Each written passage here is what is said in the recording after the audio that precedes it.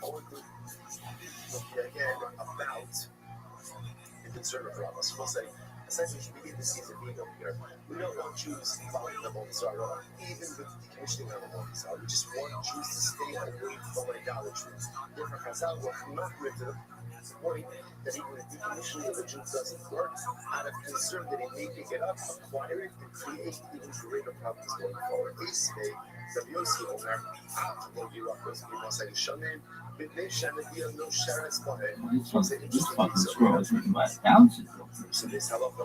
Really? Would that make it more valuable? I think it would.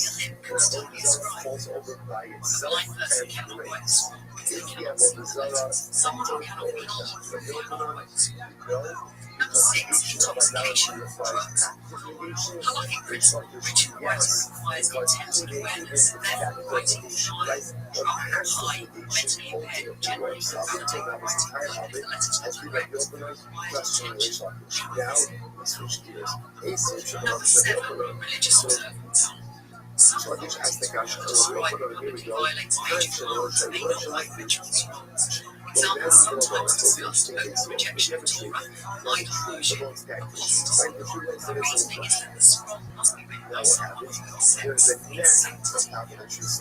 Number 8. Technical scribal requirements. One if the scribe is valid, the scroll can still become invalidated. A letter touches another, letters are misshaped, spacing between sections is wrong, parchment can be neatly marked behind. The Torah scroll contains about 301,000 letters. One letter is invalid, the scroll may not be used as corrected. Number 9. Required scripts must be written in Tavish, Greek, Yiddish, Syrian, Suez script. Other scripts like Be'er, Hebrew script are not valid in synagogue schools. Number 10. The intention of time is before writing the executions, so unconsciously intended. The highest point of the name, if written without that intention, they may invalidate the section. Number 11. Copying requirement. A Torah scroll cannot be written. The scribe must not copy correct text. 12. Writing one letter cannot. Many authorities say that Jew writing one letter in a Torah scroll, they not as written is writing one. In one point, Jewish law, all speaks in categories, not medical diagnosis. So when evaluating unusual cases such as disabilities, rabbis analyze awareness, intention, ability to perform the action, I can't climb the tree in order to get to the nest, right? Because climbing the tree Simplified is for a to Torah jump the scroll to tree. be kosher. So, yeah, well, The scribe must have Jewish identity, legal adulthood, mental competence, proper intention, ability to write the letters correctly. If you want, I can also show you something fascinating that most people never learn. There are exactly 20 different types of mistakes that invalidate the Torah scroll. The scribes have a whole system for detecting and doing inspection. It is basically an ancient Scale the tree, for sacred but you can get texts. benefit from the nest. But that nest is made from broken pieces of the shade tree. What do you see from here? What do you see from here? That once a Zora breaks, right? Even on its own, even though it has nothing actively broken, it's decommissioned. So the Gemara says, the assumption over here is that the bird is building its nest from twigs, broken pieces of the Asherah tree. The Kapani, Yazis Bakana, and yet the nest is mutter. So I just want to say, this supports my assertion that broken Avodah Zarah, even if not intentionally broken, ultimately decommissions the Avodah Zarah. If you want to know, let's hear what's the case. If you go into IC8s and the Alma, the kills survive, not necessarily. That's not how birds make nests. Birds make nests. Birds make nests in trees all the time, but they often bring materials from other locations. So the key says here is the bird made itself comfortable in the Asherah tree, but it did not gather the materials or the nest from the Asherah tree. Rather, it gathered the materials ultimately again from elsewhere. Making out of the Gabi Hektish. So again, what's the raya for that?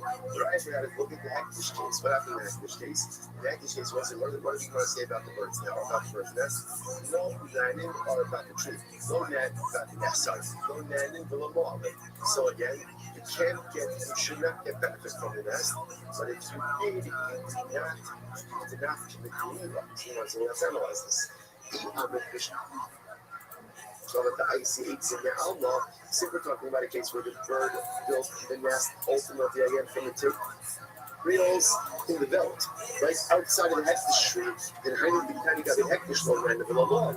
So then it makes sense. No nanner in the Rabbi. So again, Chazal said, we don't want you to get benefits from that nest, right? Why not? Because it's attached to a Hektish tree, and we can see how accidentally you may come to scale the tree. But it's Midrabanan, and also the Lamor and the Doraisa. But there's no Mehila. Why is there no Mehila? Why is there no Mehila? Because since the materials for the nest came not from the Hektish tree, but from the outside, the nest itself is not subject to the Elah. And the Amich Shara eats in the middle of the Kisa Bahen, and by the moment, Hakafishi. But again, I'm going to say, the bird is building the nest from the tree itself. That means again, if this nest is made from twigs from a Hektish tree, then what's the status of the nest? The status of the nest is Hektish. If it's Hektish, ultimately again, then you're not allowed to benefit from it, and it's Mi'ilah B'Doraisa. The Gemara says, so therefore the Gemara is suggesting this needs to be clear that halacha rights are dealing with both cases in the Asherah tree and in the Hektish tree, where the bird is making a nest from other materials, not from the Asherah tree and not from the Hektish tree, to which the Gemara says not necessarily. The Gemara says, leave the area. Talk of the Gizulin HaBoil Acham Kanaskina.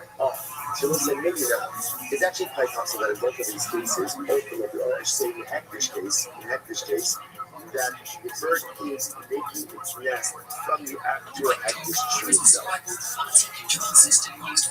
But if the bird is making its nest from the big dog. then why is that nest not possible with the OS? What's going on over here? So which the Gemara says this is this, let's look at these over here. So we'll say this is a fascinating figure which we get. Still not fish something, right? So obviously the item as it is active.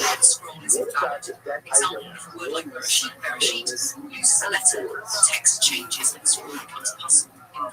Are those subsequent rows considered to be hektish as well? So what's a great example of it? I'm not the tree. I'm not the tree. On Tuesday. And then 3 months later, there's one perspective with branches, are those branches and growth subject to the hektish designation or not? That is enough. That is close. Meaning avoid lies. Growth which occurs after the designation. So once they look over here is the bird, so I guess I'm not just the trees. And then again, 3 months later, when these branches grew, the bird took twigs from the new growth. So they made the nest out of those new growths. And therefore, again, so that is the nest active. The tank, that's an actual question. Words must be separated.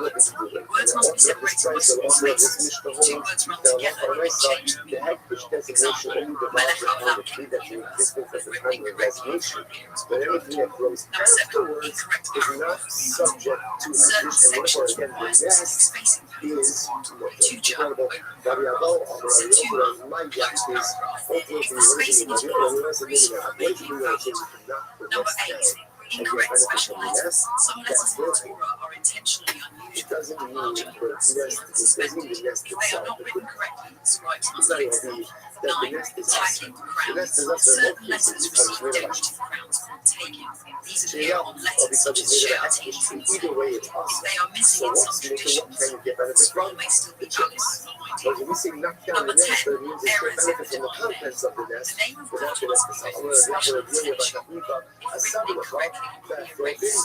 often the entire parchment sheet must be replaced.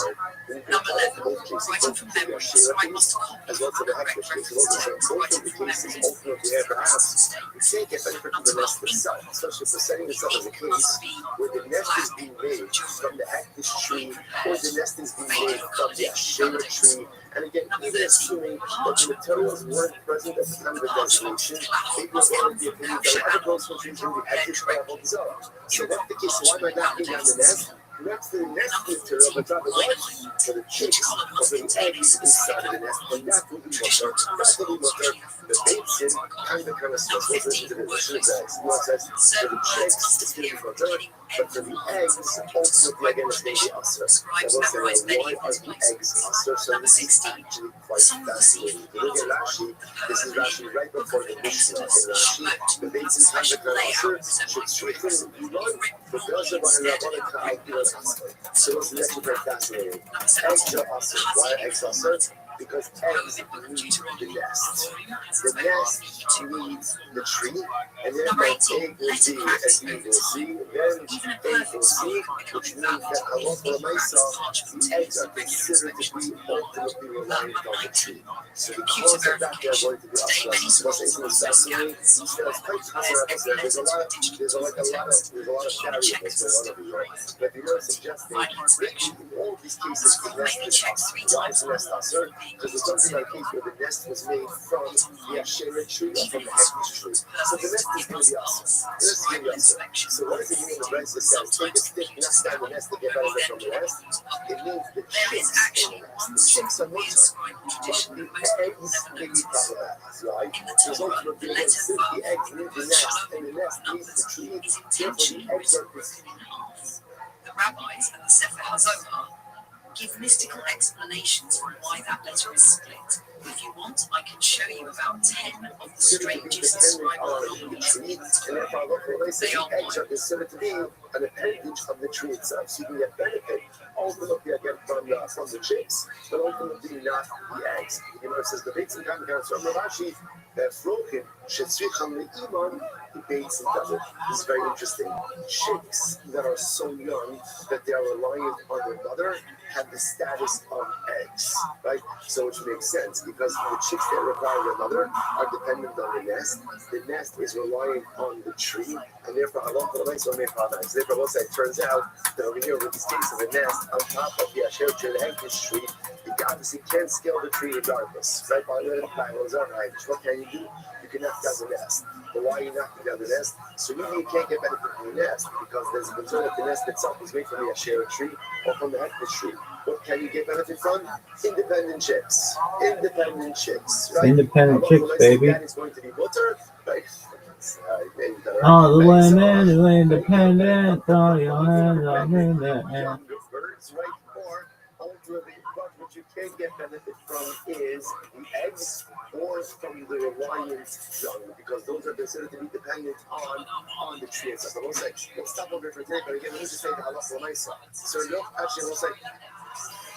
Yeah, so tomorrow, tomorrow we'll pick up and we'll finish off with the halakha l'maisa of Yochanan Shtakish. Like, what are we doing that much? What are we asking like? And then in Eretz Hashem, we'll continue Eretz Hashem. Adventures in Avodah Zarah. Shvach, everyone. All right, everyone, have a great day. Science fiction is no longer science fiction. Disneyland adventure. Yes, as a matter of fact, I was at the resort yesterday with the family and had a blast. Even like 89 degrees outside, it was gorgeous in the parks. And KFI AM 640 was to give you that same chance to win a visit to Disney Resort. Remember, it's like we did last lifetime, of course, during Disneyland's Resort's 70th celebration. All right, so I was to say good morning. Good morning. Let us begin by thanking all of our sponsors for this morning shirt. To thank our annual Tamako sponsor, the Pilsen Mishpach of Eretz Yisrael. We're dedicating all the Shimon Rothschilds this year as a Zekdos for the Soros for Yisrael. Our television sponsors for the month of Av, Havami, is Torah Stephen and Wendy Drazen, in honor of their parents Israel Drazen and Tina Drazen, Abby Rose's wife, in memory of Stanley Rose's wife from the Rabbi. Our weekly learning sponsors Abby and Joe Hirsch, with appreciation to share the entire love for the Chayalim, the source of the Chayalim, and all of those sacrificing the Cloud Yisrael. And Maish and Devorah Watershine, our Dafloni sponsors for today. Creation of the Yard Site of Aye Leib Ben Yosef, American Torah, all of the Nishams, the families in the Chava, all of those in the Refuah Shabbat, the Code for Police, so this Rabbi and Nefesh bring home our passages to Shalom and Carl, allow our holy soldiers to be successful. The follow up. I'll see you later. So say with that, let us begin about Hashem. We have a lot to do today. Today's staff is 10 days. Today's staff is 10 days. We have to have the next Hashem on them couple of days, 41 days. And we left off the 8 of something most which is 2, 4, 6, 8, 10, 12. About 15 points up from the bottom. So remember again, in yesterday's daf we made a fascinating distinction between finding broken pieces of what we call slumber versus finding broken pieces of what we call avodah zarah. What's the difference in those two terms? Slumming are images. Images, maybe they were worshipped, maybe they weren't worshipped. Avodah zarah was definitively worshipped. So I love for myself. The Gemara says that if you find pieces of avodah zarah, essentially you still have to take your hand off that time. Why not?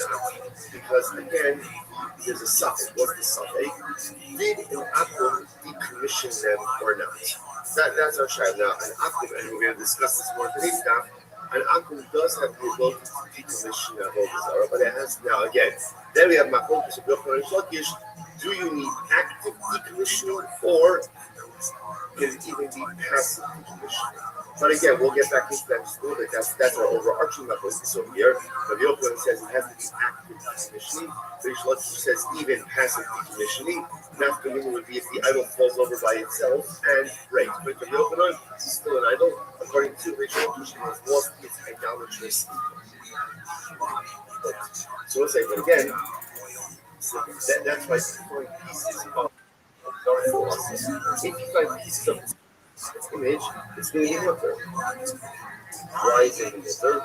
Because it's a spectacle. What's the spectacle? Subject number one is baby, it can never worship. That's number one. And number two, ultimately, again, even if it was worship, maybe it was decommissioned. So the idea, jumping back to Avodah Zarah for just a second, the reason why ultimately again by Avodah Zarah, it does not work. Because Halacha we say, in something nothing moving fast. Ultimately, again, the something that maybe was decommissioned doesn't go ahead and take it out from the side that deed was Avodah Zarah. Now you are questioning that principle. Then something was to be regarded. Is that true? That a something, a possibility, cannot go ahead and change the reality when facing a certainty? What about following on time? We actually saw this. Chaver Shaniks, the day we were in the parents. So I said, Chaver died. And again, he translated, a special shalom aleichem to a member of our shir from South Africa by the name of Piers Meltzer, who I was just introduced to through Mel Ram, another member of our shir in Toronto. Hashem, we have all of a beautiful tabernacle in this big nation, just like that, around the world. By Mel. I translated his cover a few days ago as I'm big dog, girl. It's not really very The train checker called a guy examined the screen after the salt stamp as a person who was careful with the laws of Rothschild has about 304,805 letters. Any mistake invalidated until corrected. Below are the major categories of errors, scribes and checkers look for. Number one, missing letters. If even one letter is missing, the scribes will that. Example, a word like sheet, sheet loses a letter. Text changes, the scribe must invalid. Number two, extra letters. Adding a letter that should not exist also invalidates the scribe. Since the Torah text must match the traditional translation exactly, no additions are allowed. Number three, letters touching each other. Each letter must be surrounded by a black parchment. If two letters touch, shapes merge, and the scribe becomes invalid. Number four, broken letters. Some letters require continuous strokes.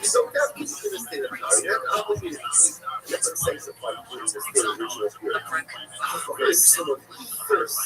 for Tyra so much. Every letter must follow the traditional shape used in Torah Syrian script. If a letter looks like another letter, it is invalid. Example, Dalet versus Resh, Bet versus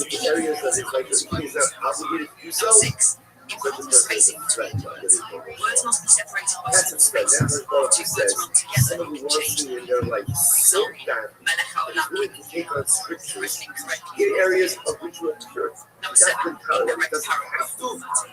Certain sections with words missing spacing between words called two to a certain degree paragraphs, higher two level of closed paragraphs. because the If the spacing is wrong, the scribe may be invalid. inherently enjoyable. Number eight, Beautiful. We all incorrect love special learning. letters. Some letters in the Torah are intentionally unusual, larger, smaller, spherical. If they are not written correctly, the scribes must fix them.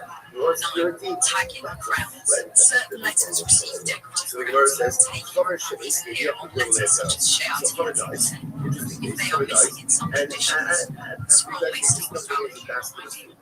Number 10, errors in modulation. The name of God must be written with special intention. Written incorrectly will be erased. Often the entire parchment sheet must be replaced. Number 11, writing from memory, the scribe must copy from the correct reference text. Writing from memory is always a risk mistake. Number 12, something that's true. ink Something must was be true. There was a word, let's analyze this case. Here's a case of a faded or colored ink invalidates. Number 13, the certainty was they were checked. clap must come Right? from That's what that goes. Okay, why is that? Because everything's got down. That's what I produce. So you have a found that is not right. Sunday, maybe the covered the target traditional what is there? Because the Sunday will see the Monday. Certain words must appear at the beginning or end of lines, according to scribal tradition. Scribes memorize many of these places. Number 16. The Song of the Sea for Writing. The poem in the Book of Exodus, Shemot, has a special layout resembling bricks. If written normally instead of a brick pattern, scribes invalid. Number 17. The Hazimu for Writing. The poem in the Book of Deuteronomy. The volume has its own unique two-halves. Number 18. Letter cracks over time. Even a perfect scroll can become invalid if ink cracks, parchment tears, regular inspections are required. Number 19. Computer verification. Today, many scrolls are also scanned with software that compares every letter to a digital Torah text. Human checkers are still required. 20. Final inspection. A scroll may be checked 3 times or more before being used in synagogue. Bottom line. Even if a scroll looks perfect, it must pass scribal inspection, proofreading, sometimes computer scanning. Only then can it be used publicly. There is actually one super weird scribal tradition that most people never notice. In the Torah, the letter Vav, or the word Shalom in Book of Numbers, is intentionally written broken in half. The rabbis and the Sefer HaZohar give mystical explanations for why that letter is split. If you want, I can show you about 10 of the strangest scribal anomalies in the Torah. They are wild.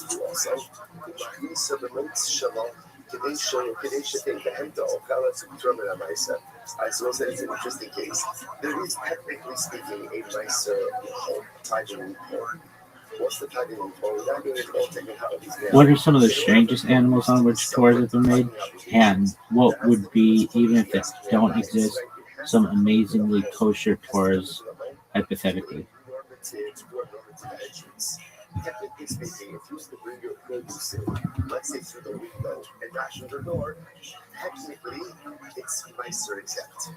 Technically it's nicer exempt. Now again, there are limitations on that also. So the Gemara says over here, there's really no suffix once you get that. Why? Because it's actually possible, even if you want to go with the fact that maybe it's a suffix if the common tied it or not, it's also a suffix if what? If the produce was ever subject to Trumas and Masters. Why? Because it's possible that literally again we used this legal loophole of bringing it in through the window and therefore it was never subject. Okay, so the Gemara says, 1 second, there is something more to think about it. So remember, is questioning this principle, right? The Gemara put out there like a law, a principle. The principle was a suffix won't say midday bada. Right? That ultimately again a possibility can have changed the reality of a certainty. So what really is that true? So the Gemara says, I'm going to do that. My sufficient hustle shall not tap on the base. Not a nice sufficient hustle shall not take act on the window. Very interesting case where there was once a story of a maid servant. I won't say now again, this is a Jewish woman. A Jewish woman who worked for a Nazi. What's up? Absolutely. Let us dive into the strangest scribal anomalies in the Torah and then into the fascinating and somewhat wild world of what animal skins can theoretically be used for kosher Torah scrolls. Weird, hypothetical ones people imagine are the strangest scribal anomalies in the Torah. These are real oddities found in traditional Torah scroll writing, often with long rabbinic interpretations. One, the broken vav in Shalom in Book of Numbers, in verse 626, the word Shalom, peace written with the letter vav, broken in half. Rabbinic, absolutely. Let us dive into the strangest scribal anomalies of the Torah and then into the fascinating and somewhat wild world of what animal skins can theoretically be used for kosher Torah scrolls, and what weird hypothetical ones people imagine. 10 of the strangest scribal anomalies in the Torah. These are real oddities found in traditional Torah scroll writing, often with long rabbinic interpretations. 1. The broken vav in Shalom in Book of Numbers, verse 626. The word Shalom, peace, is written with the letter vav broken in half. Rabbinic explanations connect this to the fragile nature of peace. It must be pieced together, mystically explained in sources like the Sefer HaZohar. 2. The enlarged letters in Hanan, Deuteronomy 3:23-17-11. The sections of the Shema contain unusually large R and D letters, seen as emphasizing key themes of devotion and unity. 3. The small R in Exodus 10:17. The small R appears in a way that standard letters do not. Rabbi Akiva interprets this as signifying God's hidden presence and sovereignty. 4. The crowned letters Tigin. A group of Hebrew letters such as Tau carries tiny ornamental crowns. These crown shapes are counted and verified by some folks. Missing them may render a letter passive invalid for a taught. 5. Reordered or emphasized words.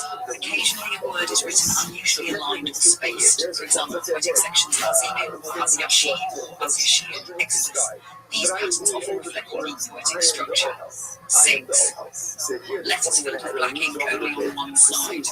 Sometimes a letter may be filled with ink so that when read on the front it looks full, but on the back it looks sparse. Scribes must ensure the thickness meets halakhic requirements on both sides.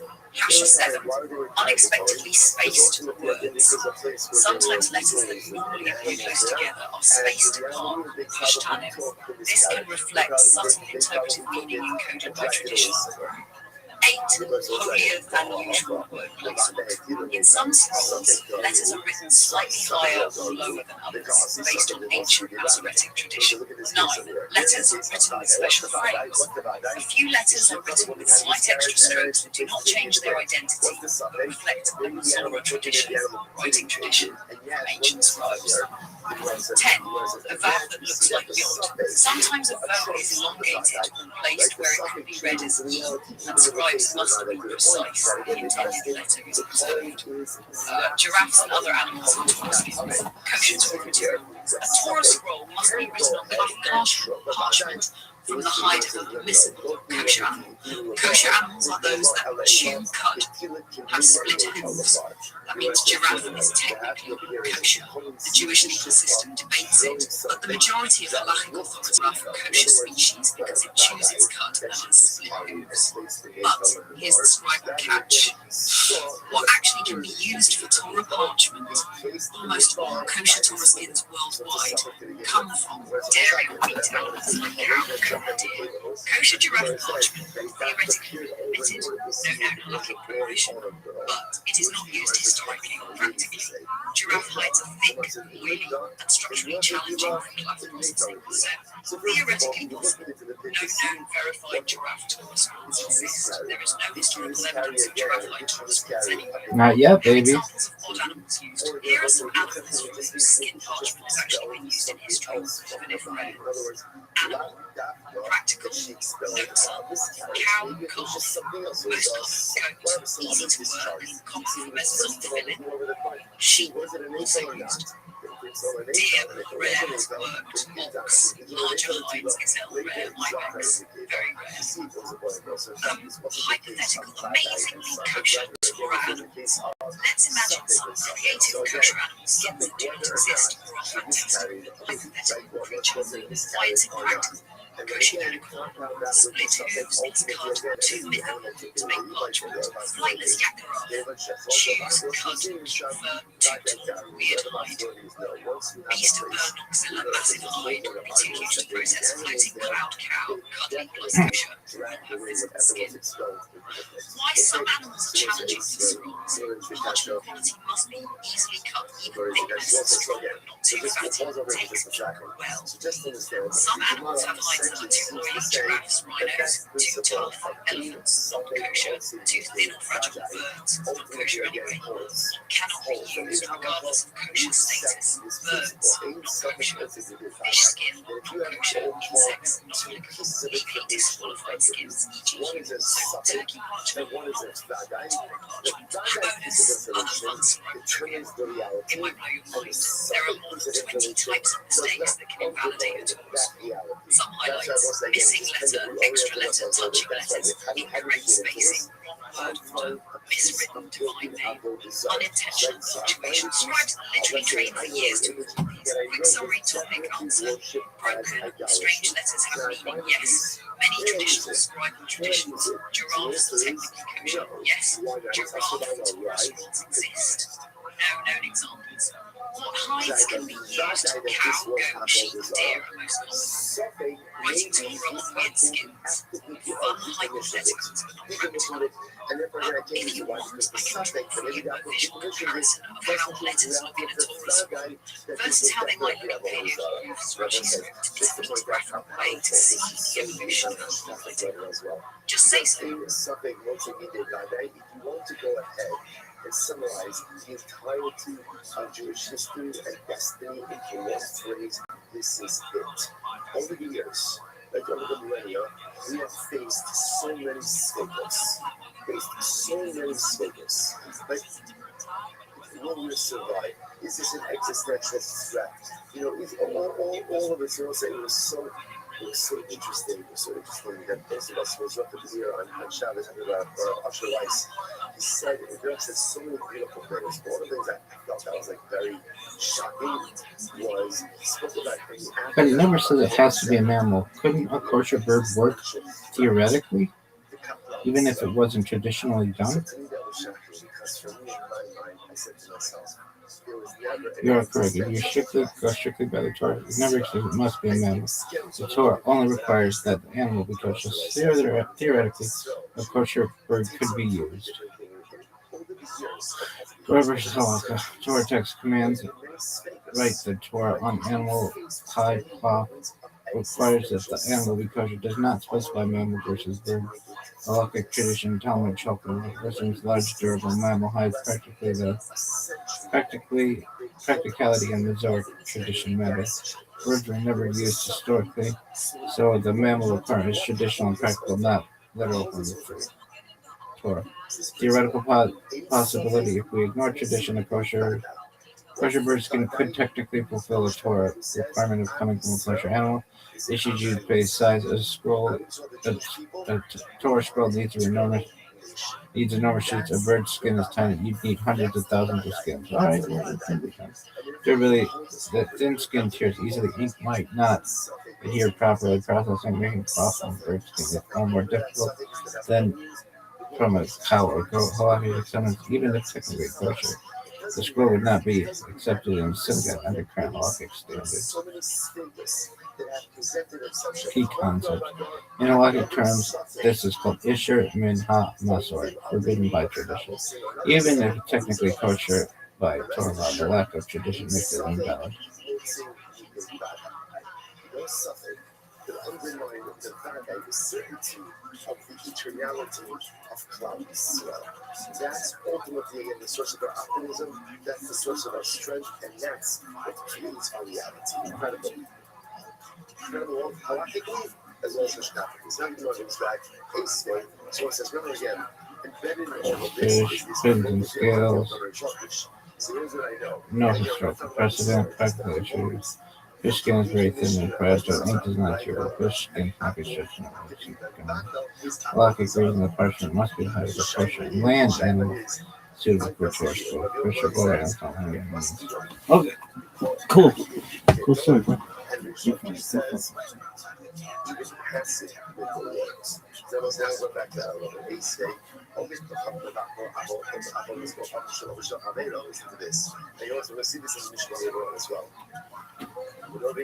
Sorry. I'm sorry, thank you. It's very much a tablet, thank you. Lots of tablets, I'll let you last week. So, see back to what the English will say. If you find the image of a hand, the image of a foot, ultimately, again, it's also. So the Gemara says, if they should guilty behind their dad, why? Because at the day, that was a common image that people worship. They were the Samai. Why is that? Hashvarna thing. So it's like that's what the piece is. So in other words, once again, this is a kasha on Rishlokish. When you don't even ask about Rishlokish, there's going to be very because the Rishlokish,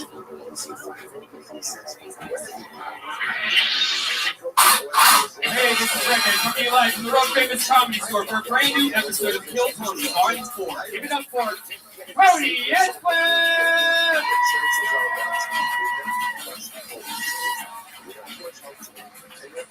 So what's going on is the rest of the traditional, the goodness! It's like everything's down. Every single thing's down except for your microphone again. Ladies and gentlemen, welcome to the show, everybody. Hi, everyone. My goodness, look at that. You can hear me like it's a show with speakers. Hi, everybody. Welcome to another fun episode. Are you guys ready for a crazy night or what? Fuck yeah, you are. How's it going, everybody? Keep it going for Pat Reagan and the Baby Boys. It's fun.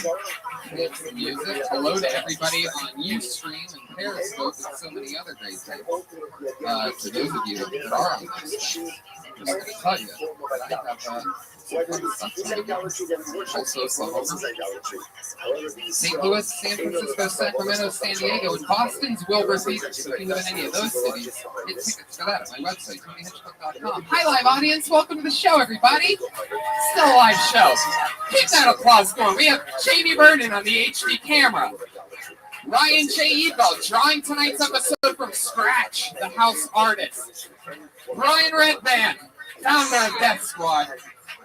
King of sound effects, so many other great things. And the producer, Josh Martin, that runs around making sure that the sound works at the very start of the show, because it's both a live show and a live podcast, so the sound is extra important on a show like this. For those of you just joining show business, fuck yeah, now you know.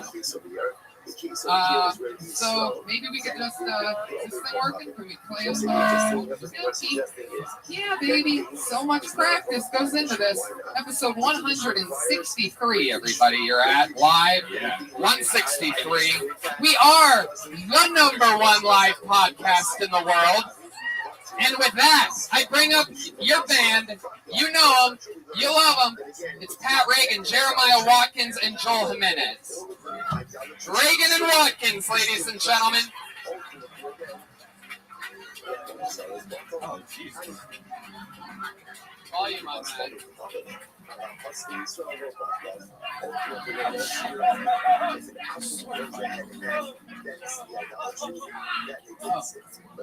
Oh, what's that? Wow, very Game of Thrones entrance. Oh, the king just died. Oh, my goodness. The king is dead. The king has been poisoned. There it is. Okay. Oh, they always do about 10 seconds longer than you think they're going to. With a very Game of Thrones style entrance, that was Joel Jimenez as the Mexican king. Pat Reagan is the guy holding ketchup in his mouth. Joel's the king beyond the wall. Donald Trump's father. Oh, shit. He comes from a distant land called El Salvador. Yeah. One could even say he's a brown walker. Jeremiah Watkins on the saxophone, Pat Reagan, the band leader. You know, Pat Reagan and the Baby Boys, and Reagan and Watkins. Joel Jimenez is going to stay in full king costume. See, what does that beard smell like, Joel? Like Pat. And he's right there to catch his own rim shot. There he is. We're debuting our one-woman show Saturday night on Vine. Where's Pat go? Wash some ketchup out of his mouth? Fuck yeah. I love that. Well, shall we meet tonight's guest, ladies and gentlemen? We always keep our guests secret. Hopefully the train will stay on its tracks tonight. Two diabolical guests for you, ladies and gentlemen. Put your hands together for Josh Wolf and Stephen Brody Stevens.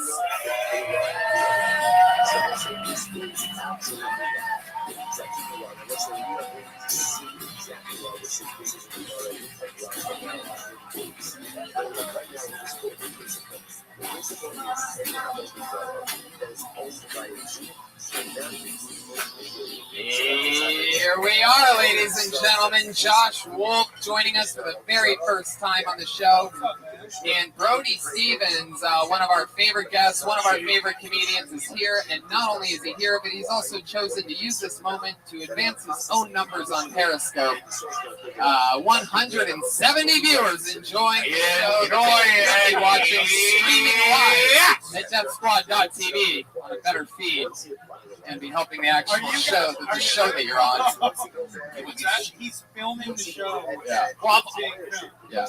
I'll do it for a little more. I got a laugh. I'm happy I about it. love it. That's a great entrance. You're one of the only people that's taken the opportunity to stream an already streaming show. When the Ghostbusters say don't cross the streams, I'm pretty sure this is what they mean, Brody. Well, we crossed them, and I'm excited to be on the other side. Fuck yeah. It's amazing how well you use technology since you dress like a 30s paperboy. I'm an LA Weekly fan. I get it. Well, you know what? I'm wearing the Cleveland shirt, Cardiac Kids, because you and Red Band are both from Ohio, and the Cavaliers won the championship, so it's kind of an homage to physical sports. Fuck yeah, Brian Red Band. Arms cross negative. This guy arm cross negative. What did I do wrong?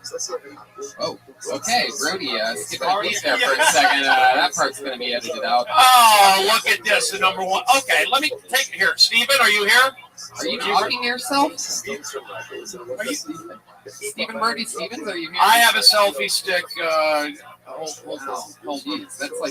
That's like your holder, yeah. I have a selfie stick holder. Brody. Yes. Do you pay that guy? There's a finder's fee. There's commissions. What do you mean? He found you? No, he's a good guy. He's from Pasadena. We're both Southern California raised. We, ate one till we died. Yeah, no, things are good. You need help. I know that I need help from people. And this guy, Steven, I found him here. We've reached out, and I need some male energy in my life. Yeah, that's what it sounds like. That's what it sounds like to me. I feel like that selfie stick has been in dirty places before. So you guys know how the show works. Welcome back to it, everybody. We got Reagan Watkins, Josh Wolf, and Brody Stevens, Brian Redman. Everybody's here. You guys ready to start the fucking show or what? We have a bucket full of over 40 comedians signed up for the chance to get pulled out of this bucket here tonight. Comedians, you know your 60s. Wait. We got 2 drummers on the show, Brody. Brody, you brought a drum set with you? You denying already? Yeah, I said we can't have 2 drummers on the show. Why not? The Grateful Dead do. You got it. Thank you. You can have a drum. And so do the Doobie Brothers. I think we should just have a drum off. Let's just keep it positive. Let's just say that Joel Jimenez won the drum off, and let's keep moving. Comedians, you know your 60 seconds is up when you hear the sweet little sound of a kitty. Oh, you can barely hear that. Come on, kitty, you can do a little louder than that. There you go. That means wrap it up then, or else you're going to bring out the angry West Hollywood bear. Oh, no.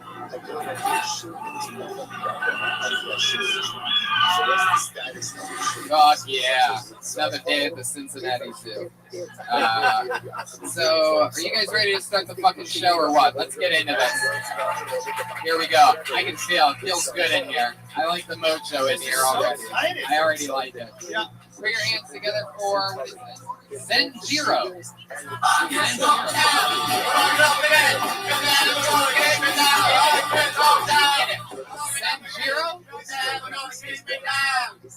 Oh, poor Zen Zero. How about Dan Nolan?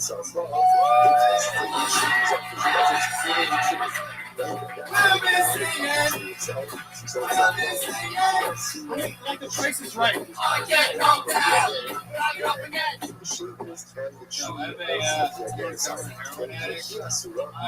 15 months clean sober now. Cool, thanks. Thank you. Saturdays are my cheat day. People are always like, how'd you do that, man? I can never do heroin. I hate needles. And I'm like, that's because the needles you're using aren't filled with sweet, delicious heroin. If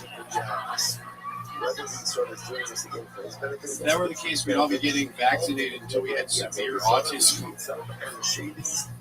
Never had to suck a dick for heroin, though. The guys I got it from just wanted money. I probably would have sucked a dick, though. Not even just because heroin is that good, but sucking a dick is really that bad. A lot of people sucking dicks out there. Clap your hands together. There's worse things that you can do than sucking a dick. Morally speaking, sucking a dick's still better than cooking missile. But it would have been interesting interesting if that was the direction they chose to take Breaking Bad. I'm doing this for my family. Fuck yeah, Dan Nolan. There you go. Dan Nolan. Wow. Next man. What's that man to say though? I love how they run down like this. Yeah, it was the best. Dan Nolan was running like somebody had a hot black rock of heroin up there. Is that what I get if I win?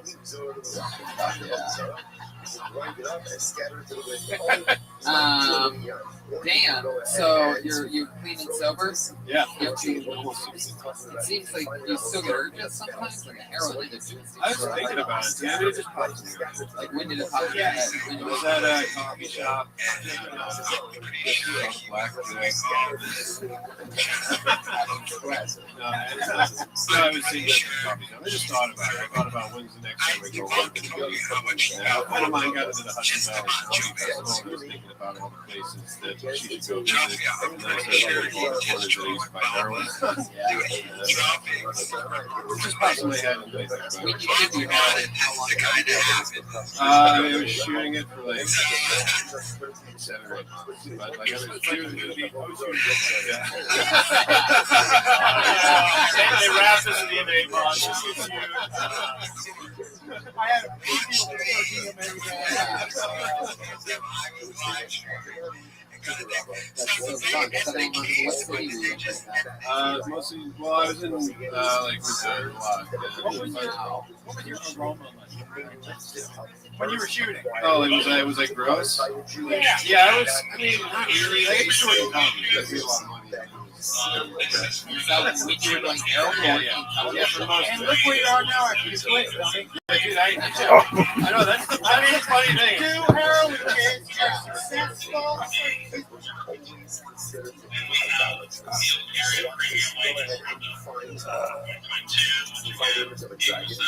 That is cut off.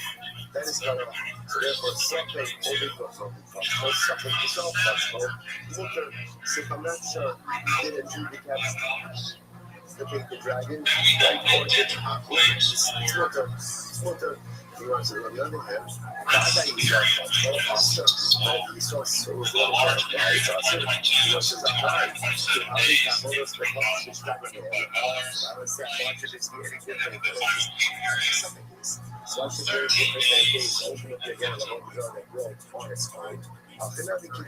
And by the way, I don't think the case is over. I think they just ended that hearing and they're going to do it here. I gotta see this. This is like the Super Bowl.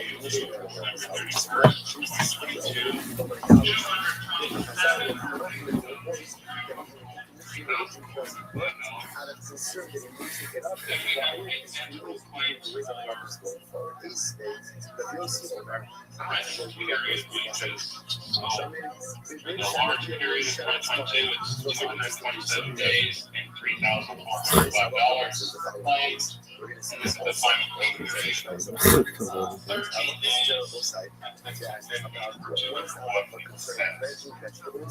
And we have reimbursed business expenses.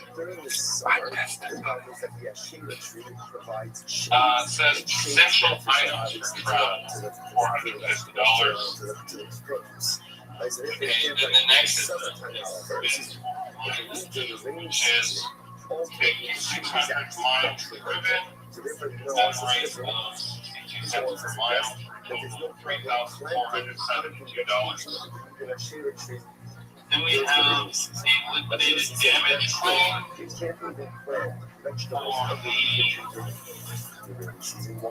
that final pay period 1/1/23 to 1/17/23. I just claimed 120 hours for minimum wage was not paid for the total of $1,800. Then we get liquidated damage prior year 2022 to 1/1/22. $3,409 unpaid and minimum wage for a total of $51,135. Last page, we have an access to payroll records penalty kayaks. No, in the case of the fallen leaf, it's different. Failure That's by an different. employer to Because the permit primary part of the an idolatry employee remains to intact. inspect or The copy their tree license, is legal still intact. records, That kind of endows the fallen leaf $750 with that bonus. and then we have Well, I a guess you even have to no longer on the tree. Because once the other days, your employer days are days 42. fails to pay And it says, according to go labor home. code 201. What about Any the wages business of an employee that who would is like get discharged shavings? Figure out what's going on this man. Let's go once again. There's no great part of the other lie. until next 12 days. The airplane was discharged was 1723 of which they Yes, were sir. due. He said, if even in the case of again, where you're taking where you're feeding the tree for the benefit of the tree remains investment. But I'm sworn in. I had to hold up my right hand, and I am testifying. Child in there. all to everything else and it's simple easy because and I'm really sorry. I had a big thing about it. And those are I think I'm doing when it is functioning in its normal natural way. So since there is normal for leaves to fall off trees, that act you're not creating sensibility. There's no reality of the situation which makes sense.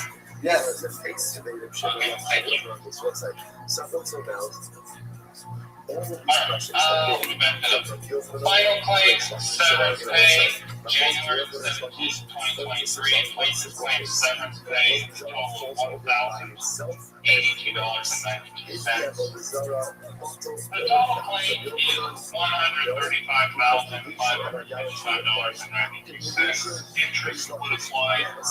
Includes 98.1C, like 92, 28. A document detailing the amounts may be attached, there's an attachment. The amounts on the complaint are approximate, subject to modification, which means they can go up or down based on the evidence that was presented to me this morning. And finally, the plaintiff certified the foregoing is true and correct. The defendant acknowledged the plea. This was filed in Santa Rosa County, Sonoma, August 27, 2020. Alright, so the plaintiff issued the record. So I'll give my question to Mr. Orley. Were you an employee of these three defendants? She says over here, second round from the top floor. I was an employee, yes. So you can't get benefit. Well, let me ask. What is Tickboy Production? Right, but obviously, Why again, the nest itself. That is a production studio, the produce podcast, It's not to me. and that's where you work. Yes. The relationship with Shira, what about if the nest is on the top of an Ashera tree? It's the same case. I have an Ashera tree. On top of the Ashera tree is a bird's nest. I want to get benefit from the bird's nest, so what can I do? Yacht is become. So what can you do? You knock down the nest. What's Tiger Thinking LLC? You all say it's a whiskey company all over the shop. And then you go ahead and get benefit from the nest like that. Like that. So what's this? I'm sorry. And the social media management for that, did you get paid by them? Yes, but was not given So my again, final one. what can't I do? I can't come out And and say, the golden hour, what's that? cases, I Golden hour is can't a climb the podcast, tree in order to get to the nest, right? Because climbing the produced tree and is hosted the tree. amongst So other okay, I've people. always already I seen was this job, enough. What can I do? and I did Just some take the reason why knock down the nest and get back to the nest. Yeah. Gemara says, let's say, where what is the bird building the nest from? Now the assumption of it is the nest of the Ashera Did you tree get paychecks from them as well? from water from I trees from the Ashera tree. Wire transfers, deposits, Yeah, but it's a whole nest. You can't yes, scale I the get tree. paid. I was just missing last year, like 1 times and But that invoices nest is made last year. from broken pieces of the Ashera tree. What do you see from here? What do you see from here? So you submitted invoices. Do you have your own social media management company with your invoice compliance? It's the intuition. So the Gemara says, Why did you submit an invoice? I was told to do that. The assumption over here is that the bird is building its nest from twigs, broken pieces of the Ashera tree. The kapanis is bakana. And yes, the nest So is you had bakana. a hired you for this job. This Credit job. Well, it's my assertion. The broken Avodah even if not intentionally broken, ultimately decommissions the Avodah Zarah. You guys know. You said in the complaint you had a written agreement, is that correct? I see it's in the Alma. The identical agreement is for subways, with Yes. Tiger Thing and Roll materials from other locations. So the case over here is the third made it so comfortable. When was your first day working? But it did not gather Officially, more than this. Yes, I'm confused. April 14th, again from elsewhere. we're traveling before Easter Sunday. And what was your job title? Right, look at the actors. What happened to job title? Like, say, like various things, editing, social media management, creating output. So again, you should not get benefit from the nest, but if you do not commit to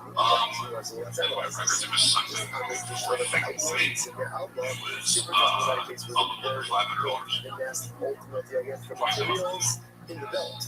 Right outside of the Street, then I need to kind of got the extra program and blah blah blah. So then it makes sense. Load that in the job. So as I said, we really don't want you to get benefit from the nest. Why not? Because it's attached to a hectic tree, and we can see how hacks the scale of the tree. But it's the Dhamma, and also the Law and the Doraisa. But there's no Mehila. Why is there no Mehila? Why is there no Mehila? Because since the materials for the nest came not from the hectic tree, but from the outside, the nest itself is not subject to Mehila. I don't know. Again, let's say He said payday was due 2 weeks or twice. No, you said twice. What days of the month was payment? This nest is made from bricks from the hectic tree. Then what's the status of the nest? The status of the nest is hectic. If it's hectic, you're not allowed to benefit from it. And it's the Doraisa, which says. So everybody was suggesting this is here that I have to ask you a very technical question.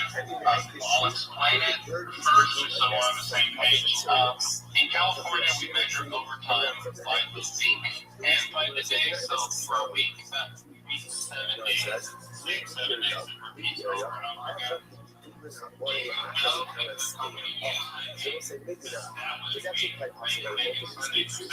can make it Tuesday all the way until the next Monday.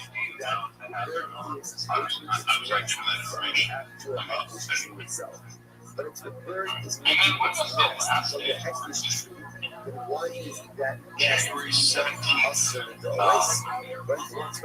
working on the 16th and then went to the 9th. So January 17th, 2023. And then you were discharged. So this is a fancy. But it's required from Tiger Thing. The item as it is Passed in December. that item moves things. Yes, I'm still following. Are those subsequent growths considered to be hectic? But the golden hour fire happens So on let's get an example of this. A tree. I'm not fishing. You know, I'm not.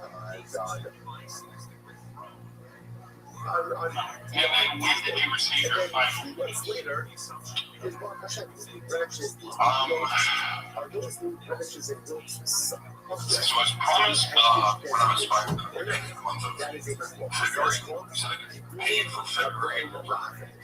Thank you, these years of work. There was another entity as well, like the Kids Podcast, and then again, 3 months later, when you as Bill money for that final month as well. But I believe it's the 3 the nest out of those new growths. And therefore, again, so now is the nest hectic? Is it kind of that's enough growth? Yes, you want to because someone ain't even. and then you saying you were promised February, is that what you meant by the 7th pay? Yes, in writing it was still Anything that grows afterwards is not subject to this. Therefore, again, the nest is incredible. Rabbi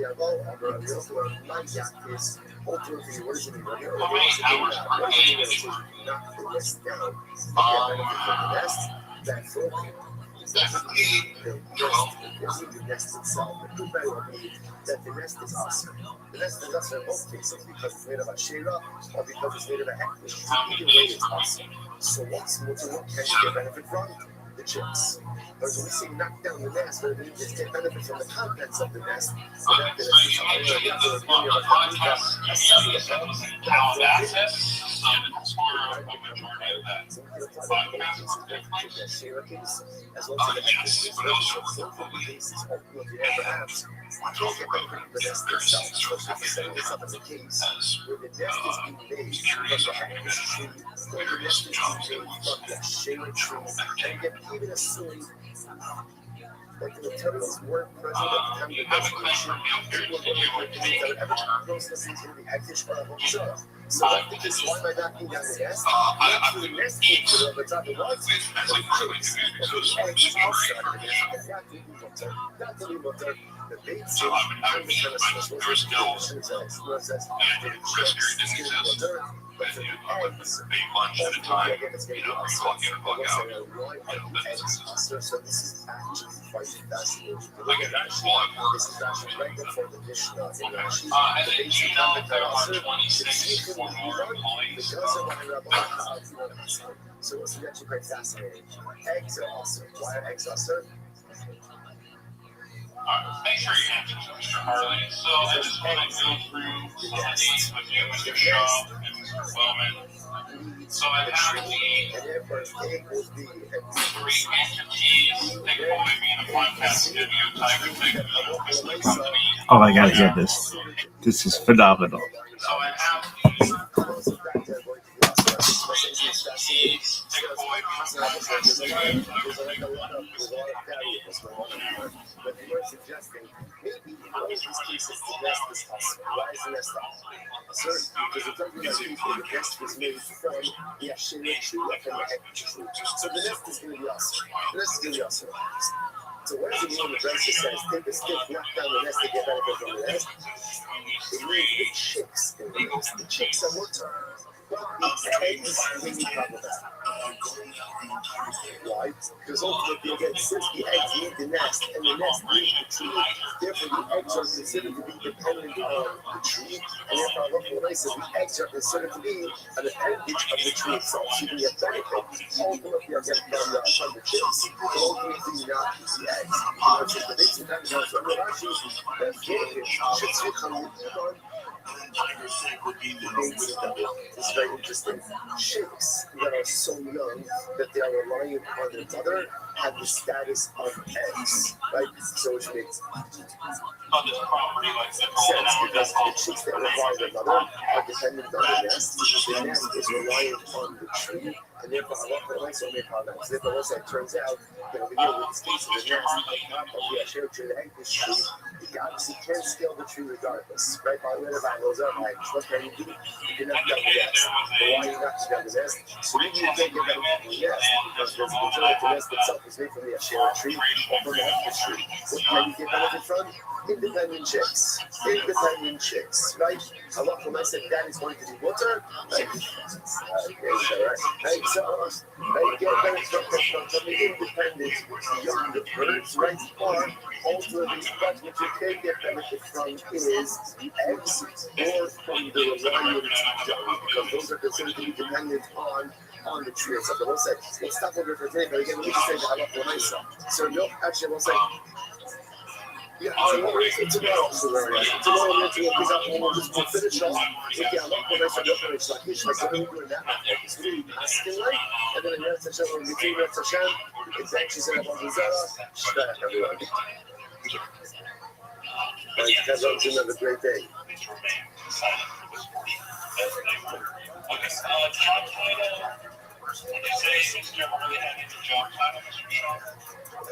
No, sir. No, nothing in particular. Kind of get in where you fit.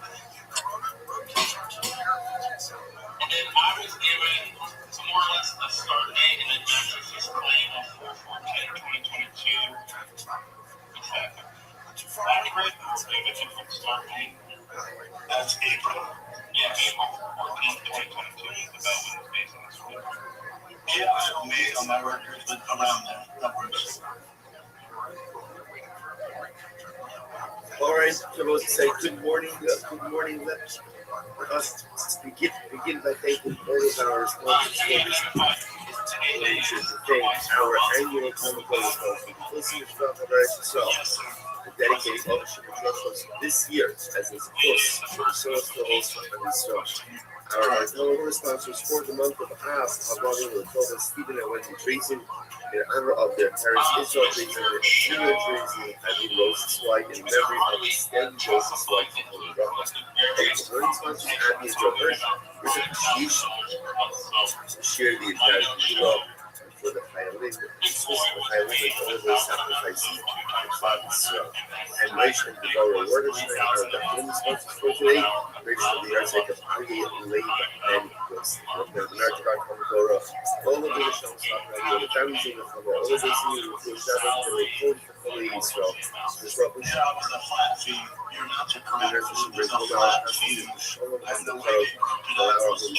successful. So with that, let us begin our Shabbat today. This time is 90 days. Today's time is 90 days. We have a nursing on them published days 44 days. And we left off with a new subject close to Adai, which is 2, 4, 6, 8, 12, so remember again, in yesterday's chapter, we were fascinating distinction between finding broken pieces of what we call slumming versus finding broken pieces of what we call avodah. What's the difference in those two terms? Slumming are images. Images, basically in worship, basically worship. Avodah was the fiction. So looking at myself, Gemara says that if you find pieces of avodah, why not? Because again, there's a suffering on the side. Did we have to decommission them or not? That's our shot now. And Akum, and we'll discuss this more today's doctrine. And Akum does have the ability to decommission the avodah, but it has to now again. Then we have do you need active decommissioning or can even be passive decommissioning? But again, we'll get back into that soon, but that's an overarching mechanism here. But the Oakland says it has to be active decommissioning. Rishon says even passive decommissioning. And that's the meaning would be if the idol falls over by itself. And right, straight to the Oakland, still an idol. According to Rishon, it's idolatrous influence. So we'll say, but again, so that's why if you find pieces of if you find pieces of the sun on an image, it's going to be mutter. Why is it mutter? Because it's a sex state. What's the sex state? Subject number one is baby if you never worship. That's number one. And number two, ultimately, again, even if it was worship, baby was so the idea of jumping back to all this Zorah for just a second. The reason why ultimately again I have Zorah, it does not serve because Allah we say in suffering ultimately again the suffering that may be will be commissioned doesn't go ahead and take it out from the context that it was Zorah. Now there are questions that principle. Then something was to give you contact. Is that true? That a something possibility cannot go ahead and change the reality with facing uncertainty? What about finding one time? You know, very we actually saw this. Cover snakes. Did you actually go over there? So say cover died. And again, you translate special shalom to a member of our shir from South Africa by the name of Ian Meltzer, who I was just close to through Mel Ram, another member of our shir in Toronto. Hashem, we have not just in this case, but around the world. So Ian messaged me via mail. I translated the cover a few days ago as talking. So the truth is, it's not really a fair definition. Not to remember again 2 days ago, Jose and translates cover as a person who is careful with the laws of Tumah Tara to the point that even eats his food with Tara. He even eats his food with Tara. So even again, even though non-sanctified food, he is not going to eat in a state of ritual purity. And he's also careful with trimmers and racers. So that's the definition of a cover. So it seems to be an ancestor of what, so how do I do a cover? This cover means friend. So what's the exact of that? So perhaps the symbols like this. What's a cover? A cover is someone who's just looking and searching for extra talent. He's looking for extra purity. That's what he's looking for. At the end of the day, when I want to do something, Hashem says, I want you to make sure that you eat Kodesh in a state of Tara. You don't have to eat in a state of Tara. You're not obligated to eat your unsanctified food in a state of ritual purity. However, someone thirsts for Tara so much and he seeks out those standards even in areas where ultimately he's not obligated. Such a person who is thirsty for purity, such a person who wants to bring purity into areas of his life where even he's not obligated to do so, such a person is a friend of the Lord. That's a friend. That's what Baruch Hu says. Someone who wants you in their life so bad that is willing to take out scriptures in areas of which he has got the power that he doesn't have to. That's a friend. That's a friend of the Lord. Perhaps even to a certain degree higher level than the top, because the acquisition of knowledge is enjoyable. It's inherently enjoyable. It's beautiful. We all love learning. We all love exploring new ideas. So the British puts upon himself initial strings because he wants power, not the power. He wants purity. That's a friend of the Lord. So the Gemara says, first shitty, you have to go away barrels. So cover the ice. Interesting days, cover the ice. And you guys can discover there's a basket of food. What's the issue? The issue is we don't know whether or not they've been tied. So the Gemara says, even if Rami should just harvested them that day, hurrying in the festival to come. This is Hazaka. Ultimately, that they are properly tied. The Gemara says, I know a second. Let's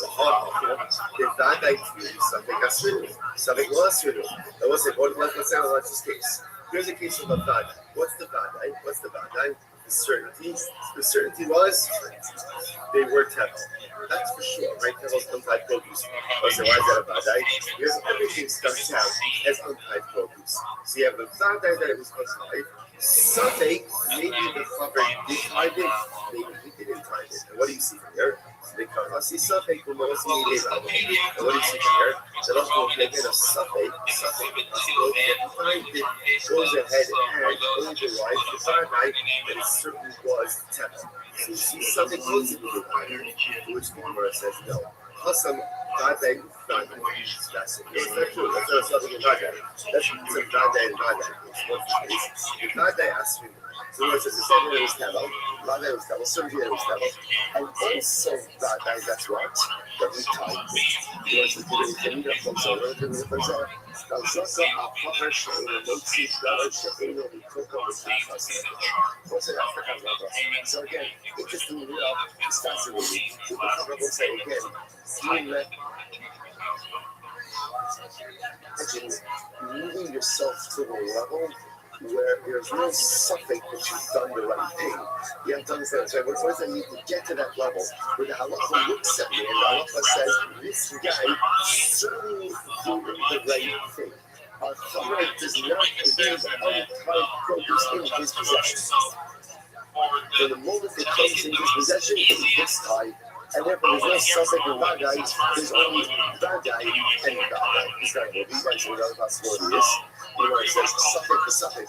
Interestingly enough, really it's a suffix in a suffix house, so what does that mean? Afshar, the Abad, to Raboshia. It's possible that the Chava conducted himself like a Moshe, that's their own Moshe. The Amar, Na'ari Adam Al-Tura, so so the most today shows the handle. That's what Rabbi said. As you said, it's an interesting case. There is technically speaking a nice tithing rule. What's the tithing rule? That thing in all technicalities now. In order for produce to be subject to tithing obligations, there has to be what's called Riyas Rabbi. It has to come into the home. Through a normative entrance. technically speaking, if you have to bring it for you, let's say through the window and not through the door, technically it's nicer exempt. Technically it's nicer exempt. Now again, there are limitations on that also. So the Gemara says over here, there's really no suffering consequences of doing that. Why? Because it's actually possible. Even if you want to learn that it's a suffix, it's also a suffix of what? If the purpose was ever subject to Tzumas. Why? Because it's possible that it doesn't make any news that this legal loophole of bringing it in through the window, and therefore it was never subject. Okay, so the Gemara says, well, second, any something goes in the Gemara. So remember, the Gemara is questioning this principle, right? The Gemara put out there like a law, a principle. The principle was, and something makes it day fact. Like it ultimately be a possibility to not change the reality of a certainty. So really is that true? So the Gemara said, I'm ready to go. Nice said the Sheikh Hassan Shalom not half of my days. Not a nice said the Sheikh Hassan Shalom not half of the very interesting case where there was once a story of a maid servant. I won't say now again, we're going to say this is a Jewish woman. A Jewish woman who worked for a Nazi. What's a Nazi? She says over here, Gavra Arona in Israel. A very powerful guy. Very powerful guy. She worked for a Nazi in the city of people. Okay, what happened? She had two days of a she had a miscarriage. And I will say, interestingly enough, it was common that when a woman had a miscarriage, you have to carry a navel. But the interesting halacha is, this is also powerful as well. You put a navel in other words, in a nondescript way. In general, what the halacha is, you have to bury a navel, you have to bury a miscarriage baby. But we do not bury a baby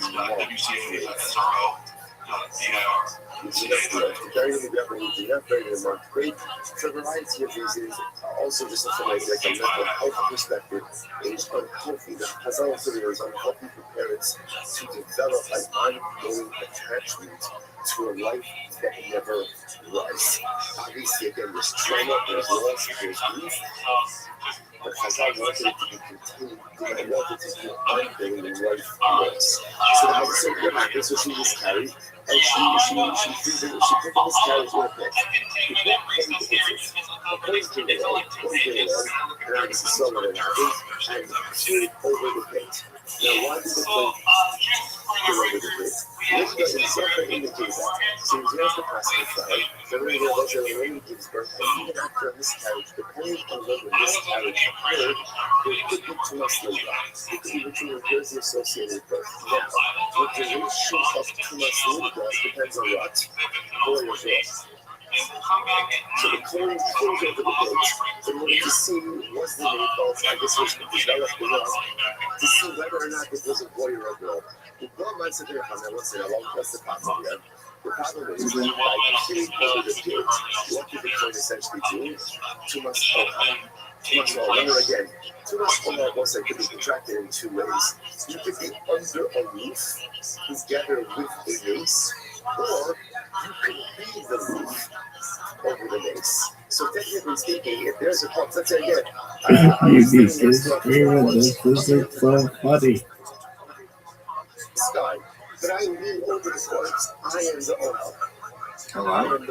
So here the coin went ahead and moved over the pit. Yeah, I'm in the waiting. Okay, so I can talk now. Yeah, I'm in the waiting. I almost got in trouble during that. I was talking. You thought I was on the phone. You was like, Mr. Swindell, you can be on the phone or not, we're going to kick you out of here. Mark just hit me with this last fucking second. I've got a video I was going to upload, and Mark just hit me up and was like, yo, you want to testify in my fucking court case with Shab? I was like, okay. So I sworn in, I held up my right hand. Shab saw me. I saw Shab. And I said, and I had to be sworn in, and I'm going to be talking after Mark's wife. So I'm going to say 10 minutes. So in 10 minutes, we're going to come back. They're going to ask Mark's wife, and then Also, what am I gonna say? I tried to do it on the computer, but Mark had sent me the thing, so I joined the Zoom on my phone. And obviously, I ran in here to set everything up, and I tried joining again, but through my computer, it's just not allowing anyone else in the fucking room. So I can't, but I got it going this way, but. Like in other words, I'm in the meeting room. Shab is there. Yo, Rock Harley is wearing a fucking suit. Shab is there. His hair is done up weird and blonde.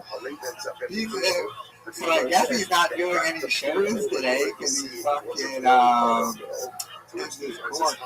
I didn't think they are actually going to be there.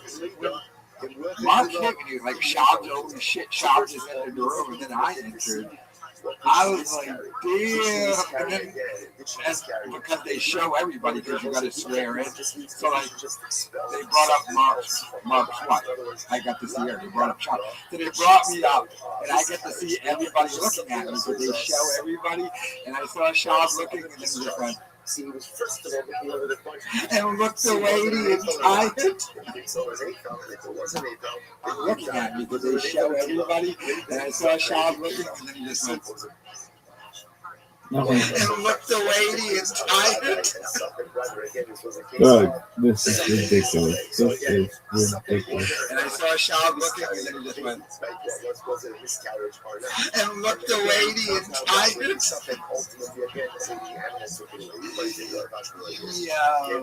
What am I gonna say? I'll answer Mark's questions to the best of my abilities, but I don't know, some Shabbanese happened to leak out my testimony. I didn't say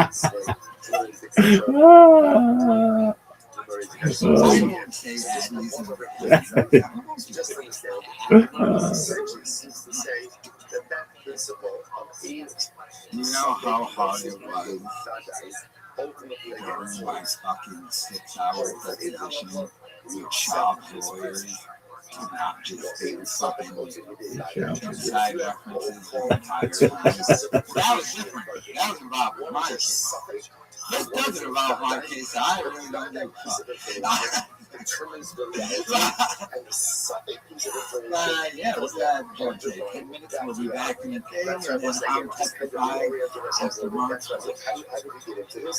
But don't forget to donate. Like I said, the preferred way is putting the link in the description. If you donate that way, you will become an instant moderator, and you'll help me fight these legal battles against the evil Shab who's in court. The answer is no. Do you think I woke up this morning, people, thinking I was going to be in court with Brendan Schaub today? I'm not ready. I just got out of bed. I'm still wearing my shirt from last night. I wanted two things. I went to bed. I just woke up. I woke up, I made a video, I went on Instagram, so Mark DM'd me, he sent me the fucking link. I kind of joined it. I was like, oh, you're going to let me view the fucking lawsuit, then I'm getting sworn in, and I'm going to go. Summarize the entirety of Jewish history. But I got yelled at. I didn't think they could hear me, so I put my phone over there. And my apartment's pretty fucking big. And while we're here, I tried talking to you. So many symbols. Like, will you survive? Is this an existential threat? You know, all of it's also He's live streaming it. That is hysterical. He said he said so many beautiful things, but one of the things I felt that was like very shocking was spoke about in the aftermath of October 7th. Even the cut down the snow. So to me that was shocking because for me in my mind I said to myself, there was never an existential threat about the snow. I think those scary world, but obviously Rothschild says it is very so true. It takes us over the years, over the centuries. There's been many speakers right? Because we face many moments of existential suffering. Are we going to make it through this? Are we going to weather this storm? Just less than a century ago, they put us in ovens and in gas chambers. There was a suffering. So what holds us over? What holds us over is this principle. A suffix, not seeing the Vadai. What's the Vadai? Kodesh Baruch Hu says, Am Yisrael is an Am HaNitzchi. Am Yisrael, the Jewish people, we are in eternal nation. That's the Vadai. Yep, we're still in the waiting room, but like I said, I'm testifying next. Holds us over in times of difficulty. In something goes in the daytime. I'm talking to my chat. This is surreal. The Romans, the Greeks, the Persians, the Nazis, Hamas. It doesn't matter. It doesn't matter who the suffix is. There are so many speakers that have presented themselves. Another suffix, only in Armenian Bachal will say another suffix always arises. But rest assured, a suffix will say no suffix could undermine the Vadai, the certainty of the eternality of Klal Yisrael. That's what we look at the source of our optimism, that's the source of our strength, and that's what creates our reality. Incredible. Incredible halachically as well as Hashkafa. It's not more than that. I look like Ron James And better and than all of this is this Rick James are on there. and again, we talk about this more in constructive moments. You can decommission your Avodah Zarah. I need to use Shabbos when I testify. Yeah, he does. Well, I think I will just have to explain to court what Shabbos is. Testimonies make any sense. Which is fucking says Chang. you didn't pass it. It's known as a PM. Chang. Let's now go back to that a little bit. He's saying, only because I'm about more This is so fucking tough. Sorry. Yes, yes. Oh, sorry, thank you. It's very much a practice, yeah, thank you. What's a practice that we practice right now? Hare Irasu. So let's say back to Mishnah. What does Mishnah say? If you find the image of a hand or image of a foot, ultimately again, it's awesome. It's awesome. So the Gemara says, the thing shekiyotzi why? Because at the end of the day, that was a common image that people worship. The Gemara says, Amai. Why is that? Sure, this is a PS Chang. Once again, this is a kasha on Rish Lakish. This is what you're going to ask on Rish Lakish. Rish Lakish, according to you, this should be called a mutter, right? Because according to Rish Lakish, once you find broken pieces, whether the after you broke it or whether I would broke it, This is so funny. the after doesn't worship an idol like that anymore. Again, what's wrong with Rish Lakish's logic? Idol. If you can't save yourself from being broken, the chances are what? You're not much help to me. You're not much help to me. And therefore, again, so what's going on? Good, dicey, man. So this is what we said yesterday. This is what we discussed. But it's not a pedestal. I'm not going to work that in there. I'm going to do that. I'd say, you know, Your Honor, simple as, you know, you did the land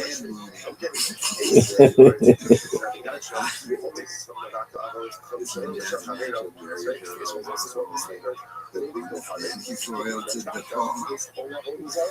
And ultimately, again, we have Avodah Zarah of his friend. Meaning, any Avodah can ultimately, again, negate and thereby decommission any form of idolatry.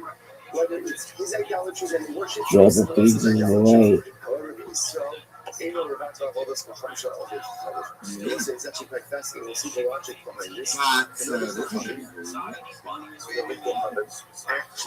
why were you in the waiting room? Apparently, Walk sent the email, and now the judge has to go over the email and compare with Sean's legal team's email. I can't believe dummy Sean. He never had to come to any of our shit. How could he have to come to this? I mean, one would think that federal copyright laws would be behind that. And you lose narrative. Because I don't care about, well, yeah, super chats, but the preferred way of donating is hitting the link in the description. What's the case over here? Because YouTube kids have that super chat. So it's interesting. If you donate to the link in the description, you're going to have to be a moderator. You become a moderator like Sean tried to do on the Fighter and the Kids subreddit. You can brand people. That whole fucking thing is still hot. Yeah, how much his brother was up there? Yeah, like I said, fucking Jay Shaw. You know, I think he's the big brother was like the little Tony sidekick in a Christmas story. Still present, ultimately again. Papa had an open house this weekend. I didn't really give us all the YouTube people already get a real job. What does that mean? Get a real job? If an athlete goes ahead, Does get a real job mean get a shitty job? that negates it. But if he's so, Would you consider like being a janitor or a real job? Other janitors are not doing it. he costs things from us. So it's very important to know. So this is like this. In reality, even when Yisrael dents the Avodah Zarah, it goes in the case. In other words, it looks like denting really is an act of form of negation, which makes sense, right? Anything you do to deface the idol should be a proper form of idolatrous negation. So really, even if Yisrael dents it, it's okay. So what's the issue? Why did Chazal say that it's not? Listen to this. What's Elo, Sarah. There's example. What's the Sarah? So I say, here's the issue. In reality, Israel has the power of negation, right? Israel does have the power to go ahead and negate idolatry. How does he negate idolatry? If he breaks it, if he dents it, it all should work. So why did Chazal say it doesn't work? What are we concerned about? Listen to this.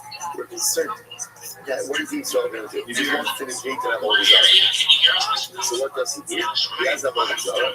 He lifts it up. Getting ready, let's say, to smash it or to dent it afterwards. What's the problem? Once he lifts it up, right, that's an act of Hakbah. What does Hakbah do? Hakbah acquires. Once he acquires it, it becomes the Avodah Zarah of a Jew. Once it becomes the Avodah Zarah of a Jew, the Avodah go cover the Black Israel. The Chol Avodah go cover the Black Israel. Eina the Keilah. So we'll say this is absolutely wild. It's absolutely wild. I will say we are going to see exactly why this is. This is Gemara in Penblock from now on the base. But again, right now we just go to the principle. The principle is any Avodah Zarah that is owned by a Jew cannot be negated. So that's what's happening here. Can we start technically speaking decommission Avodah Zarah? What do we do here, B? How can we decommission it? You can break it, you can dent it, but did I get that in? Why? What are we concerned about? That in the process of decommissioning, the Yisrael is going to pick it up. Like, let's say Avodah Zarah specifically hefker. We'll get into all of this in a minute. Why did Mark send me that way? Avodah Zarah hefker. He lifts it up, he acquires it. Let's see it final way. Right? Once he goes ahead and he acquires it, it becomes Avodah Zarah of a Yid. Avodah Zarah of a Yid ultimately, and then Oh, that was hilarious. you can't keep us backwards. You can't. I missed it. Well, Therefore, again, let's see. If I had testified you're getting to us. that I had it have been live, how would any of we have seen it? And what we want to try to avoid is Jewish handling of Avodah Zarah. How would Chazal ensure that? By simply going ahead and saying, you can't do anything to it. Even if you try to decommission it, ultimately, again, it is not going. I first and foremost, you don't think Mark wanted me to do that, sending me that. First of all, Mark told me to stick that fucking link on the Fighter and the Kids subreddit. It's just I'm not allowed to post there. So, this morning we did internet. Oh man, that would have been hilarious. You can't, trust me, you don't think I tried to record that? They had a thing that you couldn't record it. They're recording it. Oh, that is recorded. I wonder if that's like a copy. What does he do? He goes ahead and he takes the stones, and he builds No, it'll beat you out 20K. the stones by using them. By the way, uses them as pavers. You notice they came back. Schaub wasn't there, and then Schaub's lawyer was like, his live stream. Schaub got off, went into this live stream, and then went and told his old man lawyer, the fucking guy is live streaming. Because how else would Schaub left his thing to come watch me live stream and then go tell his lawyer. That's the funniest shit ever. You're gonna get the phone now? Oh, this is hilarious. Was that? Yeah, how do you do it?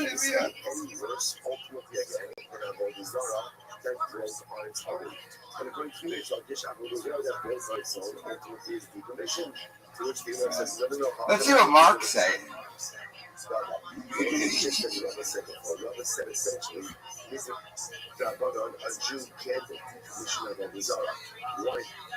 Because once again, we have this concern. This is what we have this concern, and in the process of decommissioning, the Jew's going to lift it up. If he lifts it up, he acquires it. Then it's Avodah Zarah owned by a Jew. So once you have Avodah Zarah owned by a Jew, yeah. So, by the way, I think I had told Mark that when it was recorded. This right here, we just literally recorded the entire thing. I'm keeping this up. But I had told Mark that when Schaub sued me, the first thing they did in our first court hearing was try to say that I was going to live stream the thing. So I told Mark they were going to do that. And he said he didn't give a fuck. Because Mark was planning on live streaming. But then Mark sent me the link today and told me to testify. He knew I was going to live stream. He told me to put that link everywhere. So. This is unbelievable. This isn't a good. Guys. Mark Harley is in Super Bowl commercials and on Saturday Night Live, and I'm pretty sure he was doing all this just for the fucking troll. I'm pretty sure he literally. Mark told me how much he got off of just the Macho Man Super Bowl commercial. Trust me, I'm pretty sure he's just trolling Baba. Dude, he's dropping super record. Like, Mark wanted this to kind of happen this way. Trust me. So, it's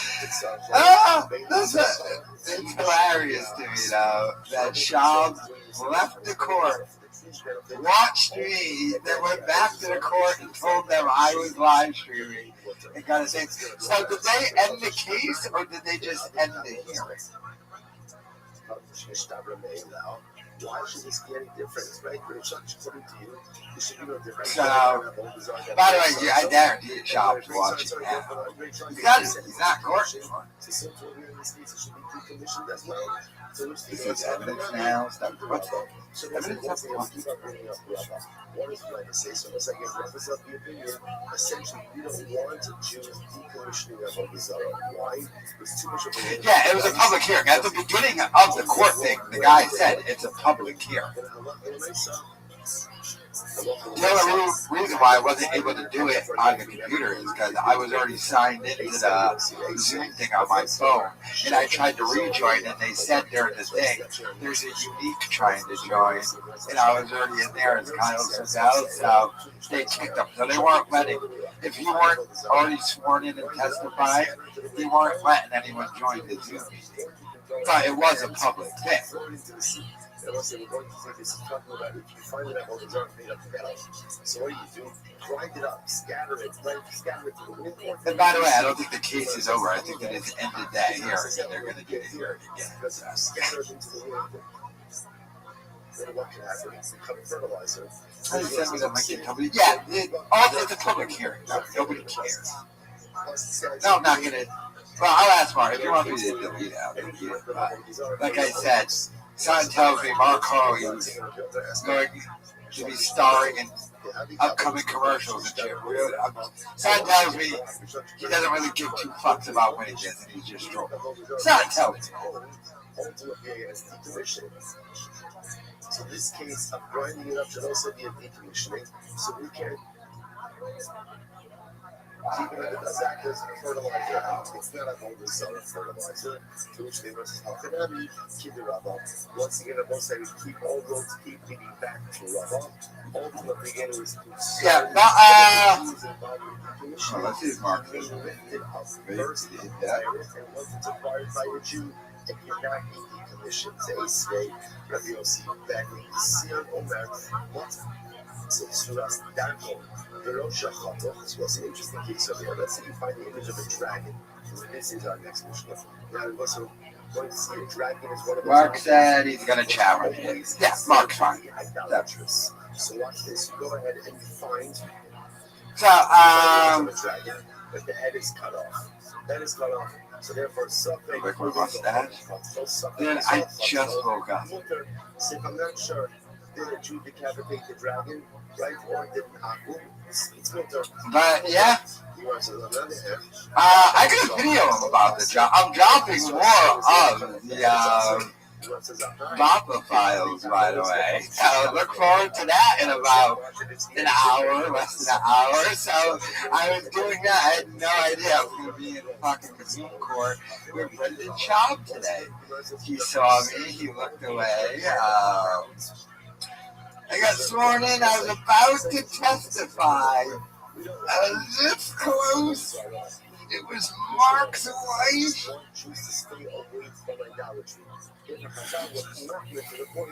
I did text it. I think it will be on the record, though. I think I did get in at the end. What's your weed dude?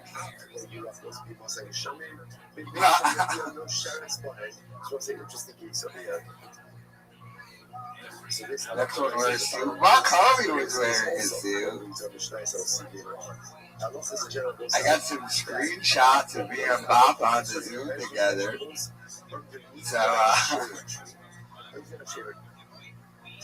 So during the summer, the partners at the Ashera tree. Yeah, and by the way, I won a lawsuit against Brendan Schaub. They don't challenge my legal knowledge, people.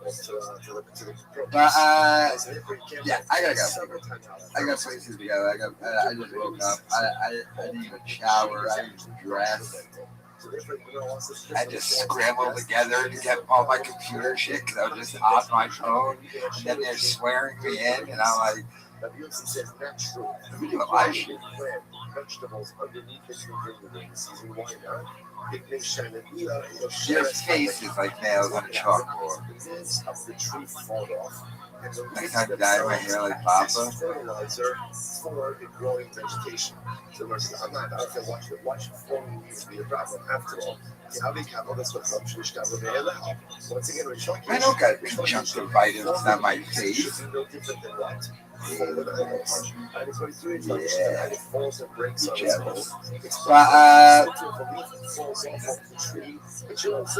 I'm gonna jerk off to that screenshot. Yeah, but like I said, stay tuned on this channel. More of the Papa Files. I'm dropping another 20-minute long videos.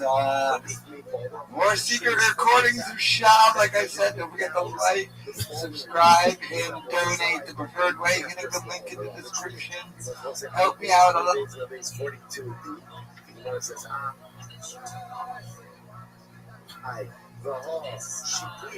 What about the case of the shavings? That will right there, cherry tree shavings. We got a little stuff coming in this, but once again, the primary part of the Avoda, i.e. the tree is still existing. Folks, my new graphic novel, Unwanted, A Tall Tale of the Old West of New Age, is out for pre-order now. I've been working on this for 25 years. It's a dark comedy with a shiny exterior. Please check it out at unwantedbook.com.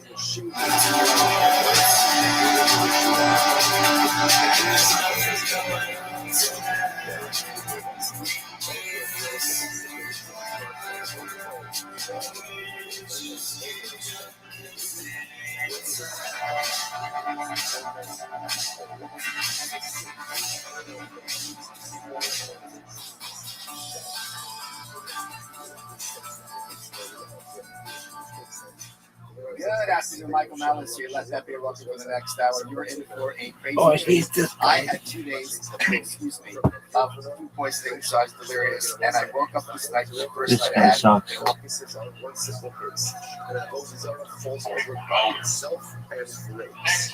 Is the Ozara because the Oh, doesn't sound like a buddy. active negation. I knew it was too good to be true. Because even de facto negation, right, or passive negation ultimately works. Up until now, this entire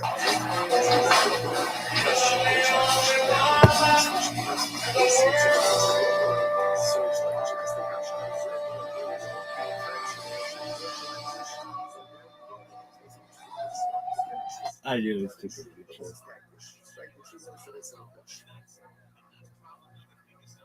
Now what happens? There's a nest on top of the tree. So birds made a nest on top of the tree. What's now a hawk? No, seriously, yeah. You went all the way from a big showbiz job to fucking. Right. I know. I didn't become homeless until I started doing comedy. Where were you living? So you had a nice place in Manhattan when you were shooting? I lived in Williamsburg, Brooklyn. I used to work on Law and Order. Law and Order. Little did they know you were coming in. Yeah, no, I recognize that story. Yeah, no, I worked in the locations department. They'd be like, oh, we need like a sketchy report or something. I'd be like, oh yeah, I got you. Oh yeah, I'm there right now. Anybody need any heroin while I'm here? Wait, so where was this? Oh yeah, I did the yard. I liked the hand. I started out with the hand, because it was like it felt clean, but then the arm is just so juicy. It's just so good. I used to do like straight right in the crux of the elbow, and then I It's your golf. Yeah. What? Oh, there you go. Another episode. Literally sound like you get an episode. What? And then they just find me behind the dumpster.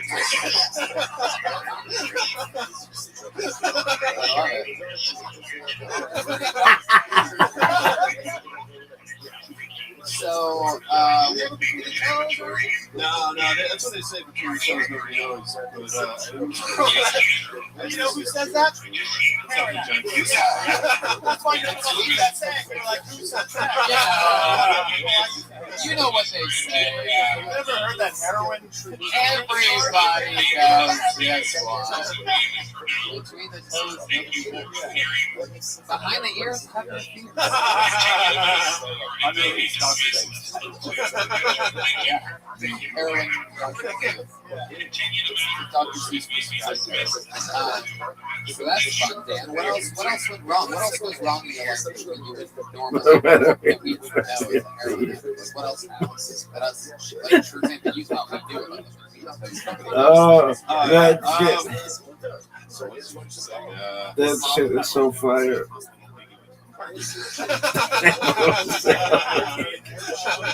Oh, that is so good. It's funny. He has a gaping sore.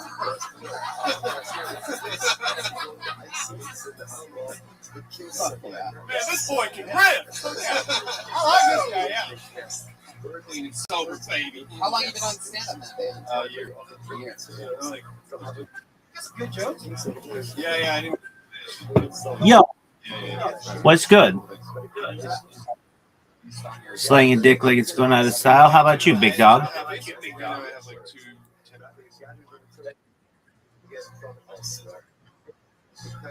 Yeah, I need to get out of here with that garbage. How are you? Living the dream. Every day is a holiday. Every meal is a feast. How'd you find out about me? 4+ years. Nice. More, almost 5.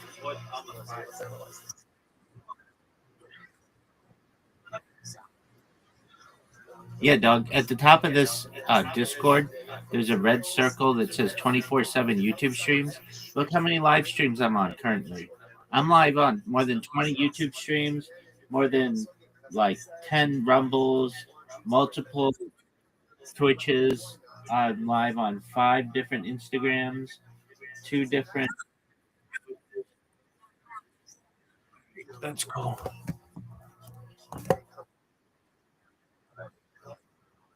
Oh, yeah, 24/7, baby. How old are you guys? All right. Well, you've got to be 18 to be in here. So if you're not, you got to bounce. Take care, guys.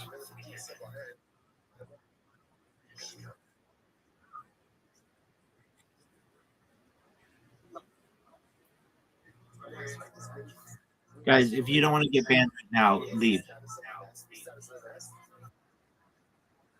Peace, baby.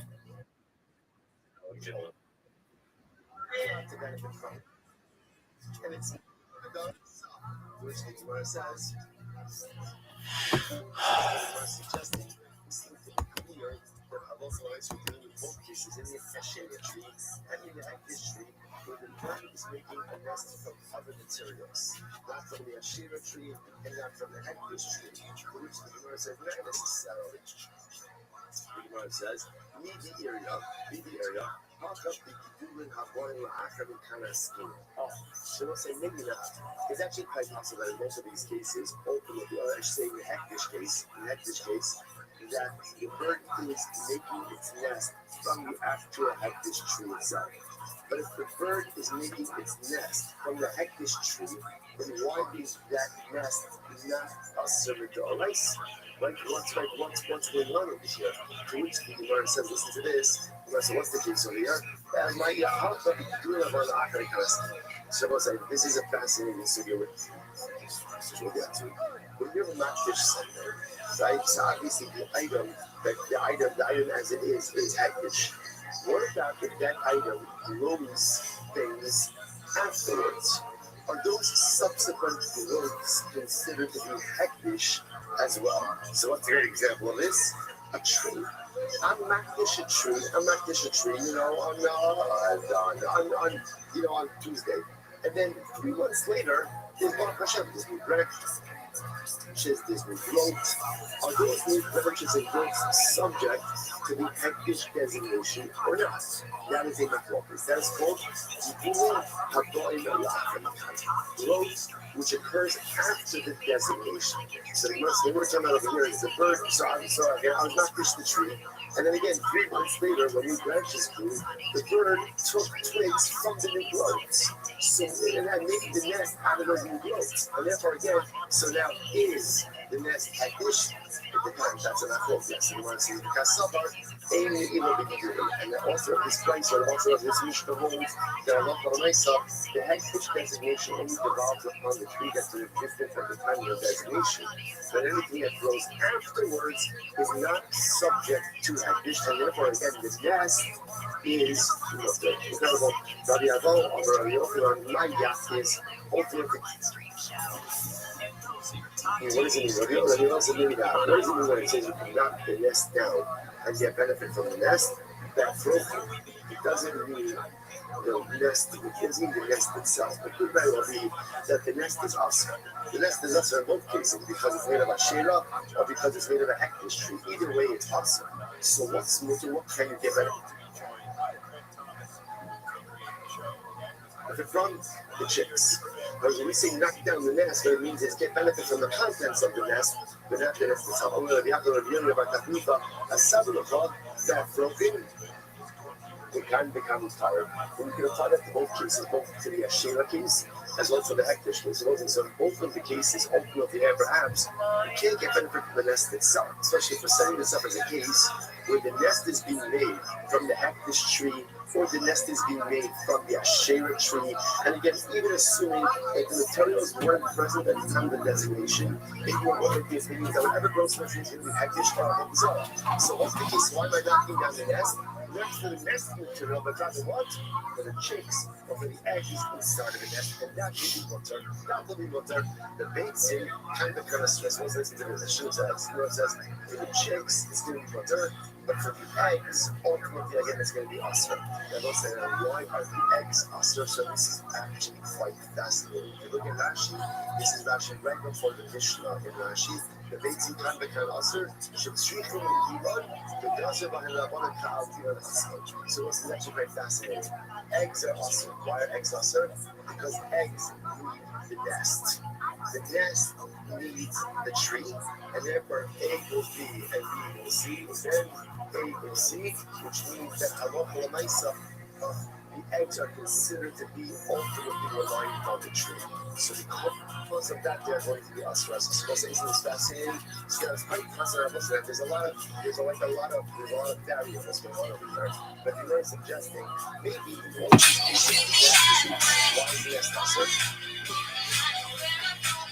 Because the question I think that the nest is made from the actual tree. From the head of the tree. So the nest is going to be awesome. This is the awesome. So what does it mean when the rest is said? Take its stick left down the nest to get benefit from the rest. It needs the chicks in the nest. The chicks are water. But the eggs will be covered. Why? Because ultimately you're getting sick. The eggs need the nest, and the nest needs the tree. Therefore, eggs are considered to be dependent on the tree, and therefore what we're missing. Eggs are considered to be an appendage of the tree itself, so we have benefit. Ultimately, identified from the chicks, but ultimately not the eggs. It says the Beitzim comes down from Rashi that floated Shemshrichim Iman and Beitzim double. This is very interesting. Chicks that are so young that they are reliant on their mother have the status of eggs, right? So it makes sense because the chicks that rely on their mother are dependent on the nest. The nest is reliant on the tree, and therefore Allah turns out that the chicks in the nest on top of the approaching eggless tree, you obviously can't smell the tree you're done. Right? I learned about it. What can you do? You can never have the nest. But why are you not have the nest? So you can't get back to the nest because they support the nest itself is making the actual tree or from the eggless tree. What can you get benefit from? Independent chicks. Independent chicks, right? I want to say that is going to be water, right? And so, get benefit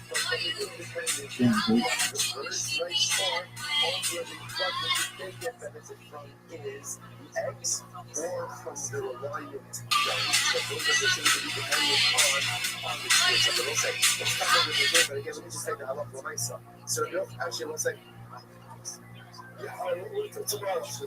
tomorrow we have to pick up one. We'll finish off. 10-minute feature acts. One of them is just sort of clean one-liners, and the other one's like really jail. You were in jail? Oh yeah, I was in jail. Yeah, I got fired from Law and Order for getting a DUI while I was working. Keep going. Yeah, I got fired from that, and then like literally 2 days later, I got a job on another show making twice as much money, and then they just went fucking What crazy. show was that? That was a show called Deception on NBC. Do you have that intro for Deception? And so, why'd you go to jail? I went to jail for driving without a license. Little did they know. Right. Yeah, that's the funniest thing. I was on probation. I did 6 months in county jail for driving without a license. I got caught 3 times. I was working on a movie in the city of Newburgh, New York. And the cops kept pulling me over because I was buying heroin, and they knew I was buying heroin, but I kept saying, "Oh, I'm a location manager." That's why I just moving on corners. And I had all this stuff in my car, like permits and shit. I got away with it a bunch of times. One time I fucking threw heroin over the seat. I got pulled over by the city of Newburgh police department. And I had fucking Indian worked in the car, and I had no license, ready to go. But I actually knew the Newburgh. You know what they say. You know what they say. Under the seat. Be discreet. Stephen Brody Stevens, yes. You self-medicate. What do you think about Dan Nolan? I thought you did a great job. I thought I liked the Pete Holmes thing. People are going to like You that. like Pete Holmes? Thank you. That's what people are looking for. They say they want different in this town. I don't think so. They want to go and say, you know what? Yeah, that's Pete Holmes. Yeah, that's what they want. So, yeah, Pete Holmes is doing stuff with Judd Apatow. Judd Apatow cut me out of funny people. So, I remember that. Is Apatow here tonight? Find them.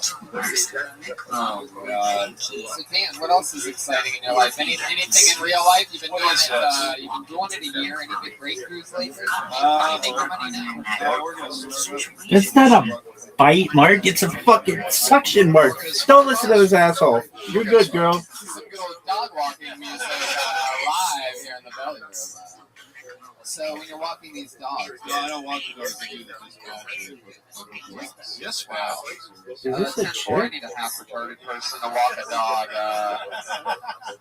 Can I get anybody at the absolute bottom of the barrel to walk a dog? Anybody available? Mr. Nolan, he's on his way. Is there somebody that is sub-retarded that we could get a dog walking?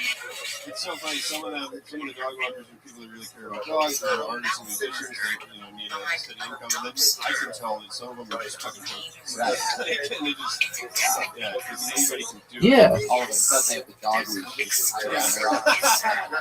Does it pay okay walking the dog? Yeah, it's $18 for a half-hour walk. And you get the 260/40 split.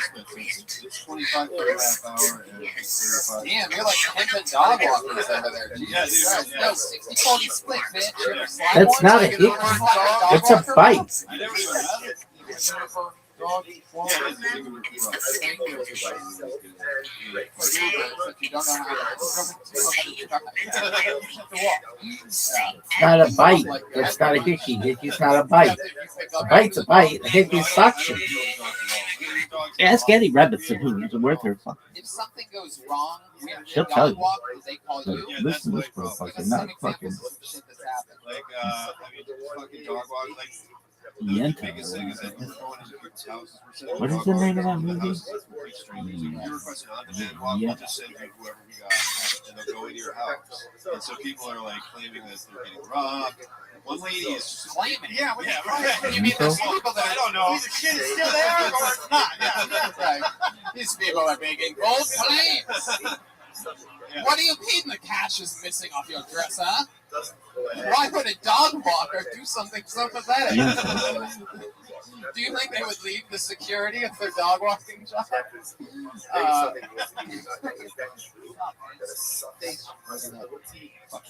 Wait, so what's the weirdest thing you've ever heard? Besides you. No, I mean, but it's mostly goofy shit. Like somebody will bring their friend to the dog walk, and it's just like really What, the creepy. dog Like, doesn't like it? no, you're bringing your friend into somebody's house. Your friend Does is the dog ever call you? I don't like two people walking. Hey, will you send me over here? Yeah, no. Some people are like, one lady was like, we were like, oh, we're gonna send you our excellent walker Carol. She's blah blah blah, and then the lady was like, I'll show her to mittens, and like wanted to show the dog the picture. We have like pictures and videos, and she wanted to consult with the dog with the walker. We clicked her. No. So that you sent over a picture and the woman printed the picture. No, there's a database. Like, you look in your phone and you can play a video, and they're like, hey, my name's Steve. I like pictures. How humiliating. My name is Oh, Steve. come on. If I was like, you're gonna make a dog walking video, I'm like, fuck you. For the dog, fuck you. I'm not auditioning for a fucking dog. Have you seen these videos? Yeah, no, it's really, some of them are like, dudes are just like, hey, my name is Darnell. I have dogs ever since I was a kid. My dad had dogs.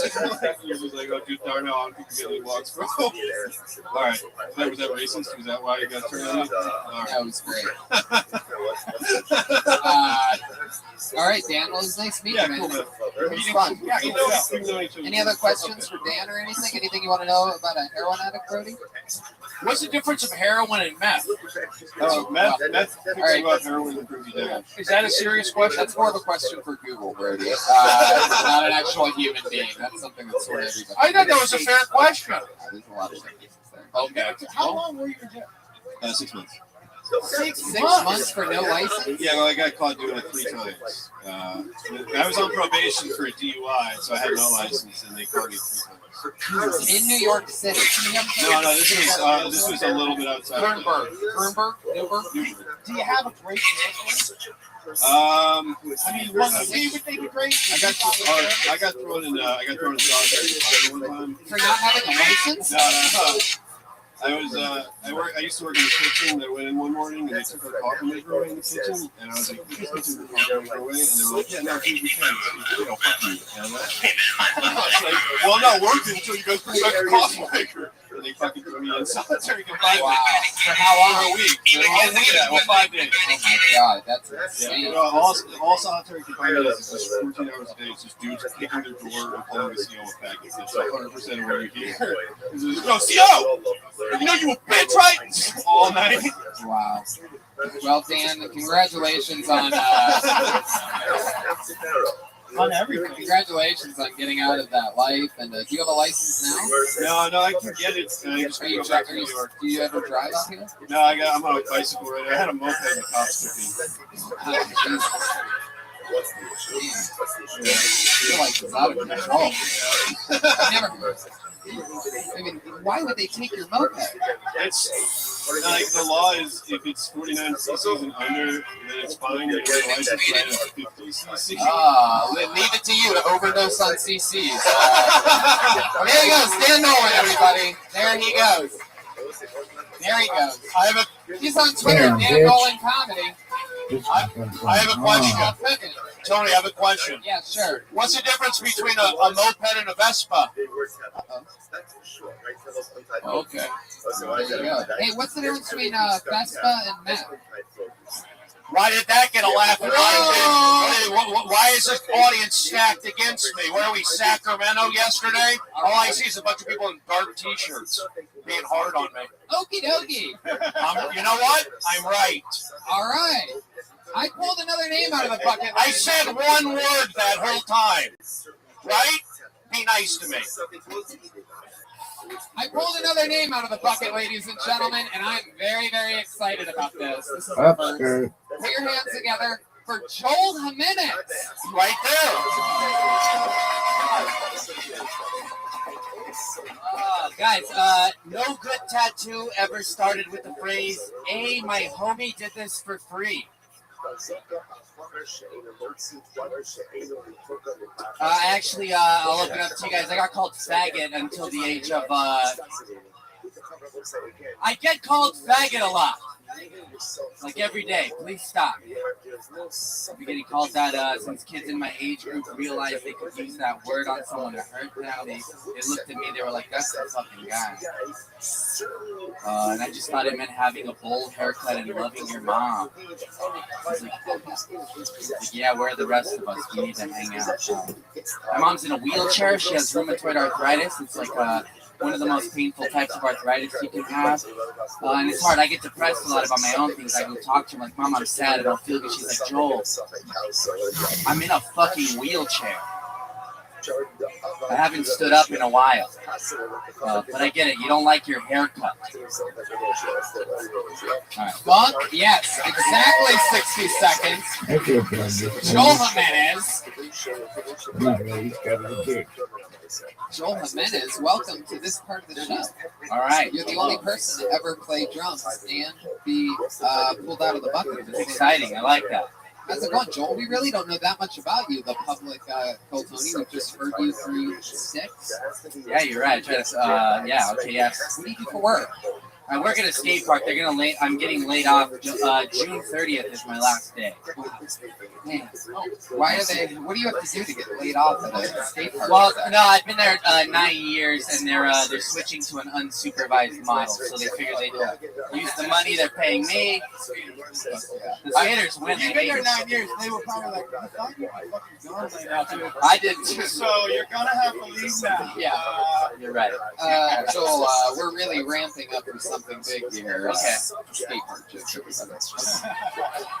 Everybody, it took me a while. Wow. Way to kick flip the script. Has anybody ever showed up at the skate park in like rollerblades? Yeah, rollerblades, rollerblades, bikes, scooters. Anything wind power? Any You're right. Anybody ever show up at the skate park and like a heroin addict on the best side? No, I don't think so. No, How long have you been working at the skate park? 9 years. Oh my god, you're like a baby boy. I love it. I know. Have you ever had a different job? I worked at Target before that. It was awesome. Wow. Because you have to deal with those people all day. Yeah. What's the most ridiculous thing you? Because Target stories is going to be. Target's like the skateboarders. Yeah. Yes, and. Yeah. Moving on. So tell us the crazy shit you've seen at the skate park. It's mostly like 12 to 21 year olds. Yeah, I think the 12 through like 21, they're the worst. They're just yeah, they're angry. You're like the mean grandpa that like takes the ball. Yeah. No, it's great when I was 20, like 21, and then as I had more responsibility, I got a little more like anal about the rules and the kids turned on me. Anal? Shouldn't get anal on kids. That's the whole thing. Yeah. That was a problem. So I don't get the laugh, but Josh did. Thanks again, guys. Setting everybody up. Jeremiah, when he said I did the show and made a movie, you just beat me to it. I thought about that before Jeremiah. He just spoke quicker. All right, well, then, treat me like a guest. In that case, what is that a setup for? Forgot what I said. But I'll tell you, I grew up in Reseda at the world famous Skater Cross. Have you heard of that? That's where Dogtown and Z-Boys started out. And then I used that energy when I auditioned to be on Ridiculousness with Rob Dearden. I helped create that show.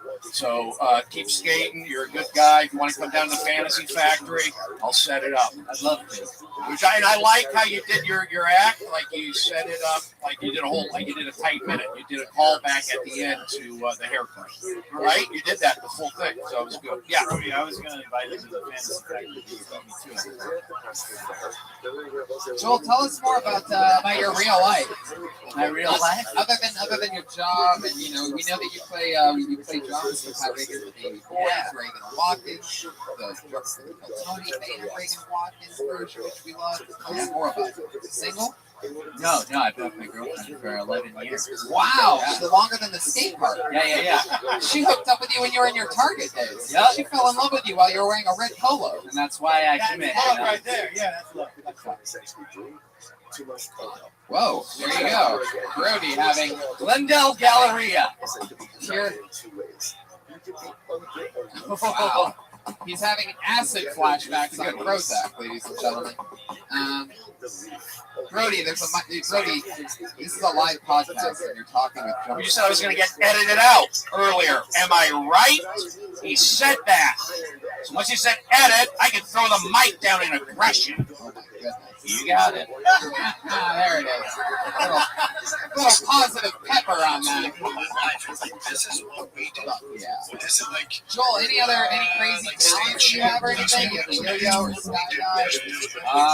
No, just drums. I skated for a while. And I've been doing comedy for a little. It's not the God-given gift I was given. Like I tell Tiger all the time, like our family's not gonna cure cancer. You better fucking dedicate your life to your big fucking dude. You know, This is my time. I don't think I ever realized how close the word horror is. So whore. Where can we find your Joel and his whores. I'm sorry. What's your horror film? What else is a shout out? Where can we find it? Fucking shit. YouTube? Is that the word you're thinking of? Yeah, YouTube. I'm at mostly sorry. I think it's temporary solutions, right? Is that it? Temporary solutions. Yeah, Pat, it's his time. Don't help him. I don't know. And he just tickles on the keys and he does stuff. And I just go, I just encourage you, you know. But I'm like trying to find the fine line between like, hey, do you really like this? Let's do it. You know, you know what, Eric? Do it, but do it all. You know what I'm saying? Let's go down. All right, you don't like it? I don't hold my feet. All right, cool. Let's try this. I'll take you to answering conversations. Tiger now is realizing like, you know, money, cars. So he likes to box. He's like, Dad, is there like a thing I can do to compete, like boxing? I'm like, buddy, that's not a path we want to go down. We don't want to put an emphasis on boxing or MMA. He's like, why? I'm like, because I did that. I said, for instance, when you watch the Dodgers, the worst player on the team, which there's no bad players on the Dodgers, but the worst player, the guy who's probably not the best on the Dodgers, is making $3-4 million a year. when you watch the UFC, like, he goes, well, how much did you make in this? I said, I was ranked top 10 in the world, I thought 3 times a year. I made maybe $200,000 to $300,000. He goes, what? I'm like, yes. And it's year-round. It doesn't stop.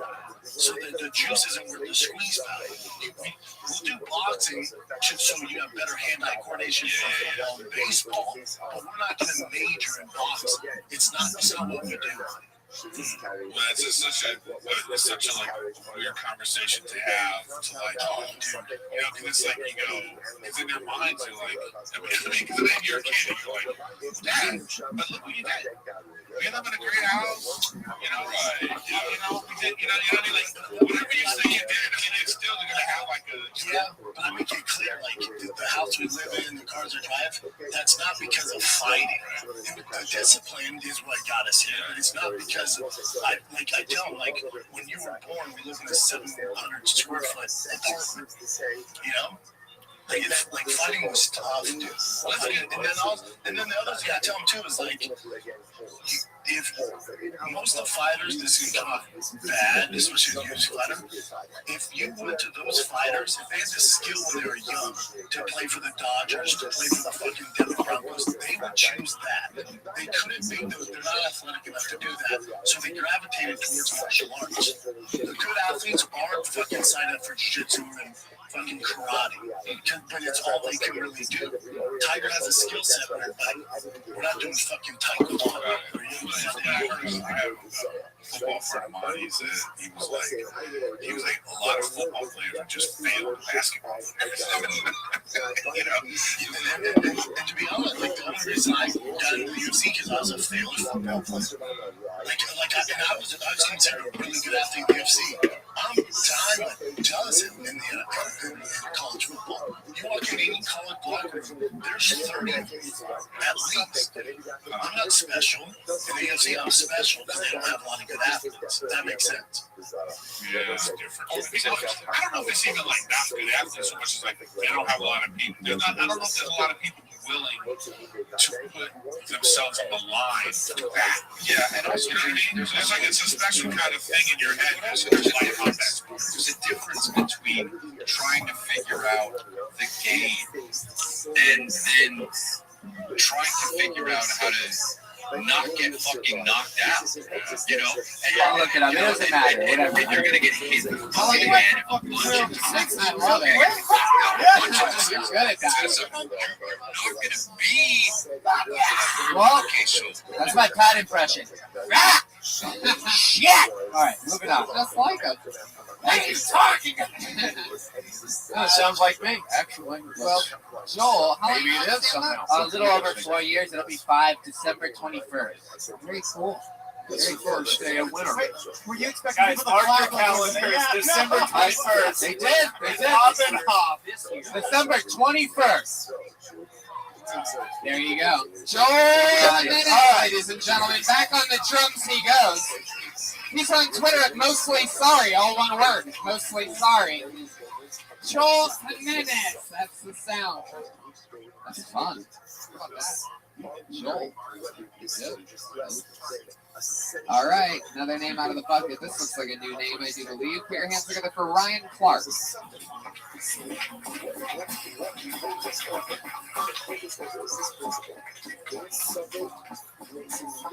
Oh, wow, Ryan Clark. Blew it. How about, oh, I like this. So I circled his name after he signed it. Put your fucking hands together. This looks like a new name. Vinny Ward, everybody. Yeah.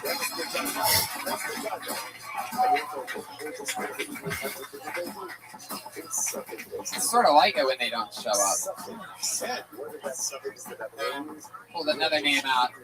This guy's here. Put your hands together for Matthew Maloney, everybody. You know him, you love him.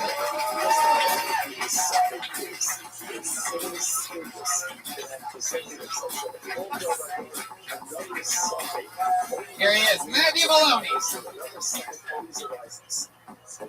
All right, everybody. Here's the deal. I know I look like a serial killer. All right? You can all go ahead and stop screaming at my face. But to be fair, Some of you were kind enough to lie to me and say, no, you don't look like a murderer.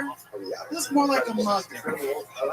Maybe a rapist. I just want to say I appreciate the sentiment, but I have to face the fact that if I'm in public and I look bored,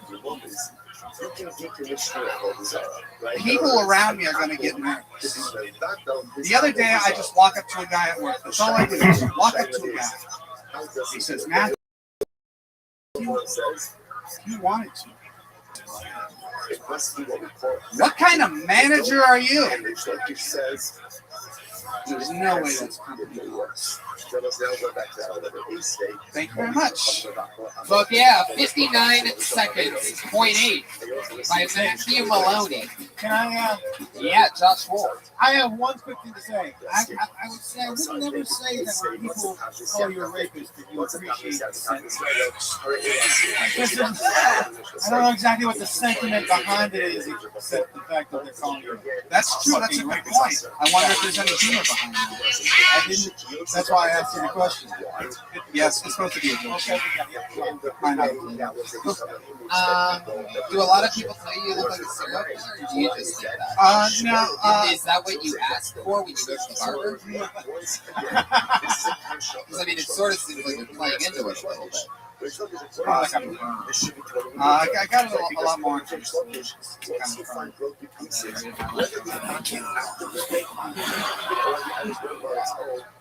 Looks like you've definitely killed some serial killers, that's for sure.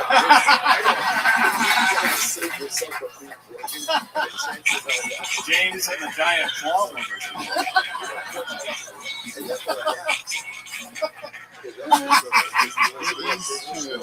You look like a gallon of drink. Oh, Brody, really taking a moment to alleviate all the last of it. Good job, Brody. Let him know when you want him to stop.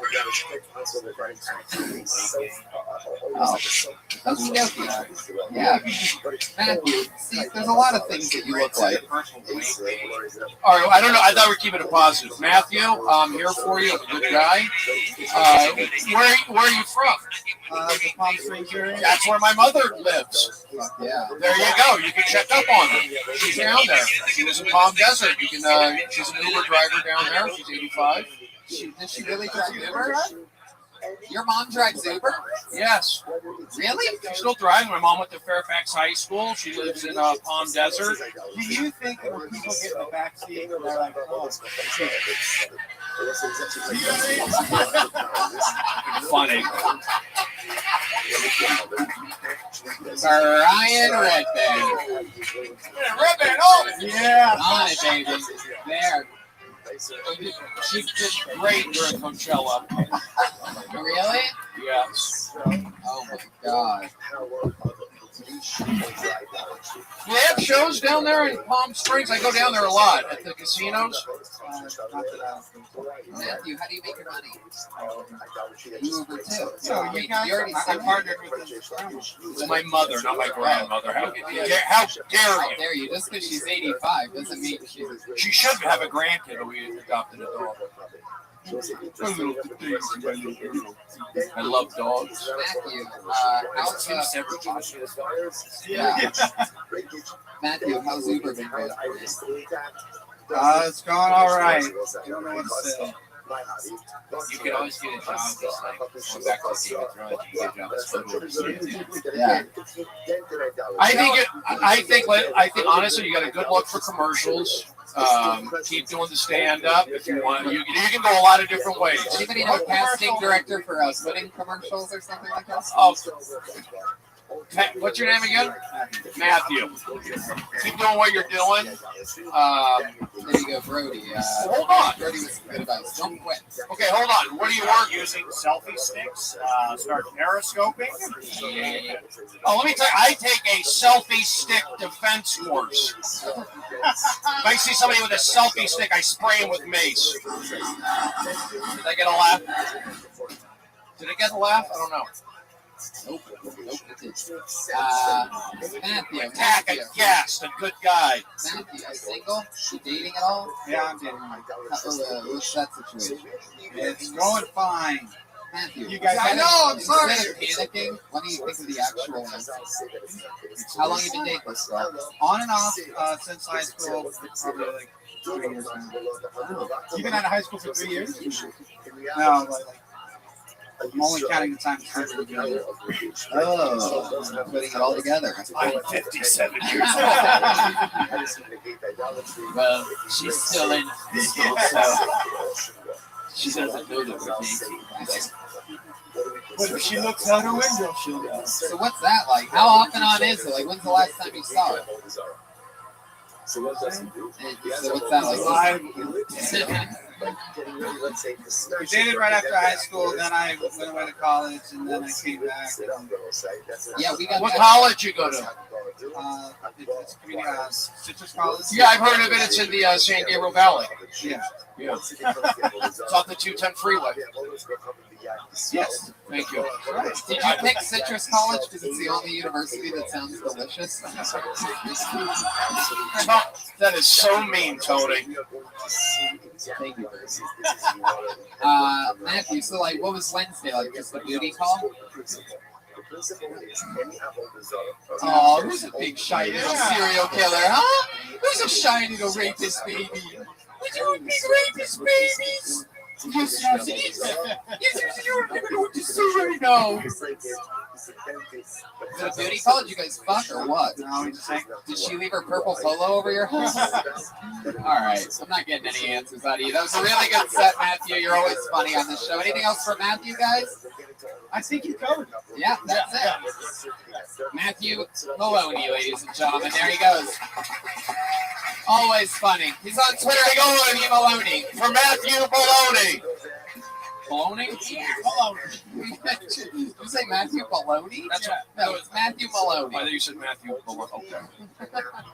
Okay. Hi, it came out of nowhere. All attack. All right. In the show where every third comedian is actually here, how about this? Bradless Velocity? Huh?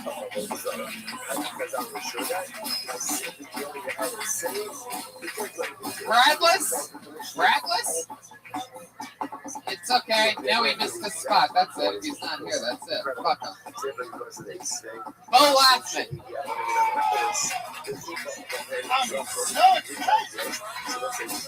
Wow, from deep down the hallway.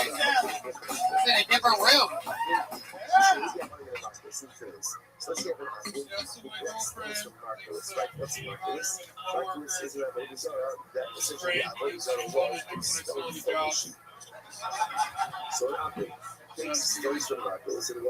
Speaking of being employed, I think white people need to stop telling black people who they look like. Just because, even if you're right, what you're doing is wrong, you know? Terrible. That one was.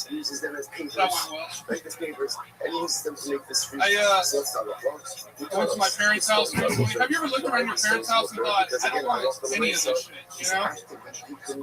Because you get all of it, you know? Like some parents, you know, they have cool stuff to pass down to their kids. My mom, all she collects is cats and unemployment. You know? Fuck yeah, 48 seconds from Bo Laughlin. Bo, you've been on the show a few times before, always with the short one-liner style. I love it. Sort of like Keanu Reeves. Yeah. In between movies. Yeah. In between movies. Bo, what's your story? How long have you been on stand-up? Wild. 8 years. Wow. I'm from LA? Where you from? What part? Moved here for Austin, 6th Street. What's the name of that sketch pond? Hippie Hollow?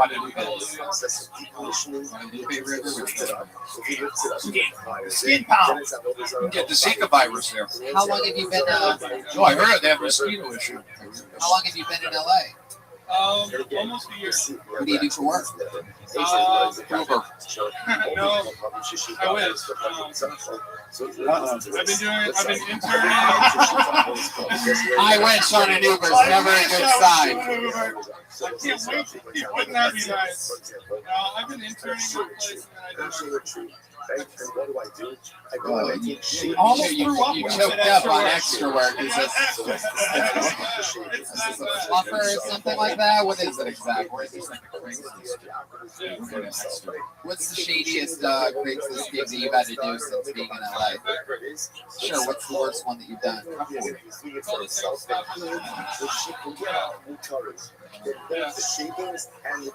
Would you do that if they offered you some money? Would you do a cuckold video and pretend like the girl that's being made love to is your girlfriend? How much would it cost for you to do that? Wait, those are pretend? So what happened? Sorry, spoiler alert. Spoiler alert for Josh Wolf. You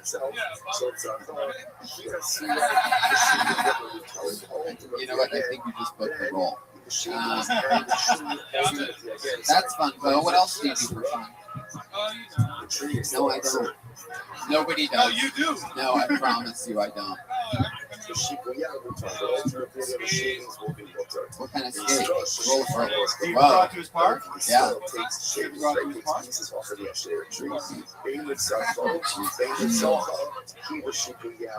When you're for Joel's show to the skate park? Dude, where are we? Dude, I had a seizure and blacked out from the extras. Do you like ridiculousness? Wow. And he's back. Yeah. Oh, ridiculousness? Love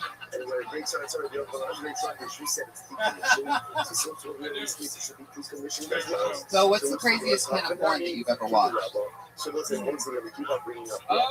Watched or finished? Oh, I like that. Totally different question. Finished too, sure. I don't think he has an answer for anything. He barely got where he's from out of him. So. Do you consider yourself a good lover, though?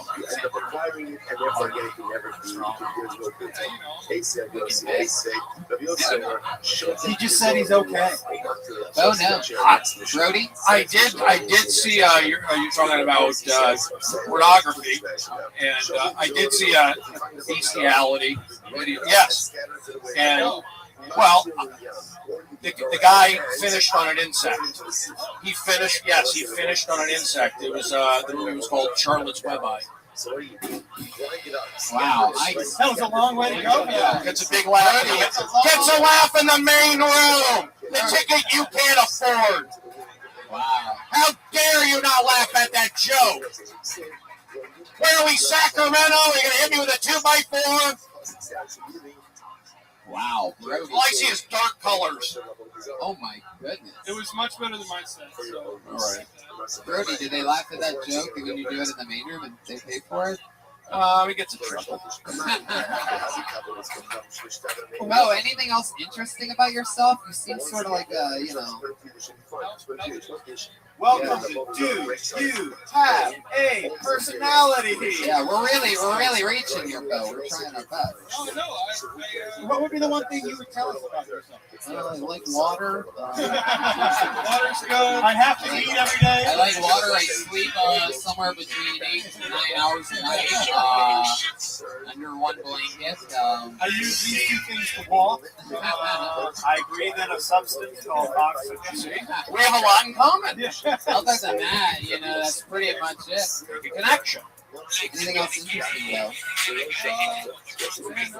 All right, you're really rolling with this thing. Okay. He's really nailing the Keanu Reeves right It's there. like, what? I don't know. What's interesting? What's interesting? He's somewhere Hold between on, he asked me a Keanu, question. somewhere between Keanu Reeves and Christopher Reeves right now. Oh my God, Tony, that is so uncalled for. Take a moment and realize you almost cut that joke off, Rudy. I didn't cut it off. It got a laugh. It was great. I would never do that. I'm a good guy. Thank you. I know it got a laugh. I'm tired. Thank you. Rudy, go ahead. We were asking you what do I find? I just put out you got to put out energy. Wait, Your arms crossed negative. Yeah, I'm okay with that. I'm okay. It's a start. Arms crossed negative. What are you holding back? What's your normal writing process? What do you do? Because what's like, essentially, we give this season over here. We don't want you to. I mean, you sit there and go, hey, I'm gonna write a joke. Which You just where you write that. How does this just like stare at the wall? No, I write like, if I'm actually writing, I do like joke writing. I bet you the characters in your screenplays just jump off the page. Oh, yeah. They're pretty interesting. Were you an extra in Dazed and Confused? Okay. He's from Texas. That's a callback. Thank They you. say write what you know, so his script's like, you walk down the street. They jump off. So I'm wrong. I got no laughs on Can I that. use that? They're trying to kill themselves. You use my joke, sure. Brody just firing off every thought at this point. I'm seeing arms cross negative, and I read energies. Brody, what's the difference between Claritin and I don't Claret or Clarisil? What are you saying? Yeah. Hold on, give me a chance, Tony. I did give you a chance. Stop being aggressive towards me. I was thinking. Let me think of a funny answer. Go ahead, keep going. You're good. Brody's inner Oh, really? Did you play baseball at Arizona State? You didn't, Jeremiah. All right, For those of you counting on your Kill Tony bingo cards, that is his second Arizona State reference tonight. Bo, anything else? Have a good night, buddy. There he goes, Bo Laffman. He's on Twitter at Bo Laffman. There he goes. I pulled another name out of the bucket. We're keeping it moving, baby. I'm going to get right into it. This looks like a new name. Put your hands together for Brett Heavy. Here he comes.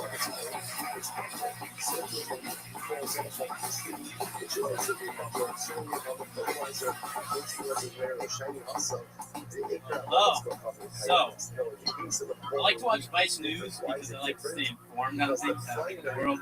Which, by the way, don't do that. Stay ignorant as long as you can.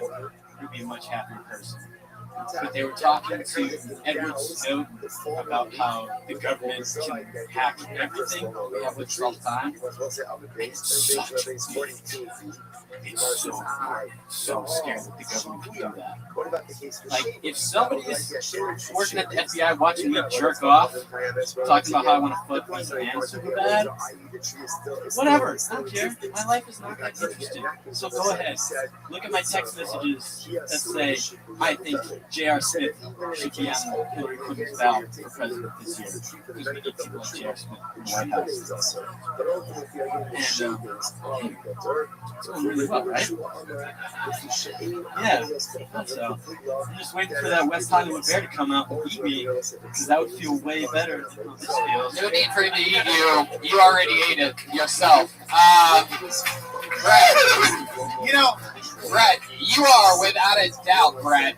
You are without a doubt one of the funniest evil dolls that have come to life that I have ever had on this show before. I mean, of all the dolls that ever came alive in the middle of the night and did stand-up comedy, you are it. He's like the doll from Goosebumps. Yeah. I was gonna say he looked like a giant baby version of Chris Pine and Ray Liotta had a baby.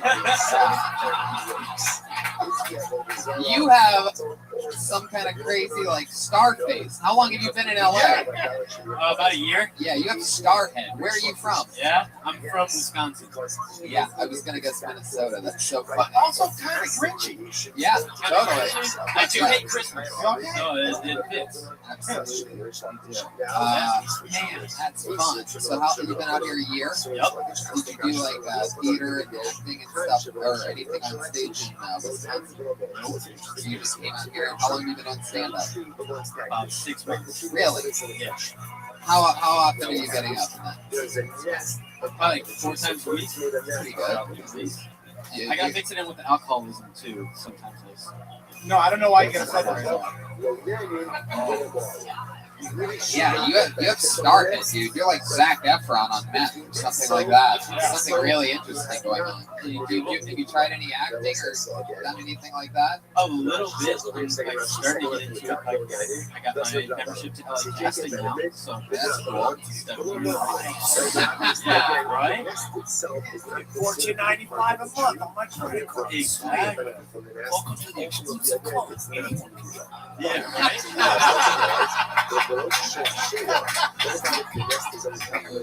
Wow, that's the funniest thing ever. That is what's Next stop, access. And then you're on your way to the top of show business, my friend. I like that. 1940. Hey, yo, $10 a month, and you will make it to the top. Brett, how do you say that last name? E-B-Y. Evie. Yeah. Do you ever just go up in people's windows in the middle of the night and scare the life out of them? Yeah. You have like a really scary face. Do you know this? But it's scary and it's handsome. It's like. That's what I get. I either get, hey, you look like the Chucky doll, Right. or I get, are you Ray Liotta's kid? Right. You can go either way. And who knows if the Chucky doll isn't actually Ray Liotta's kid? Right. Exactly. So this guy's giving me the EVG. He's pretty creepy. Yeah. Brett, tell us something about you. What do you do with a face like that? I mean, what do you do for work? I mean, you definitely don't do Uber because you looking back at somebody in the rear view mirror. Yeah. Instant 1 star. Instant 1 star. Like people just jump out of your car from the back seat. They just roll into fucking Beverly Boulevard. Just like, oh no. No, I'm actually a preschool teacher. No. Holy shit. This is why I love this show, ladies and gentlemen. You never know when shit's about to get real. You look like one of your students evil. Evil. You're a preschool teacher? Yeah. Shut the fuck up. Oh, you know, if I walk into that parent teacher conference, I'd walk in and be like, we're not staying.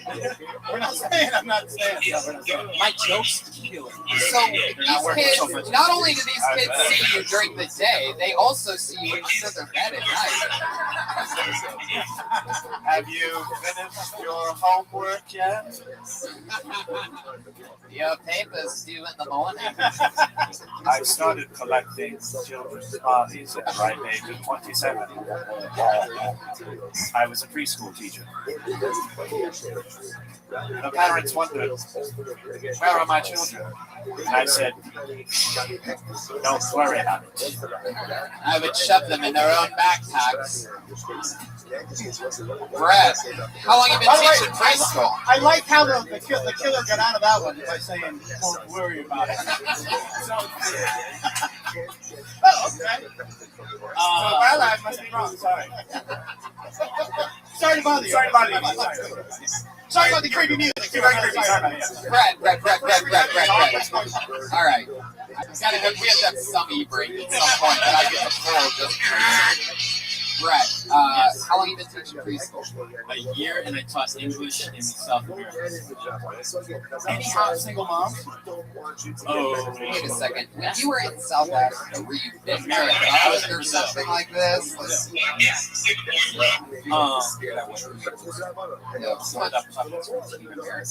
Yeah, that's true. hey, fuck yeah. One of the least, Fuck yeah. one of the least famous songs from that hit movie. Yeah, definitely not this year.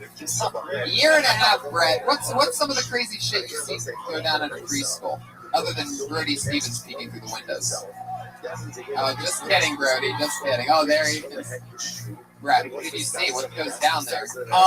One time, 2 kids were taking a shit next to each other, and one of them decided to wipe his ass with his hands and then wipe it on his friend's face. Oh my God! To think that all of this could happen on your chest is crazy. The crazy thing, I told them to do it. Move next to each other, Chad, right? Now wipe it on his face. What do you mean when you're in the middle of the classroom? I know you're in the middle of the classroom. Don't worry about the camera. Go back to back and move next to each other. Lean against each other's backs. Go back to back number 2. Yeah.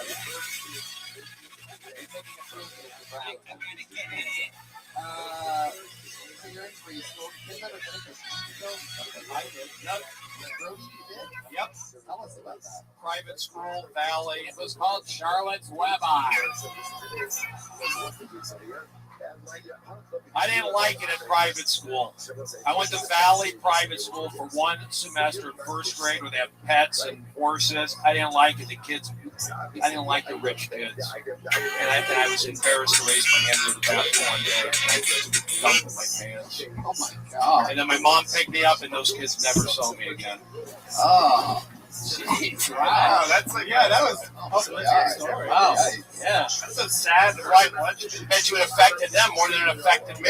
I bet you not. I bet you they've never told the story before. Changed my Sounds life. like maybe the 50th time you're like, Nobody's taking a dump in their pants in first grade. Okay, fine. First grade, Brody? nobody's still talking about it. Well, I talked about it last in the main room. How dare you attack me, kid? I sub-teach. Thank you. Brett, how old are At you? Quiznos. 25. That gets a laugh every time I do it. Sub-teach. At Oh, Quiznos. okay. Well, you know what? My audience would laugh at it. This audience doesn't.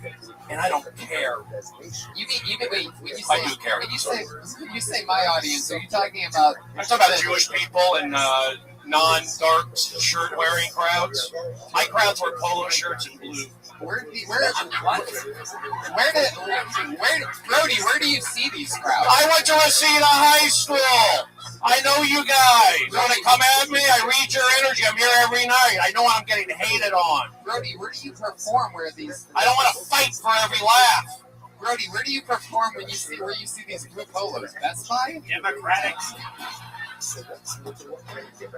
I like Best Buy, actually. I get a lot of it's right in my magazines.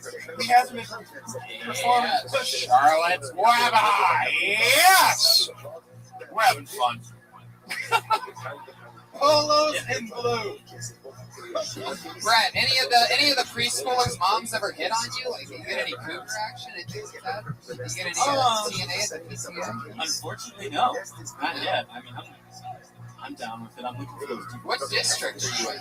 Sherman Oaks. Sherman Oaks. That's why I ramble. Ramble? You know what? I ramble in the main room. Johnny Depp, thank you. Now, look it up. I like that you started talking on the side of your mouth. I think you should go with the Zac Efron. If you're gonna, you gotta like get the audience on your side. If you look like the Adam, do that. Adam Levine, you're doing fine. Yeah, just talk about what you look like. You can have an hour special. Fucking do it the whole night. And do it on just go out on public. Call it Chuck E. Cheese. I feel like I gotta get home tonight so I can go back to my original packaging. Pat Reagan. Yeah. That's my boy, Pat Reagan. Beautiful. Brad, anything else interesting about you? Any cool hobbies, anything like that? How's the love life? Love life is, I don't know, it is what it is. Let's just say batteries aren't included. I did one of those Jewish dating services. I hooked up with my sister. I know that joke. Got a big laugh the other night, but apparently I'll text you. Oh, Jeremiah, how dare you attack me? I'm from the Valley. 818 till I die. I'll choke you on Ventura. I got Sherman Oaks here. I'll drown you with a coffee bean. Like her chef. You got it. I'll give you a chilled chokehold. All right, Brad. What do you mean by it is what it is? You hooked up with any girls since being in LA a year ago? Yeah, I have, but dating in LA it's different because they'll say they're very interested, and then What are you picking? fizzles out after What are you picking them up at? Where am I picking them at? No. What are you picking them up? What am I picking up? My guess is That's probably the problem. my It's just, my guess is a like a smart car version of a purse. no, it's a bicycle. They don't like to ride on my pegs. Brett, stop trying to be funny. We've seen how that's gone for you so far. Just answer the questions honestly. When you go on a date with a girl, you pick her up. What are you driving? Car. I was making places. That explains it. That's it. Yeah. There you go. You Just got it. answered your question when you said I don't know why I'm dating. Are you Snapchatting? I have it. You gotta get into that. You gotta get into Snapchatting. That's the key. You're in LA. That's what I say to all you guys. You're in LA. It's a major leagues. I grew up here. I went to Seattle for 3 years. I didn't come back. Then I went to New York for 3 years. Then I came back. 6 years and 30. I left. Get out of here, guys. Oh, you got all out? Yeah. That was fun. There you go. Slipping. I don't know. I'm sorry. I was a little aggressive. But I didn't eat to that cashews all day. Well, Brett, it was nice to meet you, man. Come back anytime. Welcome to the show. There he goes. Brett Edie, everybody. He's on Twitter at Edie Speaks. Bo Laughlin with Bo Laughlin. Edie Speaks, Edie, one word. Let's jump in a little bit different. Let's go to the regulars now, and then we'll go to the bucket a couple times at the end. Your first regular go up. Now, this performer writes and performs a brand new minute every single week, unlike the people that got picked out of the bucket. So it's a little bit tougher of a job, a little bit, we get to watch highs and lows. Who knows how it's going to go? We do know this. When she first started, she was shaking, convulsing uncontrollably, and things have gotten better since then. Put your hands together for the always nervous stylings of Melissa Esslinger, everybody.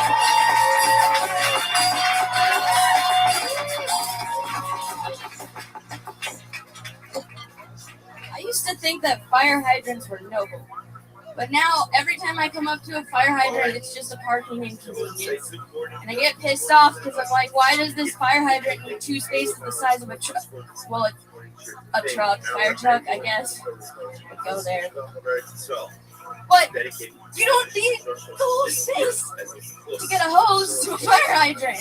I just don't understand why it's got to be like that and then cost $73.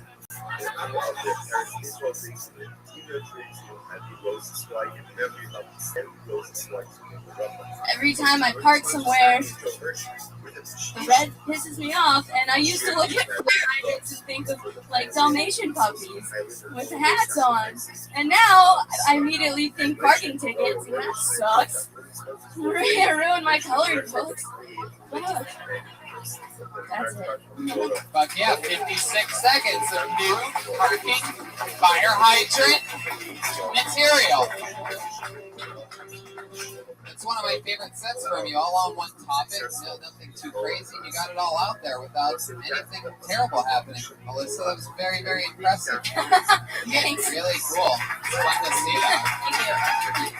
Real shit. Yeah, and you know what? A crazy combination of nerves and confidence. Yeah. You look nervous, but I was like, oh, she never felt out of control. You know what I mean? Yep.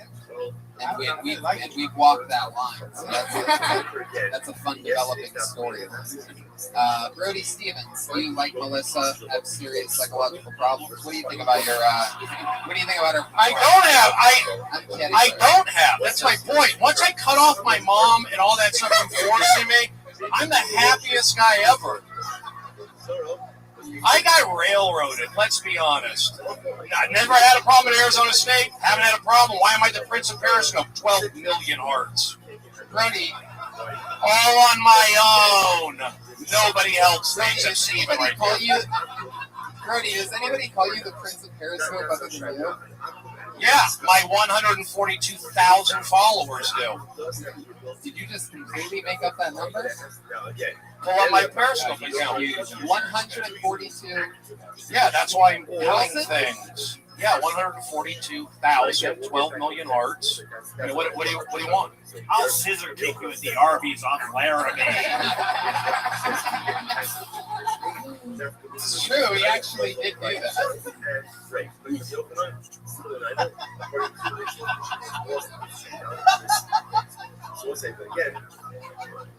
That's my Brody, I love your style. We all know that. I never had any. I got railroad. But here's the deal. Good job, Melissa. I like what you're doing. I like the drummer shirt on the house drummer at the Guitar Center. Really? Yeah. Is that what you do when you're not selling balloons at the park? Oh, really? Balloon at the park, motherfuckers. It's funny. No, I just I'm having a good time tonight, so I want to say thank you. And Melissa, you're doing good. I know it's hard each and every week to come up with jokes and all that. I know you're like you're nervous. What, do you walk? What do you do to alleviate your nerves? Not enough. I'm doing more. Like, what do you do to try and alleviate your nerves? I walk really fast when I go places. So if I'm not going anywhere, that's a problem. But I'm working again. Just walk up against the wall like it's a video game. It's like those wind up little, like a Yoshi doll that you get at Burger King. Well, I see growth. I do see growth in confidence because I see you here every so often. Keep doing it. The nerve. I mean, it's interesting. Do you self-mutilate at all? Yeah, I understand. I just got back from guys. I'm gonna be honest with you. I just got back from my AA meeting. Asperger's Anonymous. Absolutely, there's anything anonymous about your Asperger's, Brad. You know what, Tom? You're doing good. Keep doing it, and there you go. The old "keep doing it." You can get the "Kill Tony" Brody Stevens "Keep Doing It" T-shirt at. Well, you know, she came up with the joke, the fire hydrant joke. That's great. You know, I like fire hydrants. I'll put you in a chokehold at the Orange Julius on Rosewood.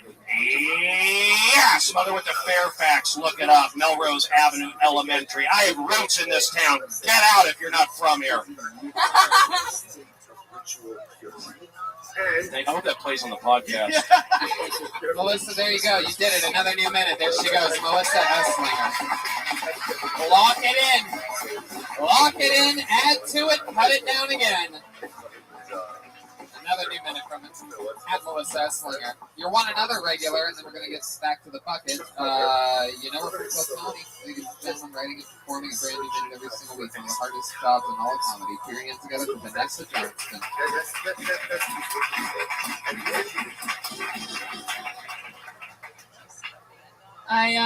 I've been trying to figure out if I'm a good person or a bad person. And I think I'm a good person because I always write notes on people's cars to let them know that they parked wrong. However, I know that I'm a bad person because if I had a baby and it didn't look like me, I'd assume that it wasn't mine. And I give it away. Whatever ingredients we put in this cake did not work. Time to start over. I don't think that babies should have rights. The First Amendment is freedom of speech, and babies can't even talk. If you can't do the First Amendment, you don't get the others. All the Republicans in the room are like, well, they should at least hold their own guns. Fuck yes, this is great. Double regular fun. I like that. Very cool. Again, you know, like Melissa, pretty much all on one topic, which is really cool. That's crazy that you both did that this week. What was the beginning? I think I'm a good person because I write notes on people's cars. Yeah, I almost want to hear more about that. You know what I mean? Like, I don't know. It almost seems like two different things. Like, I feel like there's just something about you writing notes on people's cars. I bet that happened. I've wanted to do that a lot lately too. Fuck these people. I didn't look unbelievable. Street parking. How many people have street parking here in Los Angeles? Like, actually, where you live, you have to park on the street because you live in a crazy populated area. Anybody? Yeah, I know. That's must be nice. Anyway, I have sub Mediterranean parking. I live beneath this antique chicken. Oh, there you go. That's a good laugh. That's Rabbi. You know what was interesting though? When you told some of your punchlines, you sounded like they're from New York. Yeah, change. You got a little bit. So you got a little bit on your punchlines. You sort of get a little bit Rosie Perez. Yeah, Puerto Rican. White man can't jump. Yeah. What do you mean you lost the money, Billy? It's a character, right? When you do a voice. Where's that money? That was on Jeopardy money, Billy. It's a good character. It's good. Okay, then yeah, it's good. I like it. Yeah. What perfume? It smells good. I like it. Yeah. The cologne that Brody wears is great.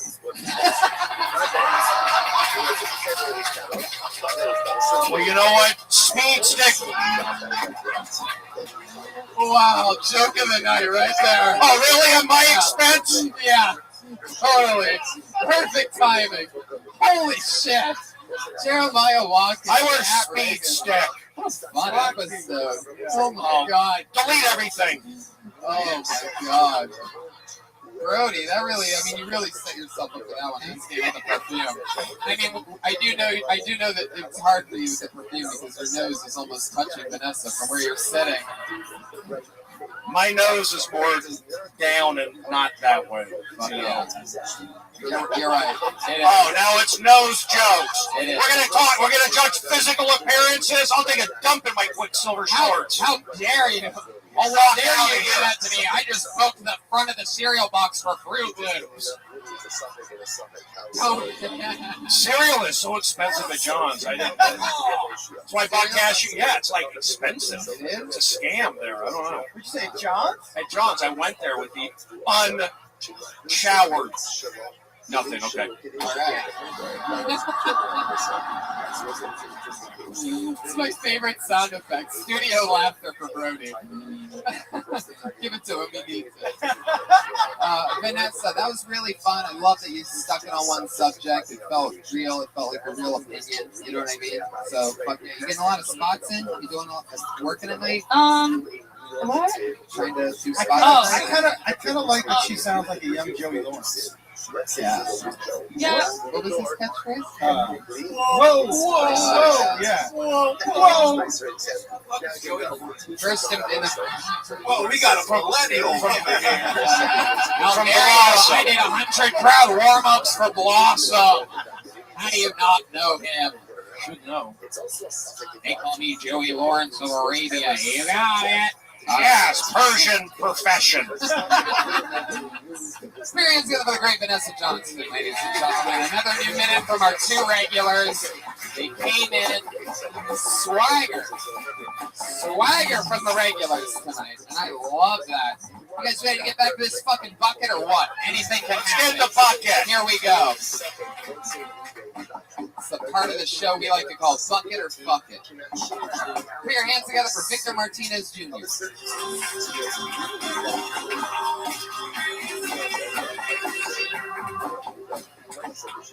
Put your hands together for Preacher Lawson.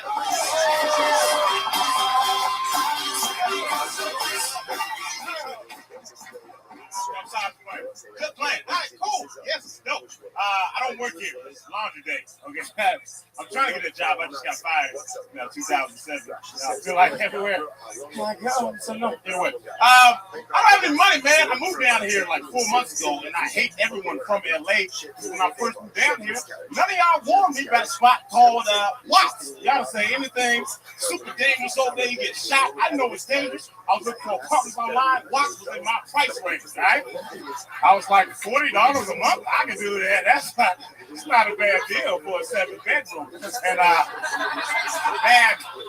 bad idea. A lot of thugs and gangsters. Okay, I'm not a gangster. Okay, I tried to be. I just can't be one because I'm technical. Okay, you can't. And I love kitties. You can't be a gangster. I love kitties. Okay. People think I'm joking. I'm not joking at all. My mom brought like 3 kids to the house the other day. It was her house. I lived with her.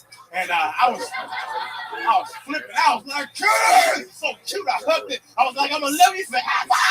Cute kitty. And I was yeah, that was the plan. Preacher Lawson. Been on the show 4 or 5 times now. Every single time. Absolute annihilation. You did it again tonight. I want to work with them. There you go. Brody, what it's like The Voice. I want to work with them. Good job. You're doing that. Was great energy. Tight. Brody wants to work with you, Preacher. Can you get Brody some work at the gym that you work at? You son of a bastard, Tony! You don't do that to me. I have a debit card and an Amazon account. Yes. Please check out my wish list. No, great stuff, great energy. Keep doing what you're doing. Keep doing it. You getting in a lot of spots at night? How long you been doing it again? I started Right. Yeah. You know, every time You're not getting spots? You got a spot Friday. I was in improv yesterday for 4.5 hours, and I didn't get bored. So, I mean, that was You went up Friday. They check you off at the improv? Yeah, no, they just did 4.8. Oh, How long ago? How long ago? I moved it 4 months ago. Man. Yeah. That's 7. I'm like, no, the mouths are moving. That's weird. So it's tough to get spots. Yes. Are you doing voiceover stuff? No, I don't do voice. Why not? I mean, I don't know how to do that, man. But you got a voice. Put out the energy. Yeah, man. LA casting. No, you good. Okay. Well, you got a good voice. You got good energy. Keep doing it. I think. No, I like it. I know what's going on here. So, I see you 4 months, and are you on the clock right now, by the way? Did you I literally came straight from work. Are you one of the guys in blue polos that Brody performs in front of when he's not there?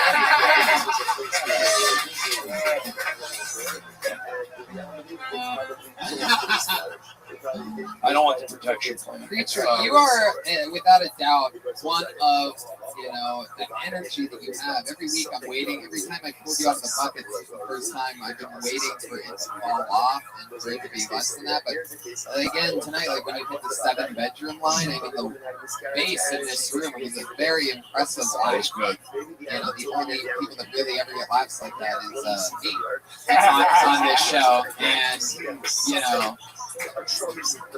No, but Preacher, it's incredible. How do we get this guy a job here, like immediately? How do we just hire him or something? Preacher, we gotta figure it out. You'll get it. He's only been here 4 months. Just keep being positive. Do what you're doing. Keep doing it. Hey, that's all I made it. Yeah. I believe in myself. Preacher, which LA Fitness do you work at? Miracle? Blackbone? Oh, I'm sorry. I didn't mean Blackbone. No, I did not. I said I did not. Tony, I did not. I did not say that. Don't do that to me. Racist undertone. You did not say that. Oh, Red Band. Red Band just loves that slave music. He just cannot keep himself chained in.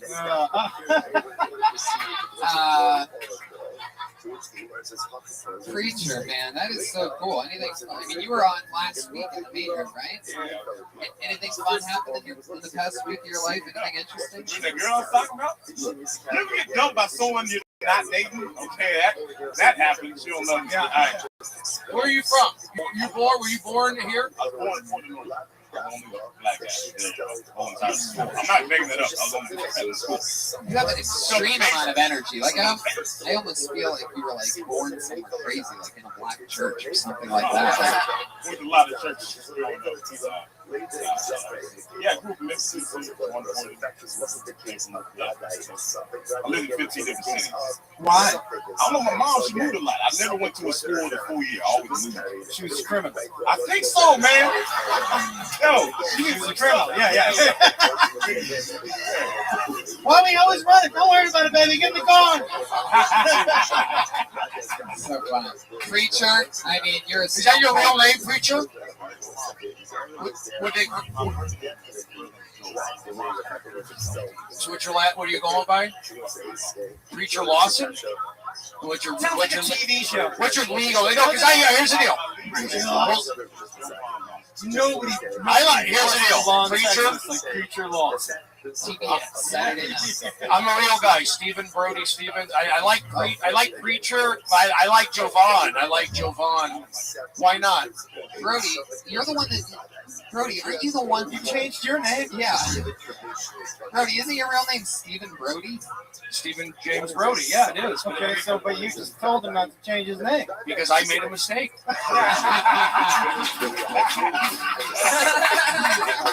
I'm like John Cougar Mellencamp. Put your hands together for the future. Preacher Lawson, everybody. He's going to be a huge star one day. There's nothing that can stop him. He's on Twitter at Preacher Lawson. Ladies and gentlemen, drawn while you were here from the start of the episode, tonight's drawing from Ryan J. Ebelt. All the prints are available at RyanJEbelt.com, along with the... Am I in the center? That's awesome. Oh, yeah, Brody looks like Wario. Yeah, look at my eyebrows. Sharp. On fleek. Jamie Vernon in the HD, Pat Reagan, and Jeremiah Watkins. At Jeremiah Stand Up, at Patty Reagan, at Mostly Sorry. And I want to plug this real quick. July 26th on all VOD, The Bet, a new independent movie that I'm in coming out. Oh, yeah. Wow. You're going to get 7 more hits after that plug. Rowdy Roddy Piper's last film appearance. Wow, really? Now 8. Are you the one that killed him? That's actually a double joke. For those of you paying close attention. Brody, anything you want to plug? In October, I'll be in D.C. and Scottsdale. Are you doing trick-or-treating?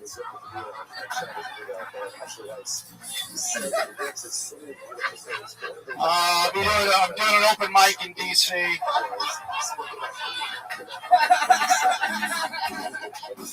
And then I'm going to be in Scottsdale, too. All right, before everybody stops listening, Josh Wolf, what do you want to plug? Just my podcast, Fairly Normal. Yes, Fairly Normal. We've all done it. Very, very fun. I had a blast on Fairly Normal. If you like me, check me out on that. Brian Redband. See you later.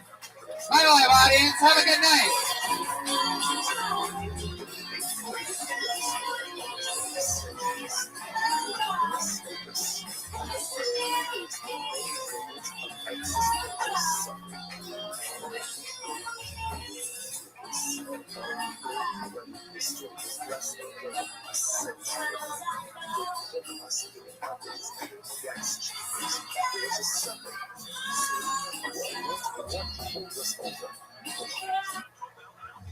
Over is this principle. Ein Safek Metzin Dei Vada. What's the Vadai? The respect who says, I'm Yisrael, is an Amhamitz. You were trying to see these things at a young age. There's no bigger fight than our rematch, stupid. God never made a tougher man than me. You see the genius at work, chills going up and down your spine, face to face with great. When all is said and done, I will still be undefeated and undisputed. Welcome to Undefeated and Undisputed. This is not AI, Chael. This is real. This is... I'm gonna say what it is. This is the God himself, the notorious Connor. Listen, if he's above and there's one walking on earth, it is you, my friend. Chael, we are in with you. I feel like I'm walking in honor of presence. Now we have Connor here. I don't know if there's a better trio. I'm just going to throw it out there in the space. But, Chael, what do you have to say to the man himself? Go ahead. I know you've been excited. Yeah, well, first off, it's great to see you, Connor. And I haven't seen a lot of pieces. Listen, the UFC. I know you've been pushing for the Chandler fight and the White House. Rumors are coming out of maybe Connor and International Fight Weekend. Can we just start with an update? Where do you stand right now as far as your competitive future? Yeah. So, as I was aware, it was the White House. I was up in the White House. I know the administration was strong for me to be in the White House. It was McGregor versus Chandler. The story was built in. Chandler's the stand-up guy, the electric in the cage. It comes to bring it. I'm the max. I'll fly through the air on an opponent like Chandler. It would have been dynamite as far as a fight. And somewhere down the line, not me ever saying no or hey ho, not enough money or no, nothing. Just, maybe we're going to go with you for international fighting. Okay, no problem. Maybe we're going to leave Chandler. I do like Chandler. I might have been preparing for him for the last 2 years. I feel a bit weird to let, he deserves to go after the waiting, and it would be a great fight. It makes sense. It's easy done. It gets me back in there, but they cleared off, and I'm not gonna be too picky. I have to get back. I'm eager to get back. I've been out and looked myself. So okay, I'm sorry, Chandler. It is what it is. What weight, Connor, are you gonna do? I'm gonna do 170, as you know. I'm a big boy, a lot bigger than before. Okay, well, we're going to offer you this opponent. Yes, no problem, I accept. Day after day after day. No problem, we extend the contract. Excellent, it's a great matchup, that's a great matchup, that's a great matchup. That's all you ever heard about out of me. And no contract came.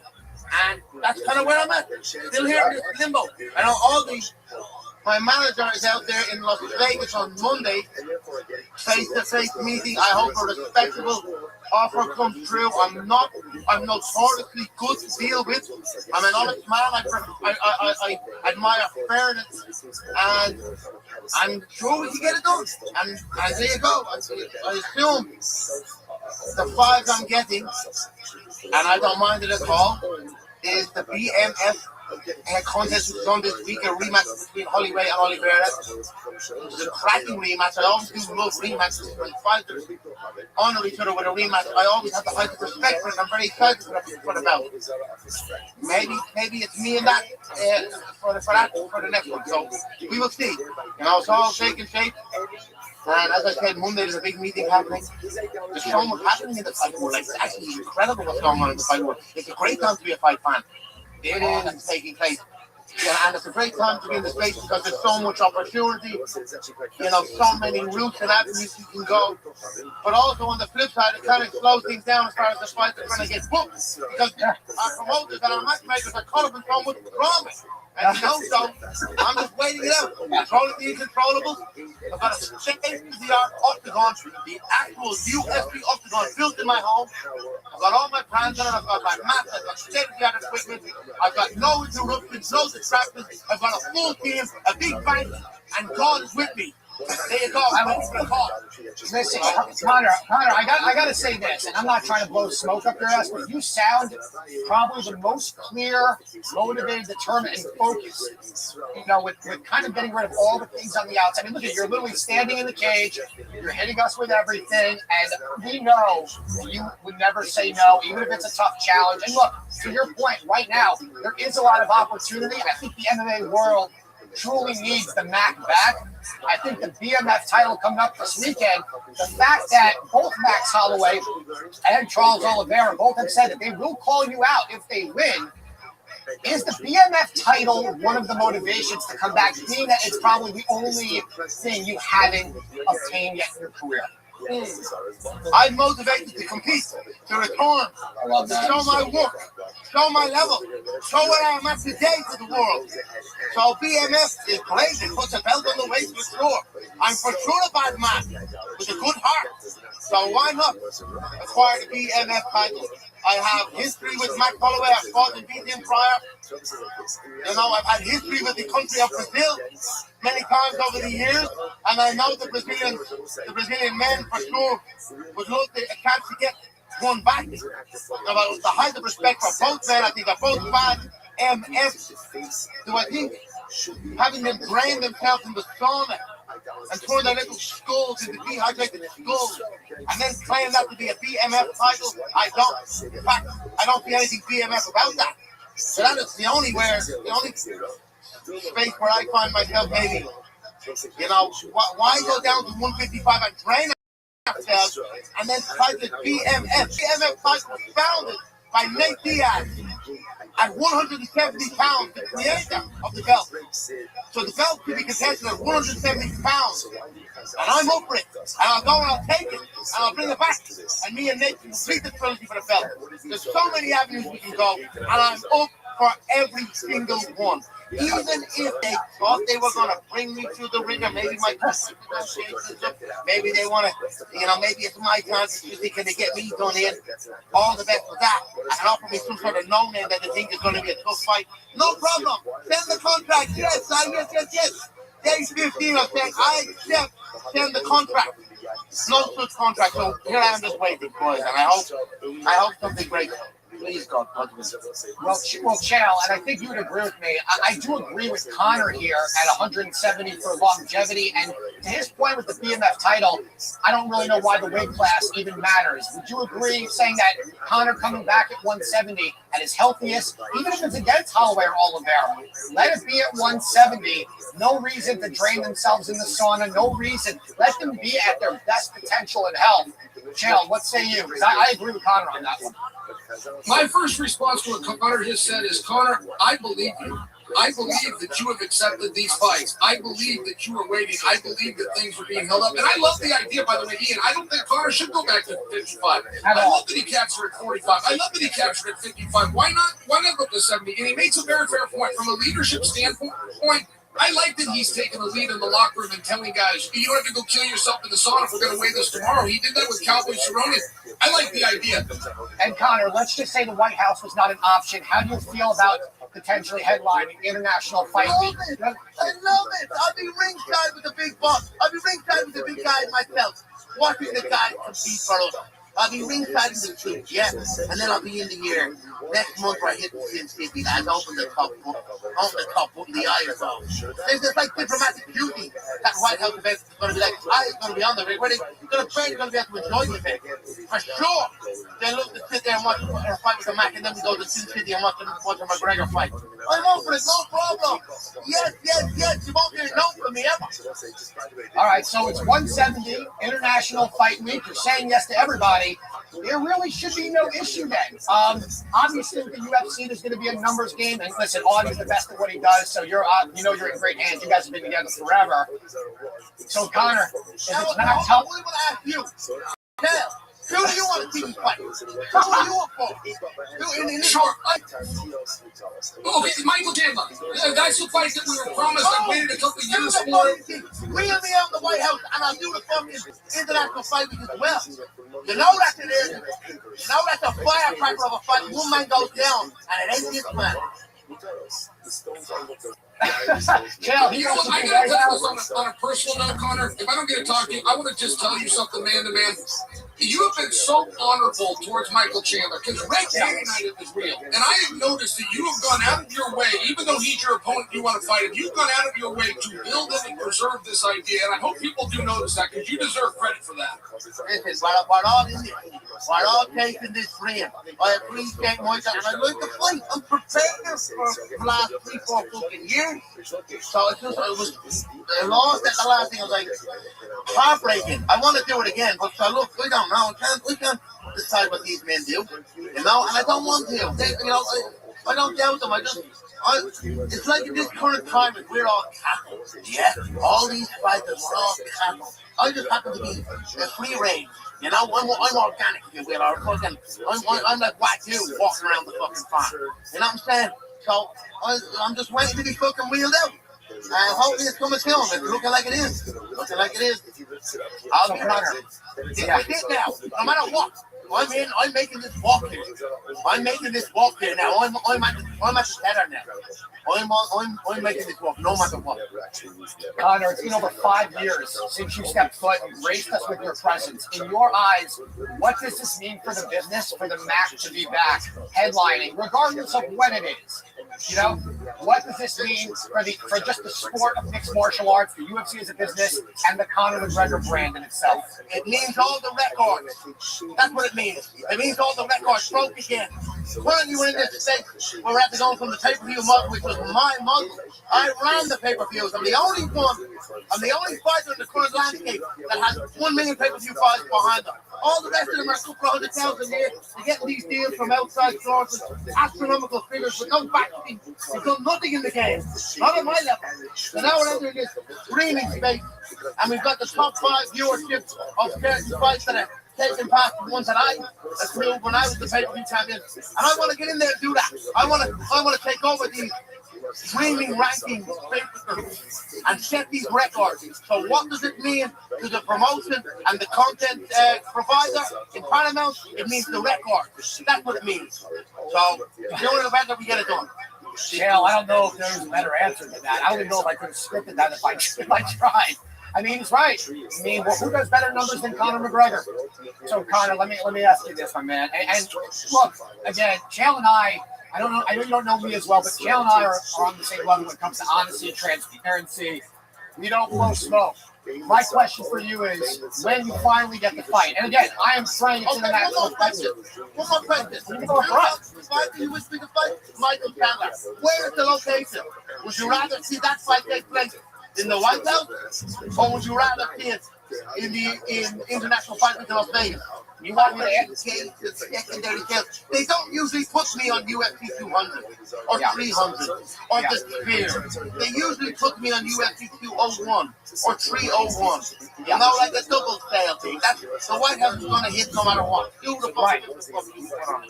As long as the administration has too much appeal, off we go. And then Will McGregor out for the second one. So we double our economic take. So I can understand that. But where would you wish to see the Chandler McGregor fight take place? The White House, I'm up for it. I'm up for it. I'd love to do that also.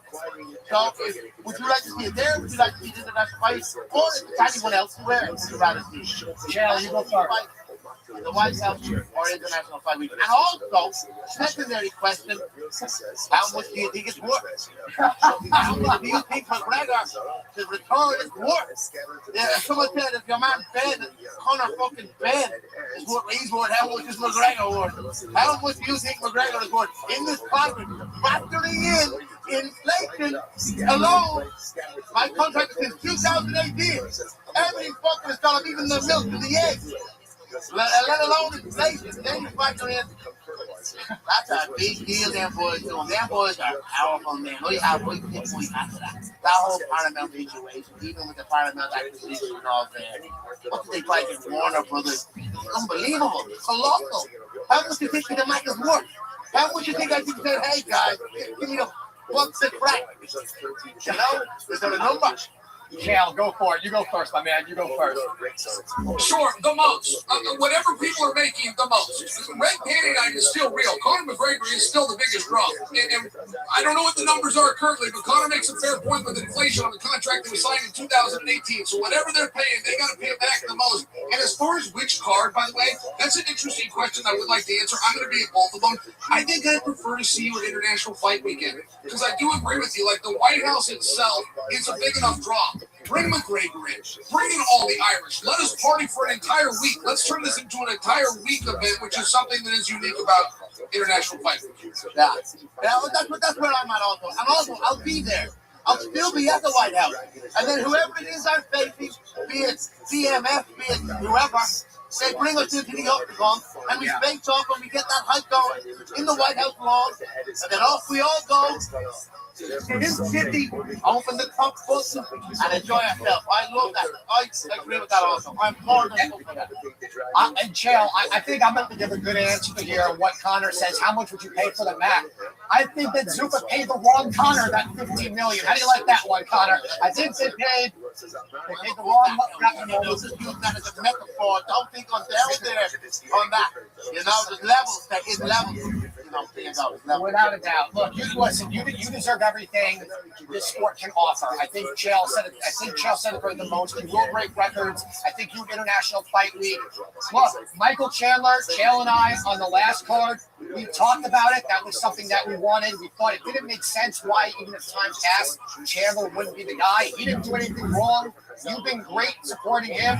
But if we had a next place situation, my vote would be if Max Holloway were to win at 170 for the BMF title, you and Mac headlining International Fight Week. I don't see how you can go wrong there. I don't see how anyone says no to that. Plus, you guys also have a history there, not me. But you fought. Yeah, I think it was a cracking contest also. It was great. Holloway and Oli Ben as lunch. That's the truth. They see them as lunch. So I went for it, no problem.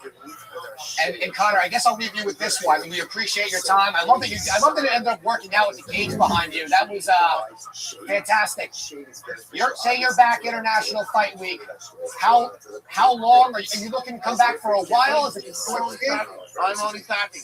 My Lord. Once I can get this ball rolling, throwing this ball, I get it going. Get it, push it down the hill, I'm going for it. What have I got? I have another contract. I have another fight then after. I want to keep going. I feel with certain things in my recovery and my work and in modern day science and it's backed by God, I'm going to go to fucking kitchen. I'm not bound out with it. I'm going. So think about the amount of time I've had it. People usually hit the wall, they get fatigued, they get run down, they just back. I've had my rest. I'm fully healed. My body is waiting to go. So I've got at least 10 fights left. In my mind, I have at least 10. It's a good number. It's a good number. Chill. It's clean money, baby. My baby. And it's honest. It's the most honest money around here. You get in, you put your fucking hand up, and you have enough for a check. I love it. I absolutely love it. I can't wait to be back. Chill. What do you got for him?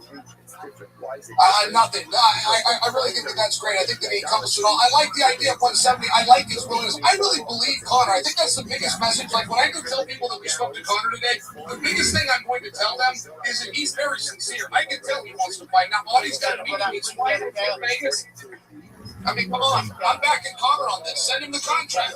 He got all the deal for that. Let's keep going. Let's look at the 30 ones, right? Because I only have to call me on the phone number up here, right? Thank you. I'm gonna go. I'm gonna get my fuel into me. And God bless you. Cut this deal, right? Connor, we appreciate the time. Best of luck to you. We can't wait to have you back. Thank you for coming on Undefeated Undisputed. You are the man, my friend. Have a great one. All right, Ian, hold on. Don't hang up on me. I want to do a recap here behind Connor's back. I want to tell you what I just saw. I just saw a healthy man. I just saw a sober man. I just saw somebody that I believe. I took that as very sincere. As a matter of fact, Connor, the great promoter, had nothing to promote. He quite literally does not have an opponent. He quite literally does not have a name. That was just three guys talking.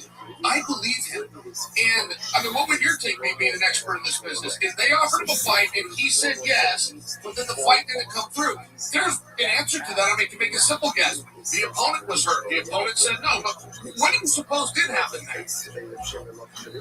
My guess is that Connor does say yes to everything. I think he has people around him to help him for a reason. You know, I think Connor is eager to get back in the cage.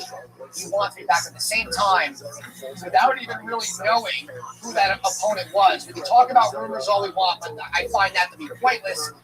It does have to make sense for him at this point, right? No matter who he fights, he will not be the A side. He'll be the A++ plus side, right? But at the same time, though, there are other people in this space that it makes sense for him to fight based on where he's at in his career, based on just status in itself. I think the Holloway Oliveira, I think it's where he fits in the most, right?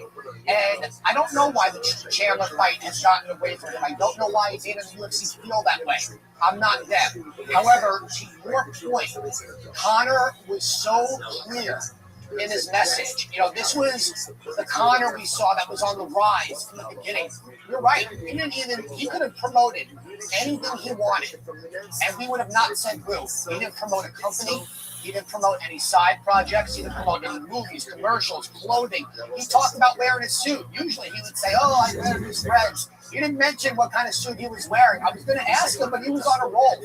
I think this is the Conor McGregor that needed the time off. I think it's the Conor McGregor we are hoping to see. We want him at his best and his healthiest. That sounded like the notorious Conor McGregor that we've been waiting for. He sounded great. He was clear, and he was asking us questions. You know, I mean, he doesn't do interviews very often, and he was shooting it up with us in a way that, I mean, I loved it, and he seemed very cooperative. I guess is that a good word to use for this? He seems like he's being a company man, just wants it to be fair. You know, he's not the first person to mention the Conor Ben boxing contract, but I think he's also one of the few that probably get that level anyway and have earned it. Jill, he sounded good.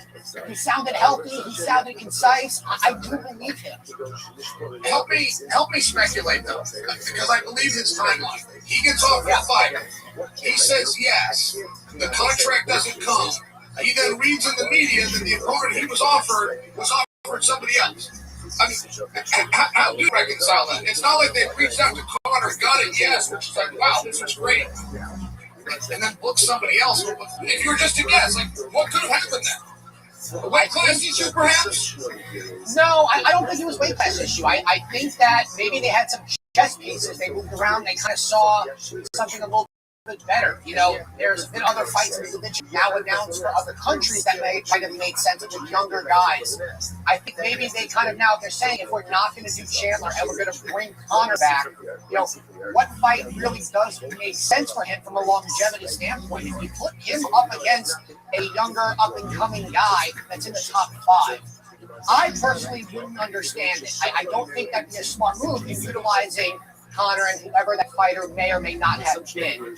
I think them now waiting, and if this gets done, having it be Holloway or Oliveira, I think that makes the most amount of sense.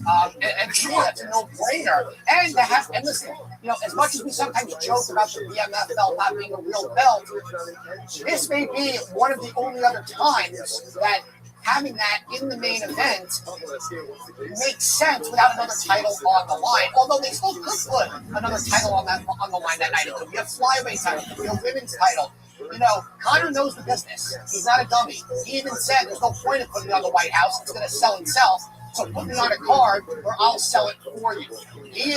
Listen, this guy is a lot smarter than people think. He just showed it. He answered a business question, and he answered it better than I think I asked it, if that makes sense. And business-wise, International Fight Week makes all the sense in the world because there's only a few other guys in the UFC that can headline that don't need a dance partner, and that may be Alex Pereira. Outside of him, Conor can do it, but Conor doesn't hire better breaking records. I think that, to answer your question at the beginning, if you're not going to do Chandler, you have to do someone who's considered kind of an OG legend. I think Holloway and Oliveira still have that watchability factor, excitement factor. And I still think Conor versus Holloway would, between those three, would be the most competitive and the most fun. Yeah, I don't know that I disagree. We've seen that fight, and maybe that adds to the allure, maybe it changes it. We haven't seen Oliveira. I think that's fun. I guess my bigger point is I'm open to either of those, but you also can't go wrong. Like you meet people in this space that play like they're this great matchmaker. Then they put Conor McGregor against somebody. Say, yeah, anybody can sell a Ferrari. Like, you're not going to go wrong with McGregor. There was a rumor that McGregor was going to have Protas. In fact, Protas came out and said, Conor turned me down. Nobody would book that thinking that makes sense. That would do records just because you have Conor, right? And they say in fighting, Max Kellerman claims in fighting there's only two athletes that have ever been able to sell on their own. That was Oscar De La Hoya and Mike Tyson, meaning it didn't matter who the opponent was. Now, I think that list needs amended. I think Floyd Mayweather for a while was on that.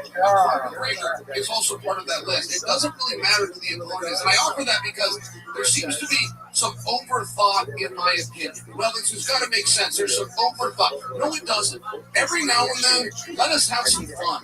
Every now and then, as MMA fans, we get a James Toney or we get a CM Punk, we get Brock Lesnar, a fun thing that ended up working out. But I'm just sharing, every now and then we get to have fun. That interview was fun. Conor McGregor is fun. We want Conor. Bring us Conor. Yeah, well, and look, one other thing, and I'm gonna step away from Conor for a second. Something else popped up that I did want to ask you. Although you're right, that interview was a lot of fun. He was having fun.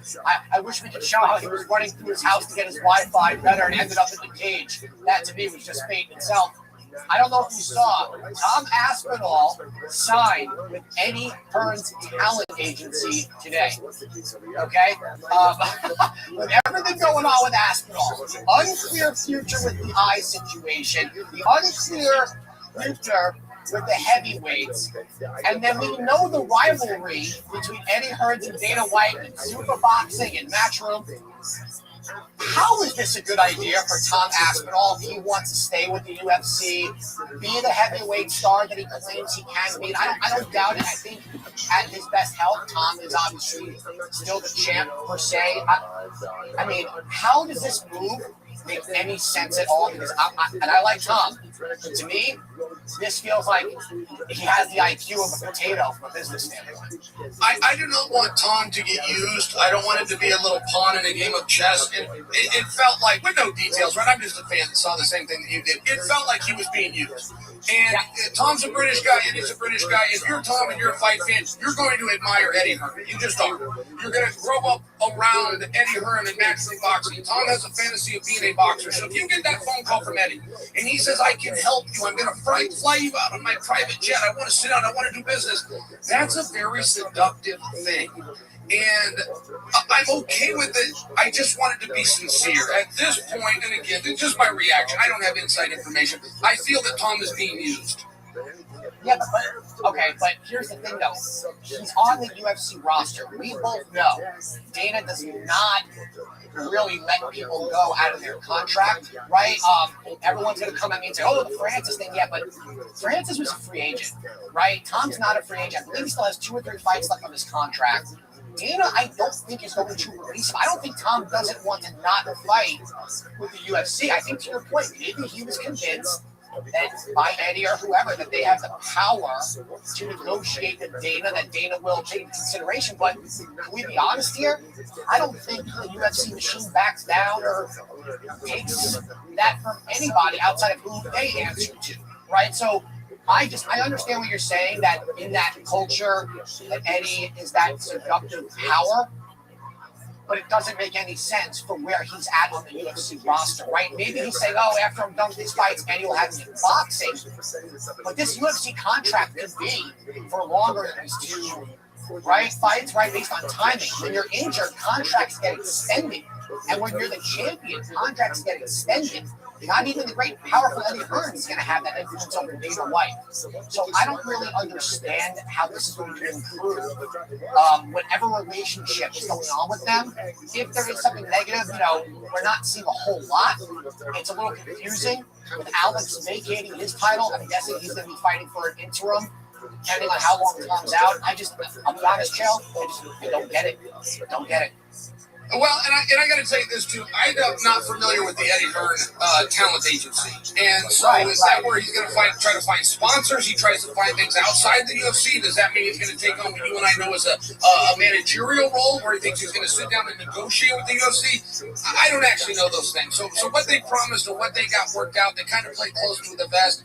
It did seem as though this was a strike back about the Conor Benn situation. And that's where I talk about Tom being used, and I hope that's not the case. Look, to fly Tom out on a private jet is silly. To fly him out at all is silly. Put it in a fax machine or put it in a scanner like everybody else. To sit down and sign it shoulder to shoulder and then have a photographer there that releases it. I mean, it felt like this was a play. And I only share with you, I think that Tom's a pretty sincere guy. He's a real honest guy that loves his family. His father's in his corner. He's a pretty simple guy. He's a cage fighter, and Eddie is a little more sophisticated. And when I saw that, I thought that this was a play on the chessboard and that it was a move by Eddie to strike at Dana. I could have that wrong, but this is how I felt when I first saw it. Listen, I couldn't agree more. So look, this show today, this episode, I'm so happy that we were able to do this. This was truly a pleasure with Conor. You never know sometimes with him. That was a very honest conversation. So guys, this weekend, pay attention to the BMF title, because the winner of that may very well be the main event, fighting Conor McGregor International Fight Week at 170 pounds. I do think that's good for him. Longevity, I'm going to reiterate that, because I want to see Conor healthy, at his best, having fun fights that he's motivated for. If you have a motivated Conor, it gets things exciting again. We want the sport to consistently be exciting, and this week just kind of feels like that, right? Dana said the White House card is done. So my expectation is he's going to announce it probably at the post-fight conference after the BMF title. So between Conor wanting back, this feels like a very strong fight with Chael. Who do you think wins on Saturday night and becomes the potential opponent for Conor in International Fight Week? I'm leaning towards Charles Oliveira, and that's kind of a stretch, considering they've already done this, the two guys have already done this, why should I expect a different outcome? But I feel like it's a very different contest. You're adding 2 rounds to it, right? You're changing the weight class. The one thing that Charles has, and it's not necessarily his skill, it's the mentality. Charles has been calling for this fight for 10 years. For 10 years, he said, no, that wasn't me. I made a mistake. Put me in there again. There are times, I can tell you as an athlete, where you come out and you know in your heart what you did. It was mental. You let up, you relinquished, whatever it was, and you pushed the quit button. And no, please, let me redo that. Charles is speaking in that way, and I am tending to listen to him. I think if you had to bet, you're going to sleep better betting on Max Holloway. But there is something about Charles that kind of opened my eyes. I know he was a 3-1 dog at one point. I think it's closer to 2-1 right now, maybe a little bit wider for Max. But can I add this one thing? If I'm using history, I could bring in the Tony Ferguson fight, where Charles took him down for 15 straight minutes, and none of us knew Charles had that ability. Charles then goes to Madison Square Garden. He takes Michael Chandler down repeatedly, and none of us knew that he had that ability.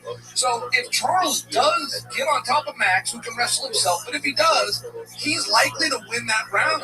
Charles is 3 takedowns away from beating Max Holloway. That's a hot take, but that's where I stand.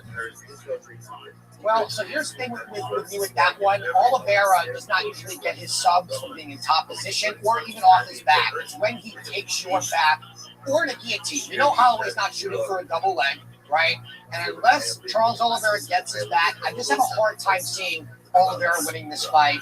I think Max has fought more, and I'm going to let you use this one because I know you're going to text me after, so I'm saying yes right away. Max has fought more puzzles than Charles Oliveira has in his career. You like that one? I know you kind of like that one. Justin Gaethje, Dustin Poirier, Chandler, they're not puzzles, right? You know what they're going to do.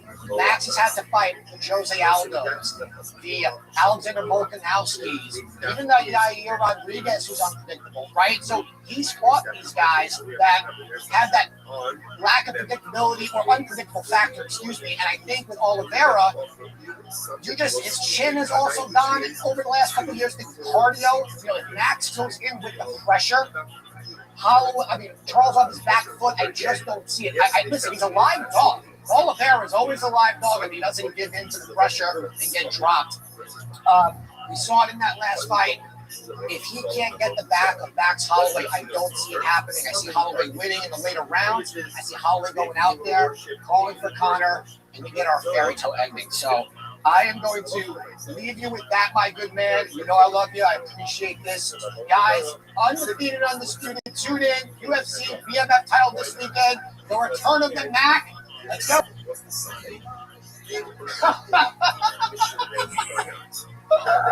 Oh, he's up. He's up.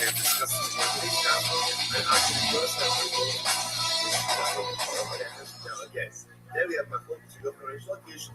Do you need active decommissioning or can it even be passive decommissioning? But again, we'll get back into that in a little bit. That's our overarching level. So here, the Oakland says it has to be active decommissioning, which Lucky says even passive decommissioning.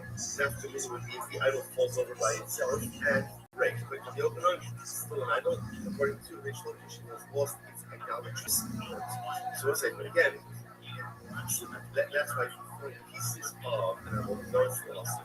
If you find pieces of something on an image, it's going to be water. Why is it water? Because it's a spec snake. What's the spec snake of? Suffix number 1 is maybe it is never worship. That's number 1. Number 2, ultimately, again, even if it was worship, maybe it was worship. So the idea of going jumping back to the whole zone is just a second. The reason why ultimately again, zone. It does not work because what we say ain't something what's in the ultimately again the something that maybe with permission doesn't go ahead and take it out from the guy that it was a whole zone. That there are questions that raise maybe something wants to give you that. And is that true? That a something, a possibility cannot go ahead and change the reality we're facing uncertainty. What about telling our time? Very interesting. You actually saw this. Cover Shanice. We have to go into their parents. So say Cover died. And again, translate, a special shalom aleichem to a member of our shir from South Africa by the name of Ian Meltzer, who I was just introduced to, Drew Belgram, another member of our shir in Toronto. Oh, Hashem, we have a lot of beautiful family, not just in the States, but all Hashem around the world. Certainly, and he messaged me via mail. I translated the Clubber a few days ago as Clubber. So the truth is, it's not really a fair definition. Rashi, remember, again, 2 days ago, goes ahead and translates Clubber as a person who is careful with the laws of Tum and Tara to the point where even eats his food with Tara. Even what we call non-sanctified food, he is not meant to be in a state of ritual purity, and He's also careful with Trumas and Meisters. So that's the definition of a chaver. So it's interesting for me and asked, he said, why? So why do you call a chaver? Like chaver means a friend. You know, what's the shot of that? So perhaps the insult is like this. He's a chaver. Chaver is someone who's just searching out for extra power. He's looking for extra purity. That's what he's looking for. At the end of the day, what does he try? Hashem says, I want you to make sure that you eat Kodesh in a state of Tara. You don't have to eat in a state of Tara. You're not obligated to eat your unsanctified food in a state of ritual purity. However, someone thirsts for Tara so much that he seeks out those standards even in areas where ultimately he's not obligated. Such a person who is thirsty for purity. Such a person who wants to bring purity into areas that his life where he is not obligated to do so, such a person is a friend of the Lord. That's a friend. That Baruch Hu says, someone who wants me in their life so badly that he's willing to take on strictures in areas of ritual purity, not good power that he doesn't have to. That's a friend. That's a friend of the Lord. Perhaps even to a certain degree, higher level than because the acquisition of knowledge is enjoyable. It's inherently enjoyable. It's beautiful. We all love learning. We all love exploring new ideas. But someone puts upon himself additional stringencies because he wants power, not Tara. He wants purity. That's a friend of the Lord. So the Gemara says, Chaver Sheniski, he had to go to land house. So Chaver dies. Interesting case. Chaver dies. And after that, they discover that he has a basket of food. What's the issue? The issue is we don't know whether or not they've been timed.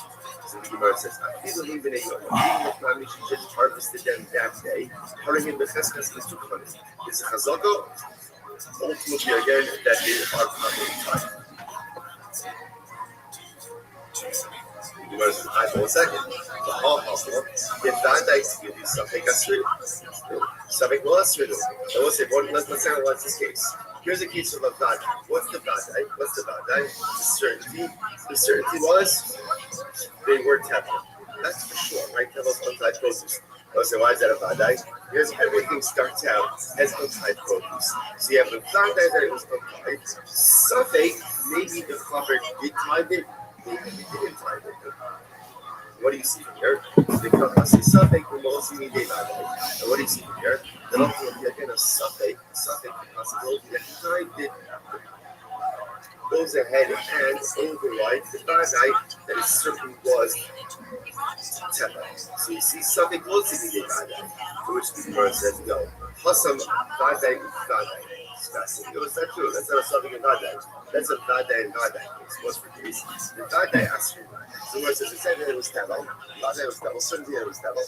And also vadai that what? That he ties it. The Gemara says that he can't close out.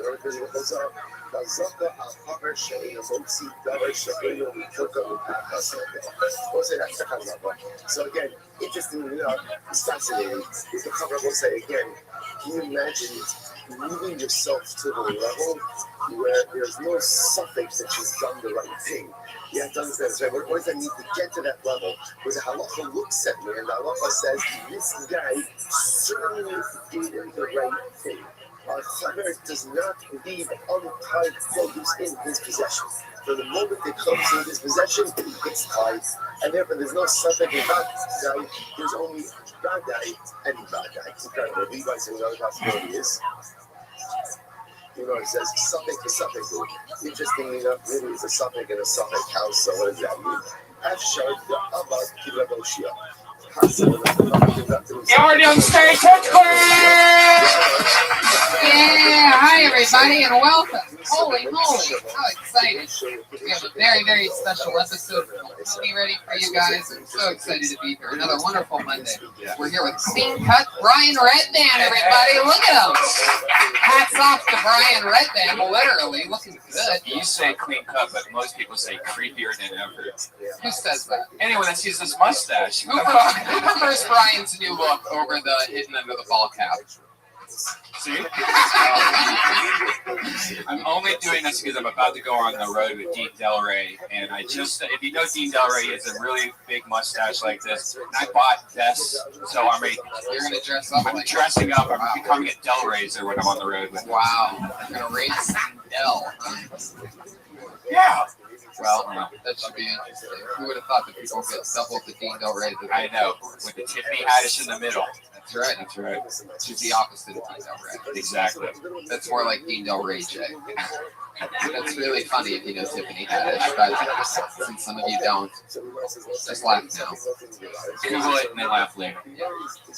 Exciting show coming up on Wednesday. Oh yeah, Death Squad Secret Show #2 is going to be here Wednesday. We have Mark Maron, Steve-O, Joey Diaz, Neil Brennan, Bobby Lee, Rory Albanese, which is used to be the producer of The Daily Show and the writer, and Mike Black, Tiffany Haddish, Tony Henson. We're all going to be here. It's stand-up comedy Wednesday night. Yeah. Is that at 10? 8 o'clock, and there's a couple surprise guests too.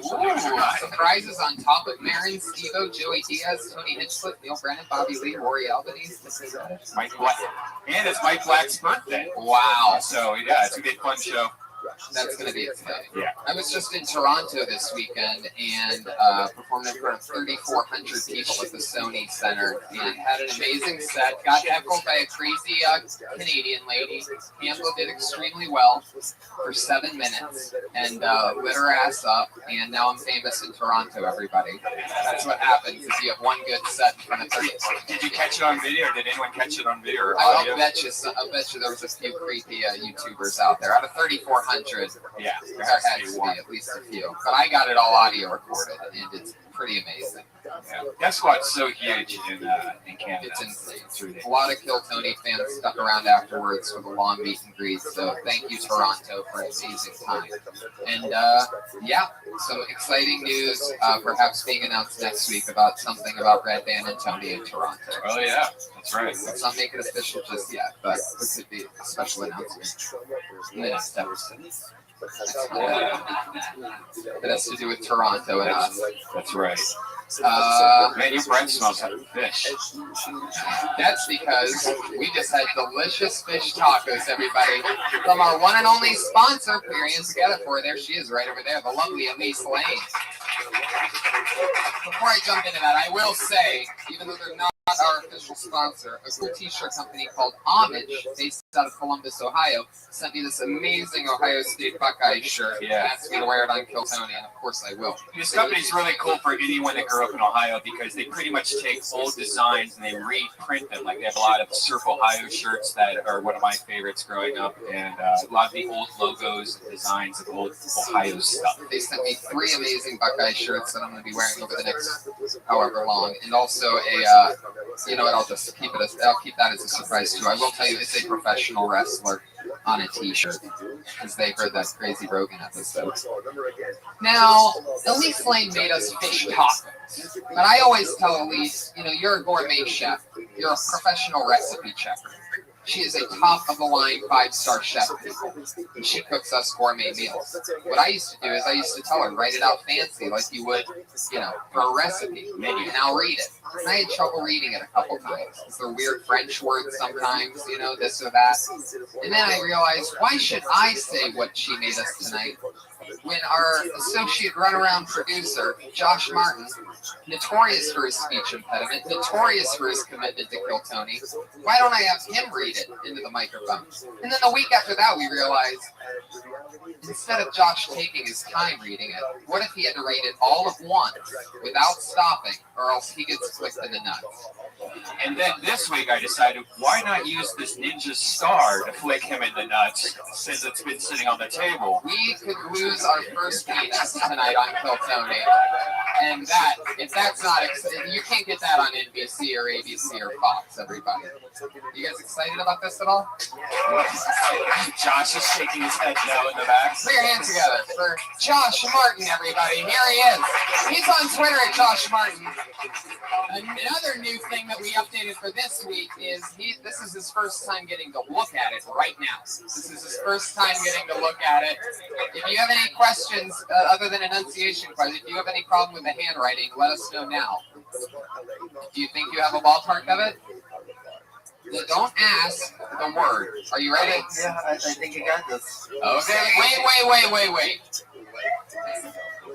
Are you ready, Josh? No problems with the handwriting. You think you have it, correct? It's not the problem with the handwriting. I'm going to say that. Guys, who's ready for Josh Martin could get flicked in the nuts? Josh, whenever you're ready, tell us what the lovely Elise Lane made us tonight. She made taco de escargot with tilapia, with cilantro, lime cream, cabbage, jalapeno, and tomato. Whoa! Non-stop. Josh Martin killing it. Speech impediment might be fake. All we need to do is always have somebody about to flick him in the nuts, and he doesn't have it anymore. Follow Elise Lane on Twitter at Elise Lane. That's ELYSELAIN. And she's on Facebook and Instagram at The Girl with the Pan. Everybody. So if you want a gourmet chef to cook at your next party, Elise Lane is available. Boom. There you go. That's the part where you clap for Elise, everybody. It's right there. What else? That's it, right? Yeah, didn't you make a deal with one of the comics a couple of weeks back? I did, and I'm gonna. I should have the. I'll bring him up first. Yeah, bring up everybody. Yeah. But I did. There was a comedian on 2 weeks ago. Josh, if you could get, I forget his name. There he is, right there. Meet him. Get his name. All right, fuck it. That didn't go as smoothly as I thought it was gonna go. But anyway, I realized I've seen him for the last few years doing stand-up comedy, and actually, I'm going to wait for this. We're going to bring up our weekly head of security. It's a great start to the episode, everybody. It couldn't be more quiet in this room than it is right now. We really started on fire the last 4 weeks. I sort of forgot what it was like to dig us out of a hole, but this is exciting. Here we are. Every week we have a new head of security keeping us safe. It's always somebody in the form of an Iron Man type of suit. Because the original guy that was our head of security was a guy in a $5,000 custom-made Iron Man suit. He screwed over the show. And he said that he got too big for the show and that he's not coming back until it's a show on Comedy Central. We told you you're replaceable. He said, no, I'm not. So what did we do? We've replaced him every single week since then with a new superhero based off of his original character, who's sleeping. And this week's no different. This is this guy's third or fourth time being our Patriot. He's one of our favorites. A lot of people call him West Hollywood Jesus, but we call him Kevin Lee Light Jesus Patriot, everybody. There he is. Live in the flesh.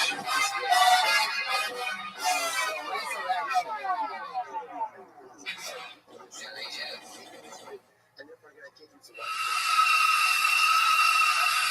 Welcome, Jesus. Thanks for having me back. I love that just like all the other Patriots, your speaker box is near your crotch area. You know, the strap that holds it on is usually missing this time. So this is double stick tape to my pubes.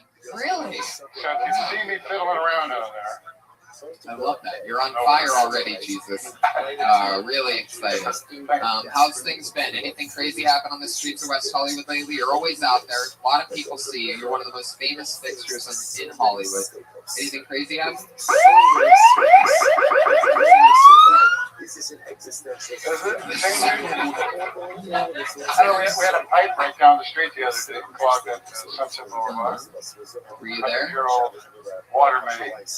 You turned it into wine? Was it a wine main after that? Well, I don't know. You want to bring up wine and fish as well? Well, I had my fish on a tortilla tonight. I want to take that shot.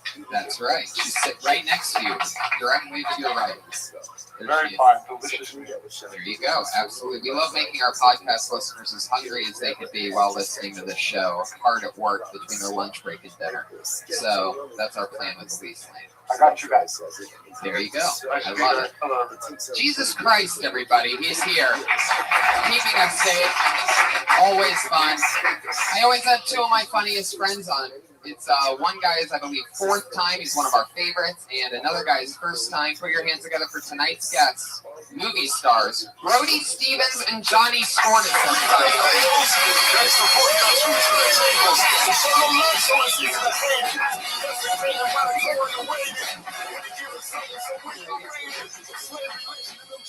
Brody has been on so many times. Johnny's first time. It's very exciting to have you guys here. Johnny. Check, two. Welcome back, Brody. Great to be back here in Southern California. I was in Toronto the past week, and before that, all over America. And it's always good to be here up in the belly room doing Kill Tony. Yes, you got it. Push your believe, never forget. Is there an outlet up here? I'd love to charge my phone. You want to plug in your phone right now? I do. Is there an outlet? It looks like there might be one right there. Do you want to try that out? I'll go and do it. Or does Josh plug it in? Yeah, Josh, you want to just do it? Can you do it? I'll do it, Josh. No, let Josh do it. Right. Should I do it? Okay, thank you. There he goes, charging it up. Who's that, Josh Marks? Just keep an eye on it. Thank you. Welcome to Kill Tony. Yeah, Stephen Brody Stevens. Thank you. And Johnny Scortis is here, everybody. His first time at Kill Tony. The Equalizer is the #1 movie in the country right now, and guess who's in that movie? Johnny Scortis. Yeah, you got it. He believed. This is one of the guys who, 7 years ago, a true classmate of mine, me, you, Jamar, Gerard, Angelo, the whole kit and caboodle, we all started together waiting in lines for long hours, and we're all very proud of it. And now we're here. Yes. Doing it. In the belly room on a Monday night. Listening to Brody wiggle. Well, I'm trying to get comfortable.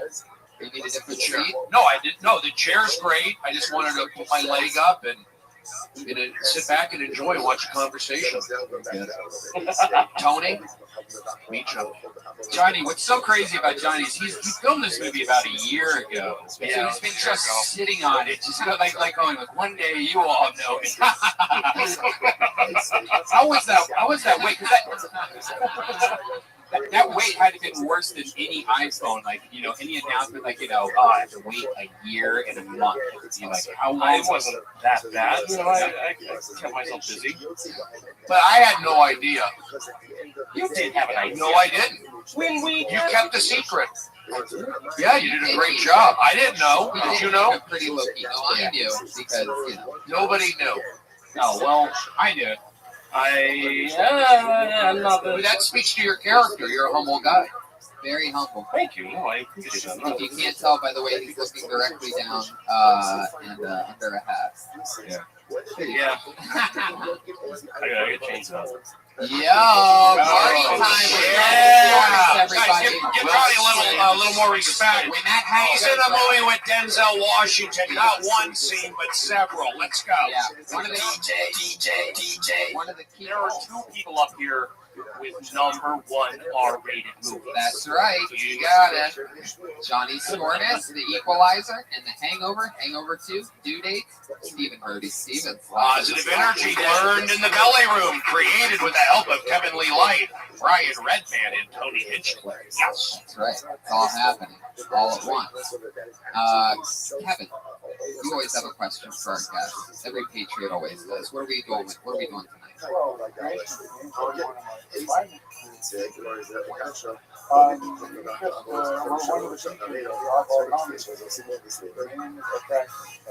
What was your highlight? The highlight of my oddball tour experience? Oh, just the camaraderie backstage, getting the opportunity to host the main amphitheater, training off with Jeff Ross and learning from one of the masters how to host a show and keep an audience engaged. And it's a good feeling to travel across America and know that comedy is the new rock and roll. And I'm Jackson Brown. You got it. Let's push. Thank you. Johnny, the Lord sees all and knows all. Is there anything you might want to go message these fine people about the time that you dressed up as the boy on Halloween as the boy from the movie Up? Oh boy. Okay. A couple Halloweens ago, I was here for this night. That sounds adorable. Oh, it didn't end up that way, but I had good intentions to start. I thought that everyone was going to be dressed up over here, and for Halloween, and I was like, I'm going to go to the comedy store. I'm going to have a great time. Everyone's going to see my costume. It's going to be great. And I dressed up like a fat little kid from Up. And then I got here. He looked adorable. He's got the little orange flagpole sticking up in the back, a little Cub Scout hat, little strap with medallions on it, short khaki shorts. But I was the only person in costume. Yes. And And so he then got I drunk. proceeded to I was throwing back like little mini bottles of Jack Daniels, and then I ended up throwing up on the piano downstairs in He front of everybody. projectile vomited in front of all of us while we were smoking pot. And when I got my barf badge and that that's day. always funny, but when the buddy is dressed up like the little boy from Up and he's projectile vomiting on Halloween night after a long night of drinking, that was perfect. Just humble pie everywhere. It was actually DiGiorno's pizza that I had at my brother's house down the street. Share with us. Do they deliver? It must be that area.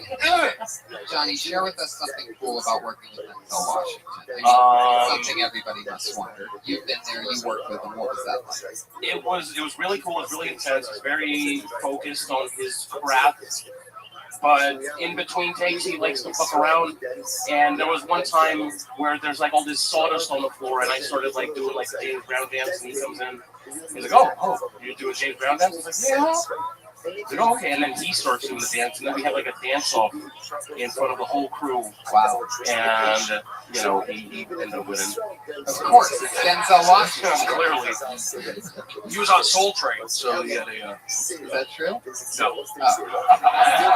Just threw that in. You know what's funny? In the film, he actually has a joke about being also. Are you serious? Positive push. There you go. Are you serious? Yeah. There you go. See, we believe things happen. You haven't seen The Equalizer yet, huh? No, I've not. The only equalizer I've seen has been on my iPod. You got it. Volume limit on. What was that? Is that a foghorn from Long Beach? Guys, this is so exciting. We're going to have so much fun. You know the deal. Comedians signed up with a chance to do a minute in front of you guys and then chat with us on a live podcast afterwards. So, you know the deal, comedians, you get 60 seconds of uninterrupted stage time, but you know that 60 seconds is up when you hear the meow of a kitty. Here it comes.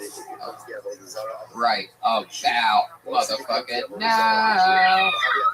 Oh. Are you making that sound yourself, Brian? That was pretty cool. Yeah, 60 seconds, you'll hear this. Aww. That means we'll wrap it up. That's or else you're going to get the angry West Hollywood bear. Oh, via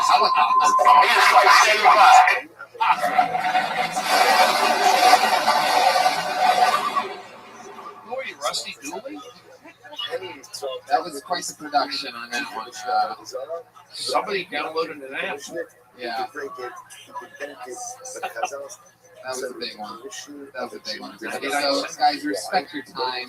Obviously, nobody wants to hear that bear come out again. Do 60 seconds. You're the not angry West Hollywood bear. You're the nice pacifist bear.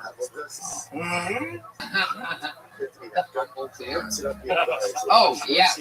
So, what we were talking about earlier was there was a comedian on 2 weeks ago that I've been watching get better at stand-up for years. And he gained a lot of weight.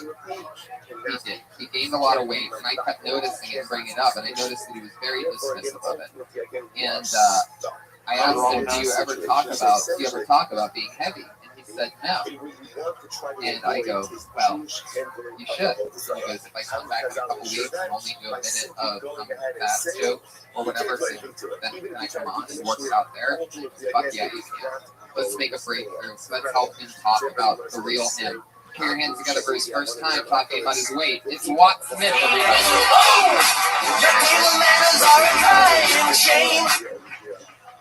Thank you guys. Thank you for accepting me as I am a pregnant woman. And I wouldn't look this way if it wasn't for my great ass. But you're like, damn, dude, with that ass and this stomach, I look fat. Used to play soccer a lot. Now they just use me as the ball. Haven't gotten laid since I got fat. Every morning I have to brush cobwebs off of my penis. I forgot all the memories of girls I hooked up with. So now my spank bank is just me remembering other times that I jacked off and it felt good. Like the fat guy. You feel fat when you're sweaty and you're eating chicken wings and the waiter comes by and he's like, you still working on that? Yeah, this is all I do is eat chicken wings.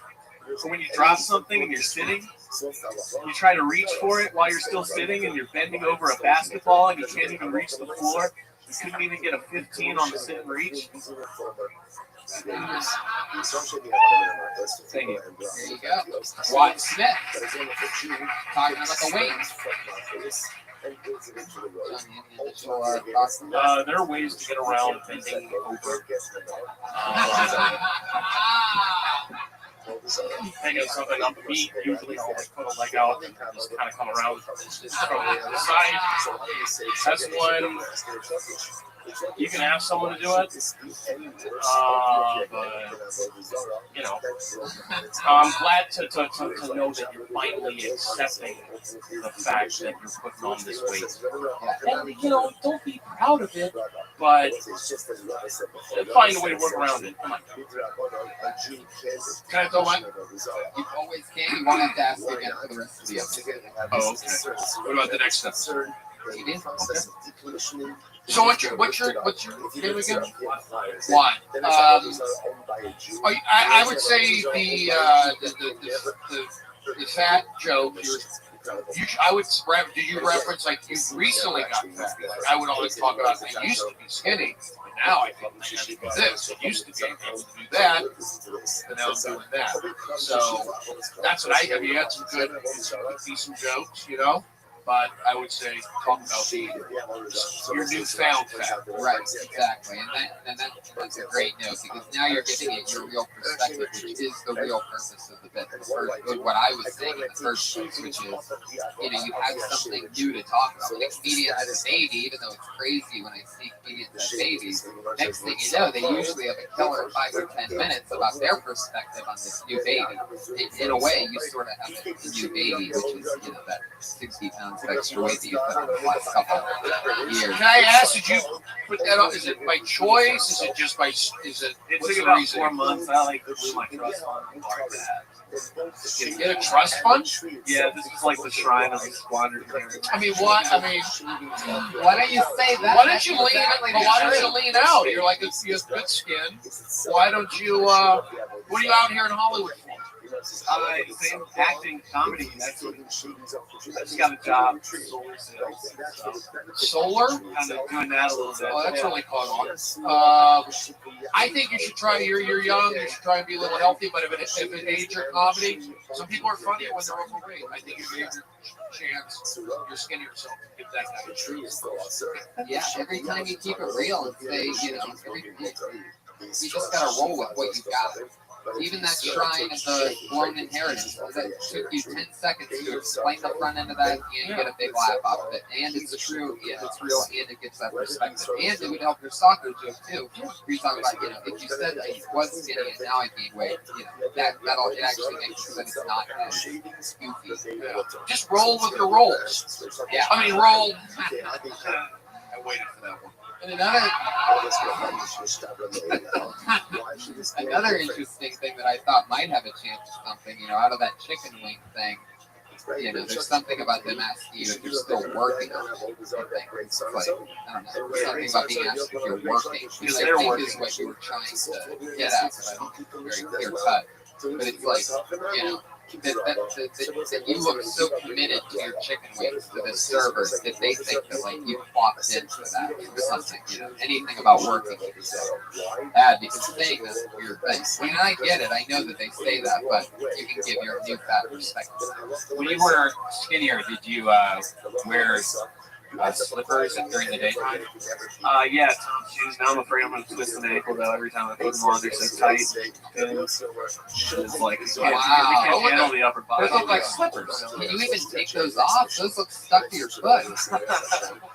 You could say something, yeah, like you wore Tom shoes, I gained weight, now I can't get them off. Something like that. Talk about how you're clothes. But I don't say I'm not saying get too committed to the overweight stuff. I say try to do some weight. I want to lose weight. I've been eating unhealthy because I'm like, I know in 2 weeks I got to show. But we'll be just now I'm trying to lose some weight. You're the first person to put on weight socially, and we appreciate that. Whip, right? What? What's it? Where are you from? Virginia, Richmond.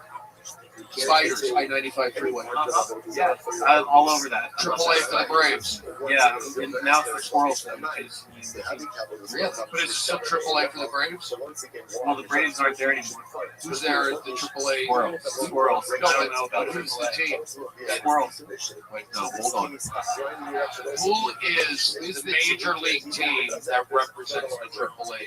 Who's the It might be the Atlanta Braves. I think it is. Yeah. Okay. You know, You really brought home the Squirrels. Somebody find that out. Find out who the AAA. I think it's the Braves. Please find out. But we'll get back to me off the mic. I know my sports. I believe it is. I believe the AAA affiliate of the Atlanta Braves would be the In Richmond. Swarms. Richmond. I like the name. I love squirrels. Really? You do? Yeah, I took a great video of a squirrel in Toronto the other night. He let me get super close. When you were a kid, when you were a little child, did you ever kill animals with a BB gun or a... No, I wasn't into that. No, I just vandalized all houses. Oh, that's weirder? That's more weird?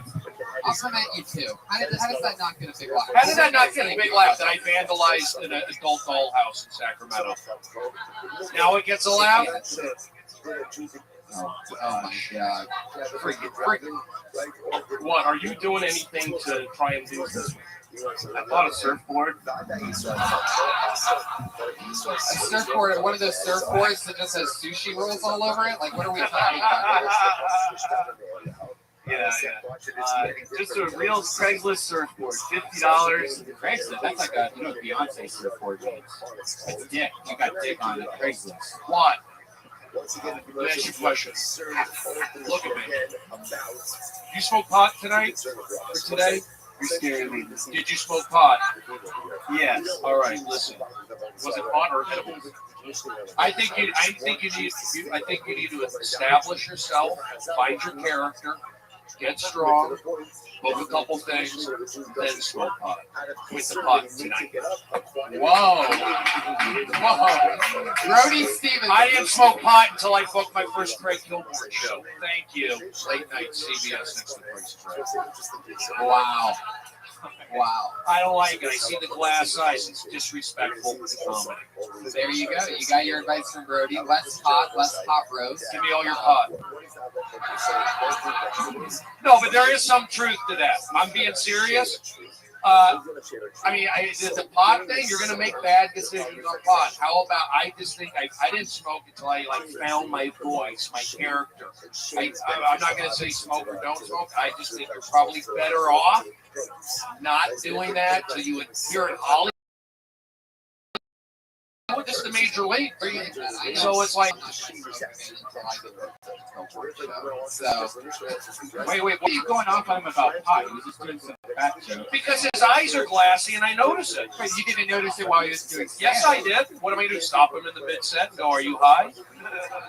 I saw they were shiny. I'm just saying, maybe that. I think he performed well. I think the joke. I'm not saying he didn't, Brian. It might have something to do with that. Oh, my I'm bad, just saying. You just got double air horn. I got double air horn? Yeah, you did. I don't know how to do it. I've never seen it happen before. You just did it. It's okay. I'm doing fine. I'm not harshing anybody's buzz, but I'm saying, I do a lot of shows, I talk to people, smoke pot, but if you're trying to make an impression and your eyes are all glassy, I'm thinking pot. That's all. Do I smoke pot? Yes. But I have a regular gig. And the day that gig stops, I give up pot. Now, Johnny, did you always talk about your weight when you first started stand-up, or did you wait a little bit too? I waited a little bit. Yeah. Before I started doing that. Yeah. But, How did it make you feel when you start talking about it? It's what it. Yeah. Yeah. Just taking whatever the hell it is that people see with me on stage, letting them know that I know what they see. And then, I get to work in other stuff.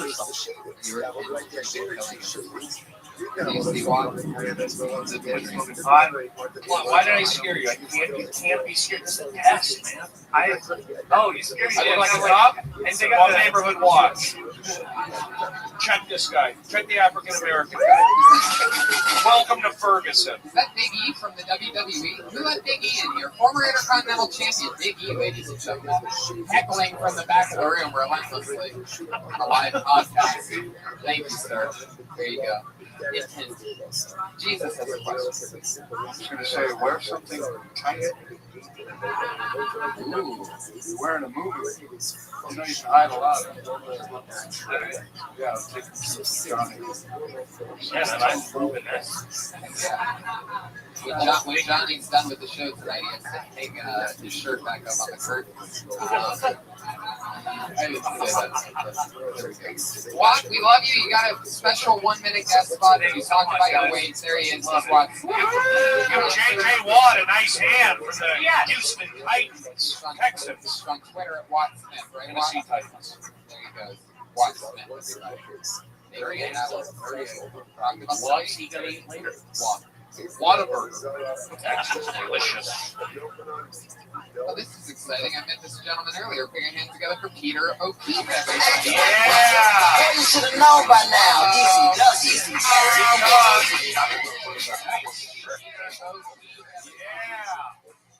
What's up, Comedy Store? How we doing? Woo! Right on, right on. Is everybody over the Ice Bucket channel? We all being free for done, right? Right now, let's think about this. What's the ironic? We found out the number one way to get ALS.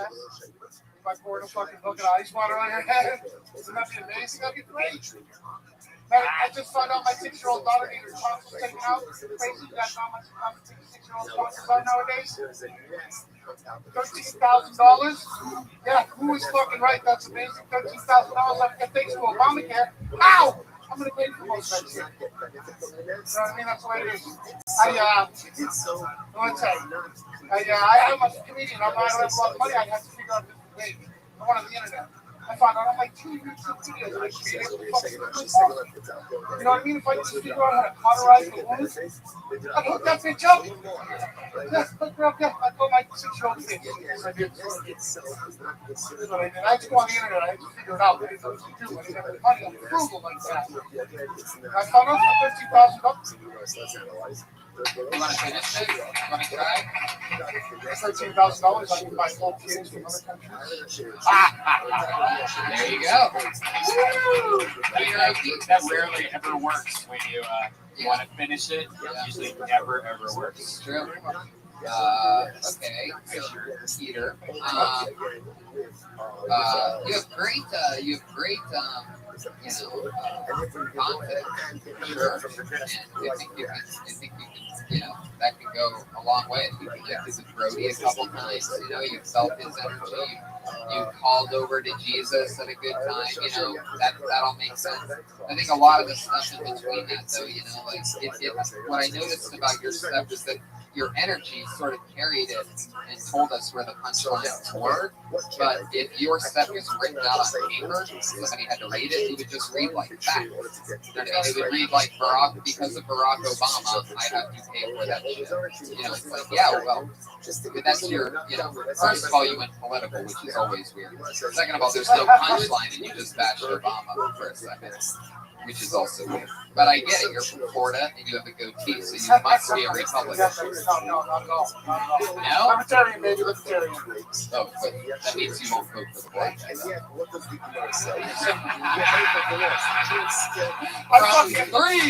I fucking voted for the black guy twice. Fuck off. No, but you are from Florida, so you do have the coke buzz when you're on stage, because you do have a very high energy. Like this is a very small room, but you're playing for an arena in your head. You're like, hey, what's up, everybody? And so when you're on stage, you're trying to kind of hypnotize the person, people that listen to you. So when you're throwing so much energy, it's kind of like, why is this guy going crazy on me? It almost puts you off a little. So I would really be interested to see you do a set that was maybe slow it down by 50% or more. Right. But when you rush it, it's like, oh my God, why is this guy screaming at me? Instead, I would rather you just be like, hey, for a bar, always better to do at least at normal speed, doing a minute at normal speed. It's hard to do that. Or else she'll always make those weird adjustments. You have 30 minutes of solid material, and you get the Tonight Show. You don't see people going on the Tonight Show trying to get as much as they can just because they have a 4-minute spot. So then I'm like, you have to do it your own speed. Brody Stevens is here. Steve Brody Stevens. I would say my only red flag was the use of the F40. Unnecessary. I would say I like stage presence. You want to call it confidence, whatever. I don't mind if you smoke pot. It works to your character. Thank you very much. I want you to smoke pot. Thank you very much. What? It's not good on the khaki pants, the toms. It's not good. You got to be clean-eyed. Trust me. I know what it takes to work in this town. You, Pete? I just gotta say real quick, sorry to cut you off, but Watt is agreeing with you while eating food right now. I'm watching him. He just had a mouthful of French fries. Are you still working on that? He gave a All back. I remember the bits, but I got it. Remember, I got double bullhorn. Just remember that. Again, so that's my thing. I can't break down material. That's not my shtick. I'm a personality-driven guy. I liked your energy. I mean, this is a weird room. You know, I would even say project more. But I think keep it in. I think you were actually trying to hold back in this room, and I feel if that's the way you are, if you're wired that way, keep doing it. So I don't know about. I didn't pay so much attention to material. I didn't think it was Jeff Obama necessarily. Everybody's making fun of Obamacare, so you just assume when somebody says Obamacare, it's a joke. But he's literally in that. Like I said, he's going to have kicked out and then said, The kick reminded me of, you got kind of a Joey Diaz vibe, too. Go with that. Maybe you're Joey's Cuban uncle. Go with that. But I like what you got. Keep it up. Keep smoking pot. Don't change who you are. Here he is. I would say the opposite. Go even further with it. You have a very ice road trucker thing. You know, when you come up on stage, and if you were just to let everybody know that you're a fucking ice road trucker, you do meth, you do all these fucking things. You're from Florida. That the people who will accept you more than the people who wouldn't. Yeah. So, truck on. Yeah, it's true. You know what? I really like that note. If you talked about being from Florida and what you look like while doing that exact energy, there's no way it doesn't. And so, your take on Ice Bucket and your take on Barack Obama is nothing compared to your take on you, which is what people really want. But you could also play like a Latino guy from East LA, like a Danny Trejo guy. I'm serious. You got to think across the board. Only Arabic or Israeli. I have to admit, though, Ice Bucket and Obama are two topics that if a comic does, I'm just like, oh God. Yeah, that's what I'm saying. Why cover things that anybody can cover when you can talk about yourself? Yeah. I did that the same over. Yeah, we actually opened up for us in that spot in Jacksonville, Florida. It was a lot of fun. And you're always going to want to hold the mic a little bit closer. But I think you did that for this room. You got great hair. It's not going to go anywhere. Your acting range is wide. You've been uncle all the way to Santa Claus. It's amazing. Peter, thank you. All the way from Florida, everybody. There you go. Wow, he's F Squad Florida. So does everyone pull a name out, or is it just, how does that work? Do we all pull names? No. Oh, okay. Do you want to? I'd love to. Just trying to look for more interaction. What do I know? 2002. Here we go. Pulling in the name. All right, here we go. Here we go. Taylor Rizzo.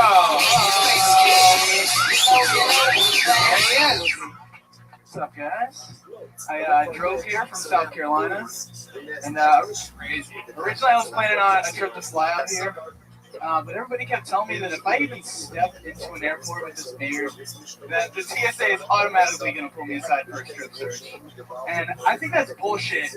And I wanted to figure out a way, like, if they're going to waste my time, I want to figure out a safe way to fuck with them and waste their time, you know? And I was thinking, like, what's the policy on smuggling things in your butt? Because the only time I've ever heard anybody get in trouble for that, it's always illegal stuff like drugs or weapons. But like if they search me and they just find like my keys and my wallet and my passport, like in a baggie, of course, there's poop in there. Like, they can't just arrest me for being a weird guy. But it sure is going to eat up a lot of their time. All right, that's my joke, guys. Thank you. Fuck yeah, buddy. That's hilarious. That's really good. Thank you. That's really funny. I don't know what You stand up in South Carolina. I do, yeah. The first time I ever did stand up outside of South Carolina was 2 weeks ago when I left on this trip, yeah. How long were you doing it there? Like 2.5 years. I'm so glad you got told them too. This is awesome. Yeah, me too. I talked to you, and was it also Jacksonville? In Jacksonville, yeah. I met the other guy there too as well. It was crazy. And what did I tell you that? Oh, my original plan, I was dealing with some depression, and I was like, I'm going to quit my job and go pursue stand-up. And I met at Red Band, and I told him, he was like, do not quit your job at all. And I was like, well, all right, what do I do? And so I took a month off from work and taken it out. Yeah, because you have to get out there, you have to see it, but you can't just like I'm just going to quit and become a stand-up. Honestly, you're going to become homeless. There's a lot of homeless comics. Most of the guys you see tonight are homeless. Like most people in here are homeless. Like Josh Martin lived in his car for almost 2 years. I think he still does. Yeah, he still lives in his car. What's the rental? Josh lives in his car.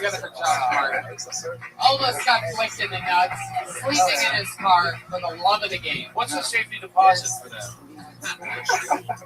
But it's comedy's something that you need to do if you want to do it. But don't throw all your turds in the basket, put it in your mouth or something. I don't know what that means. You're right. No, I really appreciate the advice because this has been an eye-opening trip for me. I've never really been off the East Coast, so I've seen more of the country in the last 2 weeks than I have my whole life. Next question. I know this will play in the podcast. It's kind of interesting how you hold your mic. You hold it like on your. You have an interesting mic section right here. Yeah. You're shaking. So it's a defense mic. What you'll get is what I have. You might see a little burp right here. Because comics are the dirtiest, and then you just, like you bite your lip. Next thing you know, you do a show, you have 32 comics that probably have touched that mic. I think I have a little more. Yeah, you go put it in your pants. I'm not going to kiss you. Right. Not anymore. What's your job in South Carolina? What do you go back home to? I work at Urban Outfitters. I build the displays, stuff that I store for help with.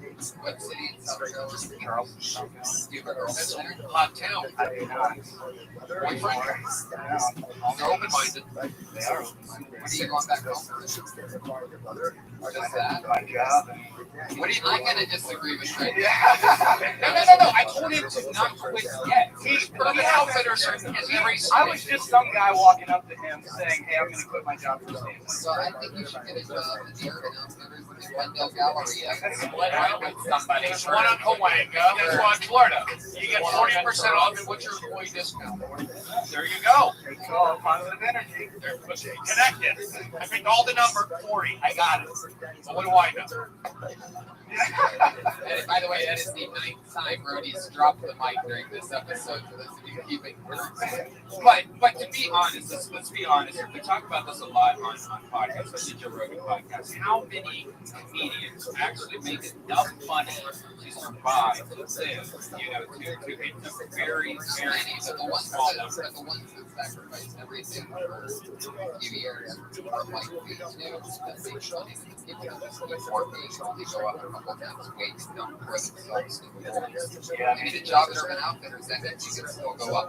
Some of your Urban Outfitters do a waiter. I only get to go up like twice a week in Charleston. The first year that I did stand-up, I only got to go once a week. Well, if it's something that you want to do, then you'll figure it out. Go either move to LA or New York and knock it out. It's definitely something I want to do. This is kind of a trip. That's a see if receipt. I'm capable. Yeah, you think so? Yeah, definitely. The one thing I give a structural note on is there's a part where you say it's bullshit, which before the reveal of everything, it's for no reason. It's sort of like a good protein, no meat to cuss, you know, because you're going from one thing to the other when you do that. You're saying somebody told you that you're going to go into, you're going to get stopped at TSA, and then, which I think is bullshit, which is bullshit. But you're saying that in a period where it won't get a lab day, and you're about to tell them what you'd rather do anyway. Because there's no point that this is bullshit. You might make people wonder if that was a punchline that just didn't hit. So instead, don't give them the option. Go straight into more. Straight into what I would do. Yeah, straight into more bullshit. Think of other things you could put in your butt. Think of it like you're only allowed one carry-on. Think of turning going to airplane mode, not when it's in my ass.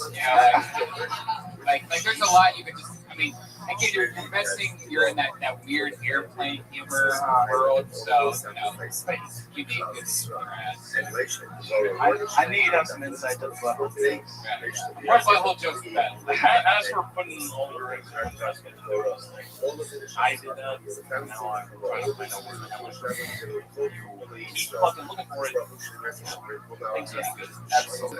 I took the Josh Martin approach. I threw everything out there, and at one point, I was sleeping behind this building in my car for a few months. I was having more fun doing that than a lot of the times since then and before then. And because all that I had to do was wake up for stand-up. That's what you're going to do. You wake up when the sun comes out, you shower, you get a newspaper, and you start writing all day. If it wasn't for some of those days with absolutely no distractions and no work and nothing else to do, I probably wouldn't have got the writing work ethic that I get to do during the day, then go do stand-up and whatever else I want to do at night. So now I do both. Go to the Writers Guild and stand-up meeting. It's stupid, insane, retarded.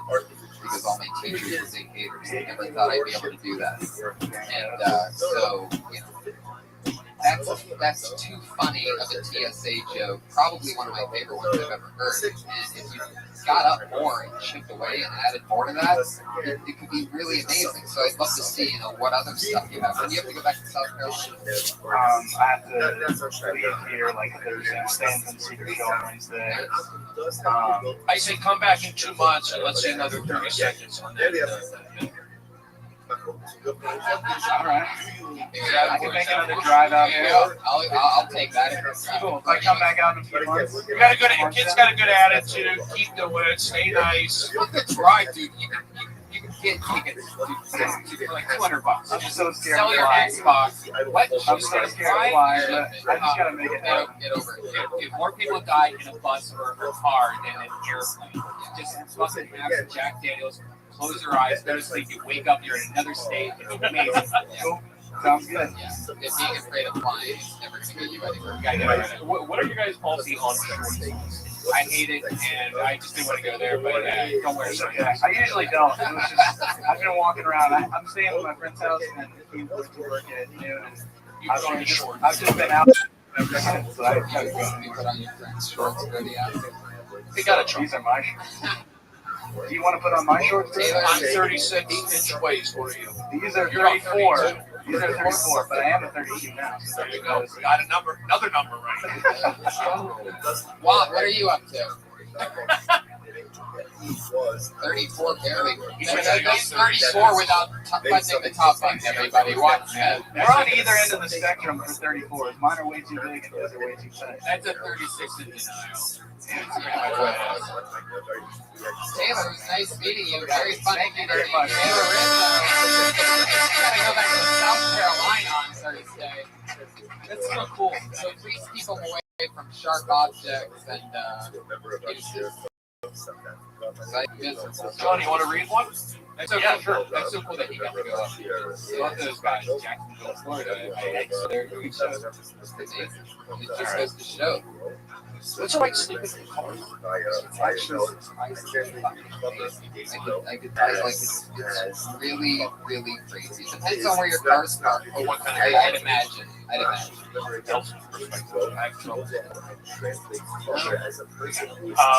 Jared Elvis?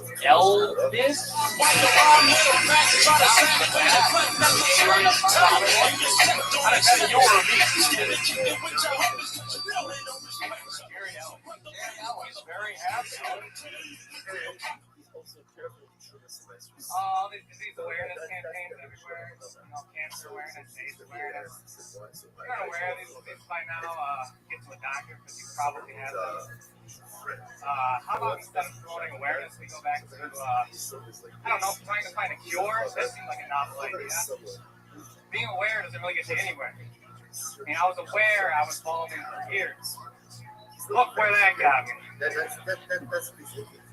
I think it shows how lazy we've gotten as a society. Like it used to be a run for the cure, then it was a AIDS walk, now it's a just be aware. You know?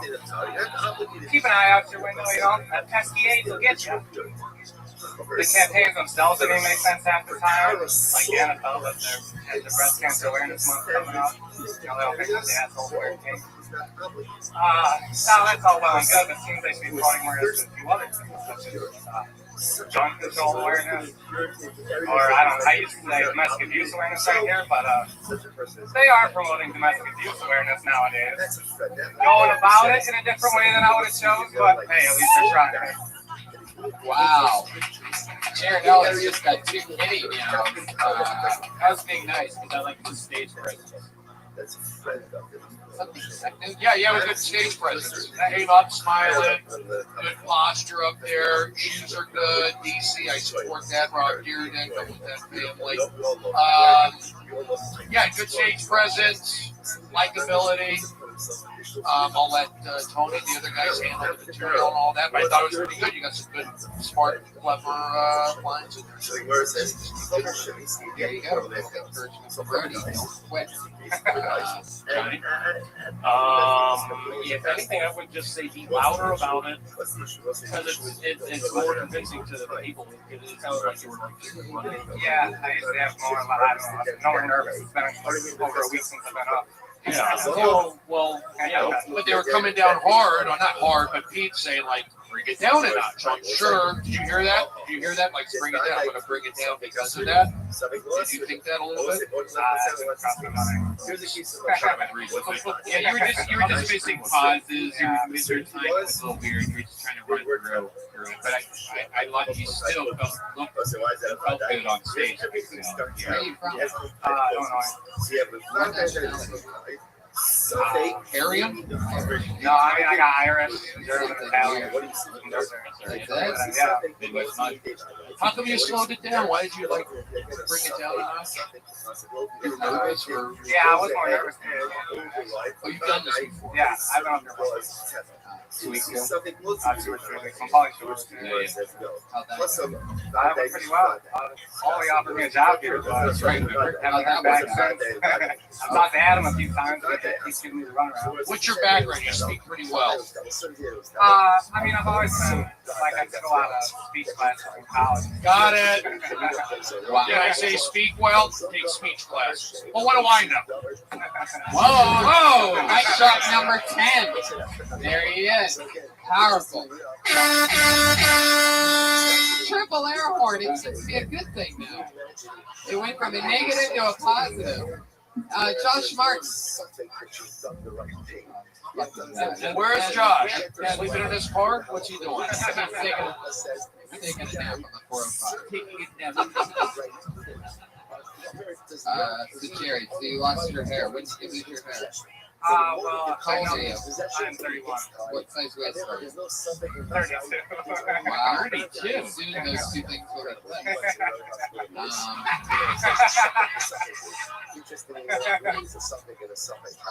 and one day Jared, or one day Watt is going to be 55, like this way. Guys, I'm kidding. Everybody knows they don't have odd numbers in weight. They actually do. Some do. I just got a Macy's 35 the other day. You get a 35. That's a weird one that they go odd numbers sometimes. Yeah, it is weird. That's what they do. I think Quicksilver also. Yeah. Hey, it's still got a laugh. You guys didn't realize it. So you still have to shave your head? Yeah. Where does it grow in? What does it look like when you have it growing out? What do you mean? Hey! Whoa! This is a choice. I gave up on it at like 28. I've been following up for years. How long have you lived in LA? I just got out here a couple months ago. Congratulations. Welcome, Jared. That's Jared Ellis, everybody. Yeah, Jared. It took a while on the first two. You're not friends with Deerdick, are you? You friends with Rob? Not everybody is that deep into show business, Brody. You're the one that works with it. No, he looks like a guy who would hang out with Rob Deerdick. He's wearing the DC shoes. He's got a chill vibe. He probably doesn't smoke pot. Jared, are you straight edge? All right, I've been wrong on a lot of stuff. I've been wrong on a few things. All right, you want to? Jared Ellis is on Twitter. It's Jared Comedy, but it seems like he spells it differently than his first name on the Twitter handle. Oh. Jayr. Is that true, Jared? What's going on here? No, Jared. If you are spelling your name wrong than what your real name is, you need to get a Twitter name that's just JJJ2. You need to get anything, some other man's name on your Twitter handle. Don't confuse the fuck out of your people that know you. No, I think it's a Y. No, it's not. No, it's a Y. Yeah, I think your last name was Elvis. You ruined everything. No, good set. Well, we know this young lady. All right, here we go. Let's say it together. Her name is Sarah Kimmy. You ain't moving like a toilet, full of river water. There's a little bit more to show. It's been a really good day for me, guys. When I was riding my bike, I found a finger on the ground. And like everybody knows that's really good luck, right? It's like that saying when you were a kid, find a finger on the ground, you'll never wear a crown. Did you guys have that? Or was that just me? We found a lot of fingers in my family. So I'm a little worried that overall women might be less, well, we might be more gullible than men. Because I've never had a girlfriend come up to me and say, I went to my psychic today. I've only ever had a guy say that to me. You know, I don't need a psychic because I have a therapist and a life coach and a shaman. And once in a while, we all get together and we beat up a psychic. And what's weird is they never see it coming. You would think they would. Interesting. Sarah Kenny. Alright, let's get into it. The finger thing, I don't know how it worked, but it worked. So, did you really find a finger? I actually was riding my bike once and I saw what looked like it might be a finger on the ground, and then I didn't stop, so I have no idea. I looked around, there's nobody running around screaming like, where's my finger? So, yeah. Like lesbians that find fingers on ground don't tell anybody. No, I don't think that. I'll just answer that like a normal question and say no. For a fact, I know they don't do that. Really? Yeah. Nobody ever finds a finger on the ground, first of all. The odds of a lesbian finding a finger are crazy. The closest we'll ever get is Sarah Kenny, who's not a lesbian and didn't actually find a finger on the ground. And that is in West Hollywood. They got a lesbian bar. See how many girls put it inside them and not tell the cops. Right, you're sneaking in a lot of your creepy things tonight. When's the last time when you did a dysentery. You need to vent. You need to do that crazy shit that you do. You're all pent up. I love it, but that's a lot. To say them to be like saying, do gay guys find the penises on the street and put them in their butts? I think they would. If they were hungry, if their butts were hungry, they would just put it in their. You think that's what happens? Gay guys' butts get hungry, and it's like I have to eat penis with my butt. Look at the chatter that you started. You know, if this audience was mic'd right now, you wouldn't be able to hear us. Sarah, I think again, I don't pay attention much to material. But it seems like you got. In general, that's not my thing. You watch Dancing with the Stars, the guys go. I'm like Bruno. Right. I'm Bruno. But they don't say that after every single contestant. Exactly what they do. I mean, Why not? It's called branding. Okay. Welcome back. They sing every night in the audience. Just do it. Don't say it. I'm only doing what I've been doing the last 6 months. I want complete freedom. I would say that you have a nice, likable personality. I would talk about that. There's no reason to go. I mean, unless that's your whole shit. Look this way. Okay. And if you're dark and evil, she's like a Chucky doll. It's like, oh, I'm gonna buy this for my kid. Well, I would say if you're gonna be dark and evil, you gotta be really dark and evil because you don't look like you'd be dark and evil. So I think you have to almost double up on that. That's my. Well, the stuff surrounding that finger is a lot of she's really worked hard. She's taken a lot of chances. Like Steve produced crazy abortion jokes. And I mean, they really stand out to me. And the last few times you've been on, it's been, definitely more refined. I think bringing all that, a little bit of that evil stuff that you want to talk about with that actual person who's telling it, that perspective. So there's always constant. What did you talk about after the finger thing?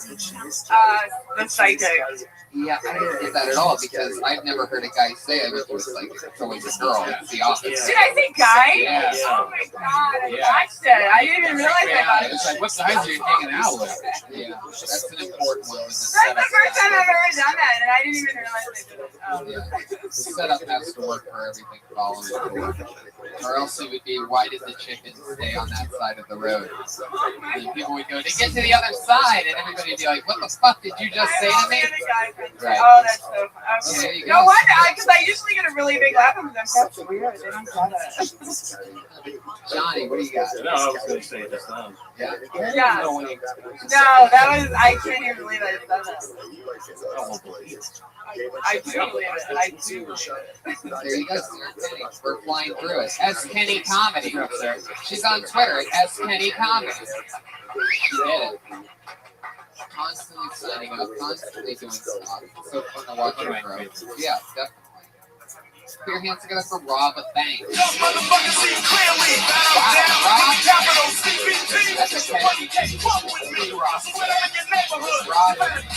Rob Banks, everyone. Here he is. How we doing? So I'm coming up on my year anniversary of moving to LA, and I'm looking back at my experiences. And I really, like when I first moved here, I was in a 16-person house. It was a 4-bedroom, so it was really standard. It was gay. It was all guys. And obviously I'm not about to run down here. But obviously I come from a white family. But it's a mixed ethnicity house. There's white guys, there's black guys, and there's one Filipino guy. He scared me the most. And the black guys just said the N-word a lot. I said something, hey guys, how about we say Nathan instead? And my neighbors in the house weren't feeling it. They weren't. The reason the Filipino guys scared me the most is my dad told me my grandfather's. Thank you guys. If you want to finish it, go ahead. Well, thank you. He said that my grandfather's stationed in the Philippines, and he said that we might have some family out there, so he could be my long lost brother. See, it doesn't usually The Filipino guy? Which guy? You say Filipino weird. Are you aware of that? Yeah, Do you do that on purpose? I say a lot of things weird. Really? Yeah. Yeah, it's like you turn another nationality just for that one word. Yeah. Johnny, do it again. What did you say? Filipino. Those are spicy Filipinos. Yeah. Delicious. Jalapeno and a Filipino. But yeah. I mean, I'm not a material guy. No, I'm kidding. But you guys are talking about that stuff. I mean, a lot of they go right into it. It's like, this is your first time here. Have you done it before? This is the same time I made it in store. Yeah. I just like to have this, see people talk more about themselves real quick. I'm this. Boom. Sometimes they're right into it. I just like to find out. I know we only have a short amount of time, maybe like 10 seconds. Who are you? Where are you from? What do you do? I like to see that established a little bit up front. That's my thing. And then point of view on stuff. Like you're a young kid, Tony does the stuff like I'm young. Like West Hollywood, or whatever. And play into that, play into what you look like. You're young or whatever. That's my thing. Like if anything, like with what you were talking about with like living with like 16 people and they're all different ethnicities, maybe compare that to somewhere or something where there's a bunch of different like ethnicities. Instead of just saying, there were a bunch of people there and then one of them did this. Like compared to Toronto's multicultural. Number one multicultural city. Where was this at when you lived in 16? It was in How long ago did you move here? I'm coming up on a year, so it's in November. Was it a flop house? Is there webcams into your bedroom? Where do you live now? In the valley, like Van Nuys. Have you been offered to do straight curious porn? Now I get a laugh. And stand-up's your thing. You doing spots in the valley? Yeah. So you're driving out to this side a lot? Yeah, that's right. Or are you just going over there? Well, when I first I was just doing the valley. Now I'm coming over the hill. Which, by the way, for all you people that were groaning earlier, when I was talking about sleeping in my car, just know this. I would never, ever, in a million years, live in a house with 16 dudes. That's hell. When I was sleeping in my car, it was behind a comedy store, which would open up at about 7 or 8 a.m. A cleaning crew would come in. And then I could walk right in, and literally 16 dudes in one house. They had 0 people in this entire building. I had tens of thousands of square feet to do whatever I wanted. I mean, my own dance on stage. I had 8 bathrooms to myself. Yeah. So think about that for a second. Whereas he's sharing one bathroom. But that's a terrible situation. That's rough. So how many guys were in your bedroom? Well, it's a 4-bedroom house, but they split up. They put people in the garage, they put people in the dining room. Wow. Yeah, that's how they made it work. Where'd you move here from? Ohio. Wow. So you are Akron, Ohio. Holy shit. That's from where LeBron James, like he grew up in his house and all that stuff. No shit. So do you? Yeah, no. Do you ever see this? Do you know him at all? No. He left Miami. Did you see that? Because my triple air horn asking a young man from Akron if he knew that LeBron James was from there. No, I said, did you know where he lived? Oh, good. Did you know the house where he lived? Are you aware that I'm from Youngstown, Ohio? Yeah. And he came back to Cleveland. He's back from the. Yeah, he's back. Are you aware that Brian Columbus lives in Google? No, I did not. Did you know that I'm wearing a bucket shirt? I do. It is? It's the no, but who's the main this club? Is it the Atlanta Braves? That's what I'm trying to find out. Oh my God! Who is the AAA for the Atlanta Braves? That's all we need to find out. It's got to be Richmond. Please find out. It's with everybody these days. You think they really have the sport? I think they do, but I just want to know it's Atlanta Braves. Here's my thing with these communities. What's the point of view? It's like you're like a good-looking guy, right? You're a young kid. How are we going to sympathize with you? You look into the house, that's good. You talk about that. You can say something like, I'm a good-looking guy. They put me in front. You got to build up like who you like. You got to talk about and contrast it. Calling 16 guys that are themselves gay isn't a punchline. That's not a way to describe it, unless it's a bunch of gay dudes in the house. You answered an ad. You're on some reality show.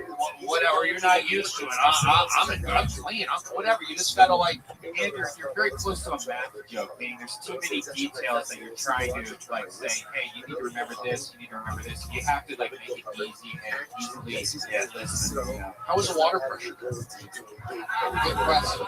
It's well watered. How many bathrooms were there? Two. Wow. Josh, how come you didn't move there? It's a good deal. 17 in a 4-bedroom apartment. No, I love Josh Martin. He's a good guy. Give Josh Martin a nice hand. So you lived in LA for about a year. The whole time you've been on the Valley side. For what you say for you? Yeah. Is it a hassle though? Living that Valley life? See why it might cost you a little bit more money over here, but it might be worth it if you want to do stand-up. Brody, you're born and raised in the Valley. It's a whole different thing. I'm so much happier there. I'm talking about the transplant life. Yeah. Transplant? Live here. Live in my old apartment on Hollywood Boulevard. I hated it. So happy to be back in Valley Village. But if you move, you got to go the whole thing. You know, Woodland Hills, that's not the Hollywood, LA. So if you're coming here from Ohio, Tony's right. You need to be here in Hollywood, not out in Burbank. Hey! Oh, what the fuck? That is a direct shot. No air horns. No air horns on that one. But he said it. That was a direct shot, revenge shot at Brian Redman. It worked out. Don't do that to me. He hit the snare drum a few times before that one. Hey, Rob, you were great. Thank you. Well, I'm back again. I mean, he's on Twitter at Comic Rob Banks, everybody. All one word, Comic Rob Banks. He has that name. You're wondering who Rob Banks is. Is that your real name, Rob? Really? You gotta make a choice. Yeah, your last name. Is it Rob Banks? Be honest. We're here for you. My name's not Brody Season, so I go Stephen Brody Season. Is Rob your dad's name or your middle name? Your first name's Anthony. Philip. What's your first name? And your relation to John Banks from Columbus, Ohio. Let him in. What's your first name? Nathan Banks. It's a good name. Nathan Banks. It sounds like you're in charge of something. I like Rob Banks. Rob Banks is good too, but that's kind of like a rapper or a that. fake name. It sounds like a fake name. I like Nathan Banks, and it's not too late to change your name. It's not too late. But think about it. Confident you're out in LA, you got to push. Get to Hollywood. Hello. Yes. Johnny, any closing words for Rob Banks? I kind of like Nate Banks. Did you say it like that? I like Nathan Banks, but you know what? Have the attitude. Get up here and push it. We keep it going, right, Tony? What about Natty B? Can I reach in and pull out a name? No, we're not pulling like names. butter. This is the part of the show where we go to our two regulars. Oh. Ladies that have been doing a brand new 60 seconds each week. That's right. You fans of the show know what's up because they have been killing lately. It's always fun to watch them do a brand new 60 seconds. This week is different.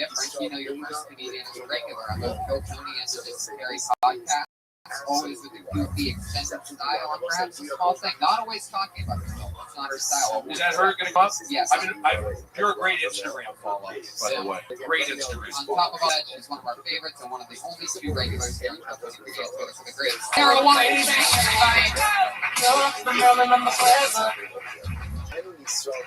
Stop. Not too stoked about autumn. Just really not into fall.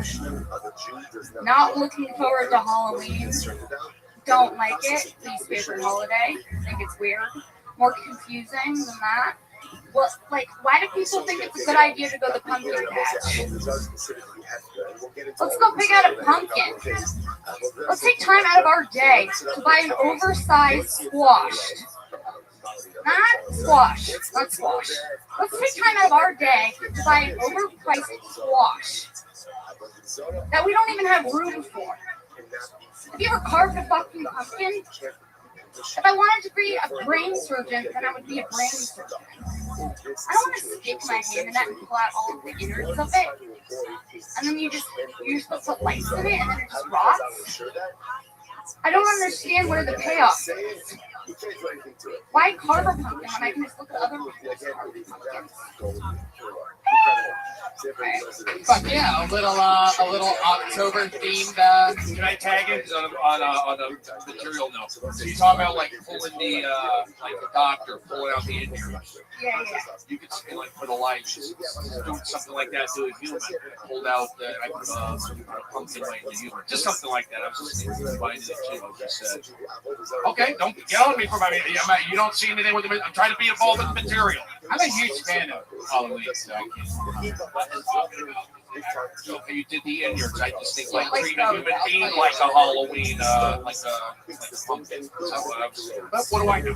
I'll tell you this: is that you had wine-shaped momentum in the beginning, like you were setting up this dark evil. Every fucking one of the first 6 things you said was negative. It was awesome. You were setting up this whole thing. We're going, what was it? I don't like autumn, don't like fall, Halloween, and then you go, and worse than all of that, all of a sudden you broke up this rhythm and tone. Instead of going straight to pumpkin patch or target pumpkins, however you do your thing. Yeah. There was a part where you started explaining yourself, but you didn't too much. You could have just gone right into it. I said, yeah, you said, I hate autumn, bobbly bob, everything was you were getting your goal. But instead you go, and more confusing than all of that. Yeah, that was weird. You're right. I you fucked broke up up my a rhythm. flow. Whereas Yeah. normally I talk about the actual material. I'm talking about the rhythm that you had. You were setting up for this thing. Right. Blowing up this rhythm. And you let all the air out right before hitting it with the Yeah. Piggybacking on that, like, I don't know if it's because you didn't have the time, but even more examples of stuff in fall, and like leaves and crunching leaves, and, you know, whatever. I'm like, all yeah. that stuff that falls, you know, autumn, whatever. Be careful about, you know what works for you. You know what I mean? You had us already giggling at that 2 feet stuff, and this was perfect. You had such perspective and angle. You hated this. You don't like this. Bobbity bob. And then you go, it's more confusing than all of it. Pumpkin patch. But it's like, that's not more confusing than all of that. Yeah. Before we could see what you were saying, but why pumpkin patch is more confusing than your hatred for the overall thing. The overall thing would be more confusing. Right. Even the pumpkin patch would be more confusing than all of Halloween because that's part of Halloween. So it's like in addition to that, I didn't need to talk about You don't need to say that. The way you do things, one of the funniest things about your style is that you take something small and make it goofy. So if you just go right into that's all you have to say in your shoot. You know? Right. But instead you sort of cave in and something nice. Yeah. I say hit the gas on your like Tim Burton style of dark evil creepy. I think when you bash Halloween, you're going to have to just come with a conclusion that you're going to probably not flow for like 30% of the people in the audience.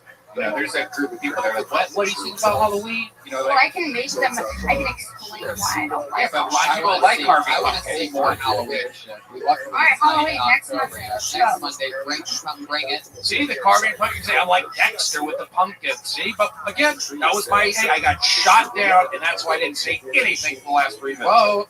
Drop number 11, there it is. 12, I lost count even. Sarah, that was fun. I want to hear more Halloween stuff, and I also feel like if you're going to mention Halloween, you have to say the word community somewhere else, part of an insert in anticipation at any point.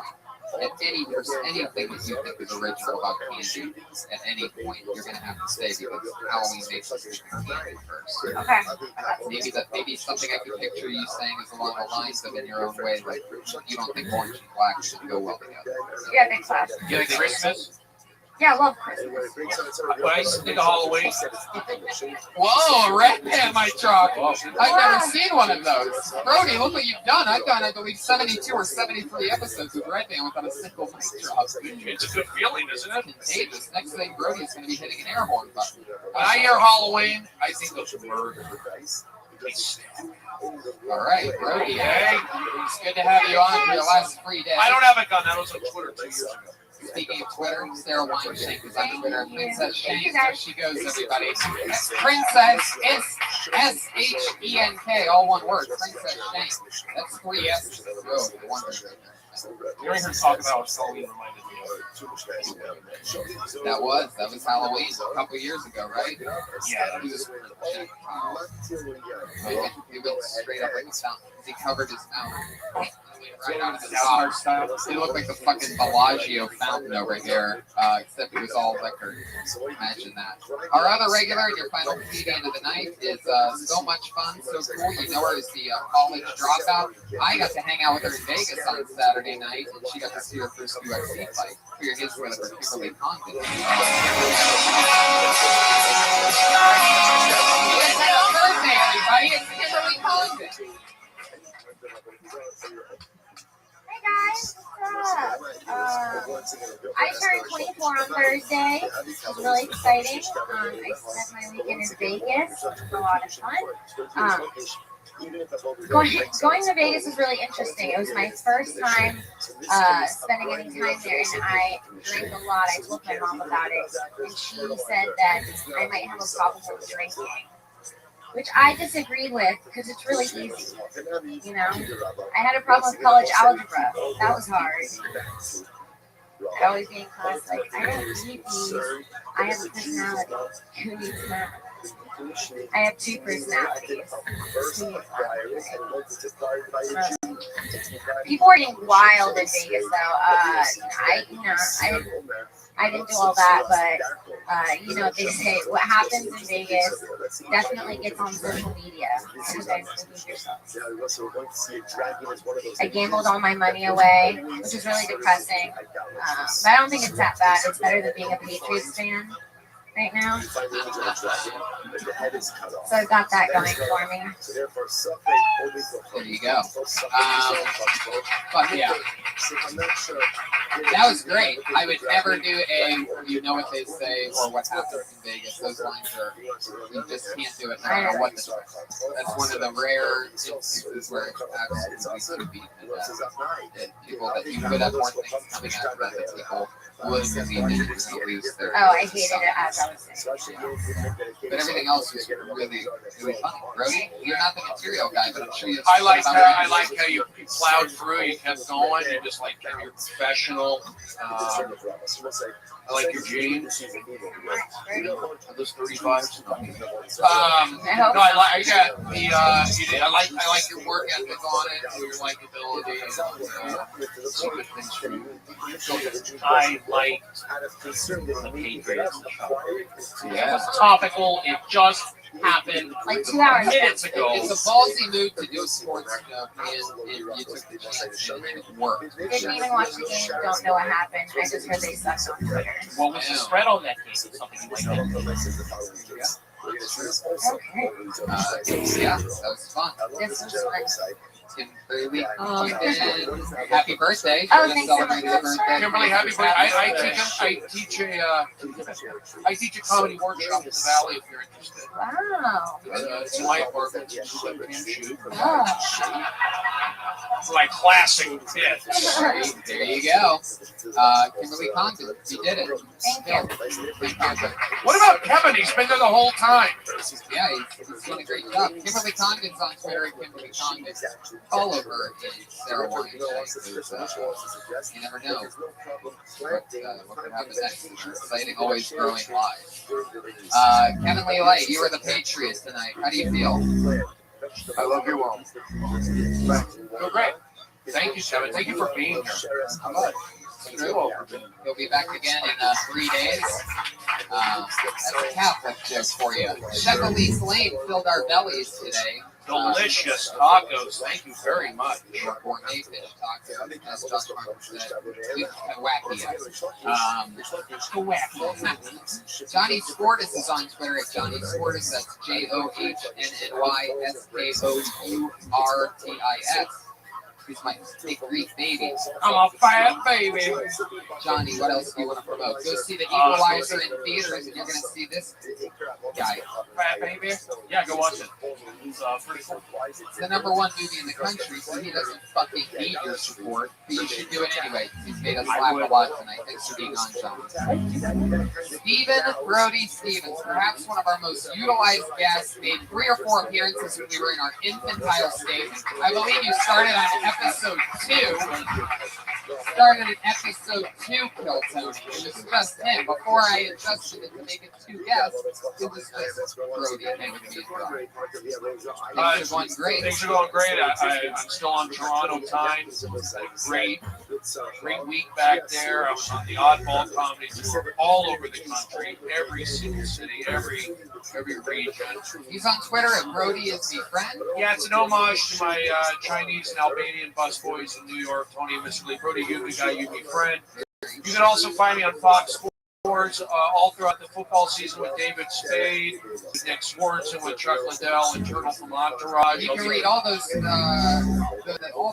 And you can find me on At Midnight every day and appearing again soon. But what I recommend above all those credits is currently on Amazon. If you're an Amazon Prime member, or if you just have Amazon, you can watch the whole first season of Enjoy It. You got it. Push and believe. Based around Brody's life, a lot of comedians' favorite comedy show ever. Look at that clap. Yes, that's inspiration. You got it. Push and believe. Yes. Drop the mic. I deserve it. I'll pay for it. 13 times. That's an unlucky number. I've got a gift certificate to Radio Shack. I'll pay for it. You got it. You got it. Never-ending microchips. Yes, take me to Suncoast. I want to get a DVD. I'm Tony Hinchcliffe, Brian Redband. See you guys. Bye-bye. Thank you, live audience. Now, let's switch gears. AC przebywasz, żeby opowiadał sobie wstawić aspekasz, ale nie opowiadał z niego, chęć się wyrosła i wyrosła jak już do many robots. What's the interesting is, if you have a tree, Hey, this is Redband coming to you live from the Comedy Store for a brand new episode of Kill Tony. Give it up for Tony Hinchcliffe.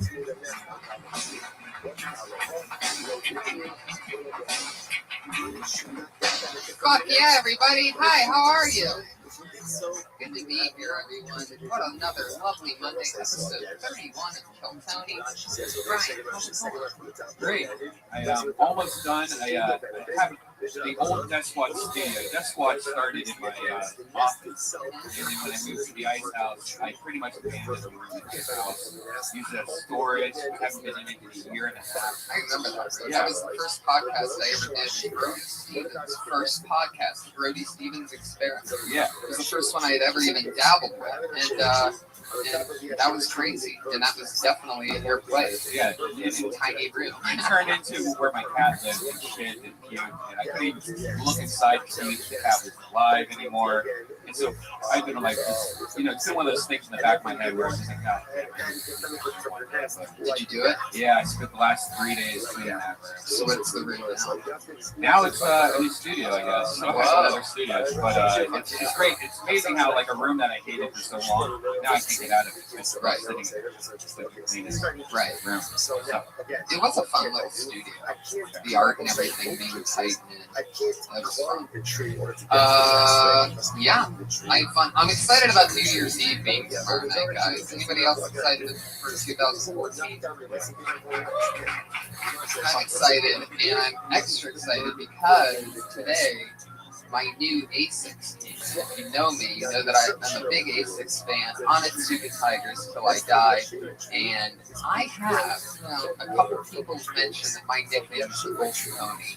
And I have my first ever golden pair of ASICs that got delivered today. It was so hard for me not to wear them tonight, but I'm debuting them tomorrow night. I mean, they are fucking sweet. They're wrestling shoes and they are shiny gold. What do you wear that with? Like, I'm wearing it with everything. Yeah, I'm wearing it with everything that I wear. I've already thought about that. I'm like, these are not going to go good with khakis, but it's fucking shit. They're going to rock this tomorrow night. They cannot be. Wait till you see these things. If I put dazzles on it, you would just lame it down. Fucking obnoxious. on the bottom of it, it's all stars, like gold and black stars, and it says "Dream It, Do It." I don't even know what it means, but I'm excited. I'm inspired by my own pair of shoes. So yeah, it'll be fun. 2014. We have some crazy, gigantic guests coming in for Kill Tony in the next year that are very excited to do it. Tony Clifton is coming in very early January 2014, which is unbelievable to me because that was one of the big things that got me into comedy was Andy Kaufman and Bob Zanuda, Tony Clifton, and that whole team of risk takers. It's gonna be interesting to see Tony on the show because I can't even imagine how it's, like in the comic books in 1 minute what he's gonna say. Oh my god, I cannot fucking wait. I just have dreams about it of excitement. Like sometimes I just wake up with a smile on my face thinking about what it's gonna be like. What are you gonna keep him up with? Are you thinking like a Holtz? I have no idea. Yeah, right. That's what I'm gonna do. The night the Comedy Store belly room exploded. We got a stormtrooper in the audience. Hey, look at that! All the way from the planet Death Star, everybody. Put your hands together for confused stormtrooper, it appears. I like that. I wish more people wore costumes. Iron Patriot is here, the head of security. Put your hands together for him. Patriot, are you threatened by the stormtrooper in the corner? Oh, and it has begun. I see that down on Hollywood Boulevard every day. I bet I'm not getting a break from Fuck yeah, that's why you're the number one. Iron Patriot. Look at that death glare from the stormtrooper. Oh yeah. Oh shit. You guys are gonna have a battle with a plastic laser. Yeah. It's gonna sound like fucking, I don't know what. We had it in here, Tony. I'm just going to 2014. I'm living clean life, so I don't need to make any New Year's resolutions. But you, on the other hand, you're trying to stop smoking completely. I think Wednesday first would be a good day for you to stop completely. I quit smoking cigarettes. I'm just on this vapor pen now, and I really like it. I'm just going to stick with this one. No, I think you should stop that. No, I'm not going to. I think he's right. No, I'm not going to. Still have nicotine. I know you're weaning yourself off. It's time to get off the Patriot, I really appreciate your advice, but you can go fuck yourself. I'm going to do whatever the fuck I want. I think you should start smoking cigarettes. I bet you do. I miss my We had a lot of fun smoking cigarettes. Yeah, it really sucks when your smoking buddy leaves. Well, I know, but I was going to chain smoker, Brian, and it's already bad enough. I'm not? No, I know. And we inspired each other. Sometimes I'd be done with a cigarette, like I'd be ready to go inside, and you'd light up another one, and I'm just like, I wouldn't say, all right, I'm not going to have another one. I would just smoke another one. We're bad for each other. No, man. We're bad. By the way, who's miscellaneous cell phone is in here? Somebody loses a cell Someone phone. loses a cell Josh, phone. Patriot. There was one is Oh, really? Okay. Anyway, I'm very excited about tonight's show. We have two awesome guests. You guys ready to get this thing started or what? Fuck yeah, people. I'm so excited about tonight. For our first guest, he is a writer on the Late Late Show with Craig Ferguson. More importantly, he's one of my favorite comedians in the world.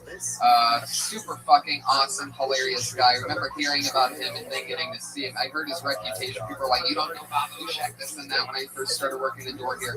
And when I saw him, he blew my fucking mind to shreds. I'm so excited that he's on the show. Put your hands together for Bob Oshak is here. And the other guest, the star of Enjoy It, every Sunday on Comedy Central. Ladies and gentlemen, one of my best pals in the world, Stephen Brody Stevens is here. You got it. Oh, yeah. Brody and Bob and Brody. You got it. Push and believe. Push and believe. Bob, how you doing, buddy? I'm super excited to be here. My very first, I told you this on the phone earlier in the day when I sounded a little shaky. Yeah. That's my first podcast. But Bob Oshak, first podcast. What's up with the depressed fourth row back there? Why aren't you guys in there? They're looking behind them. No, it's you guys. Yeah. Get into it, you motherfuckers. How have you escaped not doing a podcast? Yeah, seriously. I'm just old, I guess. I don't know. I don't even fully understand what we're doing here. This is on the radio of some sort? Like some sort of, but only a computer radio. But, half of this, it's not shtick. It's genuine. I'm genuinely confused and scared right now. No, and then you've got that in here, and I don't know what the fuck is going on. Can I talk to you about it? Yes, sir. I did some research on you today. Of course, you're the writer on the Late Late Show, Craig Ferguson. Thank you. You guys got this skeleton robot, Jeff Peterson. That is true, yeah. He's pretty cool. He's not as awesome as me, but nobody cares. But anyway, do you write any of the funny things that you do? That robots. Anything with robots in it? Yeah. A few things here and there, for the most part, he kind of comes up with that himself, just like you're coming up with this brilliant on your own. That was a good question, Adrian. Oh, that was good. I thought it was pretty good. That's good. Let me talk to you, Brody. Okay, now, Brody, this is the third time you've been on Club Tony. You must be doing something right. Yeah, I've played my cards smart cards, and I know that good things have been happening up here. I had a great time, and I knew that hopefully Tony would get me back in, and that day is tonight. Yeah, you got the TV show going. That's exciting. You got a new podcast out there, Positive Push on YouTube. I'm watching that today. You got that. You did a recent episode of Redneck. Right, there's on a lot of hits, positivity. Yeah. The one thing that seems to be missing when you write is that special link. Now, what I want to know is, what kind of woman do you think would make Brody happy? Would she go on the road with you? Would she be an extrovert like you? Would she be 10% gay? What would she be like? I hope she's 10% gay. 20 that on her end. I would say that I am. The tweets I'm receiving, the ad replies, the women they've become more attractive recently. So I'll let that build up a little bit. But, I think the girl I'd like to settle with has got to be, calm and influence and scratches, massages. Hold up. Like, I'm need choky. I just think, what's that? Like, choke. She can choke my chicken.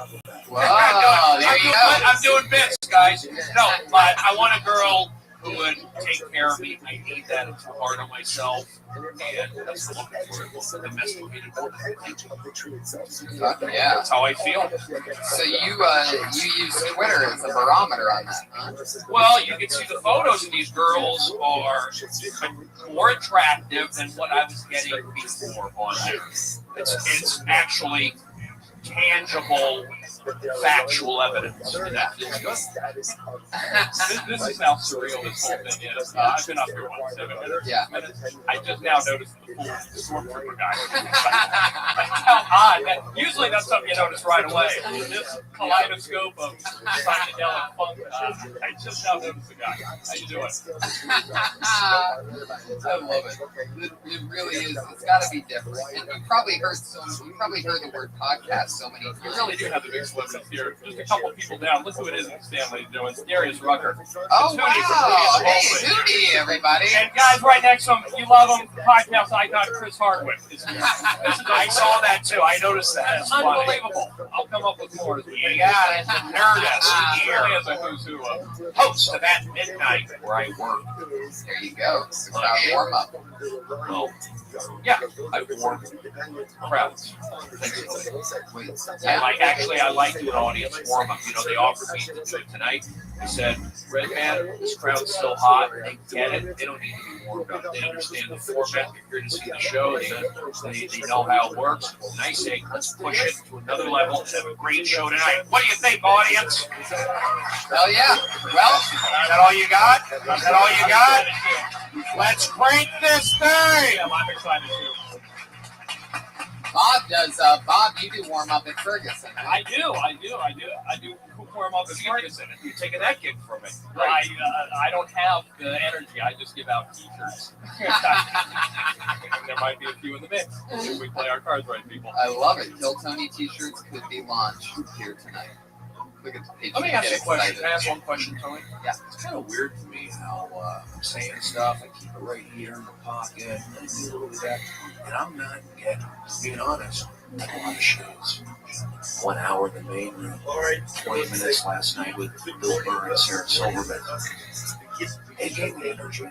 I'm not feeling it here. So we got to pick it up a notch. You're going to get Brody being irritated. So let's go. You got to give me some love. What do you think, audience? I'm not feeling it. Still not feeling it. Not feeling it. Not feeling it. Why are you not clapping? I'll warm up myself. It's horse shit. That's how I feel. You know what? I'm in a second what Brody said. I'm not feeling it. So we can just pick it up. I've got some T-shirts. Anybody want? Two different approaches, same result. There you go. That's Fucking why hot as shit crowd. I'm so excited to have you two on because the chemistry, I feel like it's definitely going to balance each other well. So what do you say we get this thing started? Over 30 comedians signed up for the opportunity to do 1 minute in front of a packed belly room and tens of thousands of listeners and viewers from around the world. We have people from Alaska here tonight. Put your hands together for this guy. Traveled from the middle of Alaska to be here. I played baseball in Fairbanks, North Pole Knicks. That's right. It's Fairbanks. That's what he told me. I saw Juno. Bought an LL Cool J cassette. Mama said knock you out in Fairbanks, Alaska. Like the Sizzler. Alaska. Welcome. So a lot of you know that the comedians get picked out of the bucket randomly. They get to do 1 minute. At the end of that minute, they know they're done because they hear the sound of the meow of the kitty. That's what it sounds like, and that means your time's wrapped up. Don't go too long, or else you're going to bring out the angry West Hollywood bear. Woo, he seems extra angry tonight. And so let's get this thing started. Your first comedian tonight doing 1 minute on... You guys ready for Kill Tony 31? Very good, Brody. That is the difference maker. Brody, you are a monster. And your first comedian tonight goes by the name of David Ramick, everybody. Oh, shit. Fuck yeah. Well, thanks for letting me up here, Tony. I thought this was my first time, so thanks a lot. I never people ever heard this expression. Baby, I'm gonna fuck the shit out of you. Yeah, that's what women like to hear. Baby, the sex with me is gonna be so fantastic, I'm gonna cleanse your colon. You're gonna have the greatest bowel movie you ever had in your life. You're gonna be sitting out and shit and go, woo, you really did fuck the shit out of you. What's the sex steak? What's the sex steak? Subject number one is. What do you call 12 male porn stars serving jury? Why, a well-hung jury, of course. What does BP and the nonetheless bottom of welfare have in common? All it took was one spill to be paying for a mistake the rest of their life. Very good. I haven't heard the animal. There we go. Okay, you went up first. Good job. Well, that's Tony. You want to go? You have any natural instincts? I think you're probably the one to cover this. I mean, from the get. Monkey start, get up. Say, guys, I want to say this. Audience, thank you for coming around. I had to put the hammer down. I think we're good. Bob and I are very, we're everyone's friends here. I like you made fun of yourself. You did the joke. I just, the F word up front. It's a little whatever. But then you said, I'll tell you a joke. That was funny. I don't know if you intentionally meant to do the FFF. I'll tell you a joke. So that was funny. First time, so I give you credit for that. Keep doing it. I thought you did okay. Yes. And you went first. It's not easy. We're all nervous. Yeah. Yeah. How long have you been doing stand-up? Talking to the mic. You're talking to the mic. 4 years. Where are you from? Yeah. How long have you been here?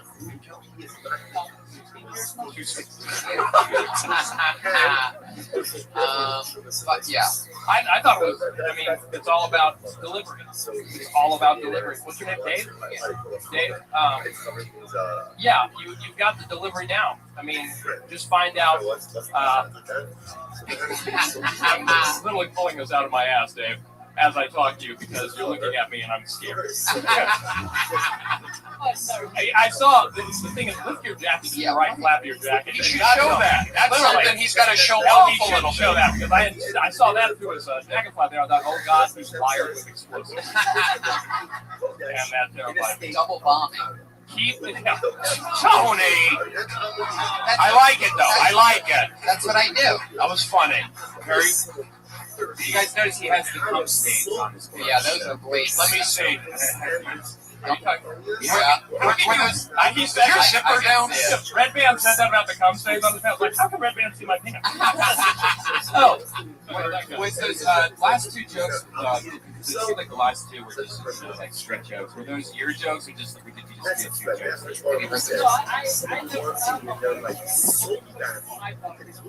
The well hung. Yeah, it's a good bit. It's a very good joke. Yeah, very good joke. Dave, who cares? It's Dave, right? Yeah. Who cares? Do you care what anyone has to say right now? Do you really care what anyone has to say? There's a correct response to this question. I'm just going to let you know. There is a correct response. Do you care really what we have to say? Wrong answer. Fuck no. Fuck us. Fuck these people. Listen to what's in that heart of yours, Dave. Dave, I say listen to me. I'm Jewish. Don't listen to anyone. Listen to me. Listen to me. Anyone ain't till I I know die. Jews, okay? Trust me. Arizona State in a holiday bowl like University of Texas just lost the Alamo and Bowl. their coach Listen got to me, fired. Matt Brown, our coach is fired. You think Matt Brown cares? Fuck no. Of course, he just got fired, so who cares?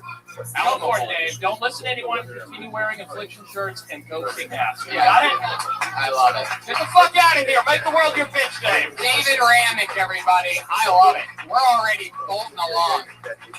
He's David Ramick on Twitter, RAMIC, for those of you that want to follow that. David, what's the last song that you listened to on that iPod that you have? What was the last thing? The certainty was they worked heavy. Wow. See that? That's what I'm talking about. Limp Bizkit. That concept, it's embarrassing though. Cause like I wear this shirt that, you know, like I live at the Starbucks, so I'll wear like the same shirt that I went to sleep in the next morning to Starbucks. And a lot of times, you know, that same shirt usually like a cover rack, you know, or stuff like that. And it's just embarrassing. I've talked about this before. Yeah, they mentioned that last week, exactly 7 days ago. Yeah. We talked about this same shirt Yeah, on right the walk now, to Starbucks. Right now, even Dave Ramick is saying about your Red Band. That guy's pretty good. As he scrapes dry cum up his hand. No, he really did have it. And his fly was down. That's a good observation. What, Dave, was your fly down? You want to go? Check? Maybe it's part of the. All right, let's get Dave and Ice hand one up Yeah, first. he's great. That's a tough spot. It's It's a a tough tough spot. spot. Opening. He's opening. It's a very tough spot. Patriots, how you doing over there? You guys covered that pretty well. Do you guys have a bit that you used to when you first started out that maybe you're embarrassed with, or like is it something that you don't find funny anymore? You can't believe that you ever said it to somebody. There was this joke about a well-hung jury I used to do. No, I don't know about you. I used to come on stage. I used to do a character when I first started out on stage. I called him Steve Cat, and I would wear a toboggan and glasses, and I would smoke on stage, and I would come up to Europe's Final Countdown. You know that song? And I do a kick right when the music hit that crescendo. I had no jokes. It was all attitude, and I don't know if I was like possibly like people might think it was some sort of parody of someone rather than it was just shit, but it was actually just shit. And that's where your comedy really started. The first thing It was doing your character. It's Yeah, a all character. about self-exploration. That's what I was telling. Telling Dave. Yeah. It's all about self-exploration. Not the type of self-exploration that leaves stains on your pants. Right. More of the artistic type. Yeah. Like, yeah. So That's amazing to me that you started out just doing character with the Yeah, that's and now exactly you're how long have you been in the Writers Guild now? Now you're a years. full-time writer. In this room, I used to, on this very stage, we used to perform in front of in front of deathly silence. My, how the times have changed. That's a joke about how you guys are quiet. No, they're good. They're getting good. They're getting good. Brody, how about you? Are you cringe moments you're talking about? Early now, maybe cringe moments, maybe just something. Ask the question. Okay, the official question is, do you remember any joke that you may have done in the very beginning of your career that maybe you're embarrassed about or ashamed that you did or that got silence? Well, I still do pretty much every joke that I started with 20 years ago. I don't there's stuff that I've done definitely that I think early on, looking at my early on cable access show, I've seen things and, said things. But, it's all about learning. I don't look at it as a negative. I just like, you gotta break some eggs to make an omelet. And the great Chef Ross. So it's like, it's all good. You gotta fail. You gotta have these moments. So I hate to sound like a preachy coach, but, those are good. Bad sets are actually good for you. Yeah, you learn from. I was just telling somebody, comedians asked me, there's workbooks that I would recommend. He said, no, these just go out there and like exactly that reason. He goes, well, great. If you fail, then that's even better because you get to learn how to stay in the pocket for longer. When you're first starting out being a quarterback, I'm sure it's very scary watching those linebackers come at you. The Drew Breeses and the Tom Brady's and the Peyton Mannings, they wait that extra second for that receiver to get extra open because they know that a hit really doesn't hurt that bad. The pads are made so that you can take that hit, so you can stay in the pocket and get ready for it because that's how you make big plays. Well, I think because they practice hard. They're dedicated to football, like Colby Romo, who's over now, but these guys are dedicated to it so they can stay in the pocket. It's like being a comedian on stage with jokes and stay in the pocket, not because you're not going to get hit. You're just moving like Matrix, like Yoda. That's what you do. So it's stage. It really is jokes and stage time. Period. That's what you start with, and then you build from there. Comedy is a filthy, horrendous winch that you have to give your soul to, and by no means is it guaranteed that she'll give you that month back. True. I don't know about your soul, but I would say your time. I would say time. I want people to think about that for a second. If we could just wait a couple more seconds and just let people take that in. And if any of you want that crust stitched on a throat pillow, I sell them out of the trunk of my. Okay, I love this. Let's go. We're supposed to be. All right, your second comedian tonight goes by the name of Cat Eye. Why does that sound familiar? Related to Cat Williams? Cat Eye. Where is Cat Eyes? That Cat Eyes? Cat Eyes taking his time, I do believe. Deep in the gullet. Here he is. Cat Eyes, everybody. Cat Eyes. Oh, yeah. Yeah, check him out. I like it. Fuck yeah. I already like it. Very well, thank you, Cat Eyes. Sorry, woke me up. Is this Kevin Hart's uncle? What? It's a joke. We're kidding. Go ahead. You got 30 seconds to stand up. Online dating. Everybody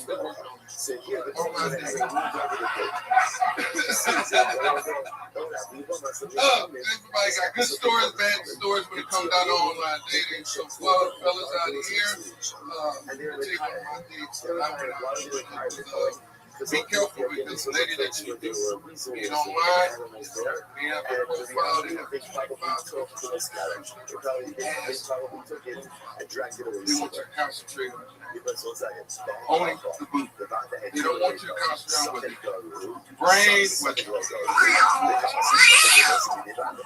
That was actually Cat Eyes. Continue. Go ahead. You took a lot of time. You took a lot of time on the front, but let's see where you're going. Okay. They show you the booty. Booty and everything.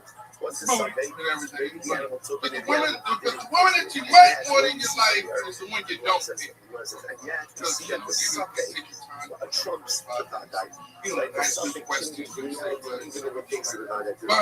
the lady that you might not pick, I like to go out there. I like to pick the man I love. I love to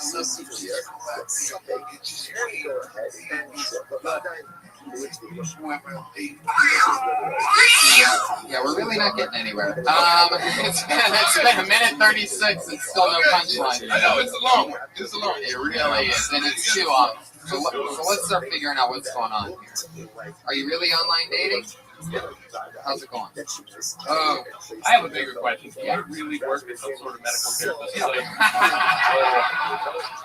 I think I've officially been more scared than by Dave's explosives. I work at a colonoscopy. Yeah. Oh, now see? I feel like this is a setup. No. Deliver the punch now. Go, Cat Eyes, go! Slug us with a right hook. You guys might be laughing about a colonoscopy clinic, but it's the only job I know is the shitty job but somebody got to do. There you go, right there. There it is. That's All right, what Cat we were Eyes. waiting for. That's what we were waiting for. And I know where you're going with that, Bob. Okay. Bob's he's joking, but he's right. It's like the first thing you know, it's like you're in your scrub. You got the tennis shoes, all that stuff. I mean, maybe you're just raised here, but it is who you are. I mean, you work at that place.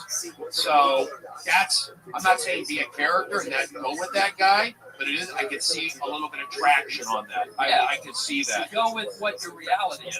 And, you've got a good personality. You can talk, so it's like the jokes, look, they need some help.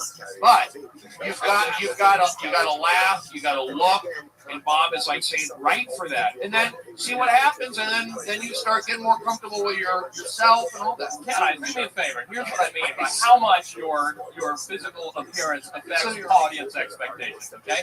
This is what I mean. Turn and look at that row of people right up there on that second row. I want you to guess which of those 6 people on that front row is probably going to do jokes about the Death Star. Just kind of looking at it. That's how much people judge based on physical appearance. Play into that. Steer into that, okay? That's what I'm saying. Yeah. Another thing that I love about your outfit is that is a work badge on hanging there. That's a tap card. That's an actual bus pass. I like that. Do you take the bus to colonoscopy clinic? There's more comedy. Heck yeah.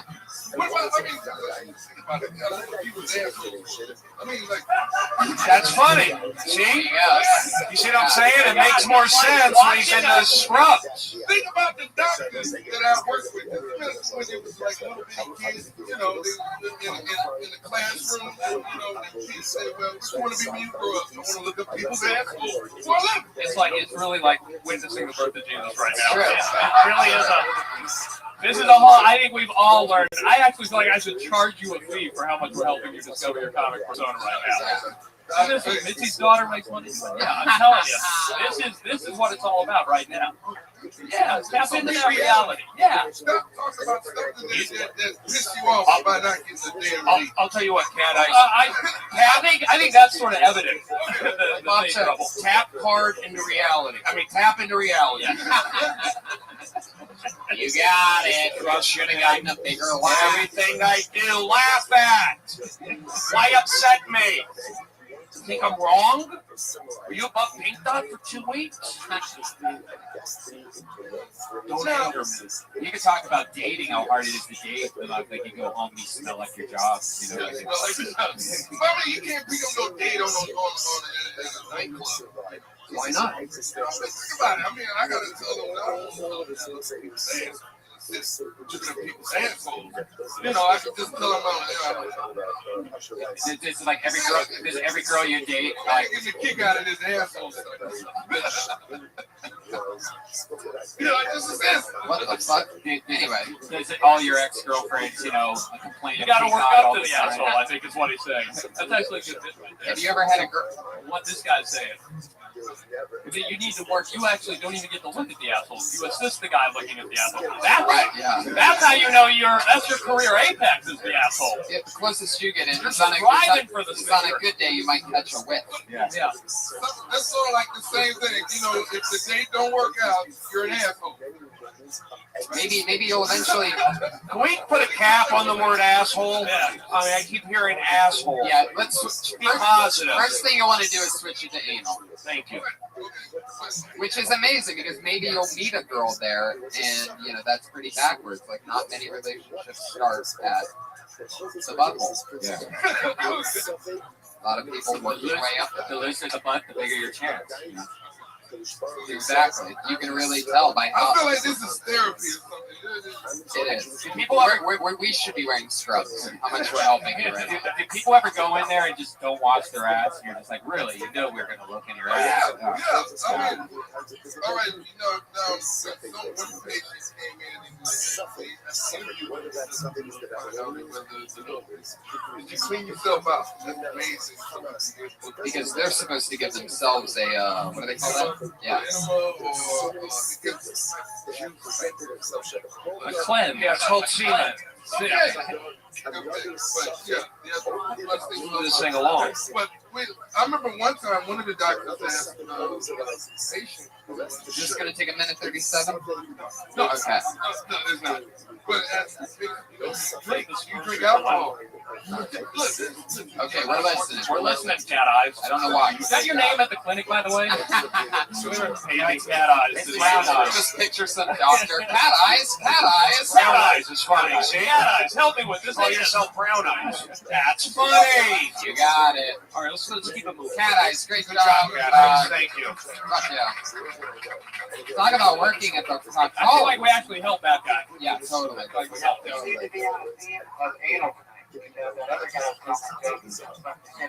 There you go. Very good observation there. Now I know why the Iron Patriot is here. Yes, exactly. He finds themes to the show. All right, that's good. He's a master of tone. Very good.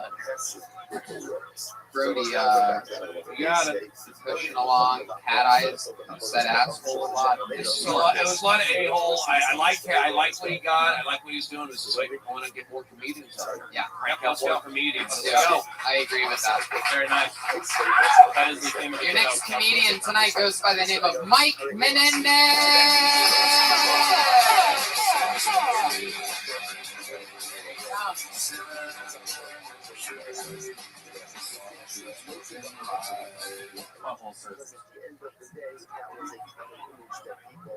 Football season's over. For my team, I'm Miami Dolphins. What is it? South, right?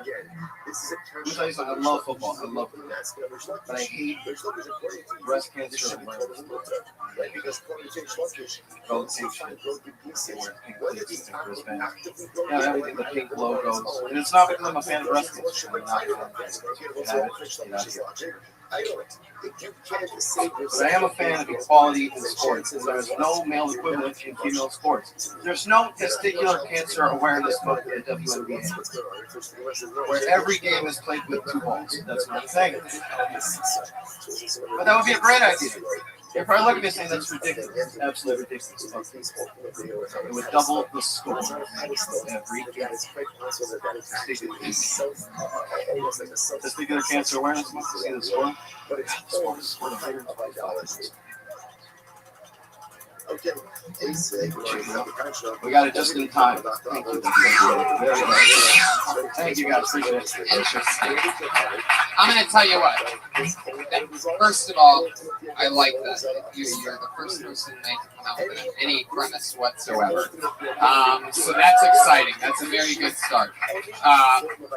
Let me give you a great note. Something that I noticed from the very beginning was when you said you were a Miami Dolphins fan, getting into your thing, just getting started, and you lost the connection.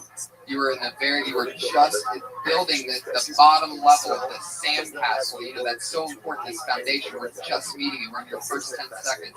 Somebody just says something, raises some stupid sports shit, and then you're out for a second. You lose your oxygen. Like, it's just like a total disconnect. It might not seem like it, but I notice those things. And, you know, it's that much bigger of a difference by the time you're really into it, because then people don't feel like you're a pushover, like that you're mendable. If you stayed in the pocket on that and just ignored whatever that was, it was nothing anyway. All it was a speed bump that you didn't even need to acknowledge whatsoever. And you knew you had a minute. So it's just a little something, but it's actually much bigger than it seems. Brody, you're nodding, right? I agree with you. Yeah. I noticed, I go, one, I know you only have a minute and a half or whatever, but yeah, I noticed it. So took you out of the game a little bit, so you just like ignore that.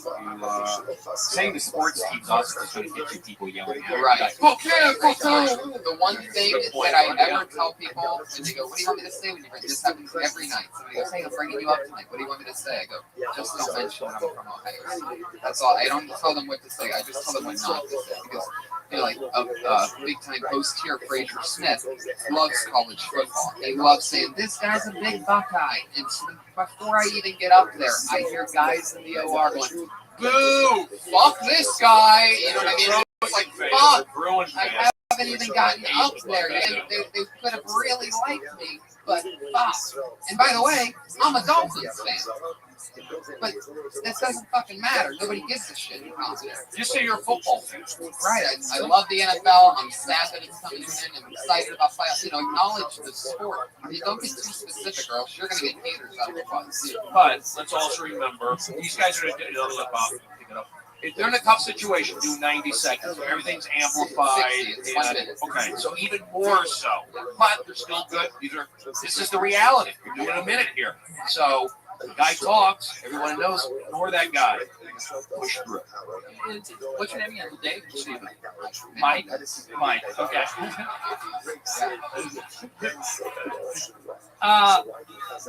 I think I speak for everybody at this table. I don't really. The material is going to come. Whatever. Feel what you're saying. You know what I'm saying? Are you having fun up there? Because you looked a little like you weren't really having fun. Yeah, it's okay. We all are. I'm in an unhappy marriage. You know what I mean? Like, seriously, considering a trial separation. But you know what? I'm up here, and people sometimes think I have Down syndrome. I smile so much. But let me tell you something. That is a shortcut to immediate likability. And half the battle on this stage is likability. 90%. If you're likable, you have a lot better advantage of masking a lack of material or anything else than if you're not likable. Okay? Feel what you're saying. Experience what you're saying. But have fun. You seemed a little somber. But he warmed up. I noticed when he started that last 30 seconds, he got a little more confident. You know what I'm saying? Feel what you're saying, right? Feel it, experience, have fun. Fuck it, man. You already separated yourself from 95% of the world by just getting on stage tonight. Totally. Giving us a world. Totally. You already have. Totally. And that's fucking something to celebrate. Look who's next to you. Goddamn Iron Patriot. Yep. There's a stormtrooper here, and you made him laugh because I saw his shoulders go like that. Look, he's laughing right now. He's laughing right now. And they're trained killers. So think about that. Something happened at about 30 or 40 seconds into that. Made you move the mic a little bit more to the side. You took more of a step up. You had gotten one laugh, like Brody said, and you were in it. So what this is you got to remind yourself what happened in that 30, 35 second mark, that laugh that you got that pushed you even more, that you were ready to come out again. You landed a big punch. It's like the UFC, you know. When a fighter lands a big punch and you see that other guy wobble, you see that other fighter like, holy shit, I'm going to do this right now. They just start throwing punches. That's what I could tell you were just about to, you were sort of just getting into it, and you actually realized you had nothing better than the original two balls thing. But there was something in your physical motions that got powerful there at the end, before you trickled out. The trick that I think they're both saying is being able to figure out what place at that 30 seconds from the beginning. How do you open with that kind of stepping up to the edge? Really right. But feel like you got that laugh before you even get that laugh, and that will make that laugh even harder by the time you get And I want to say one thing, don't take this the wrong way. Shoes good, pants good, shirt not good. Yeah. You're wearing a Nike shirt from Sports Authority. You know, it threw me off a little bit. And then I saw it was Nike, I was disappointed. So, but good shoes, good pants. Let's get a nicer shirt. You got a look. You got like a Jonah Hill thing. We don't know with it. This could be an endorsement. Are you endorsed by Nike? Not endorsed at all. Oh, okay. I just want to clarify because we're very confusing page to wear this. Division I baseball. Where are you guys sponsored by? Pony. They make Pony. They're owned by Puma. I think he's right. Is Mike giving you shit right now? Let's find out. Go ahead, Mike. I'm just asking. Defensive, number one mistake. Mike, relax. I agree with Brody's note. Lose the swoosh. Not personal. Just don't do it. Mike Menendez, everybody. There you go. I love my ponies. Great job. Mike's great. Great job, Mike. Good hug. That was a nice moment. This is a trespasser. Look, we got it. Josh has it. Josh. Josh, I heard that. Go that way. Get out of here. Go to the back. Go to the back. Go to the back. Go to the back. Go to the back. What are you doing? Okay. Get the fuck out. Why are you here? Move.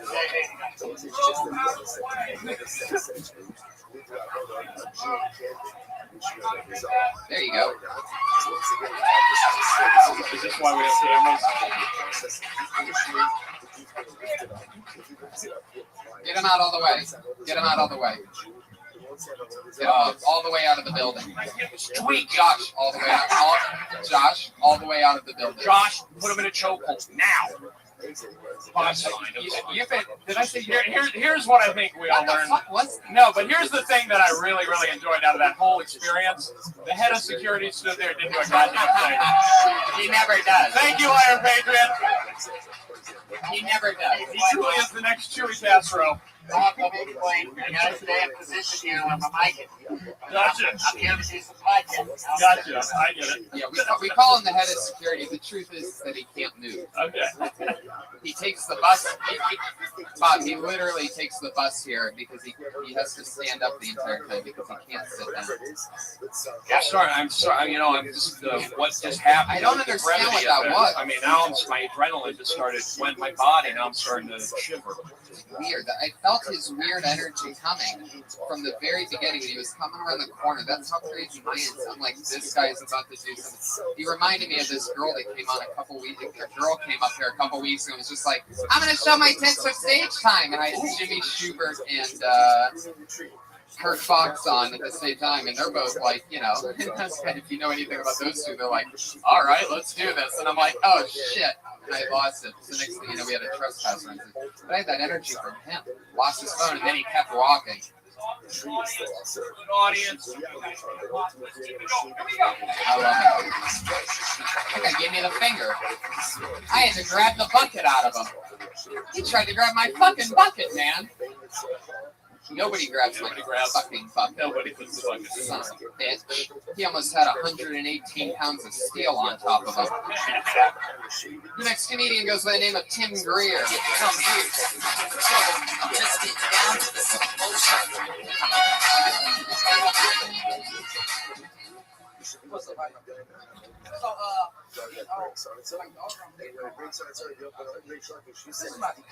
I'm pro. I am. I'm pro. I feel like for every abortion, like I make that. I think it's fair. Seriously, like I can't afford kids. Like I would never sell. Like if you know anything about bootlegging phones, I have magic. Like I can call people. Like you know what I mean? I'm serious. It's really hard to like think about that shit. Like, I feel like if I had kids, I would sell them like kids. I got this baby. They pretty and they have this. My kids actually have black. Yes, my perfect girl is Jewish. Freaky like Hispanic. Seriously. Because Jewish girls have this pretty. Mexican girls have this. I would say smart like an Asian girl. And loyal like a Middle Eastern girl. Middle Eastern girls don't get seriously. So what do you do? Yeah. We're getting there. The end, yeah. There he is, Tim Greer, first of all. That's fun. Pro-abortion. Yeah. Tim, your material doesn't match in any way, shape, or form who I thought you were. I'm going to be honest. I thought you were going to come up here. You come across as a very likable guy. You remember that I was telling the guy right before you, the importance of likability? You got that. You walk up, you're smiling, all that stuff. I honestly wouldn't have thought the seventh word to come out of your mouth would be pro-abortion. You know what I mean? It kind of throws people. I don't know if you're trying to work, no pun intended, dark, but you know what I'm saying? It doesn't, to me, gut instinct after watching a minute of that, that's not who you are. I don't know if you're trying to shock or whomever, but you have like a good on stage persona. Does that make sense? Very at all? true. No, I totally If agree. you find the material that matches who I think you come across as to others, I think you're going to be pretty damn good. I just don't. It just seemed like really, really sharp-tongued, kind of harsh material. Okay. Bob, nice job. Now, you weren't so harsh on Dave, first guy one. Well, that's because I was terrified. Okay. So Tim, what Bob said, I feel that I thought it was good. I like when you said pro-abortion. That's funny. To me, it's kind of polarizing. It's a statement. Boom. So I like that. I was kind of with you on where you were going, and so I think that bit could be fleshed out. I feel like your mic technique, because a lot of even I eat the mic. Your mic technique was good. You're dressed well. I feel like just keep doing what you're doing. I'm not going to beat you down for that bit. I don't mind it. Obviously, there's a political thing with Bob and myself.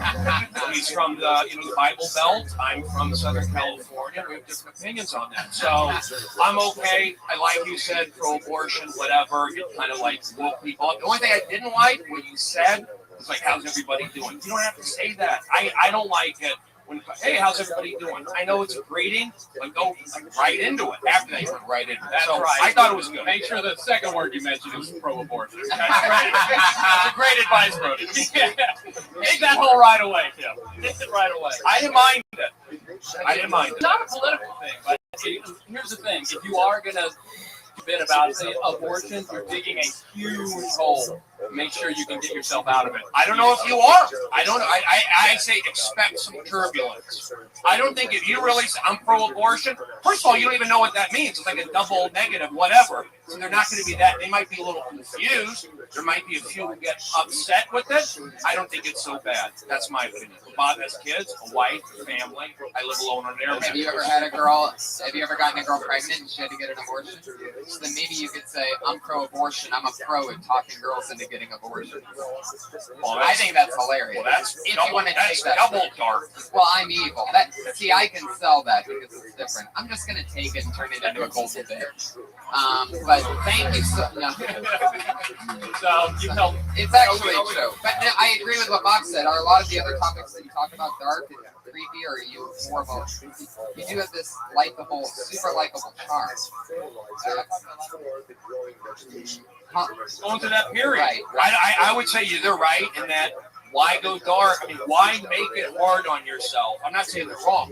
You are digging yourself a hole. Like I say as a comedian, why make it hard on yourself?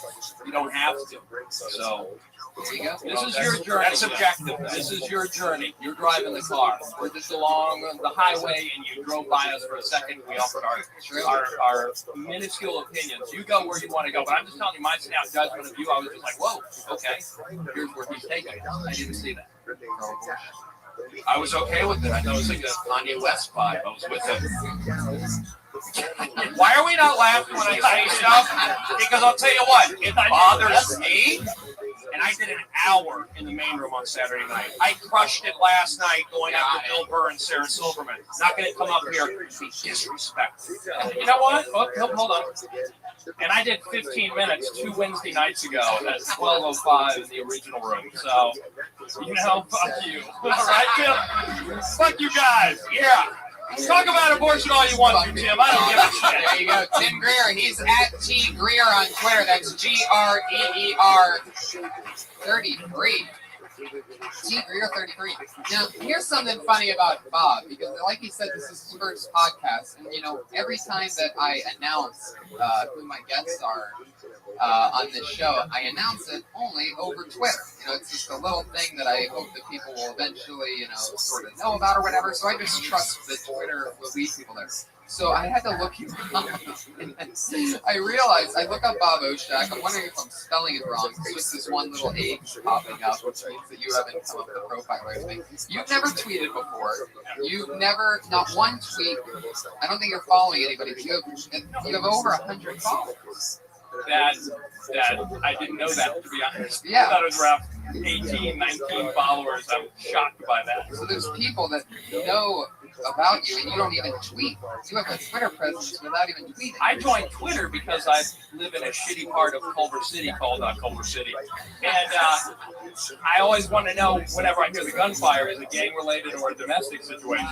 And I get the little Culver City tweet feed, so I'll know whether or not to hide the kids in the bathtub, you know? That's hilarious. It's true. But, really find out. No one else will follow that. So oh, there you go. Wow. Yeah, maybe I'll tweet something sometime. Maybe I'll make it about abortion, since that's such a prevalent. Did I read you? You've been married to your high school sweetheart. Yeah, with the same person your whole entire life. Same one. No one else. Since high school. Wow. 1989. So I'm 41, so we started dating when I was 17, something like that. If I got my wife pregnant on our first date, our kid would now be old enough to rent a car and try to find me. So I would. Can I add one thing? I would have split count. You got to use that. I don't know if this audience knows the podcast audience. So like, Bob and I were not agreeing. Audience with Bob, me, Brody, Bart, big, aggressive, went after that guy who tried to attack Tony. You know that Bob and I worked together for Dallas television shows. We did. Yes, we did. So about at Fox Sports, Best Damn Sports Show. Bob was the writer or one of the head or writer, all that stuff from the beginning, basically all the way through the end of 1,000 shows. I did all the warm-ups. Bob did the news. This is 12 years ago. Can you believe that? We are starting in 2001. Yep. And so there's a lot of history here. So we're all good. Thank you. We're family. You wouldn't know that. See, that's how this town is. You never know who knows you. Bob. That means something in this town. Wow. It really is. I think, Tony, I think the lesson here is that despite how we look as people, you don't really know what's going on up here, You look at me and you think, folksy, middle-aged, out of touch, doesn't know how to tweet. You would never. What the fuck? Come here. Somebody. I'm even thrown off by that. Somebody fucking punch me right now. You are ripped. That's crazy. That came out of nowhere. Just doing a character, Brody. I love it. I was telling Bob before the show, he's like, what's going on? What is this? I go, just have fun. By the end of the show, what I take pride in about the show, I told him, I go, most of the guests that I've had on, almost all of them, by the end of the show end up going, man, by the end there, I was having so much fun. I was so warmed up. I wish it went on forever. I'm pretty sure we're seeing that happen right now in the middle of the show with you.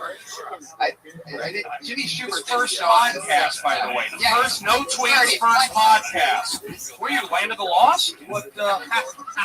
Anybody? Thank you. He's only got sex with one woman, so another lady could have enjoyed that. Oh, very good. There you go. Again, that's why we've got the Iron Patriot here. Yeah, and he's also only had sex. He sort of knows how to close out a conversation with one big boom. And he's also only had sex with one woman his whole life. He's not married. When you have sex with one woman, do you have to mix it up? Just have her get stung by bees once a week or something like that? No, you just kind of phone it in. Role play. I'm going to sound like I'm doing a bit here, but I'm also the only guy she's ever slept with, so neither of us know how much better sex can be. She thinks it's normal to roll off of her after about 45 seconds of rhythmic humping. So, mock us if you must. Oh my God. Ignorance is bliss. Oh my God. That is so fucking funny. Brody? I'm thinking about that Jeff character on Ferguson. Is he supposed to be like a contestant from Price is Right? Because he has like a name tag. Jeff. It looks like the old Price. You guys, I don't know if anyone even knows what we're talking about. We have a robot sidekick you're referring to. Yeah, that's part of the reference. It's actually operated by someone who's a genius, so I can't take any credit for it. But he's a writer as well. No, he's not. He actually performs the robot. So God, Robert. And says the words. Yep, he's operating. It's pretty impressive. And Drake just trusts him to play around. Yeah, it's amazing. Chemistry is. I can't take any credit for that whatsoever. In all honesty, I like like Craig's monologue. It's right up in the camera. It's really loose and different. Yeah. So I love that it's good to see that. he grabs the jib sometimes. Yeah. I noticed. Just like really heck. I was talking with Waterbox earlier about television personality who didn't look at camera that it's all about connecting, and I think Ferguson does an extreme job of that. And it's not easy to thank you, Stacey. It's difficult to establish intimacy when you are a TV host. It is. He does that incredibly. Yeah, it's an amazing. I'm working for 4 years on that. That's why I live in Mexico. That's why I started writing. I've been on the job for 4 years. I mean, I don't know how to tweet. I don't know the importance of this is a podcast. Yeah, I don't know. I don't understand all that stuff. I mean, when I started, like you have experienced unbelievable success. Well, you know, since I started writing. Thank you, Bob. You know what I mean? Whitney Cummings. Hanging out. I've just lived in the picture for 4 years. It's a great job, but I'm someday it'll end and I'll be like, wow. That's so, Bob. I think it's refreshing that you don't tweet. I think I'm not on the Facebook. That's okay, but you don't have a Facebook. I do have an iPhone. All right, you have you know, you're doing a great job, and you're one of the nice guys. People don't badmouth. You earned everything you've got. You used to host all the Sundays and Mondays here. One of the original hosts. And that's really one of the most badass things you can be in comedy. And I know a lot of comedians always make self-deprecation jokes about it doesn't pay the bills and this and that. But I'll tell you, man, when I got here, people meet a door guy, they find out how much they love comedy, they give them a list of about 5 guys that are monsters, and you are on that list. And so there's an anticipation, and you first are in the back of the room, and they're like, and you hear the next comedian go, who's next? And the piano guy's like, Bob Oshek, and you hear that name that you've heard, people who already look up to you saying, look out for Bob Oshek, this and that. And then you're sitting there, and your expectations are already sky high. And in comedy, there's nothing worse to follow than high expectations. But you do it, man. It's fucking fun. Check out Bob Oshek live sometime. You're here with follow me on Twitter. They'll follow you back. All right, let's continue with it. Your next comedian tonight. With you. No, it's not at all. This is first podcast. It's about you. We want you to shine. It's the kind of life you could be living in the podcast world of compliments and praise. Put your hands together for Ben Platt.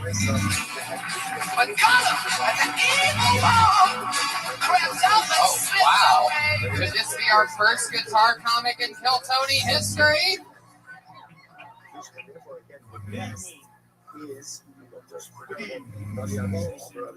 My song is Vampires Out of People. I sing it to you with a California accent. The whole world can believe what they want about that.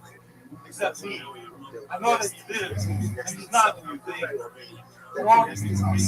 Rip out his fangs, because he was so bad. Putting in solitary to escape. Hungry or no, for Burger King, vampires are people too.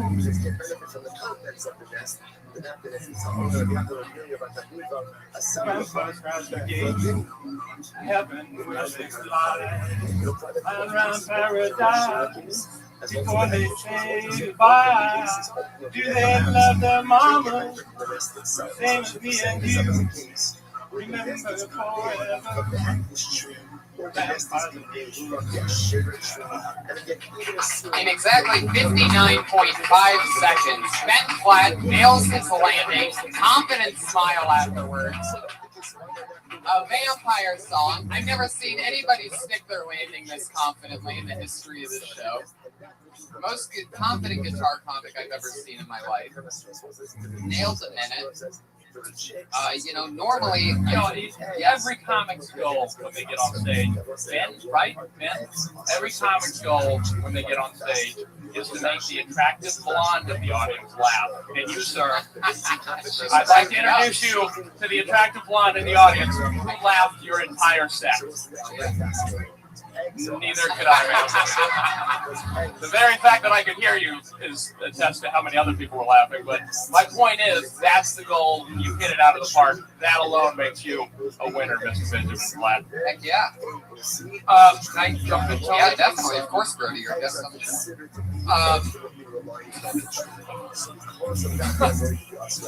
Why are you guys laughing? I don't. We're both yes. We're all yes.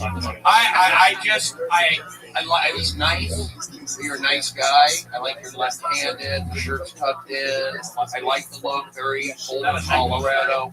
No, it's not. Not a Nike plan. Sorry. I would say just enunciate more. If we're talking about the bits, enunciate more. I don't know. It's like, I don't know if it's stand-up or a coffee house song thing. I would say enunciate more, and then we'll see where that goes. But good guitar, like there's something there, and I couldn't agree with him more. I wouldn't exactly call it enunciating. I would say that as a guitar comic, you're always going to have to face many open mics the issues of audio. Do you have two mics? Do you have one on the guitar? Do you have one up there? What's that level? What's that level? I think your guitar was a little too loud for the singing. You know what I mean? So be a little bit lighter, a little bit more acoustic and mellow. Because in comedy, it really is going to, I mean, and no doubt about it, you have that likability that also counts for a lot.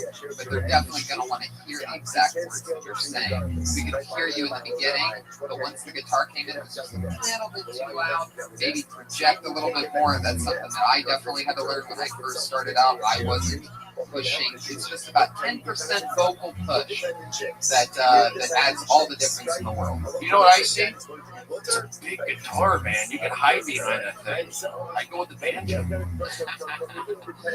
Again, why no laugh? So not only am I uncomfortable, he's hurt too. So think about that when you don't chuckle based on my cadence. People get hurt. Then what are you going to say? Were you in a hangover? You weren't. So I know what I'm doing. I'm going to play that game. Me against you. Go ahead, Ben. What about the joke? What was the joke? Yeah, that's like sort of the tough part. There's a bigger issue here, Ben. I don't know what your act was about, to be honest. I know you were doing some sort of accent thing. Right. It's an audio issue. That's what we're saying. Not really. You can hear it a little bit, and it was likable. We could tell you were talking about vampires, and it was cool. And I'm just wondering. Can you summarize it real quickly? What we just watched? Into the night. Started out, and I was talking about the whole world can believe what they want about Dracula except me. He's not who you think. Throw him in prison, rip out his fangs, they will grow back like knives. Put him in solitary, he will escape. Hungrier. Or Burger King. Vampires are people too. Oh, okay. You know what? I agree. I think a banjo would help that out. Yeah. Thank you, Bob. 1,000 shows, professional, helping me out. The joke didn't work? I don't know if there really was a joke. You know what? It's a long way. It's sort of an abstract thing that you're doing up here, which if you're like it's good. That's good. I can see on a guy make commercial. How long have you been doing stand-up? 6 months, okay. And you always want to be up here doing a Dracula voice while you play guitar? No, not always. Okay. I would recommend maybe chucking the Dracula voice, making it more about who you are. Because, let me tell you something. Tonight, and I don't mean to disagree with the attractive blonde. Trust me, if you're going with, which to pick of the two, you either have a beautiful blonde and a six-pack here, but if the vampire thing takes off tonight, if somebody's like, you're going to be stuck doing vampire voice for the rest of your life, just like Gallagher's stuck slitting watermelons, because that took off. So be careful. You may want to make sure you're yourself on stage as you play guitar, because that may be who you're stuck being when you become a super successful comic. You see what I'm saying? So maybe this could, in 6 months, this could just be your toboggan smoking cigarette character that Bob was Steve Tapp. Yeah, that's true. Can I ask one? Can I throw in one more thing? Why is it that the open new comedians are so defensive and attitude? That's why you don't make it. This is Hollywood. This is show business. When you bring defensive energy, not picking up on it, that's why you don't make it. Sorry, I pick up on energies. There is something about, they talk about network or schmoozing or doing yoga or all that. There's something to that. So when you pick up, I'm picking up energy and go, out, see ya, I'm going to hire you. Give me positive energy, something to work with. Ben, I love your smile. I love your energy. We're going to get another comic up here. Thank you so much. Ben Platt, everybody. Ben, I hope you come back.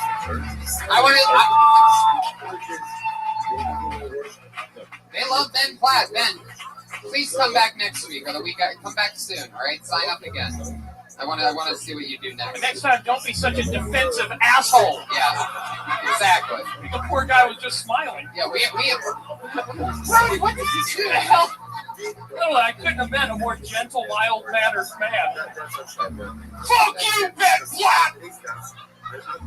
All these guys, they're too defensive. They stand up here with their guitars and their flannel named Ben Platt, smiling at me. Why would you do that? You don't get it. And in 6 months, you're not going to fucking make it. I've done 1,000 shows. You got it.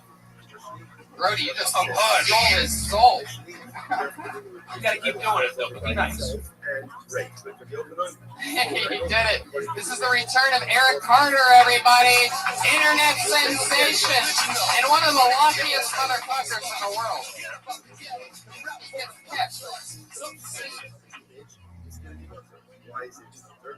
What's up?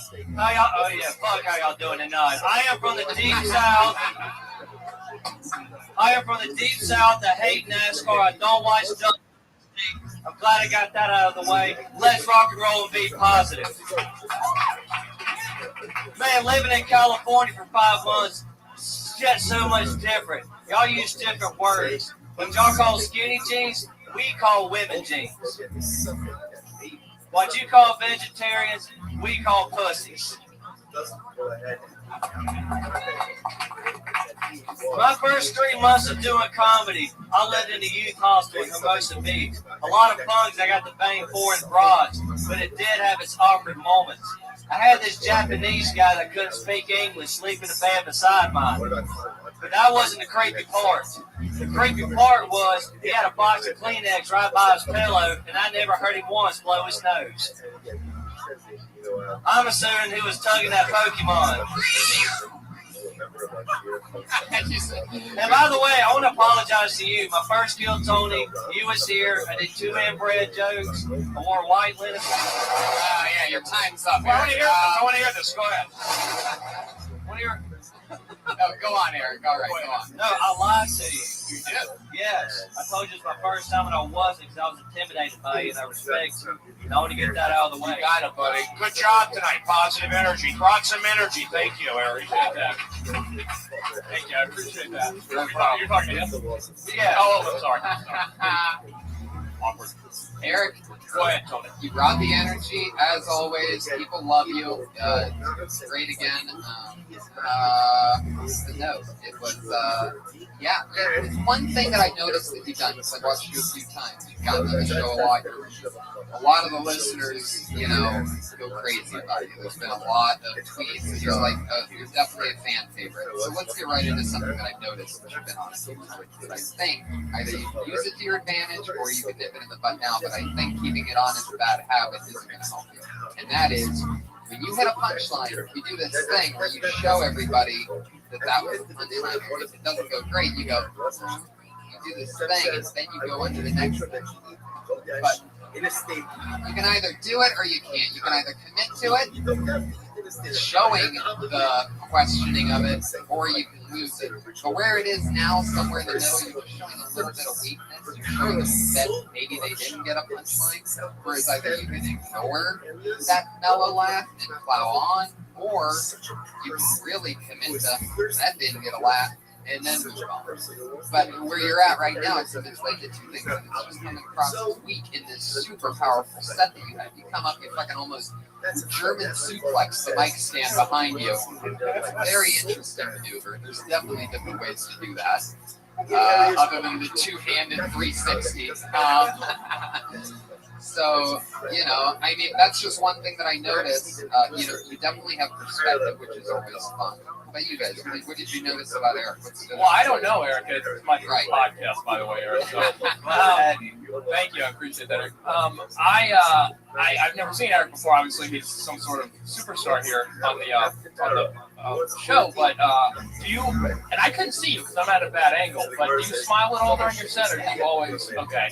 That's what I was just going to say, because you look very serious as you were doing your material. Not serious, but just like really intense and into it, almost like a Southern preacher life, which sort of works for you, but every now and then maybe a telltale smile of sorts, which, again, if you were given it to disregard this note, would help out, because there was a super intensity to what you're doing that could, like, get a little overbearing if every now and then you don't let people see a crack or whatever and see that you're having fun, too. Does that make sense? I keep pounding the smiling thing. I know, but I'm telling you, man, I milk my smile. I genuinely smile a lot during my act. If it doesn't work for certain people, I don't recommend they do it. But for you, I think that does help out. You know, that you do act like you're having fun and experiencing what you're doing. You see what I'm saying, coming from my perspective. Yeah, well, smiling is important. You know, not saying laughing, smiling. So I'll smile. So you get people on your side. It does. It's a way to ease off the gas ever so slightly when you have your pedal to the metal the rest of the time. So I can't speak specifically to that, so I don't smile. But I'm just saying I like your energy. Are you left-handed? No, I can use both. Okay, so I like that. Wow. With the mic, you can do that. Yeah. Holy shit. So you should try that box as a kid. You should try that with the mic standing. You used to box as a child? Yeah. How old were you? I mean, not as a child, as a teenager. Oh, okay. I was 14 to 16, did an all-season soccer. Okay. Soccer season. Child boxing sounds hilarious. Yeah. And just as an aside, I don't know if you want to go anywhere with that. Just make sure you smile while you're talking about it. I watch the comedians. Material's not my thing. I can't really hard 190, 160-second material. I love the general thing. So what I see, I think you're onto a good thing. Likability, smile if you work, just keep doing. You got that accent, keep it, don't lose it. What's going on up there? I'm here talking. Thank you. We're doing a podcast. So I say keep doing what you're doing and just be likable and nice. There's a reason why they're saying good things on Twitter. If it ain't broken, don't fix it. Just keep doing what you're doing. That's right. You're well dressed. Well dressed. I like that. You doing a lot of spots? You staying busy at nighttime? You going up a lot? Yeah, I've been hitting up the mics. Great. That's exactly what you need to be doing. There you go. Eric, very good. Hold on, the Iron Marshal. Hold on, I think the Iron Patriot is going to end this with I know karma's a bitch. My bitch. If you don't like football on Sunday, give me your man card. There you go. And I like that. A little something for the listeners at home.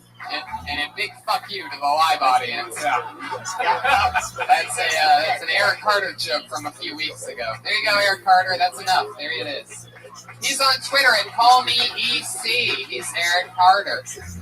Now, an exciting thing. I don't know if I got to mention this to you, Bob. Every week we have 2 young ladies. This is episode 1. They have been doing the new 60 seconds each week, and they are with us here tonight. They're part of the show where they do a new 60 seconds, and this is that part of the show.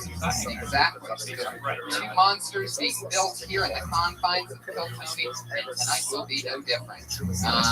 First, you know her as @Princess Shank on Twitter, and she is fantastic. She's a little bit different. She's weird and goofy, so know that going into it. Here she is, everybody. It's Sarah Wine Shank.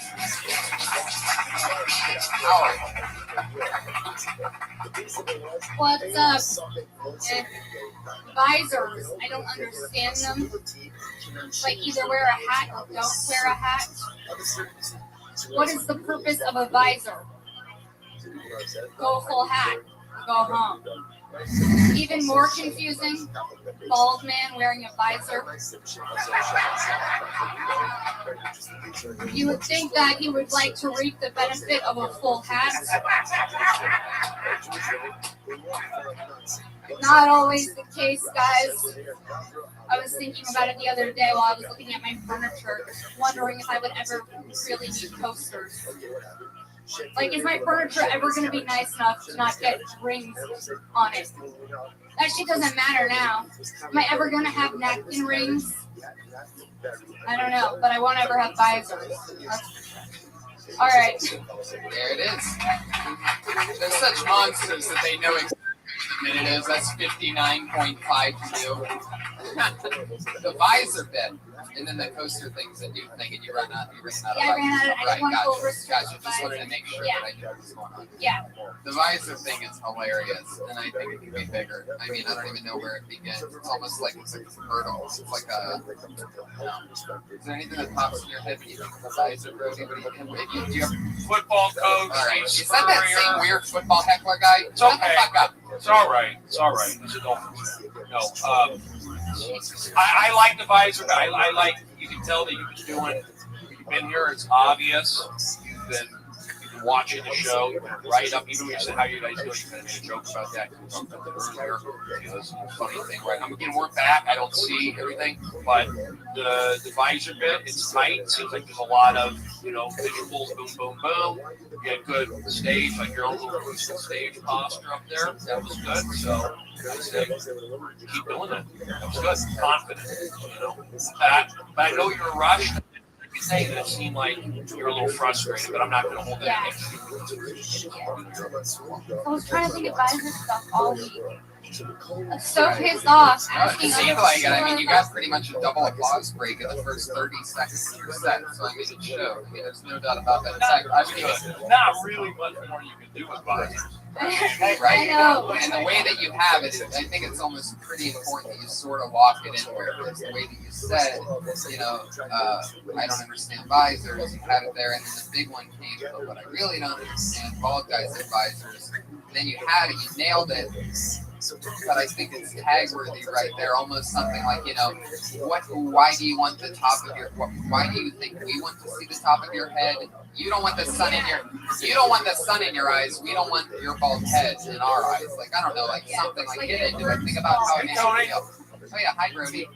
When a Jewish person wears a visor, it's a hat, right?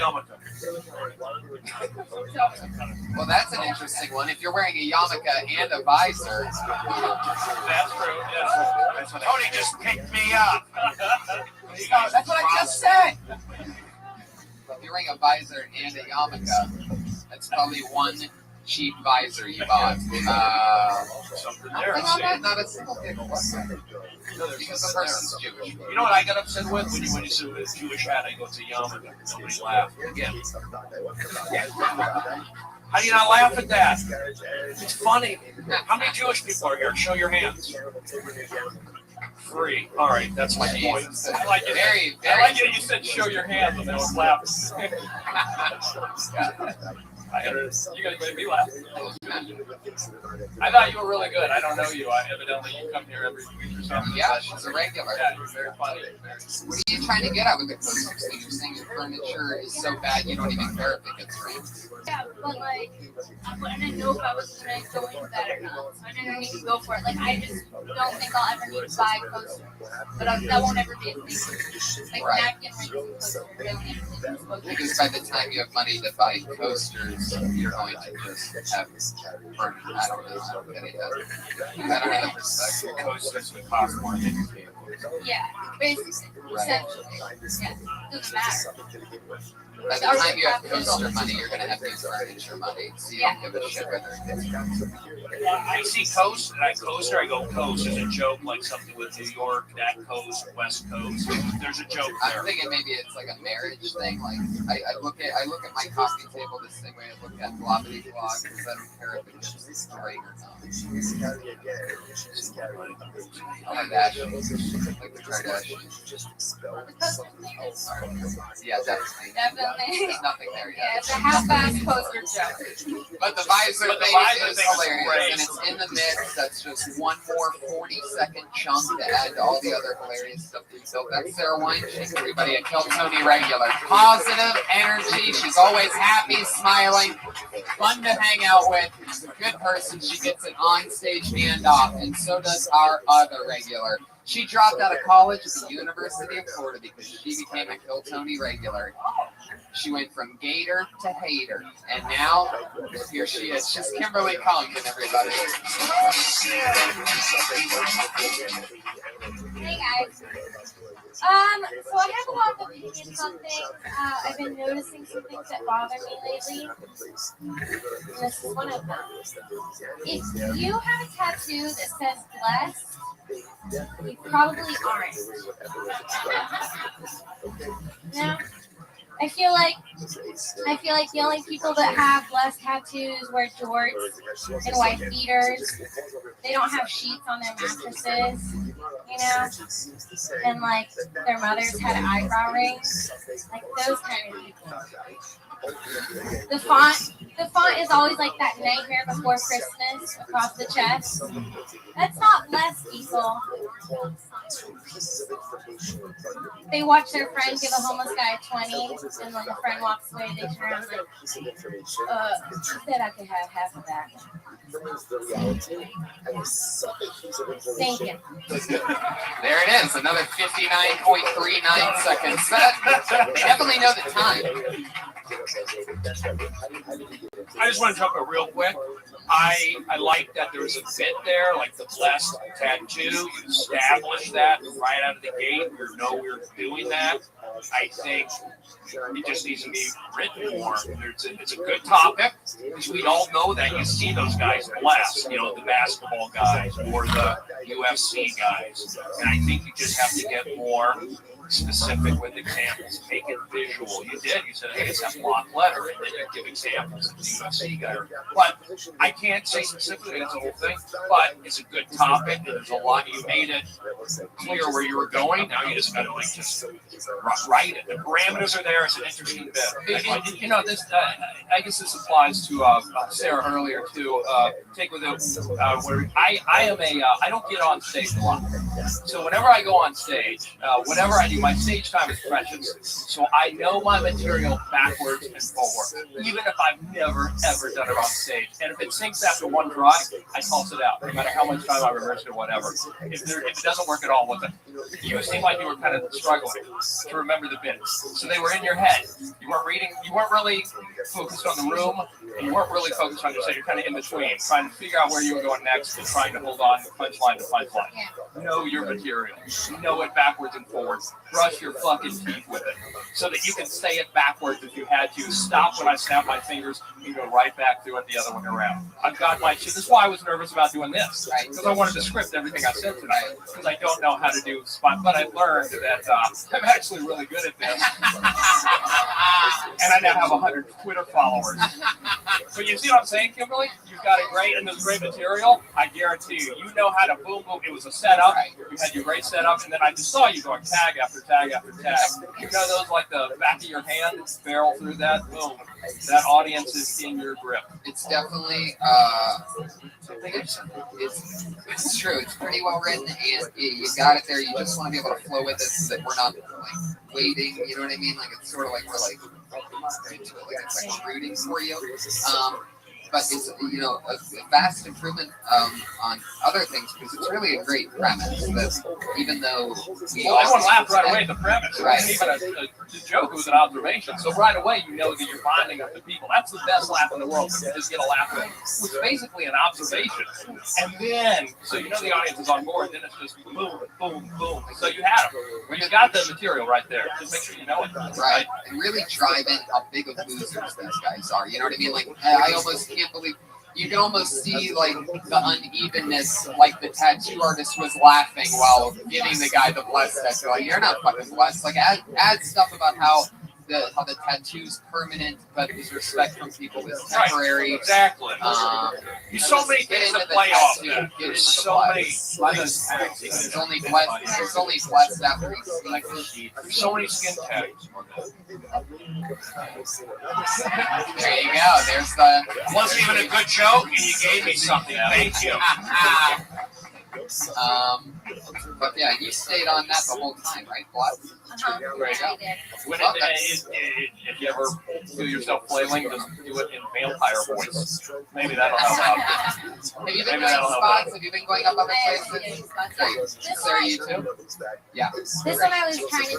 Every time I go up, I try to talk about different things that annoy him. So that's why I wasn't. Right. That's definitely a part of your national culture. And you have good. You speak well. You speak clear. You enunciate. So keep doing that. Was the whole dropout out of college? That was just a joke, right? No, she was a full-time college student. Her cousin is friends with Brian and I, and so we met her as soon as she got here. The cousin told us she was interested in doing comedy. Her first time ever on stage was right there, and she kept coming back every Monday. So she decided not to go back to college. She dropped out, went to Florida, picked up her stuff, came back, and now you're all in, Kimberly. You put all your chips in. That's the only way to succeed. That's the only way to do it. So if you're all in, be all the way in. That's Kimberly Congdon, everybody. She's on Twitter at Kimberly Congdon. That was episode 31 of Kill Tony. Bob, you got anything coming up you want to promote or anything? Let's try to see how much we can blow up your Twitter. And that's at Bob Oshak. That's BOBOSCHAC.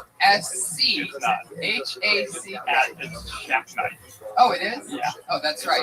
SHACK Night. One word. Shack Night. At Shack Night. Let's see what we can do to increase. Love your MySpace. You recently launched a Friendster. If anyone's interested. You know what? Let's just give out your phone number, Bob. What's your phone number? Call Bob anytime.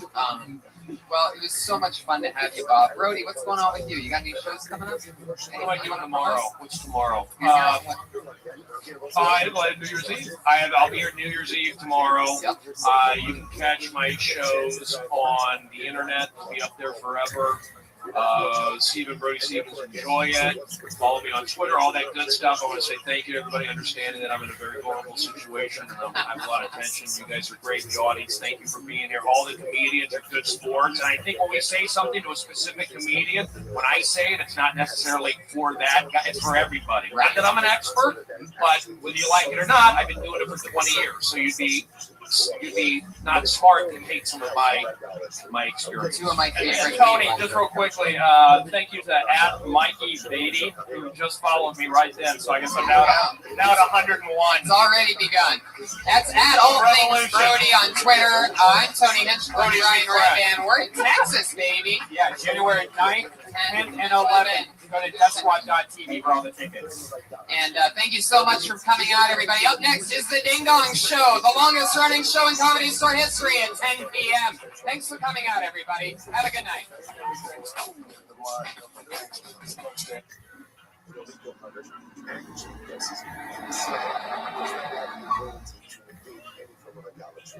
Vocês não estão certo.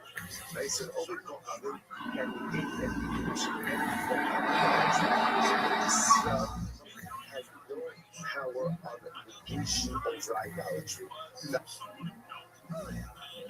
Assim, o Rabbi, se vocês são mais, se a Bíblia fala os campos está no meio da why is that? What about this? Idolatry.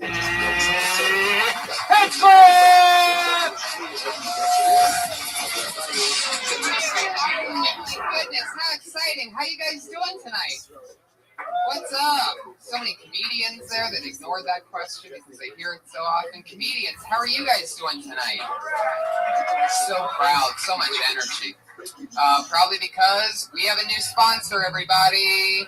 That's right. That's right. We'd like to officially re-announce that our newest sponsor is Diet Squirt.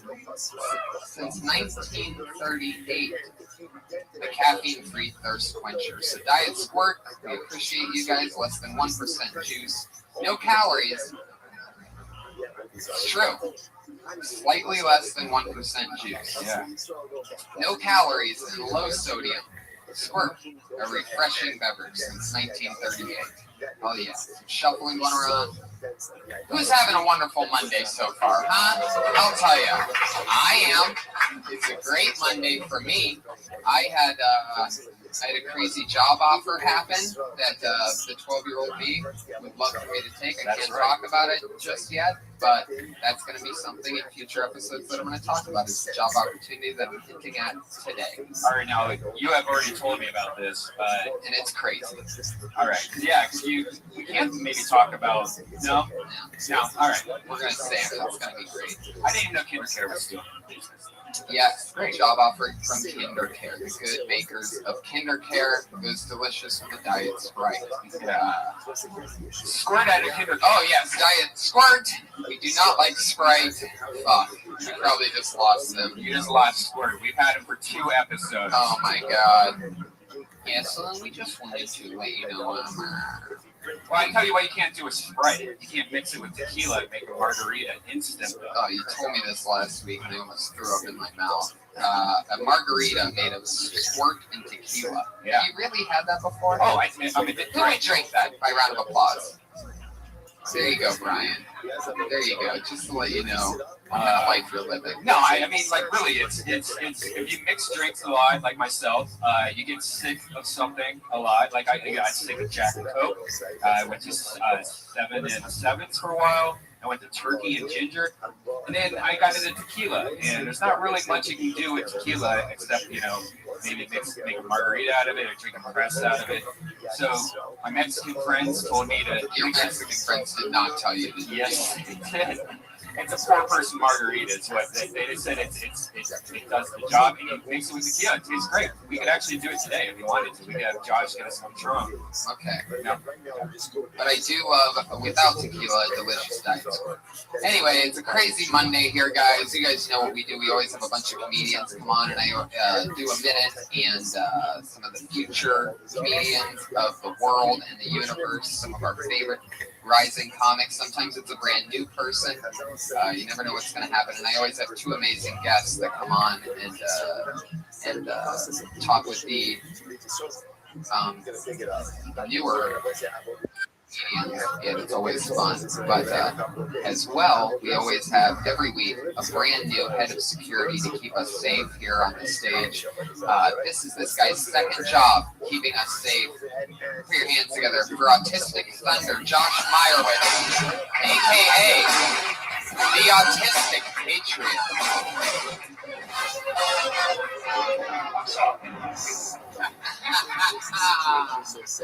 Can you imagine if like a Iron Patriot really did do that? He just like killed all his enemies and then apologized.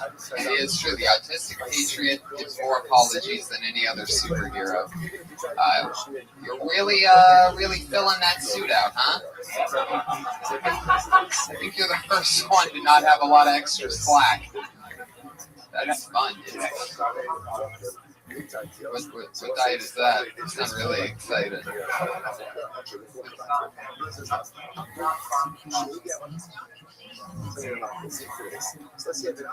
hear your shoes squeaking when you do that? Yeah. Yeah, don't do that anymore. It's very annoying. Back to you, Diet Man. Sound of shoes squeaking. Are you really on a diet? Like Weight Watchers?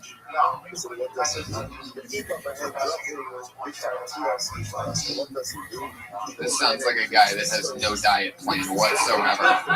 Just one step at a time. I leave a couple bites of the In-N-Out burger that I eat daily. Do you eat bad or do you just eat a lot? Okay.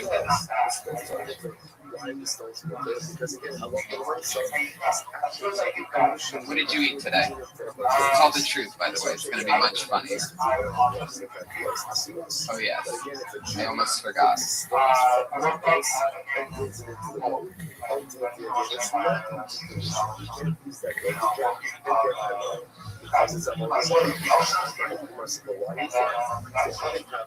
Really? Oh my goodness. Well, it seems like maybe you are sticking to your diet. Now I sort of feel bad for you. Hey, next time you have a salad like that, though, put the dressing on the side and dip your fork into it instead of pouring it on top of your salad. It would save about half the calories. Heck yeah.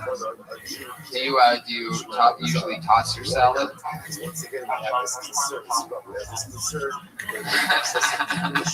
There's a little picture in your mind for all of you. Have you ever tried to suck your own dick?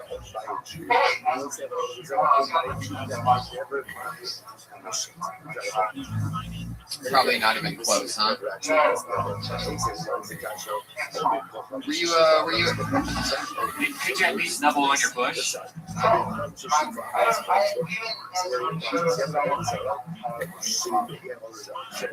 A lot of pube?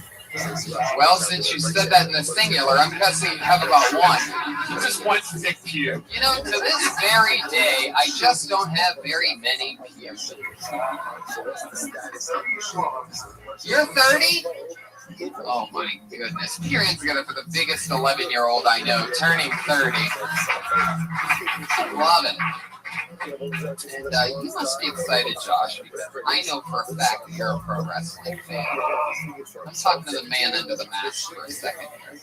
So what do you think about Rowdy Piper being here? Can you give maybe if there's somebody in the crowd who doesn't know, maybe if you give a little short background on the man myth that is going to be on this show today. All right, that's not a good start. Just go with the stuff that you do know, Josh.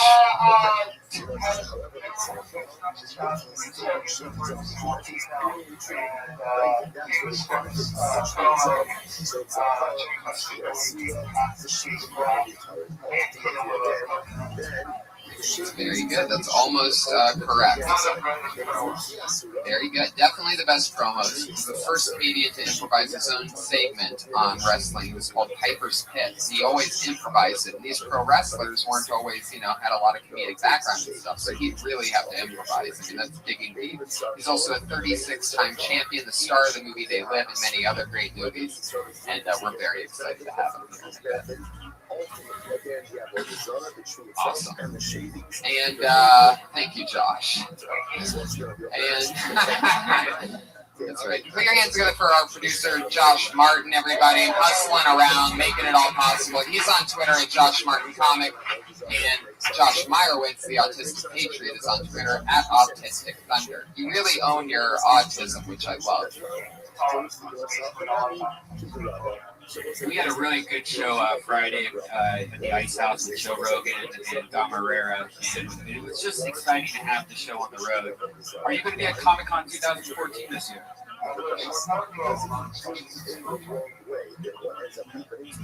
Well, we will be there. July 23rd and 24th, we're going to be there doing shows. So any of the comics listening to this at home, sign up. You'll be able to go to the American Comedy Co. on July 23rd, an hour before the show, and get on stage, hopefully. So it's going to be a lot of fun. So try to make it down there, Josh.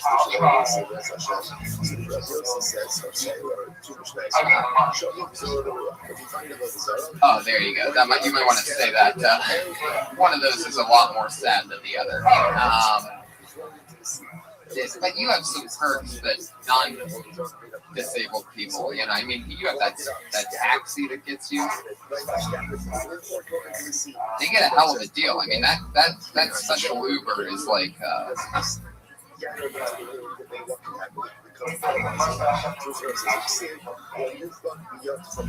You'll have to try that one out when you get 60 seconds one Monday. Right.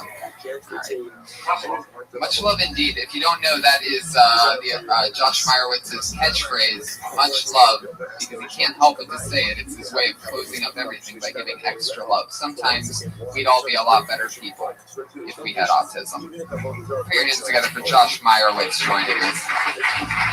It was so fun, so exciting. Josh, are you here? You got 2 thumbs up? Okay, you really blew that cover. Very good. Good job, Josh. We can talk real quick. You know what I learned about autistic people, Josh, is that the Army and stuff, they love autistic people, and they try to get as many autistic people in the Army as possible because they kick ass at certain jobs.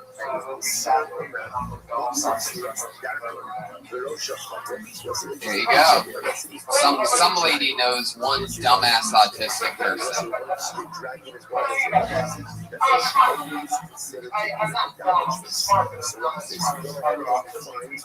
But do you obsess about stuff?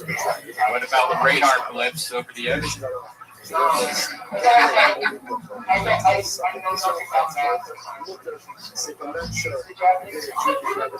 know, Josh, you're actually, now that I think about it, not even our first autistic patriot. You are, however, our first diagnosed autistic patriot. So it's an exciting title to have. Now, let's talk more about this diet for just a second, since we have a half a minute to talk about it. Banana, an apple, and a salad is what you eat today. Are you really hungry right now? Heck yeah, it does. I can tell. It's not eating that water, though. You need some protein in that water.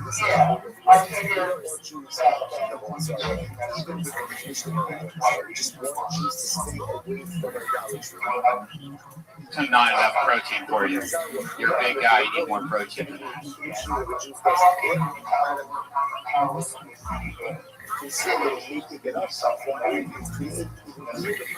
Well, we love it. We're glad to have you. One more time for the Patriot of the Day, Josh Meyerowitz, the Autistic Patriot. Let's move on with the show, guys. You ready for our guests or what?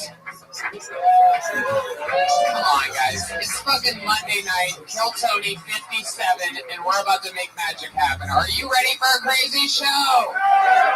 Put your hands together for tonight's guests. The hilarious Annie Letterman and the super funny and awesome legend and man himself, Rabbi.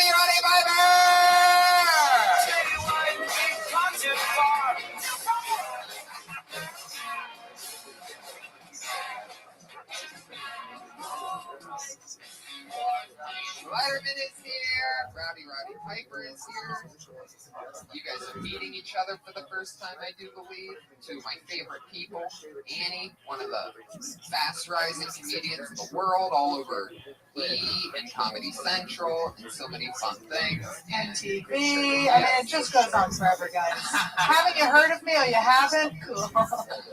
And from a lot of my favorite things, including most recently Legends of the WWE Network, Rowdy Piper is joining us. Very exciting. Good friend of mine, and glad to have you back. We had you pop in a couple episodes ago. You were nice enough to grace us with your presence, and I'm so lucky to have you on as a guest tonight. Thanks for so much. Oh, no one's ever called me a lady. Thank you. Oh, exactly. So it's going to be a fun perspective switch. I figure the two of you will give two different perspectives for sure. Annie from, one of the toughest chicks I know to one of the toughest guys I know. Are we getting into wrestling? Yes. That's what I didn't tell you. Every Monday. My boyfriend just killed himself in the back. A lot of people don't know this, but Rowdy Piper is also a paid regular here at the Comedy Store. Been doing stand-up for a few years, and who would have thought that a guy that could make stadiums and arenas of people laugh for decades could possibly pull off stand-up comedy in a room with 20 people. But it's always fun for the best stories.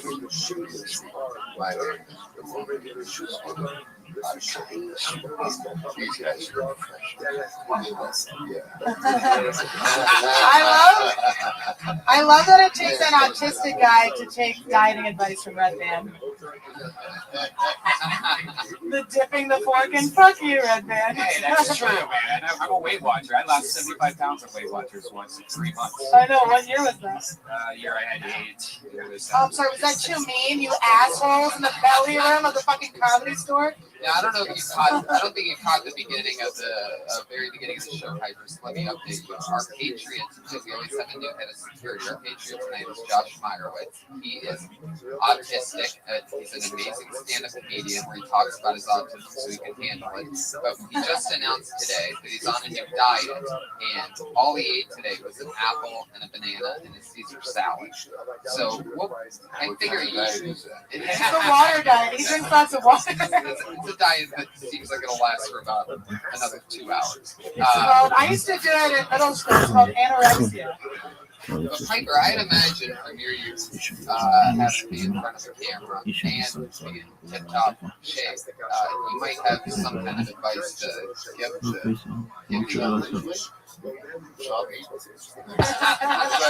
does that go? Like, how many times do you eat a day? 3. How many times do you go to the bathroom? 1. Reverse. Just eat Chipotle once and shit the rest of the day. Raw chicken, that's all you need. Gallon of water a day, chicken, salt. Yeah, chicken, no salt, no nothing on it. Chicken salt. The salt's really the tricky part because that keeps the water dry. There's not a lot of people that have the courage to not only get it out, but to do it from day to day. And, you should be yourself back to Well, he's actually in such bad shape he can't pat himself on the back. That's what we're trying to get to. Oh, you can reach there. Good job, Josh. I like that his microphone's just on his dick. Or his I don't know what it is. Yeah, it's a little tradition that we have here where we keep the speaker box by the groin. You're funny, Josh. Josh, do you have any questions for our guests?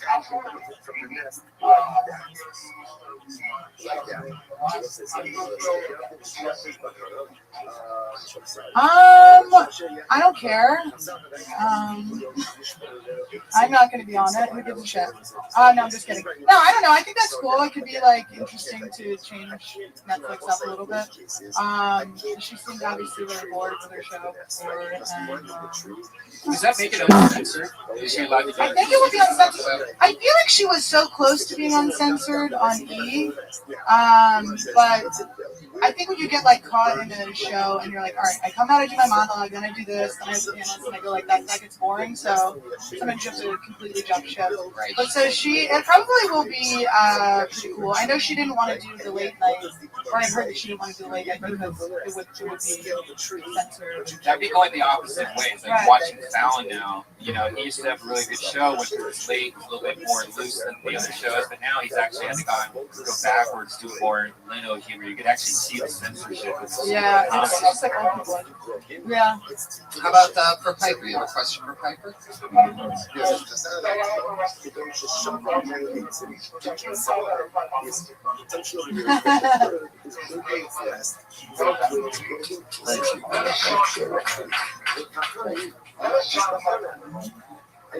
Jordan Carpenter, he's a little eccentric, he's very frail guy, and you have to be sensitive when you talk to him, but it makes him a good director because he gets inside and helps him pull it out. But as far as the action is concerned, he left the action.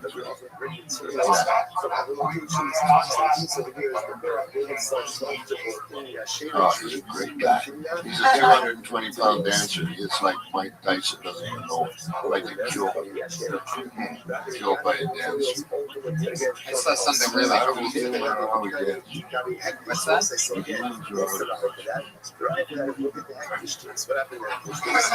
from? Oh, yeah. I saw you just sound so confidently the wrong answer. That's almost as annoying as squeaky shoes. Nothing's more annoying than you. Just kidding.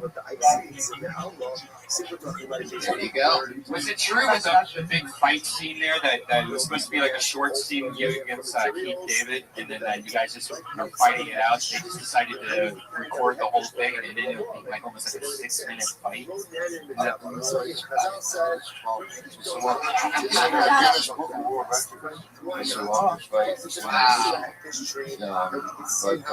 John Carpenter wanted the fight that was longest before that was John Wayne in the Beatle era, the Quiet Night, and Carpenter wanted a longer fight between two friends, and follow the arc of the story.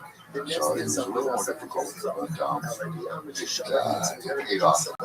And those were real punches, right? Well, it was fun. You get those camera punches and launch across the line, you can't tell. But on the way back, I kicked my eye and the thumb. Finally, I just said, yeah, come down, the neck down, just hit a lot easier. And he didn't have a problem with that. Got right into that and beat the shit out of me for a couple days. And there we are. Wow. Congratulations. So cool. Longest fight scene. That's amazing.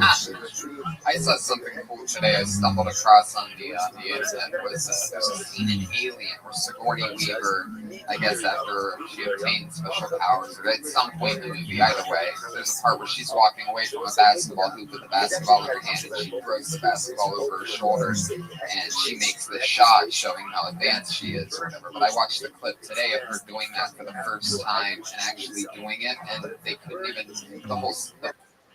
all the serious characters in the role broke. You know what I mean? It's just like the moment that it went straight in. I mean, it's an amazing clip because you can tell she's completely dialed into her character as a super professional actress, and she's so dialed in that without thinking, and she's saying in the interview that she doesn't know how she did it, or whatever about it. But she was so dialed in that she literally did what the character was supposed to do and made that no-look back shot. So it's worth looking up sometime. Oh, there you go. Thank you, Josh. That's why an artistic sidekick is good to have around. And here's a fun fact about that fight that you did. At South Park actually had an episode, a famous episode called Cripple Fight, and they did it shot by shot of that fight. That's why if you ever watch that episode, you're like, why is this fight so long? Yeah, the dialogue concept. I wouldn't watch it. I wouldn't watch it.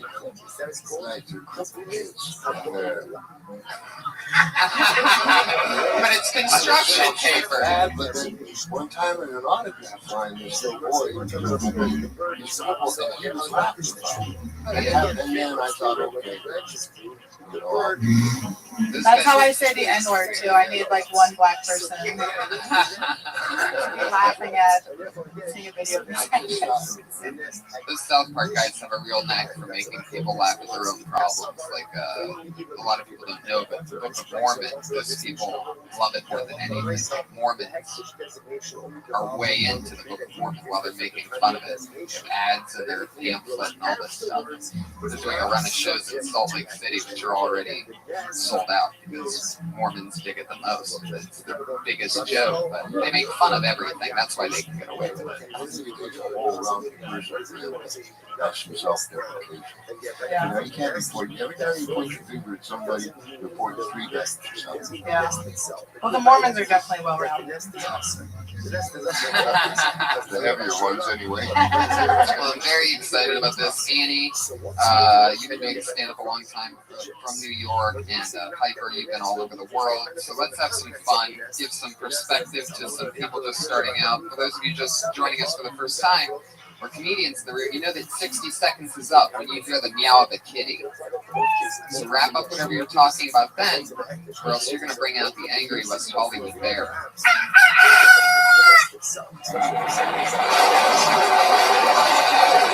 Yeah, you. I like how that sound effect's also 60 seconds. Yeah, exactly. Just it's out of control.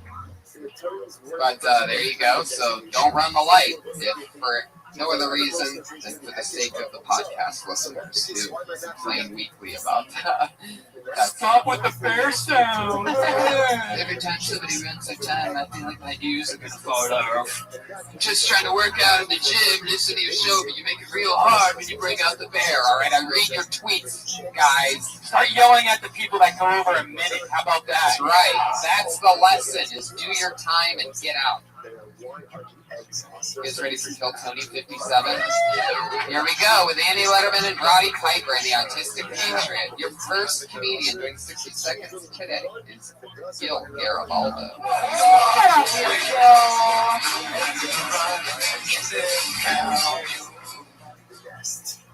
Oh man, went to had a parent-teacher conference recently, and got a pretty great compliment from the teacher. She's like, your kid, he speaks at a very high level, and I can tell it's all you. I was like, wow. That's great, respect the person's community, give me that type of confidence. To the father, you don't really hear that kind of stuff, And then she told me, like, but I did overhear a pretty mature conversation he had. I was like, talking about politics? What's going on? She's like, well, he said he fucked the shit out of the lunch lady.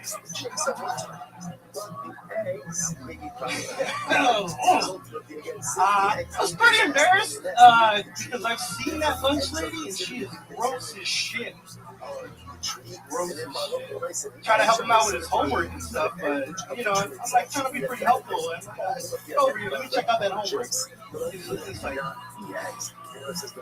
I don't know, fractions. Yeah, man, take the F. Sometimes that bear comes out very quickly. All right. There you go. That was 45 seconds to lead up to your first joke, and I thought it worked, and I thought it paid off. I thought it was funny, but I don't know. I think that's too long for. Did you say you're teaching at the place? No, it's very teaching. Oh, you have a son. Yeah. How old's your son? 12. Oh wow.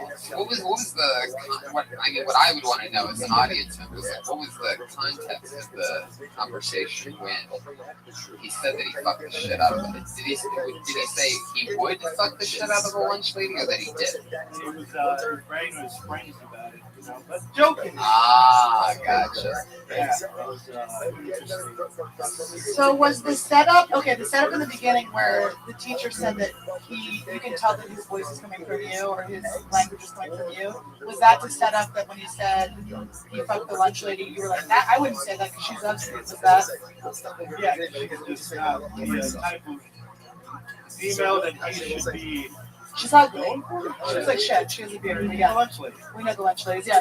But like, I think like the whole beginning doesn't the setup that you could just say at the parent teacher conference in Denver, it didn't say. Right. My 12-year-old, I went to a parent teacher conference for my 12-year-old son. Yeah. Now, did he tell you that, or did the teacher tell you that he said that? The teacher told you. Yeah, one of them, and he just had this kind of like. So, one thing with that is I think it also might be more fun to go on the adventure a little bit more with you. Like maybe at first you're proud of him, or not. Both ways are funny if you tell us what you're feeling when you first found out, and then when you remembered.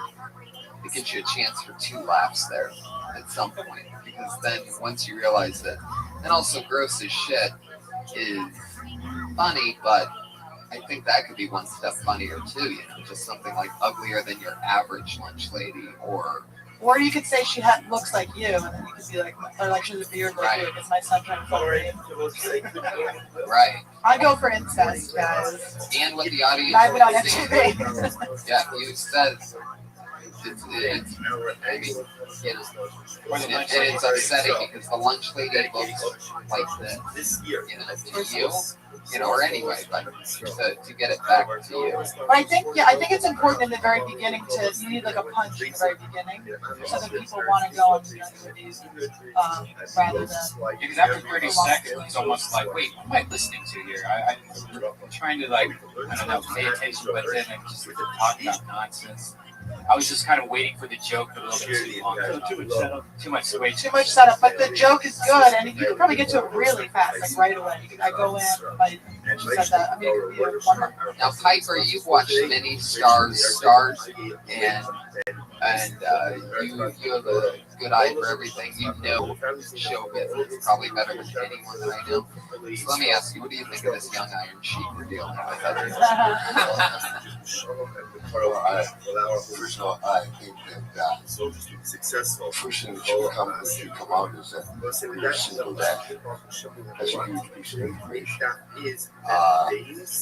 And when you first came up, you were told,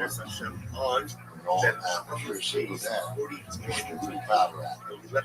And you can get that out at one boom. And then if he had something for the lunch lady, and the lunch lady wasn't that good looking, and you wanted to do her anyway, you wanted to do her even though she wasn't good looking. Is that what you're saying? You didn't want to do her because she wasn't good looking. Something we should be proud of. He's an equal opportunist. Yeah, it sounds like a choice. Oh, fucking I'll go. Good for him. Raise the well. Yeah. I just like her personality. He's not biased against. She's so sweet. She could be extra creamed corn. Right at the top, I would let him know that I'm a single dad. My son, and then. Yeah, because I was thinking too that maybe your joke was going to be that you don't have a kid. You were at this teacher conference and you were like, "Oh, that's weird. I don't even." Like you were just like the creepy guy. I don't know. You just give off that vibe to me. I don't know that you have a boner at like a kindergarten classroom. I don't really think that. But again, we'll get the podcast. Who said that stuff? Die. Someone shoot me. Oh yeah. Oh, thank you. How long have you been single? 11 years. Wow. So it was the kid's fault. You know, just mom, you know how to do other things. Raising those things. Were the other things your friends? What's their names? Baby. How long have you been doing stand up? About 40. Where are you from? What part? Originally South Central.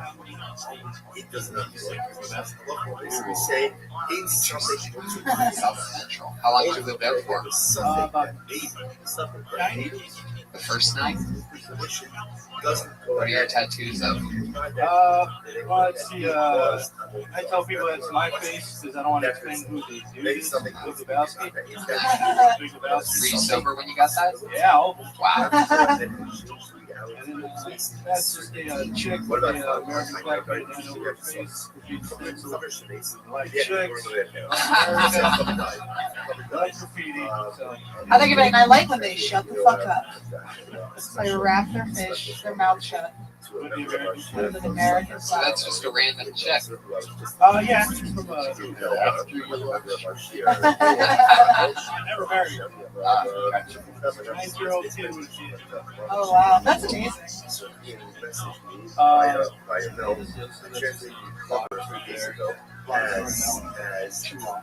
You're sticking with the sober through all of them. Yeah, totally sober through all of that. I like your style, Gil. Thanks for coming on. Come back soon. Gil Garibaldo. He's on Twitter at Gil Garibaldo. That's GilGaribaldo. Gil Garibaldo wasn't available on Twitter? Wow. That's messed up. I always ask each guest that comes on for the first time what if they ever did anything when they first started stand up on stage that they can't believe that they ever talked about or said.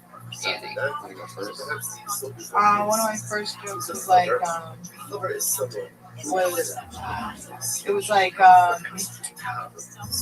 was the best sex I ever had was with a homeless guy.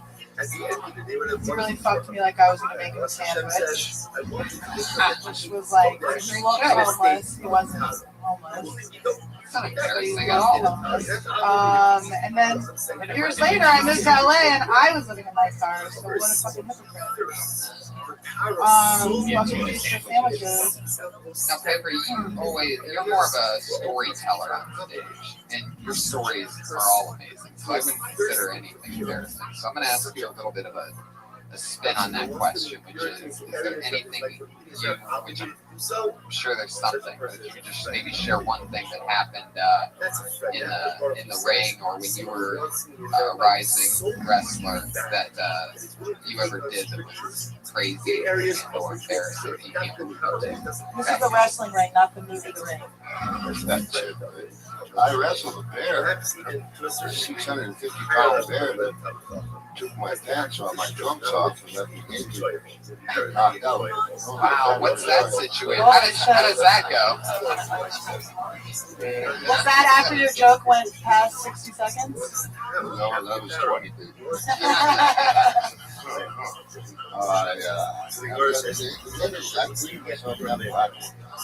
Oh yeah, we remember you told us that story last time. I had to go home and watch it 4 times. It's so funny. My job was to push off. I have such a sensitive, you're like such a nice guy. And then they're like, I mean, the crippled kid thing, did you get that? That's amazing. I called Bruno a walk. Lost the garden. I said I was driving here for an old and tire went flat all the way here. Went wop, wop, wop. His hair that over stood up his eyes. And the tree shot. And then like, it was a hard fight that night. I'm like 20 years later, my son Cole, great night. And I said, Cole, this is Mr. Salmadino. First thing he said is, your dad called me a walk. 20 fucking years later, Bruno. Stuff like that. I love it. We're going to roll on to our next comedian, and it will be Brad Sachs.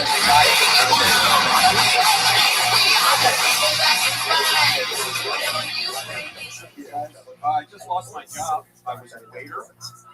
I got fired because I lost it with an old lady, like a 85-year-old lady. Sometimes old people, I love them. Like this lady can order. So yes, you need to order water. And I just lost it. She was like, I want an ice of water with no ice, but I want the ice on the side. And I want lemon and a straw and extra lemon on the side. And Splenda on the side. And if you have that raw sugar, I want it on the side. And I scratched my arm like, bitch, that's lemonade. No. The only reason I work there is to get laid, to have sex. Best place to ever work is a restaurant. And the place I worked at for 13 years. They told me, give me the application. It was like, question 1. Question 2, are you open to employee events after work? I'm like, I will not. Thank you, right here. The rest of you, nothing. That's cool. Thank you, guys. That was Brad Sachs. Firing off some bullets. It was someone like their mother, yes. Rabbi. Okay. Maybe you should perform to autistic people. Good idea. I'll try it. Were you really a waiter? Yes. Where at? A place called Stan. You believe it? Who was it? A place called Stanley's. What kind of restaurant is it? I would say it's like casual, upscale, every kind of burger, really big with salads, pizza, pasta, chicken, fish, steak. They got everything. Yeah, it's a good place. The lemonade bit, funny that it made sense and it's pretty cute. Yeah. But I think the setup, how you did it with the old lady, could have maybe, what is he? Yeah. Or I don't know, maybe if you just said she ordered enough stuff to make lemonade or something, just kind of like. That's gotta be quicker. Yeah. You don't need all of that info. If you started with the act out, like I just got fired because this woman came in, do the act out, and be like, bitch, that's lemonade, and then rant a little bit more, I think, too. Like if you really went off on her, it's funny that you yelled at an old lady. Yeah. Right? Did anyone else get wet? I loved it. And she ordered ice water and 7 things for the ice water. She pretty much ordered lemonade. And it made me go like she ordered like blah, blah, blah. And then like also that it's like shit, there's no charge. Charges for the lemon. Yeah, like what's the 15%? What are what people say 15%? Or nothing? No. What's a 20% tip of zero? You know, I mean that's so unfunny. I want to kill myself. I'm sorry. So I just made your joke worse. They fired you? Well, it wasn't like it was actually kale. Like it was a really busy night. This one lady kept saying, "Is there kale in my salad?" I'm like, "Yeah, it's kale." And she's like, "Will you take it back? You have that with kale. I don't think this is kale." And like the third time, I'm like running around sweating, and she's like, "Is this kale?" I'm like, "It's fucking kale." And then the whole table looked up. I'm like, "I'm sorry." And then they went and told, and they're like, and his jokes, by the way, were terrible. Because I was trying to make up for it a little. One, that's funnier. The truth is funnier. And two, we know that table was autistic. Right. They were not autistic. They were normal. They were That's, you know, on the spectrum. You should have told her to kale herself. Wow. Look at you. Shooting a little 3-pointer over there. From long range. I don't normally see that. Normally I'm that guy, but it's fun to see. I like to see Tony up in this position. I love punnery and all right, Josh, let's settle down. You agree that was way funnier than your story, right? Oh, absolutely. No, that's why I try to ask these questions to dig a little bit deeper. I mean, there was nothing funny about what the restaurant was like, but then we got into that part, and that's interesting. So, what was your reaction when you found out, like, were you more mad when you found out that she said your jokes weren't funny? Or that was, I mean, I was upset, obviously, to lose the job. The nail in the coffin. So the manager had to report to you. The manager was like, man, she told me she didn't like your jokes. Yeah, they were like, and they told me telling all these corny jokes. Oh, what were your... Yes. I don't remember. They were stumbling across gold, everybody. Probably just little... What to listen to at the #1 comedy club in the world and some guy's actual restaurant jokes. Picture yourself at the restaurant table. Here we are, Brad Sex. No, they were You'll be our waiter. Come on, tell us the fuck. No, they were probably just improv. Wait. Stick through it. Come on, you know you got some jokes. I've asked you for a glass of ice water and you drop it on the table. I know you don't just drop it and walk away. What do you say? Oh, thank you. Thank you. Yeah, when you give me the thing, like, you know, there's the waiters that always do the thing where you finish your plate and then they go, "Oh, I guess you hated that, huh?" Oh, right. Like, when people like, like with this one lady, probably like if they ate the whole thing really fast, so like I hated that. I'm like, I'll take that off the check. Yeah, and then they're all pissed when it's still on the check. Maybe that's why they're mad. Come on, there's got to be something. You don't have a couple lines. I mean, you've been waiting tables for 12 years while being a comedian, and you don't have any things that sometimes you go to. I mean, that was probably my most famous one. I'll take it off. That was your most famous one? That's so funny. That was like, I don't know. Years. I hated the job. I was like, yeah, here's your fucking Diet Coke. I used to, here's your diet. when I was a waitress, I used to tell whenever a woman had a baby and she would like order milk, I would always say, "Do you want skim, whole, or breast?" And tell her I'd be her wet nurse. I never got good tips. That's risky, though. Oh yeah, I As a don't. waiter, I mean, I'm sure the Hulu corporation would need that.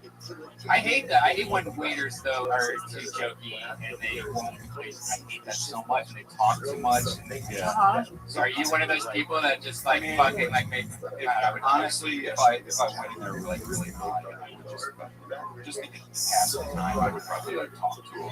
But also, as annoying as that is for the patron, as a comic, if you're like, it's like having an open mic all day. Your day job is so where you're not going to use that opportunity. It's like fresh ears. You just try some shit out. Are you really trying to ruin all of our food for the future?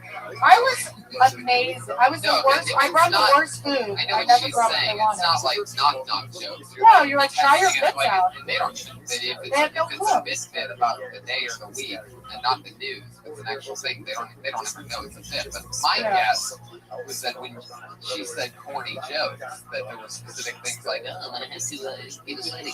I'll catch up with you later or whatever. You know, like I was hoping for like a fucking something like, I'll be right back. Don't go anywhere. Yeah. Tell them to stay. And she's like, I'm in a wheelchair. I'm 98. I'm not going anywhere. I forget. I don't The only know. place I'm going is to hell. There you go. Hey, look who's got the Woo! Josh, it's getting to where the when you laugh it hurts my feelings. I'm just kidding. Oh my god. Are you serious? Once I got a Yelp, I actually worked with Sally, who's right here. We worked at this restaurant there. I once got a Yelp where they said the waitress was so annoying. She kept talking about how hot the skaters at the coffee shop next door were. That sounds like something we would do. Yeah, they were hot. Now, normally this is the part where I say Piper, this young blank and blank, but you are so far looking out of the realm of professional wrestling that I'm truly stumped. Maybe a young, oh god. There's not a blonde Jewish one? Maybe you The guy with the rubber bands on. You're laughing at something that nobody else There you go. I love how you crack up the Yeah, can you grow a beard? Yeah. What do we think of, what do you got for Brad Sachs? Anything pop in your mind? Advice or something? Oh, no, I'm talking to Piper about you. I don't think I'm going to do it. Well, that's good. That's what you were thinking. You're probably looking at me like, I be actually wasn't thinking. I figured it was time for you to go.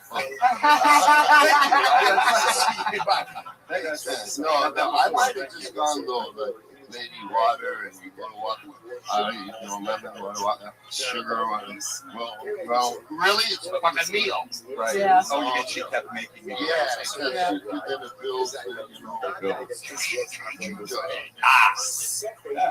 That is true.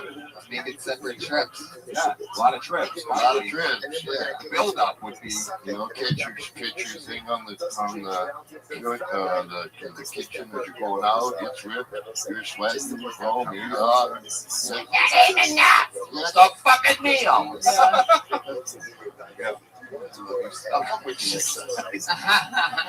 also funny that the old lady didn't know what kale was. You're like, yeah, it's right in front of you. What you can't see? Oh, you have cataract. Yeah, I was like, that's the whole cell is. Yeah. There you go, Brad Sachs. Let's see, is this news? So now you're no longer working at a restaurant? Nope. There you go, Brad Sachs, free agent.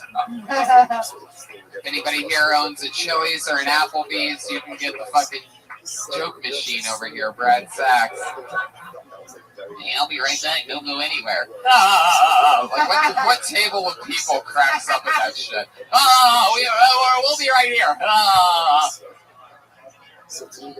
Oh man, did you hear that? He thought we were going to go somewhere after he went to get us somewhere. So crazy. I'll be right back. Don't go anywhere. I was going to use the restroom. Oh, it was a joke. Oh. Put your hands together for your next comedian, Jason Van Platt.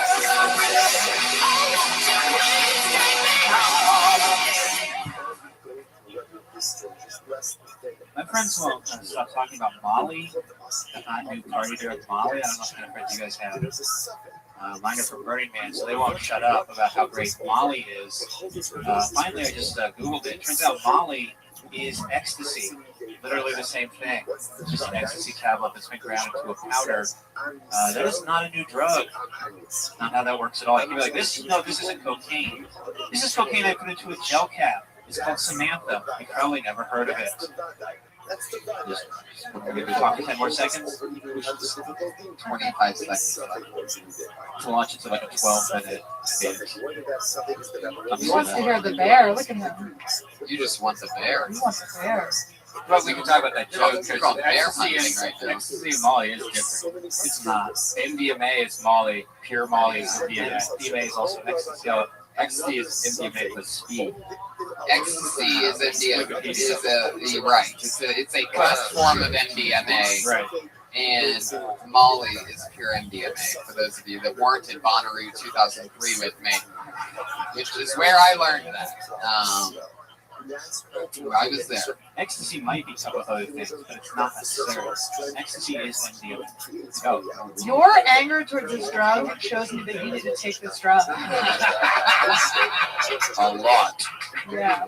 Fucking touch that wind blowing. Chill the fuck out. Suck a lollipop and shut the fuck up! So, yeah, makes it hard when you do 25 seconds and then beg what do you want? please. What do you want?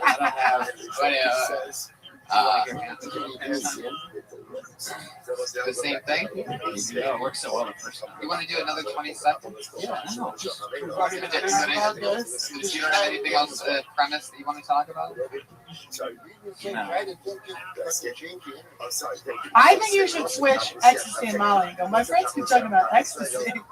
When people are talking about Molly, I don't know. Were people talking about Molly earlier this year? They did know, everyone's going crazy. But also, I always think it's interesting that everyone's just taking Molly, like, at bars. Like, when we did ecstasy, we, like, pulled a mattress down and we're, like, putting shaving cream on each other and, like That's why you have speed in that ecstasy so you can go out to a bar. But isn't Molly doesn't have the speed? So it's the opposite. Okay. Molly is the one you want to be the best. Have you tried any of these? I took ecstasy. You should try it again. You should try Molly. You'll see the difference. You'll feel the difference. How it was back then. Because I really do. She might be right what it's supposed to be, but the ecstasy that you buy, like if somebody goes, "Hey, I got ecstasy instead of Molly." Ecstasy is not just MDMA. It's ecstasy mixed with other shit usually. You're so angry too. Redman obviously is like a purist. He sells Molly. Don't you dress like you sell Molly? Doesn't he look like he sells Molly? Oh yeah, definitely. To like children. So what's his name? Son, his 12-year-old lunch lady fucking son. I've lost the children. I've learned more about what was the joke? You said shit. Yeah, hey. No, not you. I'm not. I mean, you could get it. You're not, but you just say it again. I love this. You have to say no to him. You want to hear the whole joke again? Yes! Right for once, so you gotta do it again. A lot of confidence. A lot of confidence. Just take a beat, boom, boom, and fucking bang. I look like I need more confidence. Yeah. That's, you're overcompensating. Okay, tell the fucking joke now. Oh my god! Was that you cupping his thumb dick? What was that? Yes, no problem with that. No, I love it. I'm proud of You it. know, you could be right in between there. What was the punchline? Let's get to the punch. Yeah. It's not a new drug, right? You can't be like, this is cocaine. This is cocaine I put into a gel cap. It's called Samantha. You probably never heard of it. But once again, Russians. Maybe that's the. You say it was such like a little like. Maybe that's the angle. That maybe it's more about how people are trying to be hip. Yeah, everyone's talking about this new drug. It's definitely not a new drug. Right. If your ecstasy has other stuff in it, is it's like saying your cocaine has formaldehyde in it, so you should try this new drug that's just cocaine. I think that's more of the actual thing. I got one rather than the gel tap. But these people are corpses right now. This is podcast usually works a lot better when we're in front of a live audience, and this is a disgrace. These fucking wax museum stand-ins that we have in here tonight are not going to behave, but they like being called out on it. So. Maybe have instead of the cocaine be something that you can have a joke to, like maybe compare it to the purple stuff, the purple whatever lean or whatever shit kids are drinking. It's like cough syrup. Maybe say, yeah, and then there's lean, which is they try to find the joke in there, instead of being cough syrup. That one, what is it? It's cough syrup. Robotox is different than like purple drink. No, it's the same shit. So it's just another thing that we gave you. Exactly.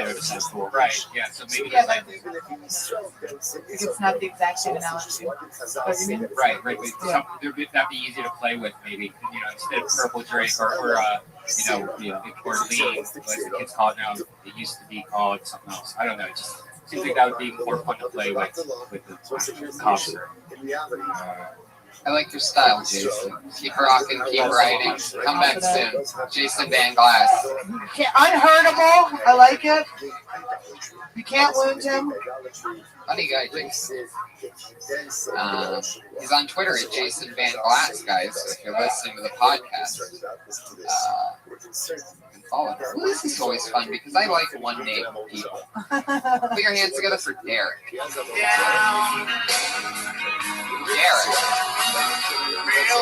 One name, Derek. You know what that means? You racist motherfucker, patient. And you thought we didn't see him because he's black in the dark room? Josh, you're autistic. You're not a racist. Josh, much love. When somebody misses their spot here after signing up for the bucket, it's always fun because that means that they get blacklisted. Oh, wow, that's a fun take on it. And we're going to do something a little bit different with our new blacklistings where we encourage you not to follow the person but tweet at them that they really fucked up by missing their spot. Because he did fill out his Twitter at Real Derek Gary. Derek Gary with 2 R's. So tweet at Real Derek Gary. And he's never going to make it in show business. He just got blacklisted from Kill Tony. Moving along, your next comedian, who I'm sure is here because they want to make it, goes by the name of Eddie Whitehead Jr. Oh, shit, 2 in a row. That means you're blacklisted. There you go. Eddie Whitehead Jr. on Twitter at Eddie Whitehead Jr. This is great. This is fun. And I am pretty sure we're blacklisting a list of black people. So, I know Eddie. Oh, well, because we know this guy. We know this guy. One of the worst producers in podcast history. One of our buddies of the show. Always with us, hustling and bustling around. He's going to do a minute right now. A new minute we haven't heard. Put your hands together for Josh Martin. Josh Martin. We know he's here. Oh, blacklist him anyway.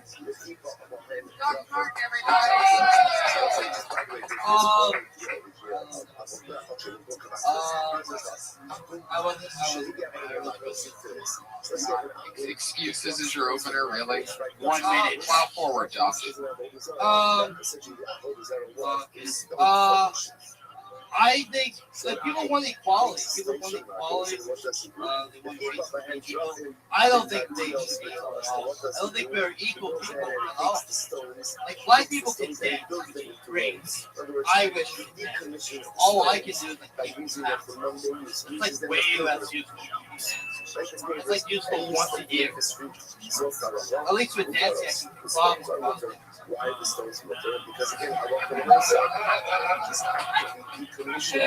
I've seen it. People fuck about dancing. I want that. I want to fuck about dancing. Yeah, that's it. You ended up accidentally killing, and I love that. It's the hardest I've laughed in a while. Dude, that was funny, but maybe you could start to when like you can't. I guess you can fuck like with while doing taxes. You can like go into that whole like fucking on doing taxes. Have to watch No out. one would ever fuck about it. Bullshit! Bullshit! I've never done my taxes, but I'm just assuming. You just fuck. No, you get the calculators on your ass, the little imprint. TurboTax. Yeah. Yeah, you get turbo fuck tax. And I'm clearly doing taxes all around. I mean, what do you have to pay taxes on? I am just. Josh, are you fucking serious? You do comedy store now? Oh, your parents are rich? That's weird. You just fucking nailed it. What? Yeah, what kind of tax is like sales tax when you buy something from the store? It paints an amazing picture in people's brains that when you say fucking while dancing, I feel like everybody may have pictured something a little bit different. Some people more fucking in the bedroom while dancing, some people on the dance floor just secretly fucking. Yeah, there's like a difference between dancing while fucking and fucking while dancing. Exactly. I think and that might be another thing to talk about on another layer on the accidental funny stuff that you put in an accidental funny order earlier. And the ultimate lesson is, man, is had I not said plow forward, move it so seriously, I mean, what are you going to do? Just bail out? You self-destroy. For your first 3 words out of your mouth were, I don't know. Every audience, no matter who, no matter how smart or how stupid on any level, is going to go, what do you mean you don't know? You just got, you don't know. What did you sign up for? No, the joke I wanted to do, I remember it now. That's fine. You move on. You don't need to say, I don't know, and I'm not prepared. Nobody will ever care. That's the part where it's fun to keep it real. This is something I've had a lot of trouble with because I've always been more of a me than a performer. And it's something that I know is that you just can't bail out. Something that I learned is that you just can't bail out. They don't know your weakness until you tell them. They don't know that you forgot anything. They think you're comfortably starting your set. You could have said nothing, looked out there and been comfortable saying hello, how are you doing, until it hit you that you don't. You only do taxes, and that's once a year, which is one beat, and then the fucking tax, that's another beat, and then you have something. But the ultimate standout lesson is that you do stand up way too much to ever panic. There should never be a panic. There's no panicking. It's just like there's no crying in baseball. There's no panicking, especially at the comedy store. You're an employee here, and then Phil Tony legend. Yeah. I think it was funny that your excuse was you're like, I was running up the stairs. Like, when does running up the stairs erase your joke from your memory? I also was trying to forget. Oh, also you have asthma? Now you're playing the sympathy card? Yeah, can you get us some water? I'm just kidding. And you can make jokes about that stuff too. If you would have kept it one level realer, then you could have just said that. Instead of saying, I don't know, I was just running up the stairs. You could have just said, I was running up the stairs. I don't know. I don't have asthma, but I look like I have asthma. Or you could talk over my well-written joke for you and never know what it could have been. You'll never know. You'll never know now. There's no way you'll be able to hear that when you re-listen to this podcast. I'm not going to repeat it. Based on principle.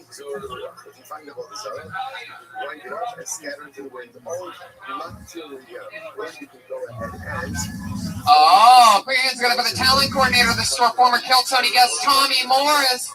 Everybody. Fuck yeah, you comedians better clap it up or else you'll never have a chance. Eddie, you missed your spot, man. Very good. All right. He's addicted. Heck yeah.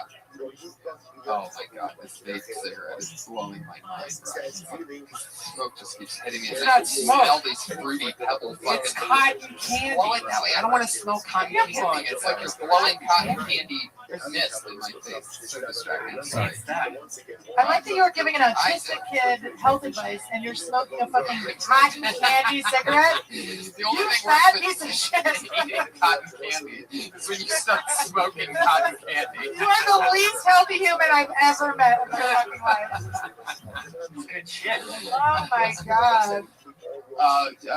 Autistic Patriot has something to say.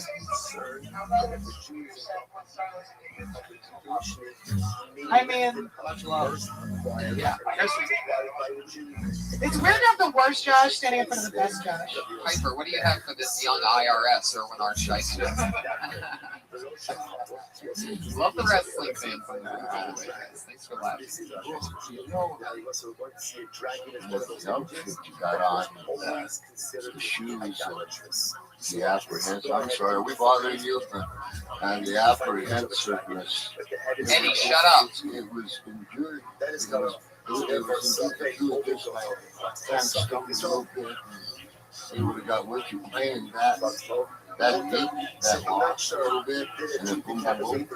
I think we'd grab an audience. I think if you came up looking like you do, and you got the glasses, and you were huffing and puffing and coming here, huffing and but be yourself. Yeah, I wish I was kidding. I just thought out loud, thinking, oh shit, I don't know what the guy was going to say. I just happened to say it out loud. You tell them that.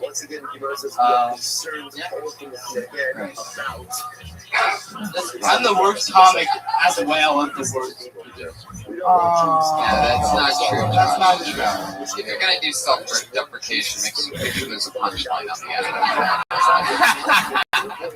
That was Josh Martin, everybody. Right. Hopefully the podcast audio won't pick up the one gunshot we're about to hear from the belly of the grader. Bye, Josh. All right. He's on Twitter at Josh Martin Comic. Truly a very, very funny rising student. I'm sure he's going to be funny when he's like he's going to be one of the first comedians with a speech impediment. The Louis C.K.? Because if he was going to quit, he already would have quit. So it's, yeah, exactly. Louis C.K.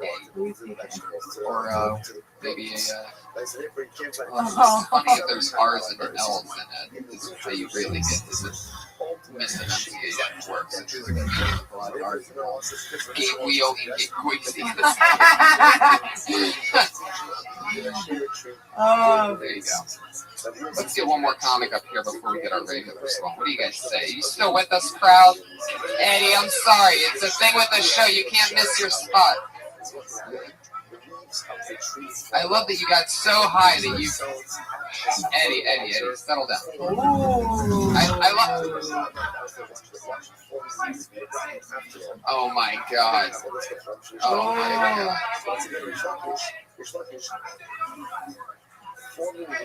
Oh, Jesus, look at this revolt. Thanks a lot, guy with an 80s mustache. Jesus Christ.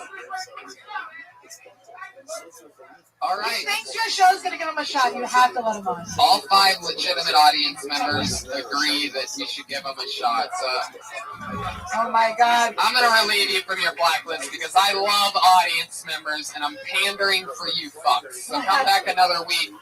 And you guys can answer.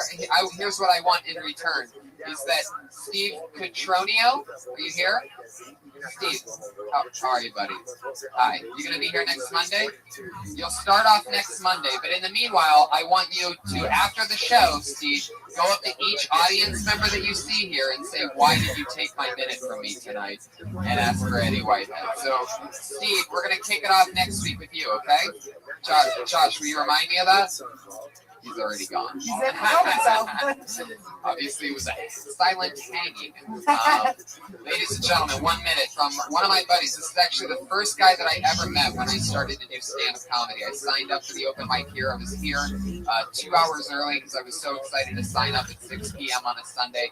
And Eddie Whitehead Jr., who's been doing it for years, was here 2 hours early because he was homeless. And we met and we hung out, we talked, and he was the first friend that I ever made in stand-up. He really is a good friend. He just got back from Chicago. We have the same birthday, June 8th. We're hands together for one of my good pals, Eddie Whitehead Jr., everybody.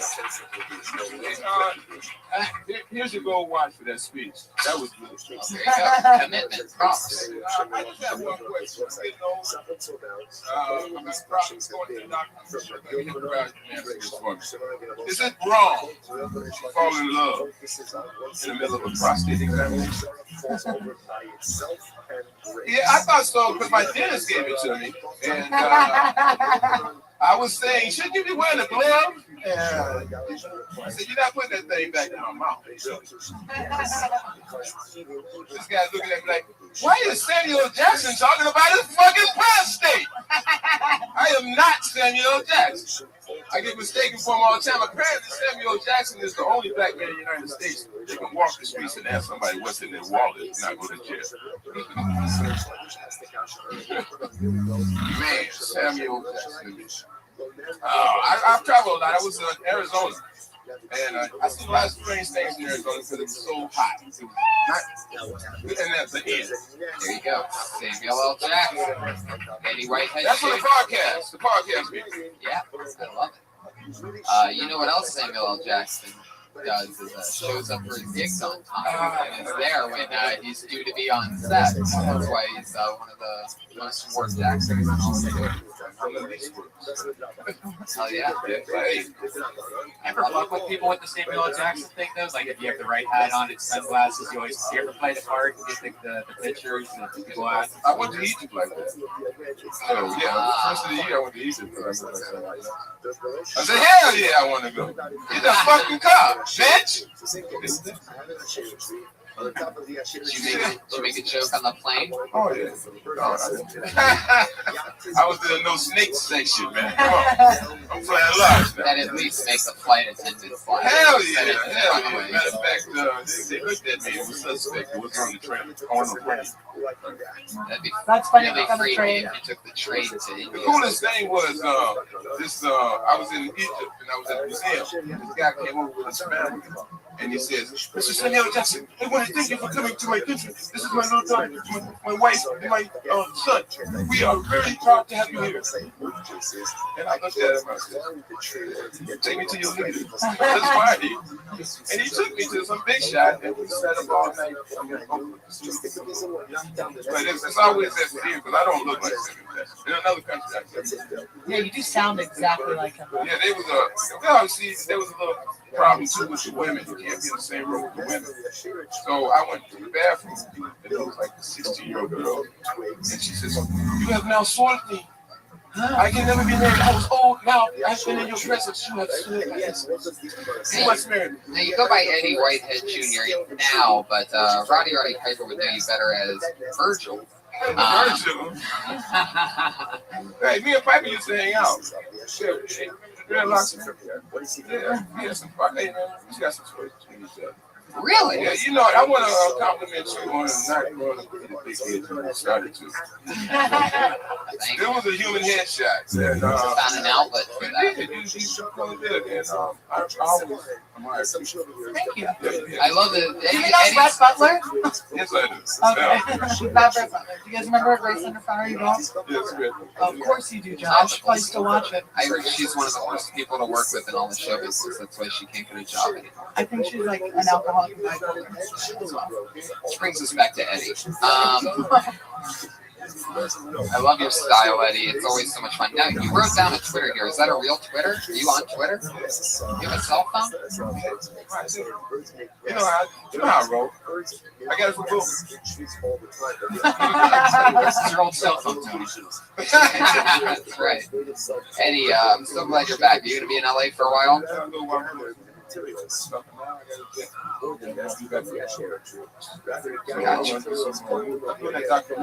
Oh, very cool.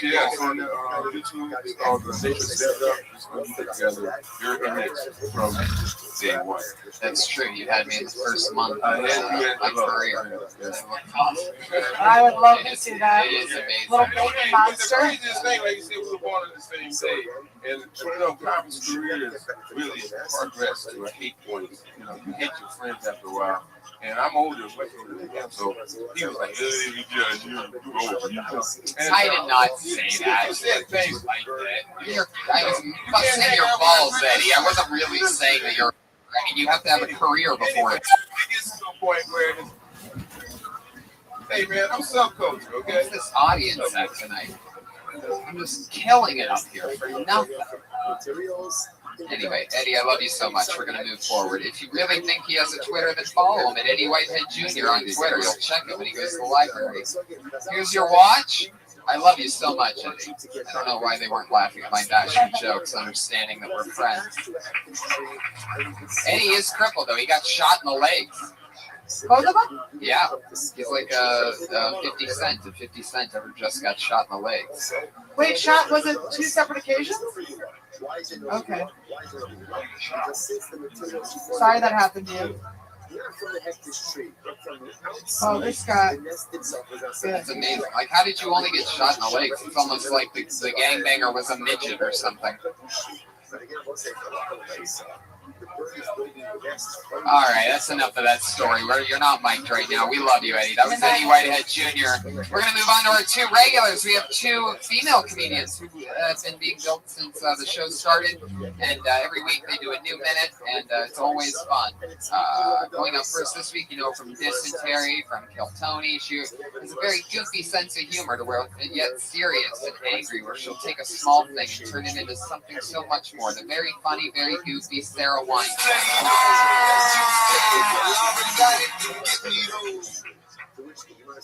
friend invited me over for dinner. I said, fuck yeah, free food. What are we eating? She said, meatloaf. I said, I will not be coming. What the fuck is meatloaf? Why is it even a thing?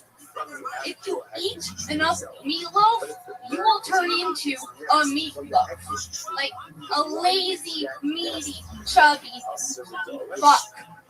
That's what happens if you eat too much meatloaf. There's no meatloaf in LA. Just called tofu. The brick of tofu is the only meatloaf around here. If you're going to a restaurant specifically for the meatloaf, plan to have food. My mom made turkey meatloaf. The whole family got sick. It was the color of a terracotta pot. That's all I have on meatloaf. That's 59 seconds. You could tell she is a Kill Tony veteran. 59.55 seconds. Now, let's talk about meatloaf, shall we? I have a feeling a lot of people don't hate meatloaf as much as you do, so it's hard to pick it right Yeah. Meatloaf's good. Yeah, it's really good. Really? Boston Market meatloaf sandwich? Are you kidding me? You're the fattest person alive, Red Band. Oh my god. Who eats at fucking Boston Market anymore? What? Holy shit. Boston Market's bomb. How are you able to talk? I throw up. I think there's something there, but I'm surprised that in the way that you normally write that there wasn't more of the breakdown of any other meat that you eat. The specific name of the meat is in it, like chicken parmesan or steak, but only meatloaf is the only thing where it's like that's meat. Trust me. It's like nobody's asking the tough questions like, what's the meat? Yeah. It's true. I don't know why I didn't think that. Well, but I mean that's why I made it on your show. But what was the part where you could get into something like how meatloaf's really just ketchup and meat. It's pretty much just a hamburger. It's pretty much big hamburger. Don't they have breadcrumbs in it too? Yeah, it is. It's pretty much just a hamburger. Yeah, it's like an imploded hamburger. That's why when you say you hate meatloaf, you hate burgers. That's against America. It's like home cooking. You were even talking about your mom. You hate your mom? Maybe that's the Yeah, you have mom issues, don't you? Like, ew. Are you on your period? Not yet. Brian, you almost made it the whole episode behaving yourself. I was so proud. Such an odd question. And the fact that you gave an actual answer to that shows that you've been working with Red Band too much. Dysentery. No, not on my period. Next week. I'm sure she didn't show us not on her period. Okay. Don't get Red Band to say that we prove it right now. All right, Sarah. Meatloaf. Yeah, it's an interesting one. I would revisit it and look at it from different perspectives. perspectives. You know, ask yourself the tough questions like, what else do we just put one condiment on and it makes it a thing?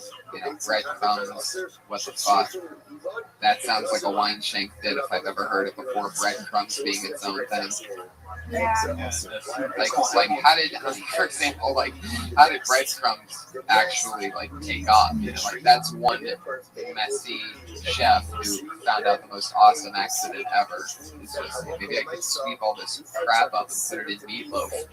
Like exactly crumbs, which is normally put into a trash can, is a widely accepted variety of food. Or brushed off you. Actually, food. It could be like the dangerous of condiments, breadcrumbs. Bread danger. Like the leftover bread in the basket someone's table too. Now, Piper, this young sensational Sherry that we have here, what's the Piper input on Sarah Weinstein? I love her attitude. You love your attitude. I wasn't fond of the vanity because your attitude was your attitude was so strong. You were going to say Luke, you said fuck. I know, me too. You know, it's kind of like if you grow. You know, it's kind of you were strong, you're a little girl, you're small, you're beautiful, you're strong, you have opinions, and when you use profanity, it takes away. It takes away from your purity. Too good of a writer. Yeah. Now, Annie here has to use profanity all the time because. Pussy juice is my punchline. We want to thank Sarah. Yes, definitely. Sarah, thank you so much. That's the great Sarah Weinstein.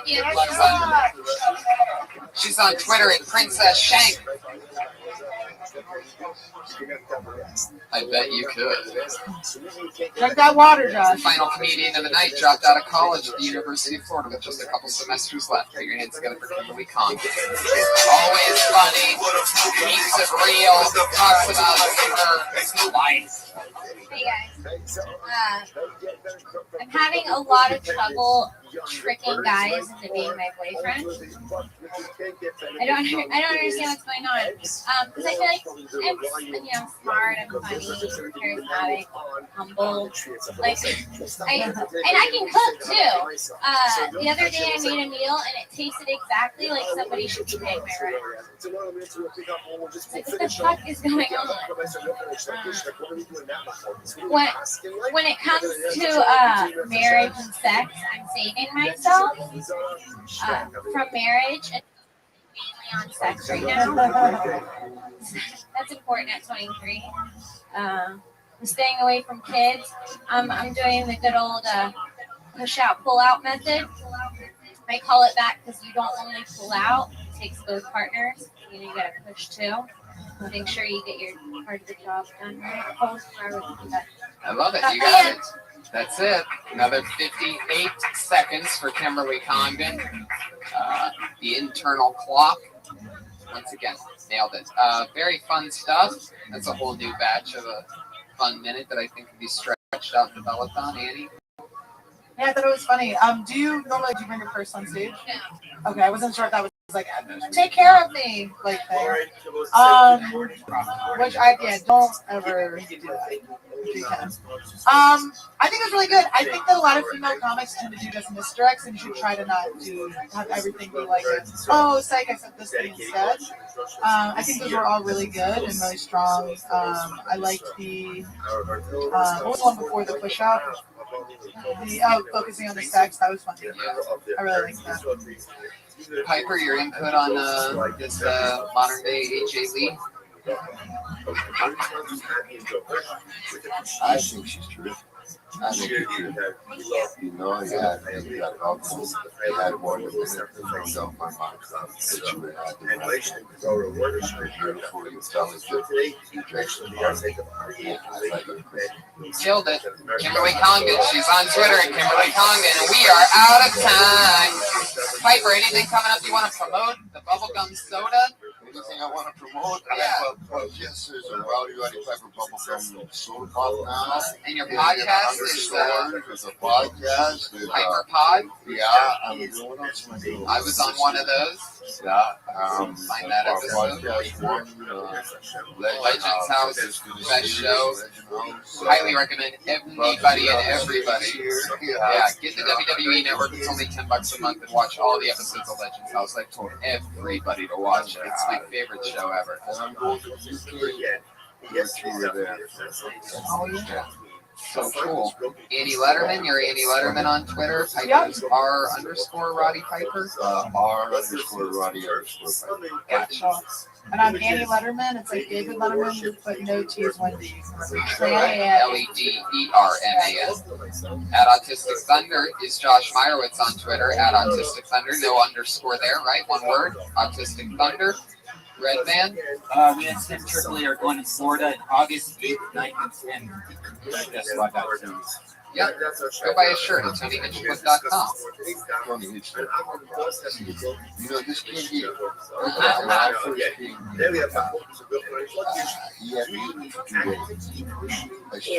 and I took him a real meal. And build him up and talk to him so far.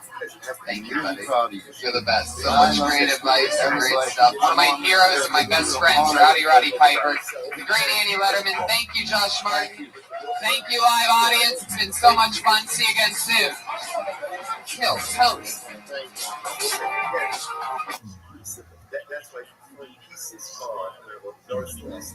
If you find pieces of something on an image, it's going to be water. Why is it water? Because it's a sex thing. What's the sex thing of? Subject number one is maybe it was never worshipped. That's number one. Number two, ultimately, again, even if it was worshipped, maybe it was worshipped. So the idea of jumping back to the Zorah is just the reason why ultimately I get my Zorah. It does not work because I love what I say in something ultimately not. Ultimately, again, the suffix that maybe,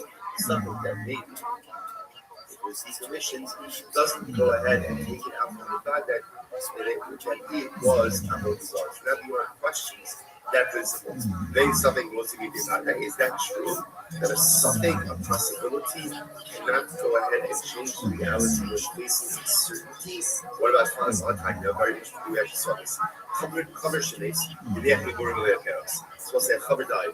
And again, we translate, I have that special shalom aleichem to a member of our shir from South Africa by the name of Ian Belzer, who I was just introduced to through Mel Ram, another member of our shir in Toronto. Hashem, we have a beautiful family, not just in this case, but around the world. So Ian messaged me via Mel. I translated the cover a few days ago as a cover. So the truth is, it's not really a fair definition. Rashi, if you remember again, 2 days ago, goes ahead and translates cover as a person who is careful with the laws of Tum and Tara to the point that even his children to the Tara. Even if it's food and Tara. So even what we'll call not unsanctified food, he is not in a state of ritual purity, and he's also careful with Trumas and Mesrus. So that's the definition of a cover. So it's interesting. So being asked, he said, why do you call it cover? And cover means what's shocking that? So perhaps the Yisod is like this. Who's a cover? Cover is someone searching out for extra power. He's looking for extra purity. That's what he's looking for. At the end of the day, what does this work up for that? Well, as Hashem says, I want you to make sure that you eat Kodesh in a state of Tara. You don't have to eat in a state of Tara. You're not obligated to eat your unsanctified food in a state of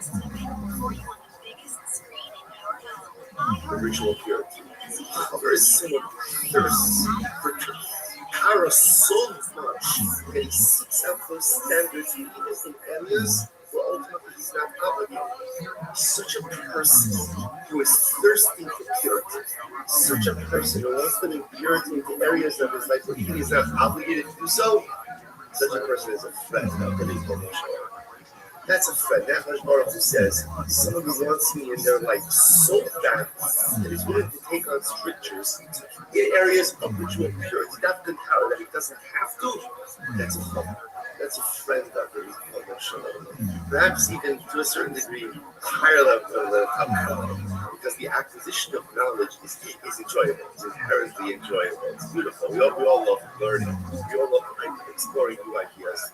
So the Flemish puts upon himself additional stringency because he wants power, after power. He wants purity. That's a friend of the Rebbe. So the Gemara says, Chaver Shemiskin, yet the girl lay parents. So Chaver dies. Interesting case. Chaver dies, and after he dies, they discover he has a basket of food. What's the issue? The issue is we don't know whether or not they did time. So the Gemara says, even if Mamish just harvested them that day, Harim the Cheskas Mitzvah. It's a Chazaka, ultimately again that they are properly timed. The Gemara says, I go 1 second. If the bad idea is something that's real, something less real. I will say, let's analyze this case. Here's a case of a bad night. What's the bad night? The certainty. The certainty was they were Tevel. That's for sure, right? Tevel's untied produce. So why is that a bad night? Because everything starts out as untied produce. So you have the bad night that it was untied. Something, maybe the cover did time it, maybe he didn't time it. And what do you see from here? I see something that will see me day by day. And what do you see from here? That ultimately again a suffix, the possibility that the time did goes ahead and overrides the bad night that it certainly was Tevel. So you see something will see me day by day. To which word says no. Plus a bad day. No, it's not true. That's not a suffix bad day. That's a bad day. What's the case? Bad day Asr. So where it says it said that it was Tevel, bad day was Tevel, certainly it was Tevel, and also bad day, that's right, that he timed it. Where it says, did it Chenida Fosa, or anything in the Fosa, Kazaka, Haver, She'ina, Motsi, Davar, She'ina, Toka, Mishka, what's it, that's the Kazaka. So again, interestingly enough, it's fascinating. With the Chaver will say again, can you imagine moving yourself to the level where there's no suffix that you've done the right thing? You have to understand, right? What does that mean to get to that level where the halacha looks at me and the halacha says, this guy certainly did the right thing. A father does not leave untied produce in his possession. For the moment it comes in his possession, it's tied. And therefore there's no suffix in Badai, there's only Badai and Badai. Incredible. Levi saying another possibility is where it says suffix for suffix. Interestingly enough, really it's a suffix in a suffix house. So what does that mean? Ashar Abad Kilaboshia.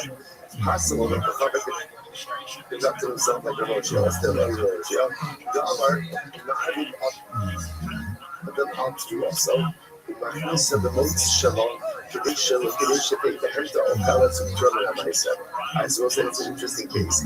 There is technically speaking a nice loophole, timing loophole. What's the timing loophole? That thing is all technicalities now. In order for produce to be subject to timing obligations, there has to be what's called riyas bias, right? It has to come into the home. Through a normative entrance. Technically speaking, if you could bring your produce in, let's say through the window and not through the door, technically it's nicer exempt.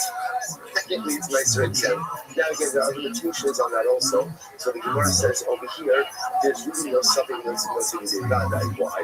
Because it's actually possible, even if you want to go with the fact that maybe it's a suffix if the public finds it or not. It's also a suffix in what? If the produce was ever subject to Shumas and Maestros. Why? Because it's possible that literally again we use this legal loophole of bringing it in through the window and therefore it was never subject. Okay, so the Gemara says 1 second, maybe something wasn't about it. So remember, the Gemara is questions, is principle, right? The Gemara put out there like a law, a principle. The principle was a suffix won't say right? That ultimately again a possibility cannot change the reality of a certainty. So was it really is that true? The Gemara says, but I mean, I'm not nice bishop also shall not tap on the base. Nice bishop also shall not say very interesting case where there was once a story of a maid servant. I want to say now again, we're going to say this is Jewish woman. A Jewish woman who worked for a Nazi. What's a Nazi?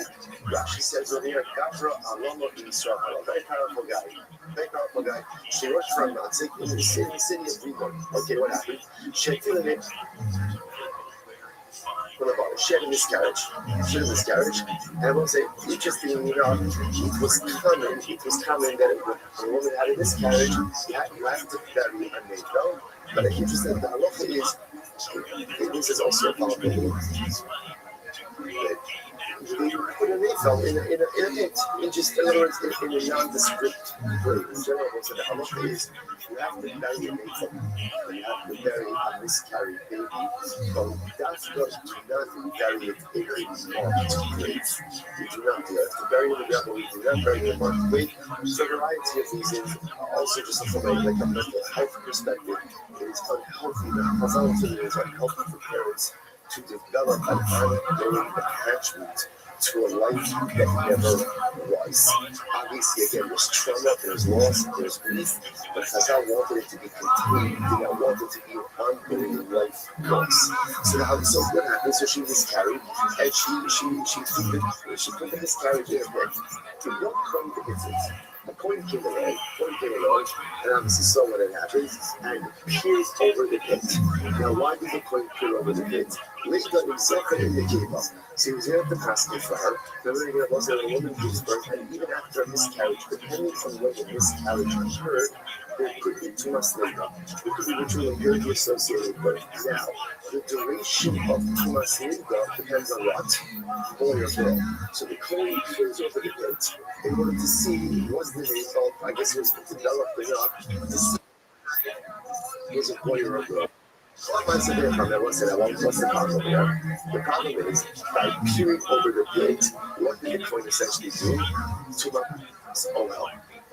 Remember again, too much oil also could be contracted in two ways. You could be under a roof together with a mace, or you could leave the roof over the mace. So technically speaking, if there's a corpse, let's say again, I'm standing next to a corpse underneath the sky, but I lean over the corpse, I am the owner. So here the corpse went ahead and leaned over the pit to see is it a boy or a girl. This episode came and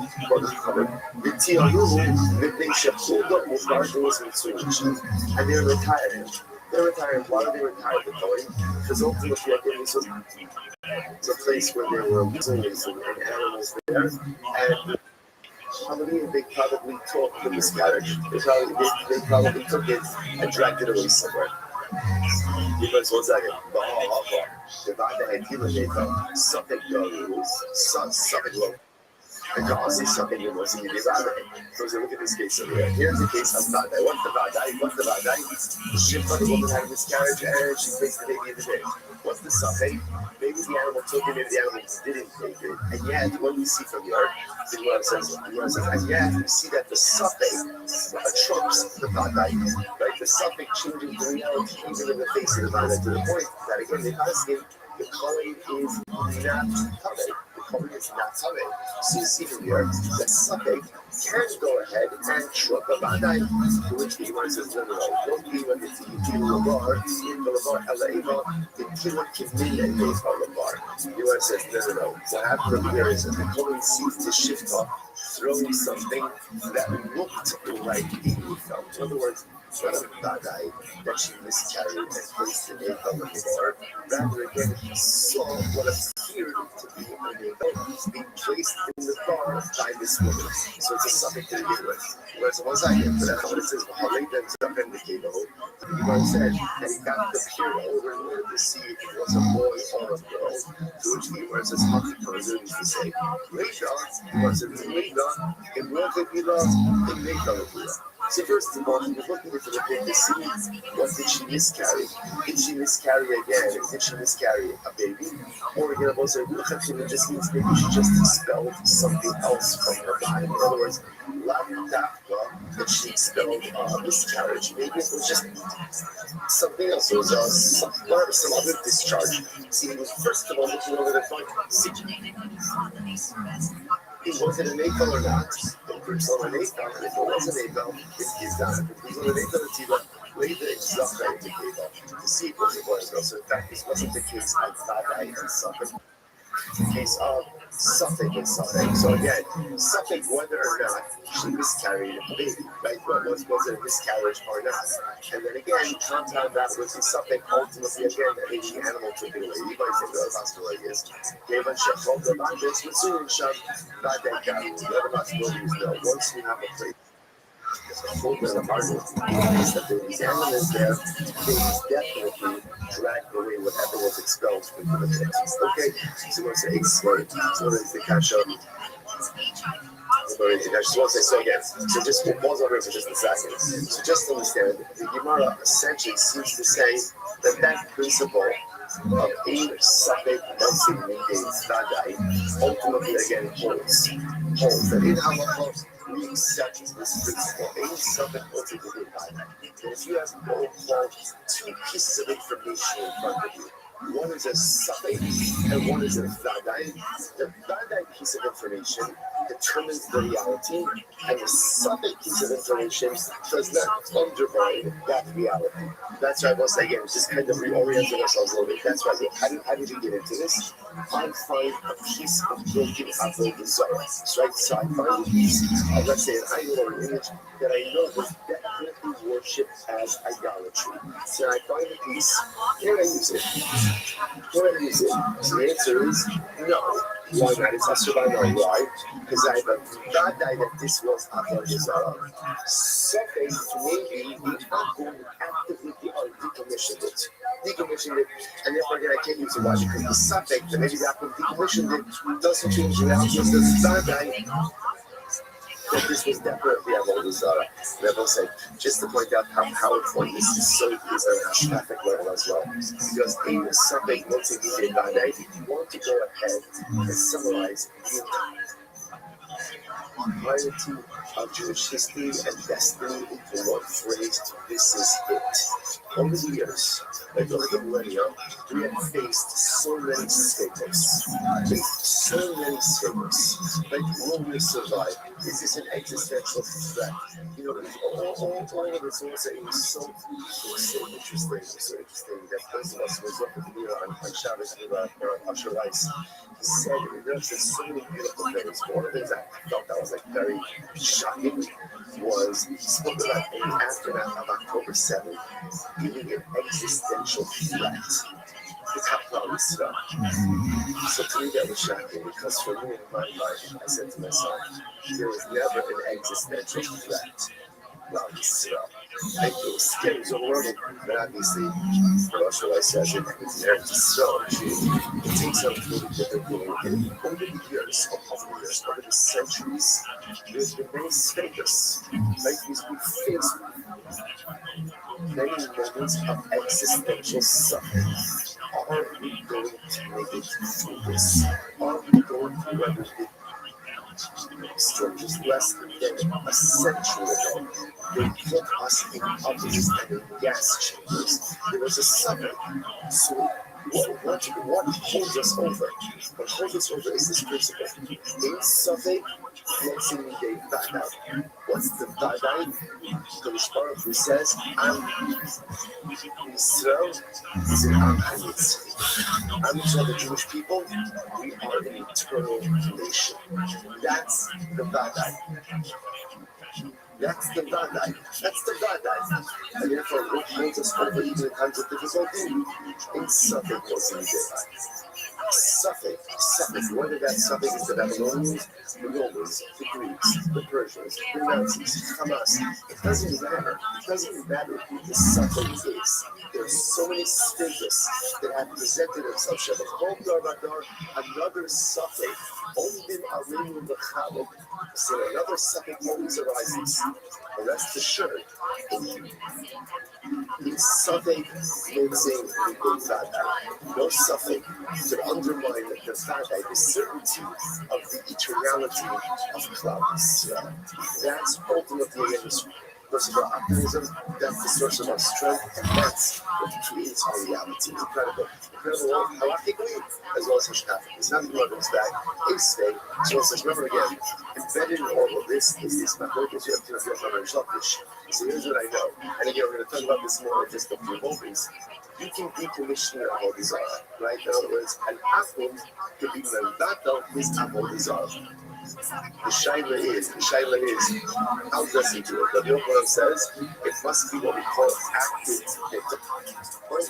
And Rishlokish says even passive with the works. Now let's now go back to the Ace say, listen to this. And you also see this in Mishnah later on as well. You know me? Sorry. Yes, yeah. Oh, sorry, thank you. Say, what's the top of this? Yeah, thank you. What's the top of this? I go, so let's get back to Mishnah. What does Mishnah say? If you find the image of a hand or image of a foot, ultimately again, it's awesome. It's awesome. So the Gemara says, the thing shekiyot behind the Yavad. Why? Because at the end of the day, that was a common image that people worship. The Gemara says, Amai. Why is that? Toshvarim image. So we'll say that's what it is. So in other words, once again, this is a kasha on Rish Lakish. So you also ask on Rish Lakish. Rish Lakish, according to you, this should be called a mutter, right? Because according to Rish Lakish, once you find broken pieces, whether the apple actively broken or whether the apple broke on its own, an apple doesn't worship an idol like that. You know, again, what's your own Rish Lakish's logic? Idol. If you can't save yourself from being broken, then chances are what? You're not much help to me. You're not much help to me. And therefore, again, so what's going on? The Gemara says, no, there's much more than the Hamid, the Omid al Sisa. So this is one of the things what we said yesterday. What's the case? The case of the head of the foot is the case ultimately when it's on a pedestal. When it's on a pedestal, so that is quite possible that is actually almost like a self-sufficient is the wrong word, but it's own type of idolatry. Okay, they say, Gemara is not the kasha, but we come back to Avodas from Shalom B'Shach Hameda, this was also more this later, it will be prohibited. If you go back to his own Avodah Zarah, and ultimately again the Avodah Zarah of his friend, meaning any Amun can ultimately again negate and thereby decommission any form of idolatry, whether it's his idolatry that he worships or someone else's idolatry. However, the Israel, they know that Avodas Macham Sha'ol B'Chavim. I will say it's actually quite fascinating to see the logic behind this. Actually does not have the ability to negate any form of idolatry. Isn't that fascinating? Right? So Ovid Kohabim can negate and decommission any form of idolatry, and Yisrael has no power on negation for idolatry. Fascinating. Rabbi, so say, so Rabbi, to have you about this function, why is that? What about a case of idolatry that just breaks on its own? Clearly, again, according to Shlokish, you refer to that should work. Rabbi, Shepasta. What's the case over here? The case over here is where Israel dented the Obed Mohammed. So what's interesting, what we're suggesting is denting is not a form of decommission. Why not? Decommission requires breakage. Denting will be entire item still intact, doesn't decommission. What's that? The Pascha, my hobby, not Pascha, Apapushu, or Pascha, blah. But that's not true. We learned that again, if you dent in idolatry, even though again, all of the idolatrous material is still present, ultimately again, the Avodah Zarah is bottled. I need to read the Pascha of the Prophet. Ultimately, you're right. If an Abu goes ahead and dents the idolatry, that negates it. But if he's so dense in the idolatry, that does not negate it. You know, so Rabbi says, he plus the Yisrael Nariga, so it's a very important thing. So this is like this. In reality, even when Yisrael dense the Avodah Zarah, it goes in the years. In other words, it looks like denting really is an active form of negation, which makes sense, right? Anything we do to deface the idol should be a proper form of idolatrous negation. So really, even if Yisrael dents it, it's okay. So what's the issue? So why did Chazal say that it's not? Listen to this. What's the Ella? There's Xera. What's the Xera? So here's the issue. In reality, a Yisrael has the power of negation, right? The Yisrael does have the power to go ahead and negate idolatry. How does he negate idolatry? If he breaks it, if he dents it, it all should work. So why did Chazal say it doesn't work? What are we concerned about? Listen to this. We're concerned that what is Yisrael going to do? He wants to negate and have all his own. So what does he do? He has Avodah Zarah. He lifts it up, right? Getting ready, let's say, to smash it or to dent it afterwards. What's the problem? Once he lifts it up, we'll say, that's an act of Hagbah. What does Hagbah do? Hagbah acquires. Once he acquires it, it becomes the Avodah Zarah of a Jew. Once it becomes the Avodah Zarah of a Jew, the Avodah Zarah B'Yad Yisrael. The Avodah Zarah B'Yad Yisrael Eina B'Tela Li'Omer. So we'll say this is absolutely wild.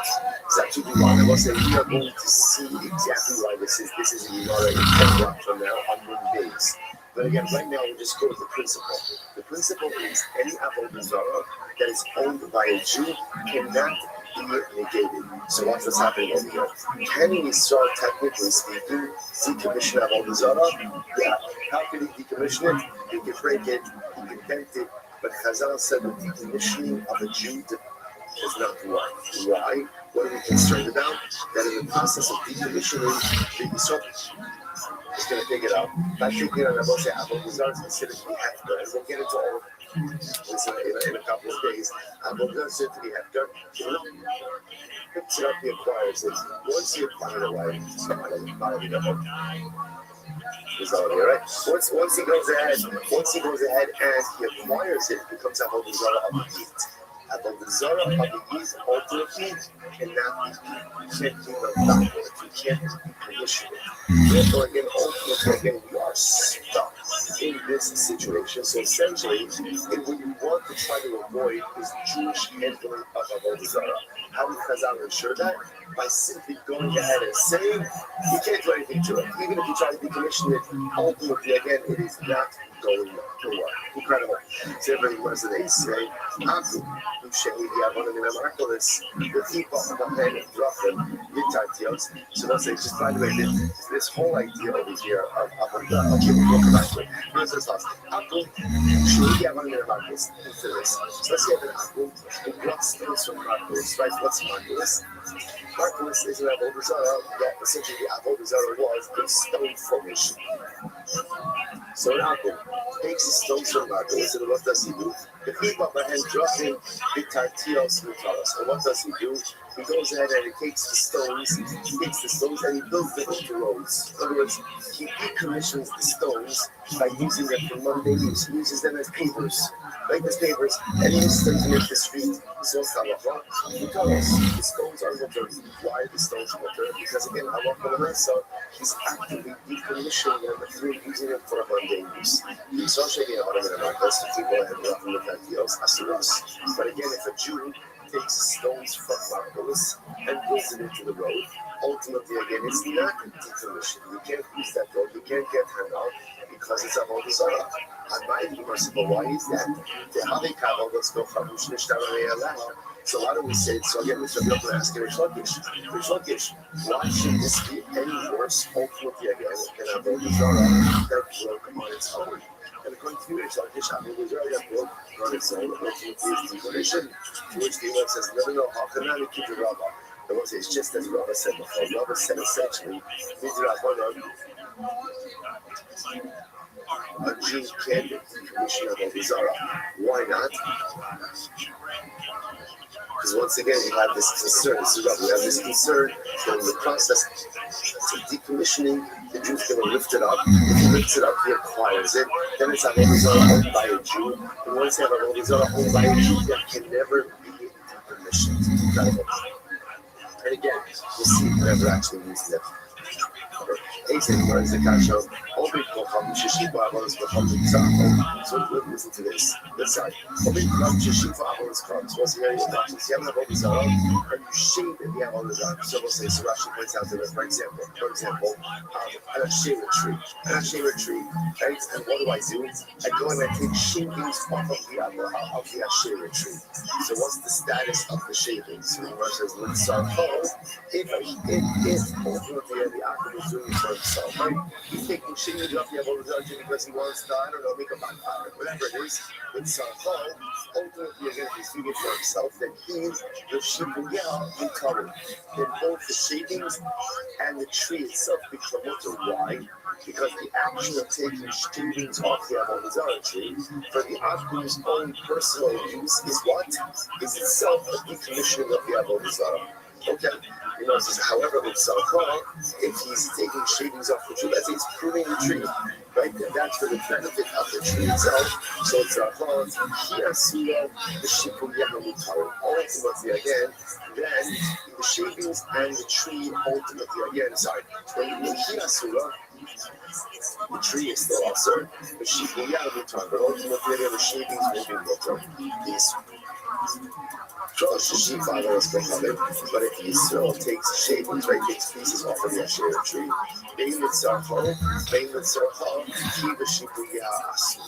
whether Israel is doing this again for his benefit or for the tree's benefit, ultimately. Again, we have the Zara, the tree itself, and the shavings, the baby water. So what's going to be able to ask why should this be any different, right? It should be no different than an Avodah Zarah that breaks on its own. And when it breaks on its own, the open line breaks on, which you said it's decommissioned. So what we are in this case, it should be decommissioned as well. To which the yourself and Rabbi keep the Rabbi. So basically, once again, we keep on bringing up Rabbi. What does Rabbi say? So once again, Rabbi's of the opinion, essentially, you don't want to change decommissioning Avodah Zarah. Why? It's too much of a roll of the dice. Because if you do it in the wrong way, then what ends up happening? Then you end up acquiring, and therefore again, it can never be appropriate. Say, the Yossi Shilton Bizarre Lua, but not to the so it's actually our next mission. Our next mission that we're going to see in Hashem. So the Yossi says, or say, or too much nice, Shilton Bizarre Lua. If you find them on the Zara, you just wind it up and scatter it to the wind. All not till the young, or you can go ahead and throw it into the sea. And once we're going to see this, is talking about if you find it at home, are made of metal. So what do? Grind it up, scatter it, right? Scatter it to the wind or throw it into the sea. Gemara says, Amulo, Atina says, hell, you can't do it. Because if you scatter it into the wind, then what can happen? It can become a fertilizer. So Gemara says, it's sin, well, you've got beyond Faburuba, plus it says, what do you mean? You can't retain any part of Avodah Zarah for your own use. Once again, if you're going to ask Rabbi Shlokish, the Avi Kabbalah is become Shishtaber Me'elecha, but once again, why? You're supposed to put it to you, this should be fine. Just put it to you, even if Avodah Zarah breaks on its own, ultimately again it's decommissioning. So in this case, a grinding unit should also be a decommissioning. So who cares even if it does act as a fertilizer? It's not a Avodah Zarah fertilizer. To which they must talk about the keep the Rabbi. Once again, I will say we keep all roads keep leading back to Rabbi. Ultimately, again, it is concerned that if the Jew is involved in decommissioning, he may lift it up first, acquire it, and once it's acquired by a Jew, it cannot be decommissioned. They say, Rabbi Yossi, that the Siyam Omer must. So Suras Dako, the Rosh Hashanah, it's also interesting case of it. Let's see, find the image of a dragon. This is our next Mishnah.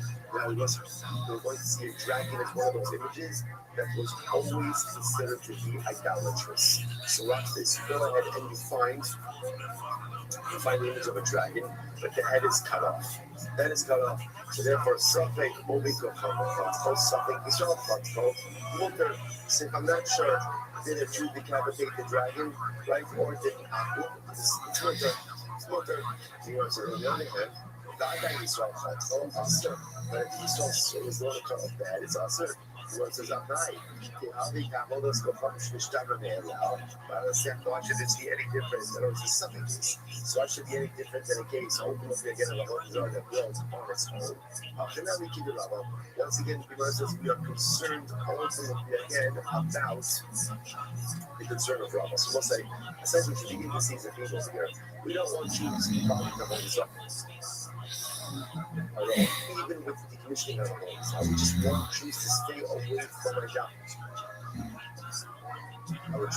If a Chazal was not to the point that even the decommissioning of the Jew doesn't work, out of concern that he may pick it up, acquire it, and create even greater problems going forward. Yesterday, the Yossi Omer, after the Europe was people saying, Shaman, with me, Shannon, be no Sharas Bahan. So it's an interesting case over here. So this halacha says the following case. We're going to see this also over these other Mishnahs. Halacha is general side that about what is the halacha concerning planting vegetables underneath a shade tree. Underneath a shade tree. So during the summer, the problem is that the shade tree provides shade, and shade is beneficial, obviously, to the vegetables, to the produce.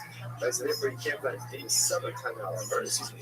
In the winter, the rainy season, ultimately the shade is actually detrimental.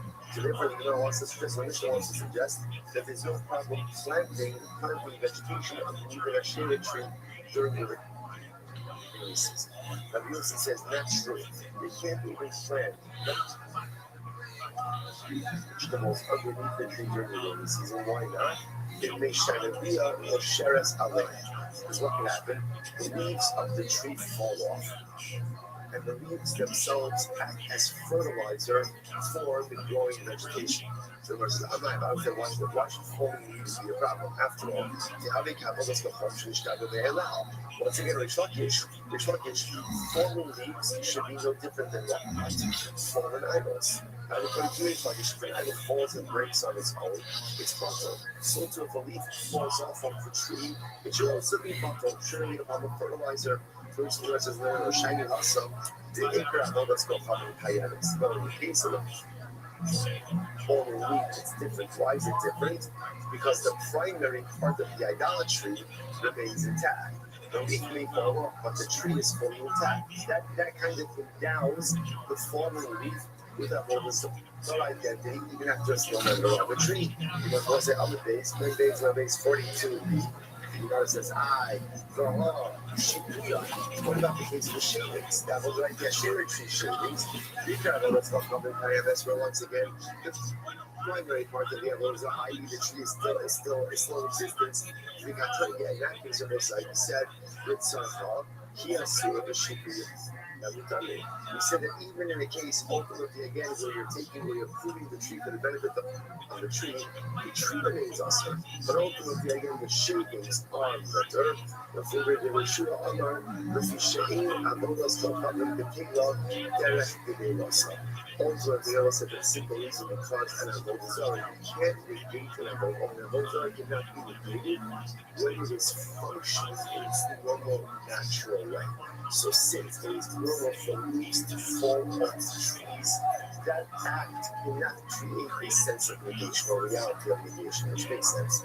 Because that's excavated so it's like, up until now, all of these questions have been from Rabbi Yochanan to Rish Lakish. So now again, on both sides. Rish Lakish focuses on one simple case, and Avodah falls over by itself and breaks.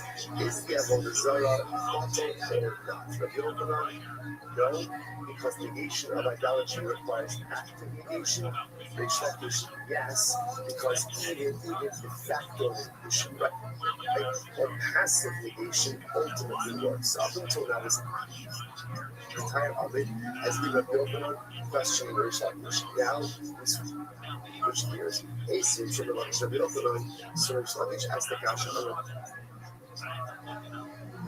here we go. Well, then it's also interesting place here. If you have a tree, now the tree belongs to that dish, right? The tree belongs to the Mikdash. Now what happens? There's a nest on top of the tree. So birds made a nest on top of the tree. What's the halacha? Lo yanyin v'lo mo'al. You really should not get benefit from the nest, but if you did so, you have not committed milah. Now let's say so again. Rashi says over here, second line from the top, lo yanyin, that's what Rabbanan. So you can't get benefit with Rabbanan. Right, but obviously, again, the nest itself is not considered to be part of the tree. But therefore, if you do get benefit from the nest, ultimately, again, it's not to fine. So let's analyze. The what about if the nest is on the top of an Asherah tree? It's the same case. I have an Asherah tree. On the top of the Asherah tree is a bird's nest. I want to get benefit from the bird's nest. So what can I do? Yakin the kana. So what can you do? Knock down the nest. Ultimately, again, with a piece of wood, and then you can go ahead and get benefits from the nest like that. So what's this? You have this bakana. I'm sorry. This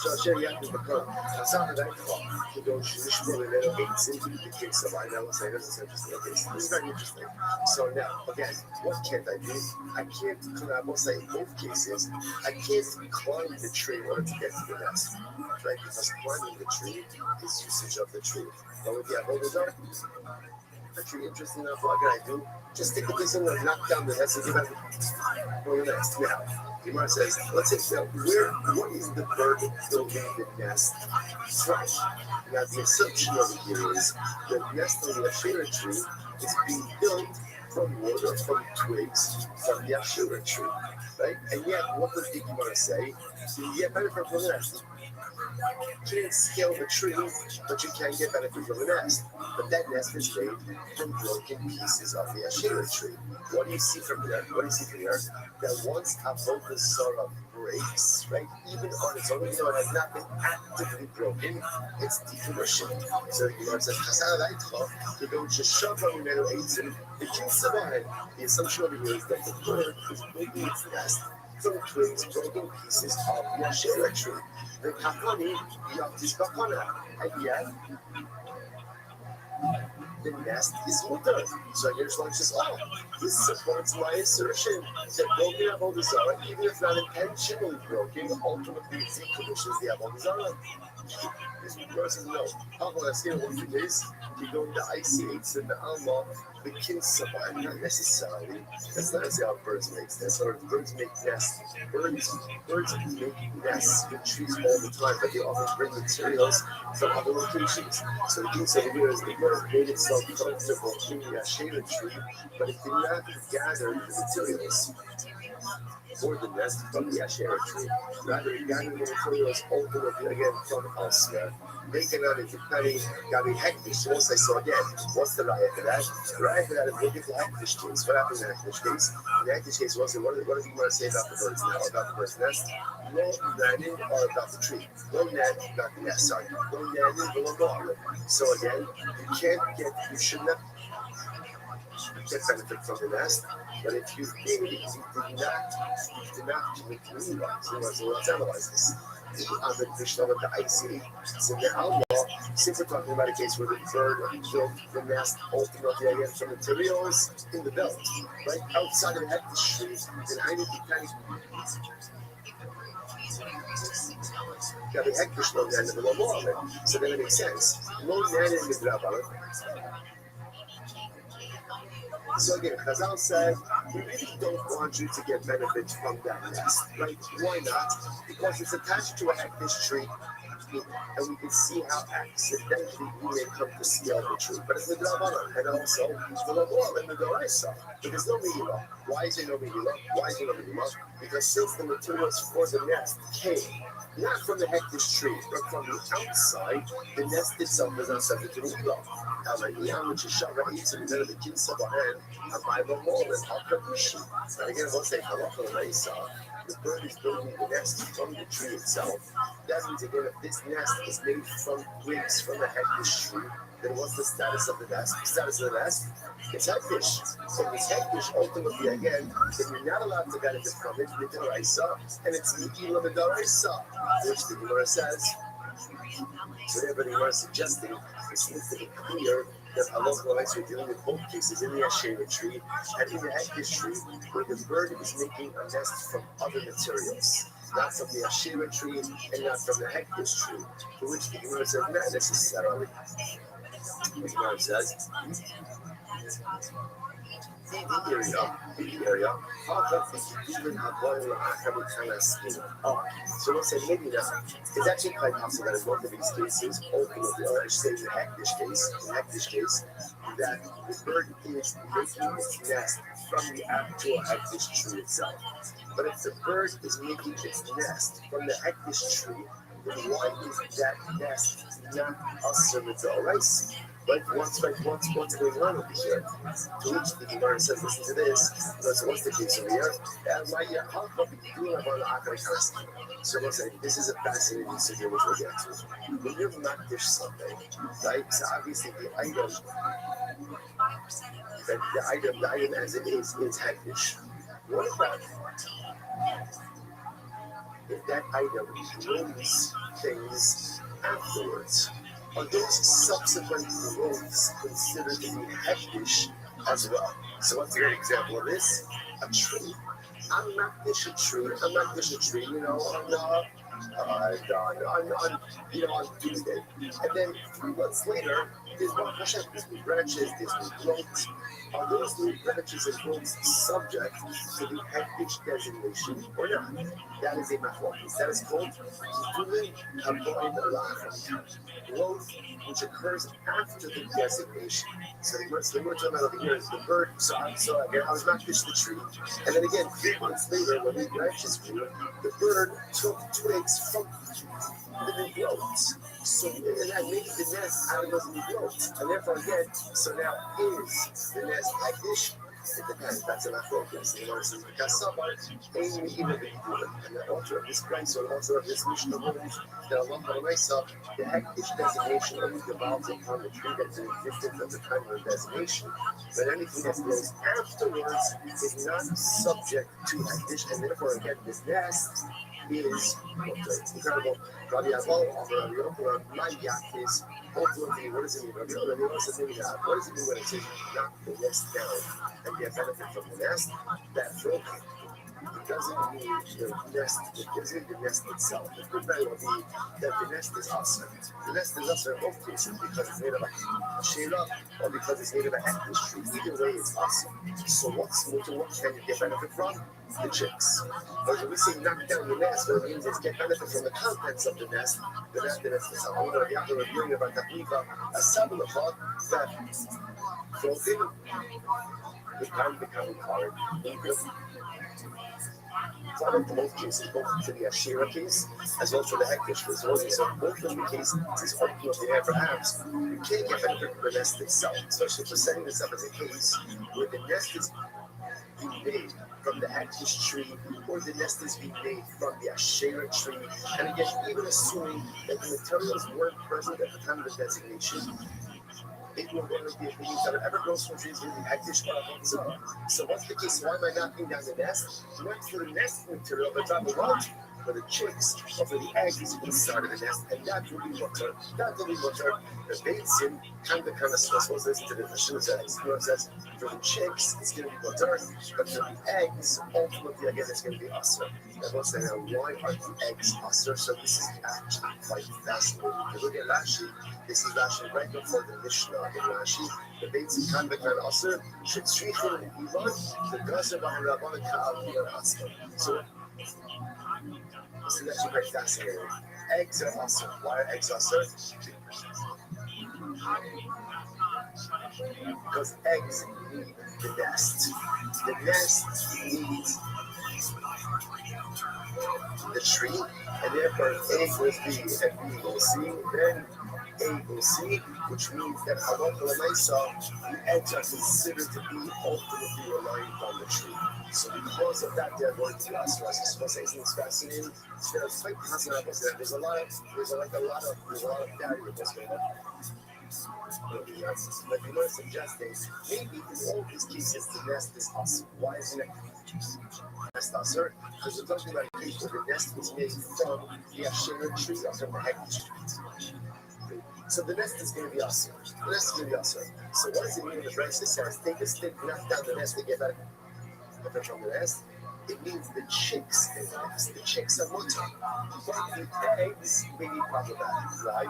Because ultimately, again, since the eggs need the nest and the nest needs the tree, therefore the eggs are considered to be dependent on the tree, and therefore the eggs are considered to be an appendage of the tree itself. So you can get benefit ultimately again from the chicks, but ultimately not the eggs. You know, it says the basic coming down from Rashi that floating should switch on the iman dates that is very interesting. Chicks that are so young that they are reliant on their mother have the status of eggs, right? So which makes sense because the chicks that require their mother are dependent on the nest. The nest is reliant on the tree, and therefore so therefore also it turns out that over here, in this case of the nest, on top of the Asherah tree, the egg this tree, you obviously can't scale the tree regardless, right? By letter by letter, what can you do? You can knock down the nest. But why are you knocking down the nest? So maybe you can't get benefit from the nest because there's a return of the nest itself. Say from the Asherah tree or from the Hegel tree. What can you get benefit from? Independent chicks. Independent chicks, right? Allah for I said that is going to be water, right?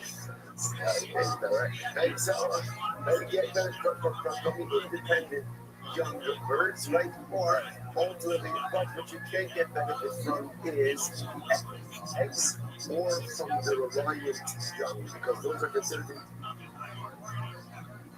be dependent on the tree itself. But let's stop over for today. But again, let me just say the halal for myself. So no, actually, we'll say,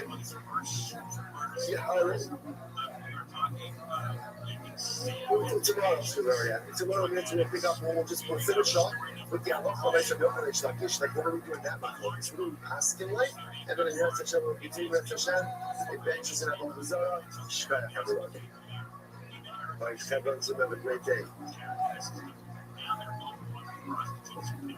And there are women selling their bodies, selling their flesh, 24 hours a day, right in front of people's homes in nice residential neighborhoods. Now you have this. There was a man before, probably people like prostitutes. But he was taken over by squatters, and according to Fox 11, it burned the ground. Squatters burned the house. All right, so let's say good morning. Good morning. Let us begin by thanking all of our sponsors for this morning. To thank our annual Common sponsor. We'll see you about the very so.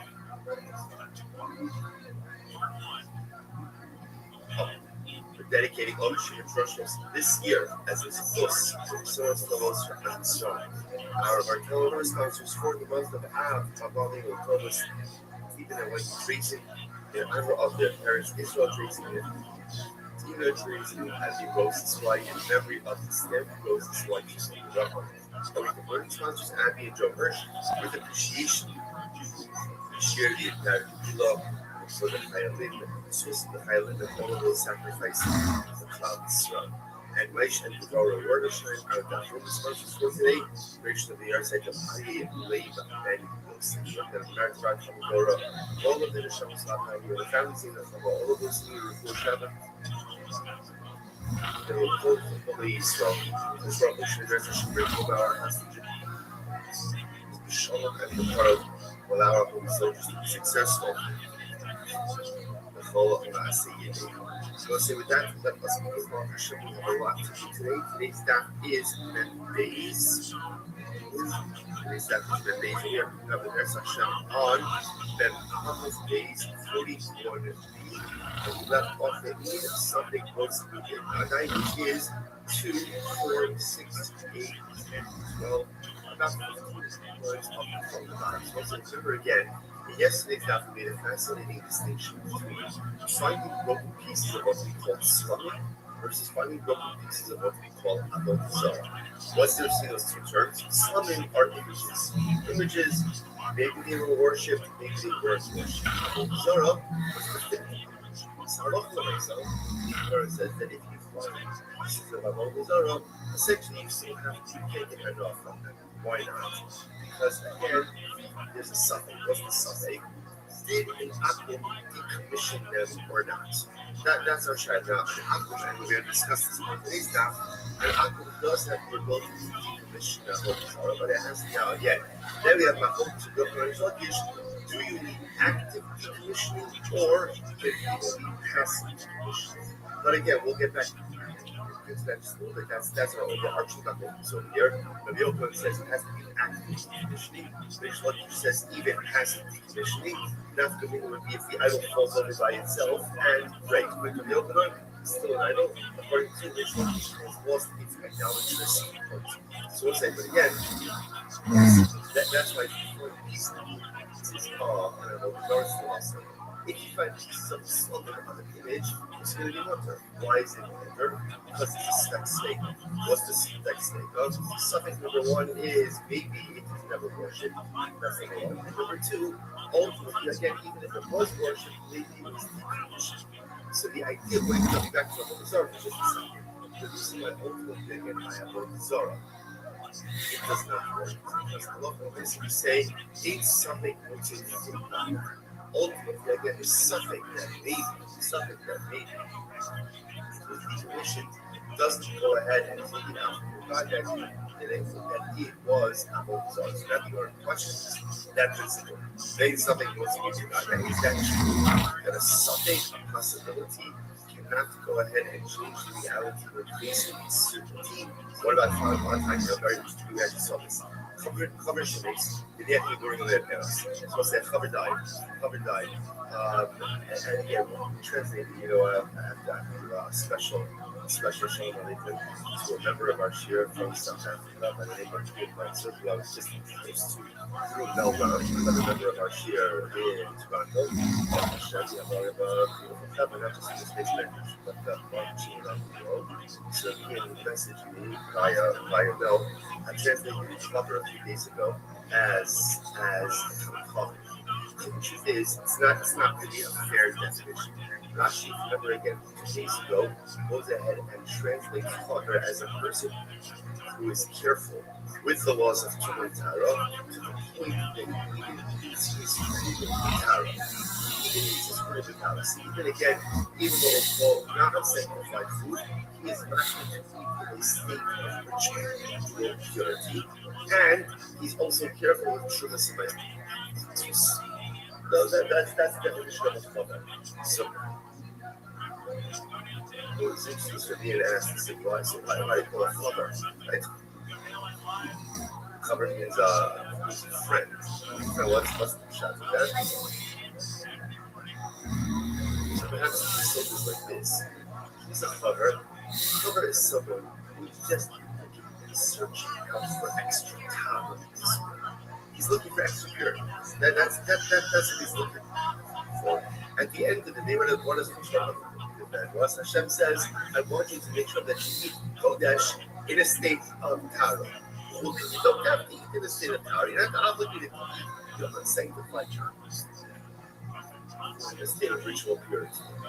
There is someone who thirsts for Tara so much that he seeks out those standards even in areas where ultimately he's not obligated.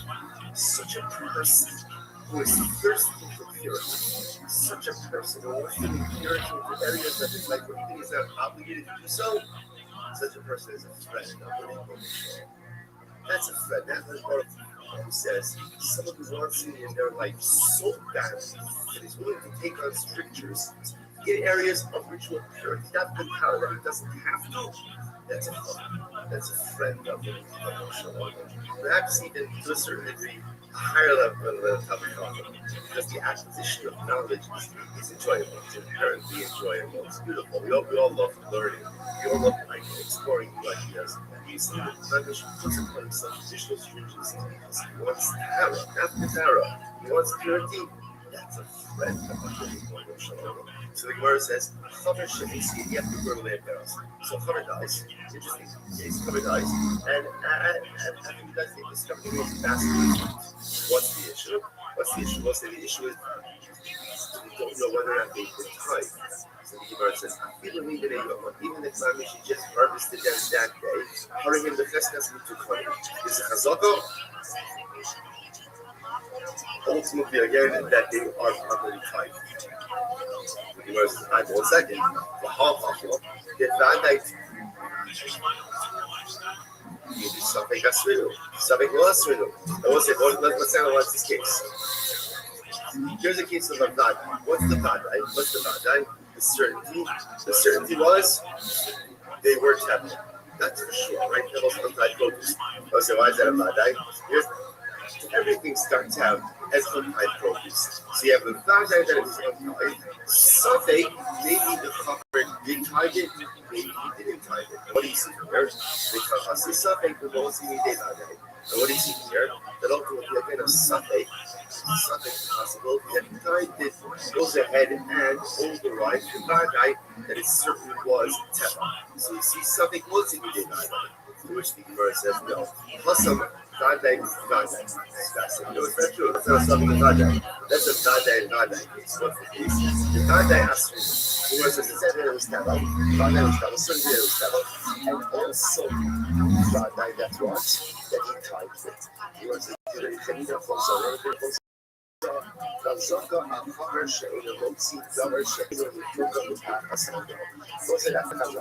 so again, interestingly enough, it's fascinating. With the Chacham will say again, can you imagine myself to the level where there's no something that you've done in the right thing? You have to understand, so before that you can get to that level, where the halacha looks at me and the halacha says, this guy certainly did the right thing. Our Chaver does not leave untied produce in his possession. For the moment it comes in his possession, it's tied. And therefore there's no something in Vadai, there's only Vadai and Vadai. Incredible. You know that's what it is. You know, it says something to something. Interestingly enough, really it's a something and a something house. So what does that mean? Afshar Avad Raboshia. It's possible that the Chaver conducted himself like Raboshia. What's the Raboshia? The Amar. Na'arim Adam Altri also. ומכניס במות שבה כדי שבית האמצע אוכל לסופטרון ולמייסר. So it's an interesting case. There is, technically speaking, a nicer tithing loophole. What's the tithing loophole? Without getting into all technicalities now, in order for produce to be subject to tithing obligations, there has to be what's called Ribias Kriyabayis, right? It has to come into the home. Through a normative entrance. Technically speaking, if you bring your produce in, let's say through the window and not through the door, technically it's nicer exempt. Now again, there are limitations on that also. So the Gemara says over here, there's really no something that's supposed to be about that. Why? Because it's actually possible, even if you want to go with the fact that maybe it's a suffix if the Chaver tied it or not, it's also a suffix if what? If the produce was ever subject to Trumas and Maestros. Why? Because it's possible that a little bit in the news of this legal loophole of bringing it through the window, and therefore it was never subject. Okay, so the Gemara says, one second, right? Something goes into the Gemara. So remember, the Gemara is questioning this principle, right? The Gemara put out there like a law, a principle. The principle was, a suffix once in God. Right? And ultimately, again, a possibility cannot change the reality of a certainty. You know, so really, is that true? So the Gemara said, but I really learned However, the night censorship also showed not top of the base. Night censorship also showed not to act out the Reno. Very interesting case where there was once a story of a maid servant. They were saying that again, one thing, this is a Jewish woman. A Jewish woman who worked for a Nazi. Once a Nazi, yeah, she says over here, got her a local Israel, a very powerful guy. Very powerful guy. She worked for a Nazi in the city of people. Okay, what happened? She had been unable about it. She had a miscarriage. And I will say, interestingly enough, it was common that when a woman had a miscarriage, you have to bury a navel. But the interesting thing, I love it is, this is also a powerful little bit. Put a navel in a pit. In just, in other words, in the nondescript, whereas in general, what's in the halacha is, you have to bury a navel, you have to bury a miscarried baby. But we do not bury it in a marked grave. We do not do that. We bury it in the ground, but we do not bury it in a marked grave for a variety of reasons. Also, just from a mental health perspective, it's unhealthy. The Chazal is unhealthy for parents to develop an ongoing attachment to a life that never was. Obviously, again, there's trauma, there's loss, there's grief. But Chazal wanted it to be contained, did not want it to be an ongoing life loss. So what happened? So she miscarried, and she put the miscarriage in a pit. The one coin hits it. A coin came along, and obviously saw what had happened, and peered over the pit.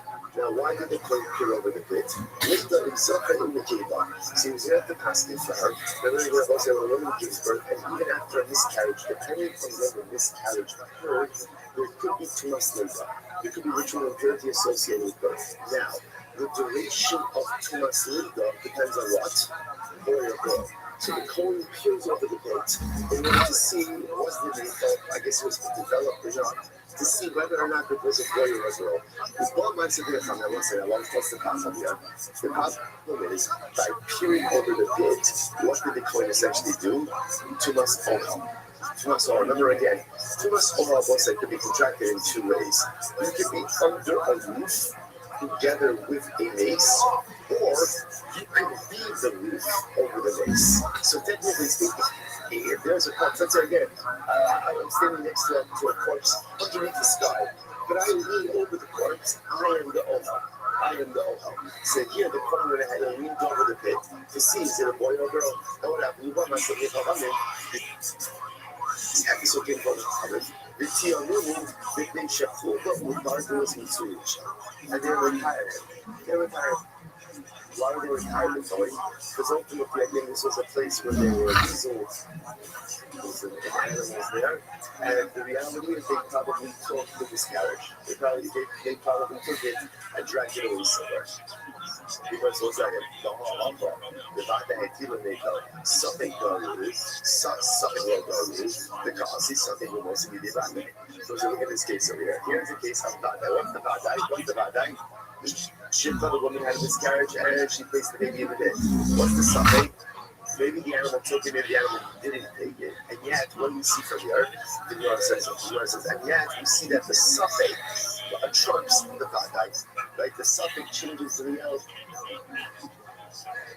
Even in the face of the Vata, to the point that, again, the constant, the coin is not coming. The coin is not coming. So you see from here that suffix. They can go ahead and trump the Vadai. Which the Gemara says, no. Don't feel like it's a bar, in the bar, Alaima, the Tila Kimin and the bar. The Gemara says, no.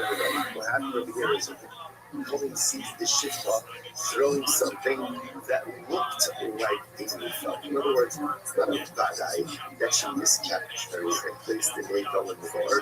Rather, again, he saw what appeared to be a Nifa being placed in the bar by this woman. So it's a suffix to begin with. There's 1 second, but that's not what it says. Alayim Zachar indicator. But the Gemara said that he got to the peer over in order to see if it was a boy or a girl. To which the Gemara says, which is to say, Leida,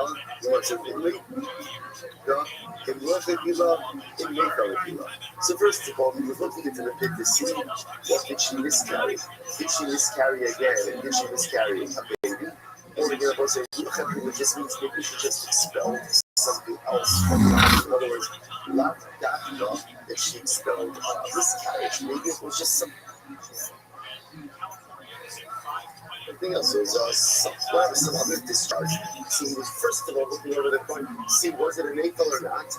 If it's on an AFL, and if it was an AFL, it was an AFL or Tiva, later in Zafra in the Kiva, to see if it was a boy or girl. So, in fact, this wasn't the case of Vadai and Suffolk. Rather, again, this was a case of Suffolk and Suffolk. So, again, Suffolk, whether or not she miscarried a baby, right? Well, was it a miscarriage or not? And then again, compound that with something ultimately again, maybe the animal took it away. You might think the other possibility is gave a shechol b'vadros mitzuyim sham v'adei karu. The other possibility is no. Once you have a place where there's a filter in the hardness that there are these animals there, they definitely dragged away whatever was expelled into the pit. Okay, so let's say so there is the kasha. So again, so just we'll pause over for just a second. So just to understand, the Gemara essentially seems to say that principle of ein safek motzi midei vadai ultimately again holds. That in halacha we accept this principle. Ein safek motzi midei vadai. That if you have what we'll call two pieces of information in front of you, one is a safek and one is a vadai. The vadai piece of information determines the reality, and the safek piece of information does not undermine that reality. That's why I was again just kind of reorienting ourselves. That's why. How did we get into this? I find a piece of breaking avodah zarah. Right? So I find a piece, let's say an item or an image that I know was definitely worshipped as idolatry. So I find a piece. Can I use it? So the answer is no. Why not? It's also about no, right? Because I have not that this was avodah zarah. Second, maybe the Akum actively decommissioned it. And therefore, again, I can't use it. Why? Because the suffix, but maybe the Akum decommissioned it doesn't change the reality of the Vadai that this was definitely avodah zarah. So I will say, just to point out how powerful this is so is a hashkafic level as well. Because in the suffix, once it is Vadai, you want to go ahead and summarize the entirety of Jewish history and destiny into one phrase. This is it. Over the years, like over the millennia, we have faced so many staples. So many staples. Like, will you survive? Is this an existential threat? You know, all of it's saying was so interesting. So interesting that most of us was looking through Shabbos through Pasha Rice. He said he works at so many beautiful things. One of the things I felt that was like very shocking was he spoke about in the aftermath of October 7th, giving an existential threat to Kafar Israel. So to me that was shocking because for me in my mind, I said to myself, there was never an existential threat from Israel. I feel scared was overwhelming, but obviously, Rothschild says it is an Eretz Yisrael. It takes on a totally different thing. Over the years, over the centuries, there's been many statements. Like we've faced many moments of existential suffering. Are we going to make it through this?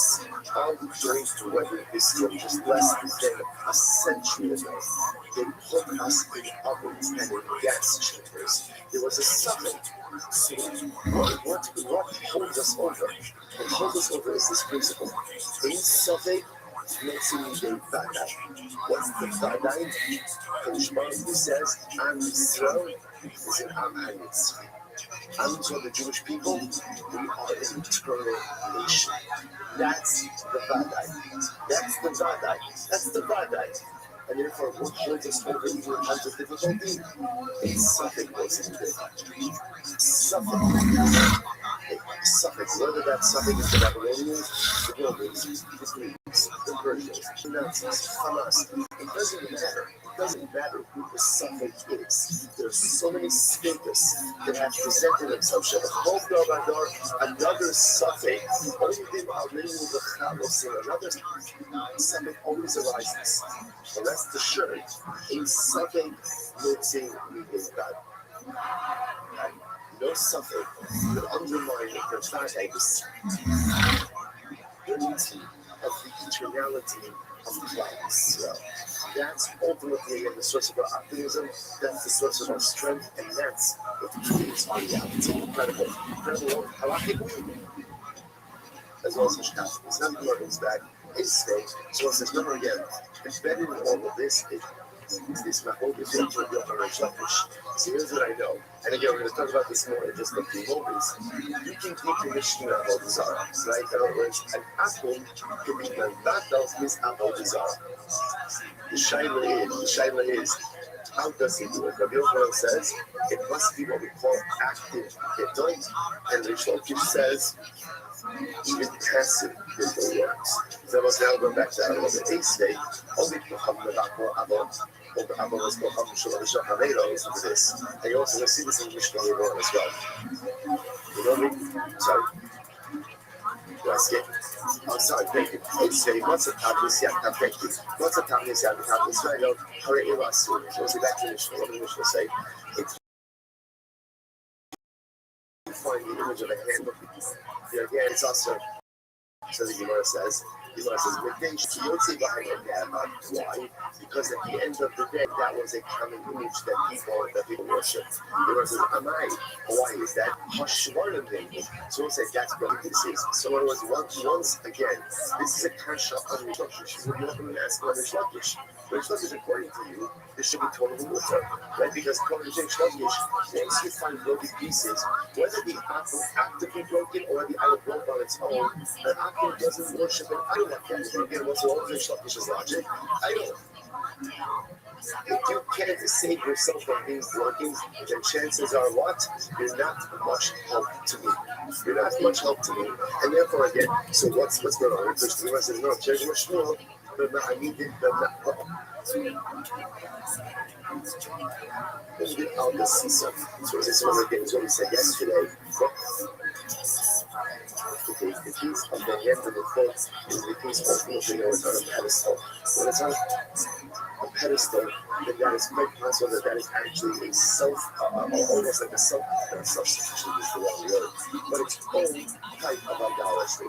Okay, Ace, Gloria, the Kancho, only from the Dr. Avo's Komsho, the Javero, it's very clear, so it's more this later, and really cool how they giving the Dr. his own Avodah Zarah, and ultimately again the Avodah Zarah of his friend. Meaning, anyone who can ultimately again negate and thereby decommission any form of idolatry, whether it's his idolatry that he worships or someone else's idolatry. However, Israel, in order to all this will come short of it. I will say it's actually quite fascinating. We'll see the logic behind this. You know, the Kohabim actually does his things. Does not have the ability to negate any form of idolatry. Well, isn't that fascinating? Right? So, Ovid Kohabim can negate and decommission any form of idolatry. And Yisrael has no power on negation over idolatry. That's it. Rabbi. So I'll say, so Rabbi, Danny Rabbi's comes from Shalom Elah. Well, why is that? What about a case of idolatry that just breaks on its own? Now, clearly, again, according to Rish Lakish, you according to that should work. Rabbi, Shepascha. What's the case over here? The case over here is where Yisrael then did the Obed Kohabim. So what's interesting enough that we're suggesting is denting is not a form of decommission. Why not? Decommission requires breakage. Denting when the entire item is still intact doesn't decommission. The rest of those items. My hobby, Vatran, Pascha, but that's not true. We learned that again, if you dent in idolatry, even though again all of the idolatrous material is still present, ultimately again, yeah, but these are his bottle. I need to read the Pascha of the Kohabim. Pascha Yisrael, ultimately, that's really right. If an apple goes ahead and dents the idolatry, that negates it. But if you so dents the idolatry, that does not negate it. So Rabbi says, Pascha Yisrael, says a very important thing. So I'm saying like this, in reality, even when Yisrael dents the Avodah Zarah, it goes in. In other words, it will say, denting really is an active form of negation, which makes sense, right? Anything you do to deface the idol should be a proper form of idolatrous negation. So really, even if you strike, then it's okay. So what's the issue? So why did Chazal say that it's not going into this? First, Xera. There's a Xera. What's the Xera? So here's the issue. In reality, Yisrael has the power of negation, right? Yisrael does have the power to go ahead and negate idolatry. How does he negate idolatry? If he breaks it, if he bends it, it all should work. So why did Chazal say it doesn't work? What are we concerned about? Listen to this. We're concerned that what is Yisrael going to do? He wants to negate the Avodah Zarah. So what does he do? He has Avodah Zarah. He lifts it up, but getting ready, let's say, to smash it or to dent it afterwards. What's the problem? Once he lifts it up, they'll say, that's an act of Hagbah. What does Hagbah do? Hagbah acquires. Once he acquires it, it becomes the Avodah Zarah of a Jew. Once it becomes the Avodah Zarah of a Jew, the Chol Avodas Kochavi B'Yad Yisrael Eina B'Tip. So we'll say this is absolutely wild. It's absolutely wild. And we'll say we are going to see exactly why this is a Gemara in 10 blocks from now on 1 days. But again, right now, we just quote the principle. The principle is any Avodah Zarah that is owned by a Jew cannot be negated. So watch what's happening over here. Can Yisrael technically decommission Avodah Zarah? Yeah. How can he decommission it? He can break it, he can paint it, but Chazal said the decommissioning of a Jew does not work. Why? What are you concerned about? That in the process of decommissioning, the Yisrael is going to pick it up. I'm thinking of Avodah Zarah is considered to be hefker, and we'll get into all of this in a couple of days. Avodah Zarah is considered to be hefker. He lifts it up, he acquires it. Once he acquires it, right? Once he goes ahead and he acquires it, it becomes Avodah Zarah of the Yid. Avodah Zarah of the Yid ultimately cannot be deep. You can't do like backwards. You can't decommission it. Therefore, again, ultimately, we are stuck in this situation. So essentially, what we want to try to avoid is Jewish handling of Avodah Zarah. How do Chazal ensure that? By simply going ahead and saying, you can't do anything to do it. Even if you try to decommission it, ultimately, again, it is not going to work. Incredible. So everybody was an ace today. Akum Shahidi, I want to get a reckless, the keep off of my hand of brother, mid-titles. So we'll say, just by the way, there's this whole idea over here of okay, we'll come back to it. What is this last? Akum Shahidi, I want to get a reckless into this. So let's say I have an Akum who brought stones from Marcos, right? What's Marcos? Marcos is an Avodah Zarah that essentially the Avodah Zarah was a stone furnished. So an Akum takes stones from Marcos, and what does he do? The heap of a hand dropping big tortillas with flowers. What does he do? He goes ahead and he takes the stones and he builds them into roads. In other words, he decommissions the stones by using them for mundane use. He uses them as pavers. Like as pavers, and he uses them to make the street. So the stones are water. Why are the stones water? Because again, he's actively decommissioning them through using them for mundane use. But again, if a Jew takes stones from Marcos and builds it into the road, ultimately, again, it's not a decommission. You can't use that road. You can't get them out because it's Avodah Zarah. But why is that? So why do we say, so again, it's Rabbi Yochanan asking Rish Lakish. Why should this be any worse, ultimately again, than Avodah Zarah that broke on its own? And it's going to be Rish Lakish, Avodah Zarah that broke on its own, ultimately is decommission, to which the Lord says, no, how can I keep it Rabbi? It's just that Rabbi said before. Rabbi said essentially, a Jew can't be decommissioned of Avodah Zarah. Why not? Because once again, we have this concern. We have this concern that in the process of decommissioning, the Jew's going to lift it up. If he lifts it up, he acquires it. Then it's Avodah Zarah owned by a Jew. And once you have Avodah Zarah owned by a Jew, that can never be commissioned. Incredible. And again, we'll see never. It actually means never. Eight anymore is the kasha. Open kocham sheshifa avodas kocham mitzarko. So listen to this. Let's start. Open kocham sheshifa avodas kocham. So what's the area of watching? So you have an avodah zarah, and you shave it. You have avodah zarah. So we'll say, so Rashi points out that, for example, an ashera tree. An ashera tree, right? And what do? I go and I take shavings off of the ashera tree. So what's the status of the shavings? So the Gemara says, if ultimately the Akhir was doing it for himself, right? He's taking shavings off the avodah zarah because he wants to, I don't know, make a bonfire, whatever it is. But Sarchol, ultimately again, if he's doing it for himself, then he, the shikuyah, mutarid. Then both the shavings and the tree itself become mutar. Why? Because the action of taking shavings off the avodah zarah tree for the Akhir's own personal release is what? Is itself a decommissioning of the avodah zarah. Okay. The Gemara says, however, with Sarchol, if he's taking shavings off the tree, that's he's pruning the tree, right? And that's for the benefit of the tree itself. So it's here surah the shikuyah mutarid. Ultimately, again, then the shavings and the tree ultimately again, then the surah, the tree is still asur. The shikuyah mutarid. Ultimately, the shavings will be mutar. The straw sheshifa avodas kocham. But if Yisrael takes shavings, right, takes pieces off of the ashera tree, bein mitzarchol, he v'shikuyah asur. Whether the Yisrael is doing this again for his benefit or for the tree's benefit, ultimately again the avodah zarah, the tree itself, and the shavings, but they water. So it's going to be up and asks for something.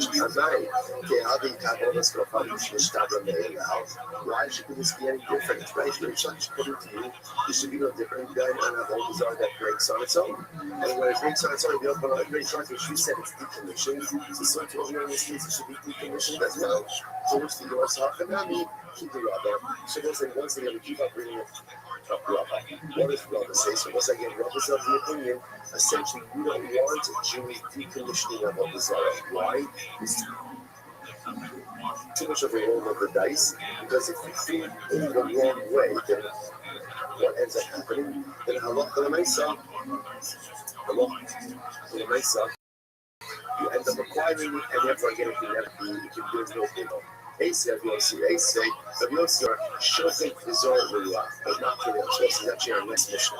Our next mission, we're going to see that's Hashem. So the Rabbi Yossi says, or two Mishnayos now, shocking the Zohar Ruach. If you find about the Zohar, you can grind it up and scatter it to the wind. Oh, not till young. Or you can go ahead and throw it into the sea. And also, we're going to think this is talking about if you find it about the Zohar made of metal. So what do? Grind it up, scatter it, right? Scatter it to the wind or throw it into the sea. The Gemara says, Amuno, you can't do it. Because if you scatter it into the wind, then what can happen? It can become fertilizer. First one says, well, you thought you're talking about the Pasuk says, really, you can't retain any part of avodah zarah for your own use. The Gemara says, but I give us once again a real bad aspiration of Amai. But once again, why? You're trying to put it should be fine. Even if avodah zarah breaks on its own, ultimately it is decommissioning. So in this case, of grinding it up to be a decommissioning. So who cares even if it does act as a fertilizer? It's not a avodah zarah fertilizer. To which they was talking about keep the Rabbi. Once again, I will say we keep all roads keep back to Rabbi. Ultimately, again, it is concerned that if the Jews involved in decommissioning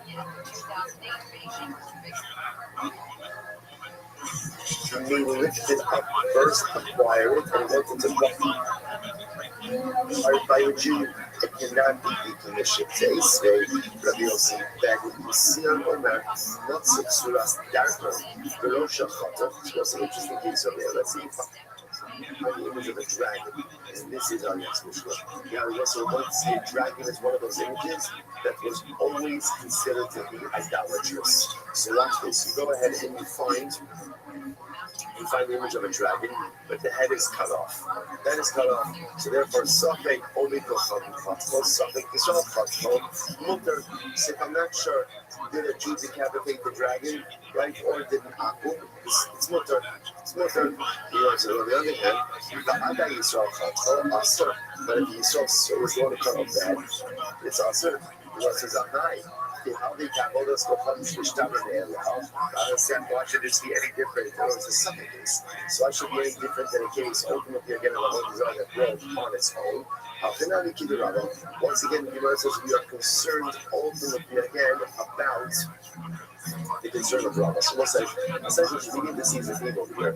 We don't want Jews involved in the whole Israel, even with the decommissioning of the whole Israel. We just want Jews to stay away from idolatry.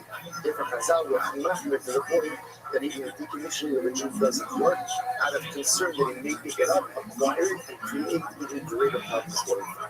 Or Ace made. The Yossi אומר, לא יהיו אחוז בימוס הישנה,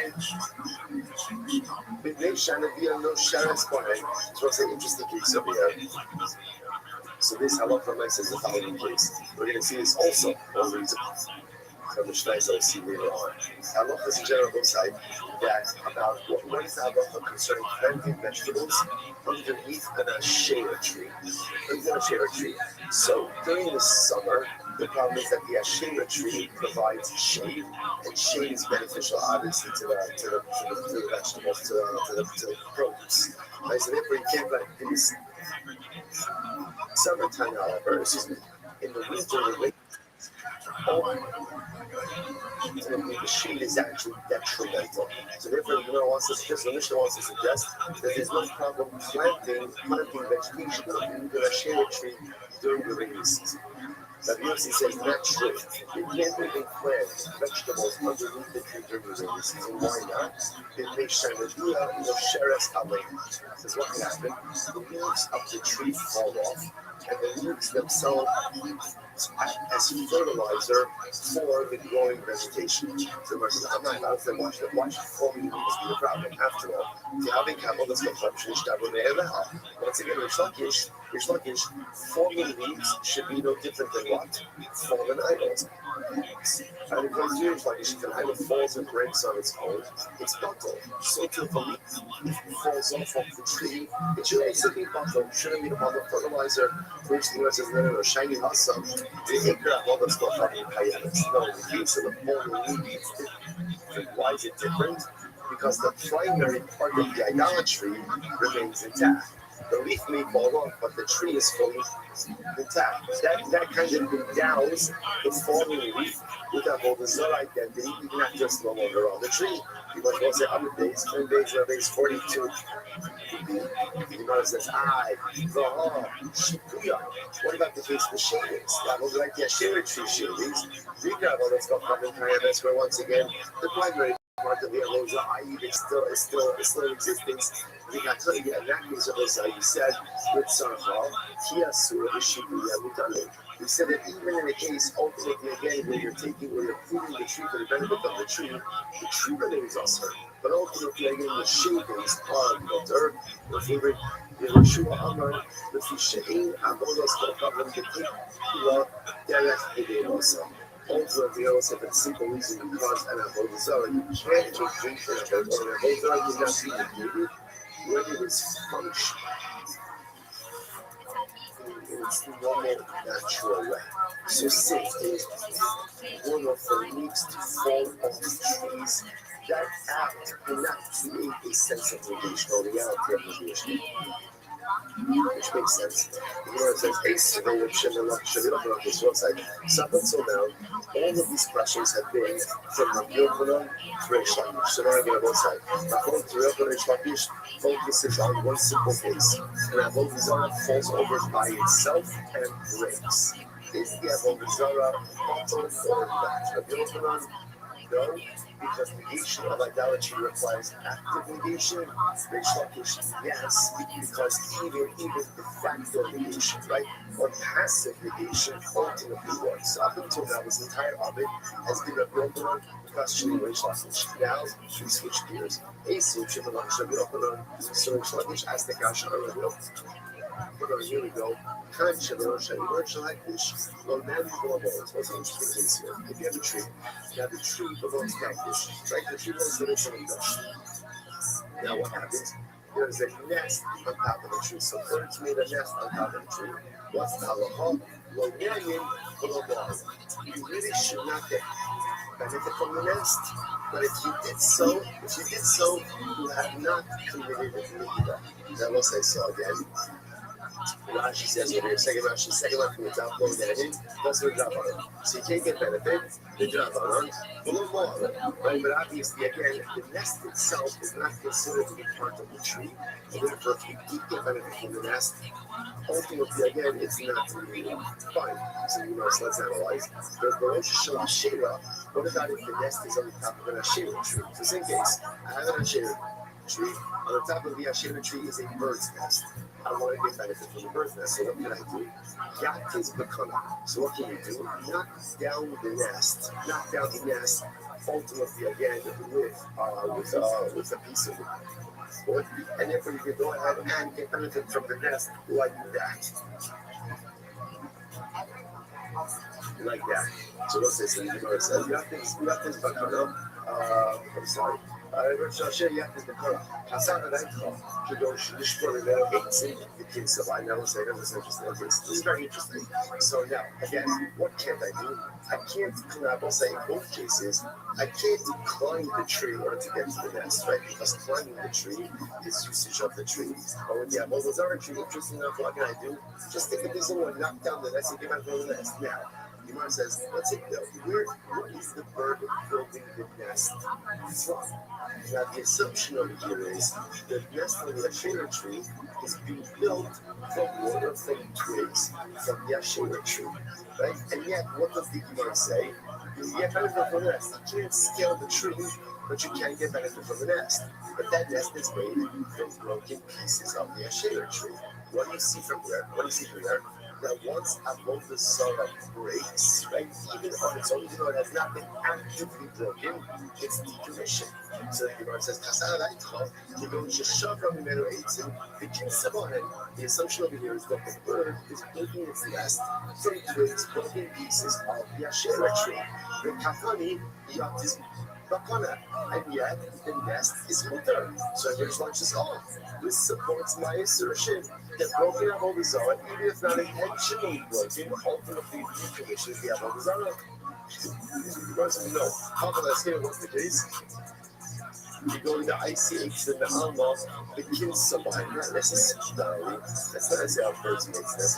Birds make nests.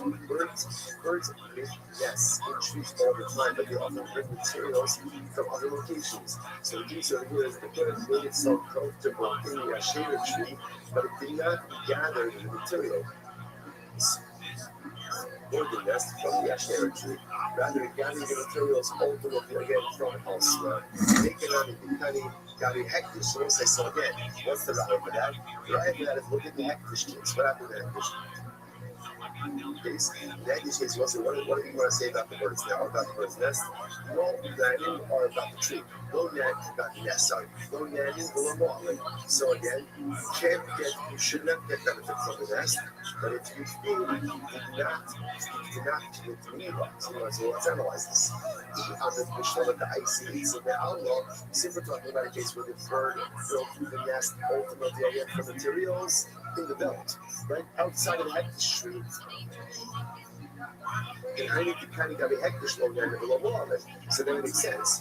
Low nanim is Rabbi. So again, Chazal said, we really don't want you to get benefits from that nest, right? Why not? Because it's attached to a hektish tree, and we can see how accidentally you may come to scale the tree. But it's with Rabbi, and also the Rabbi and the Daraisa. But there's no Megillah. Why is there no Megillah? Because since the materials for the nest came not from the hektish tree, but from the outside, the nest itself is not subject to Megillah. Which is Shabbat eats in the middle of the kiss of a hand, and again, we'll say, the bird is building the nest from the tree itself. That means, again, if this nest is made from bricks from the hektish tree, then what's the status of the nest?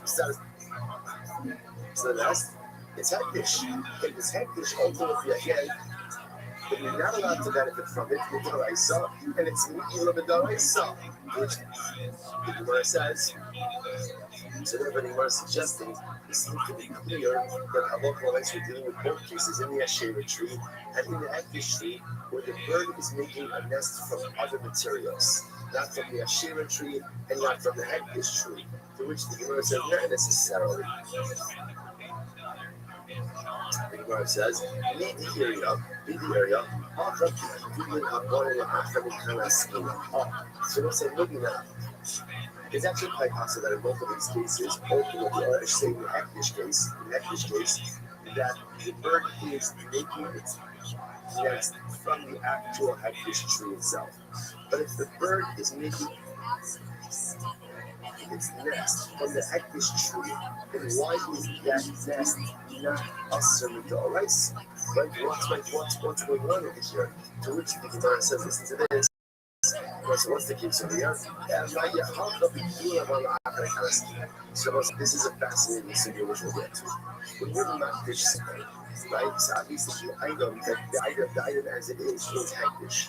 What about if that item grows things afterwards? Are those subsequent growths considered to be Hekdish as well? So what's a good example of this? A tree. I'm not dishing a tree, on Tuesday. And then 3 months later, there's new branches, there's new growths. Are those new branches and growths subject to the Hekdish designation or not? That is called growth, which occurs after the designation. So what they were talking about over here is the bird. So again, I was not dish the tree, and then again 3 months later, when new branches grew, the bird took twigs from the new growths. So that made the nest out of those new growths, and therefore again, so now is the nest Hekdish. That's a metaphor. Yes, the Lord says because someone ain't even and the author of this price or the author of this Mishnah holds that Allah Maisa, the Hekdish designation only revolves upon the tree that existed at the time of the designation. But anything that grows afterwards is not subject to Hekdish, and therefore again the nest is incredible. Rabbi Maya is ultimately, what does it mean? Rabbi wants to do that. What does it mean when it says knock the nest down? And get benefit from the nest? That's okay. It doesn't mean the nest, it doesn't mean the nest itself. It could very well be that the nest is asur. The nest is asur in both cases because it's made of a shera or because it's made of a hektik. Either way, it's asur. So what can you get benefit from? The chicks. Whereas when we say knock down the nest, it means it's get benefit from the contents of the nest. But that the nest is a that floating. It can become hard.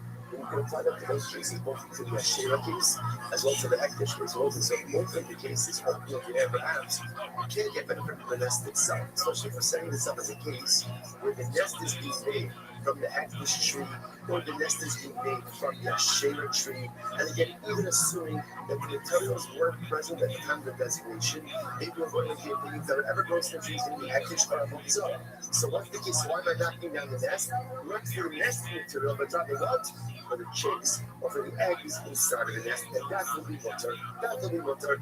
The beitzim and the kind of stress. Let's listen to this. The Shur says for the chicks it's going to be water, but for the eggs, ultimately again it's going to be asur.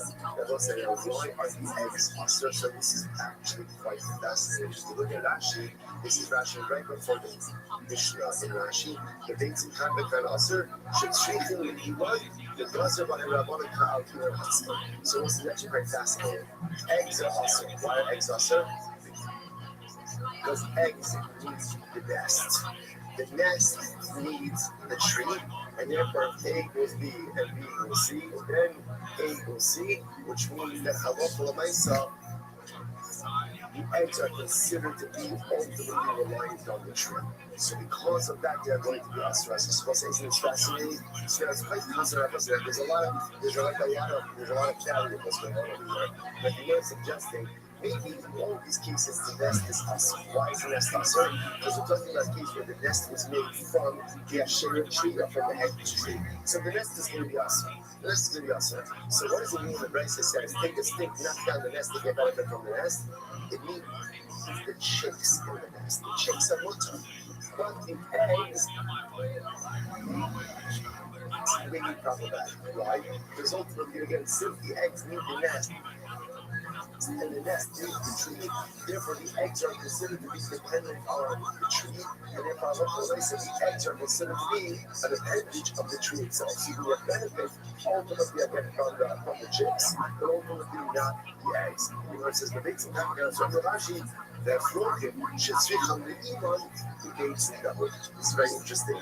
Chicks that are so young that they are reliant on their mother have the status of eggs, right? So which makes sense because the chicks that require their mother are dependent on the nest. The nest is reliant on the tree, and therefore, it turns out that over here, with this case in the nest, on top of the Asher tree, right, this tree, you obviously can't scale the tree regardless. Right? What can you do? You can knock down the nest. Why are you knocking down the nest? So maybe you can't get benefit from the nest because there's a concern of the nest. This itself is made from the Asher tree or from the Hegdish tree. What can you get benefit from? Independent chicks. Independent chicks, right? I want to say that is going to be water, right? Right? So, right? Get benefit from the independent younger birds, right? Or ultimately, what you can get benefit from is eggs or from the reliant young, because those are considered to be dependent on the tree itself. But let's stop over for today, but again, let me just say the halacha l'maisa. So, actually, let's say, yeah, we'll take tomorrow. Tomorrow we'll pick up and we'll finish off with the halacha l'maisa. Like, what are we doing that machlokes? What are we asking like? And then in Eretz Hashem, we'll continue Eretz Hashem. Adventures and have all the Zara. Shvach, everybody. All right, have a great day.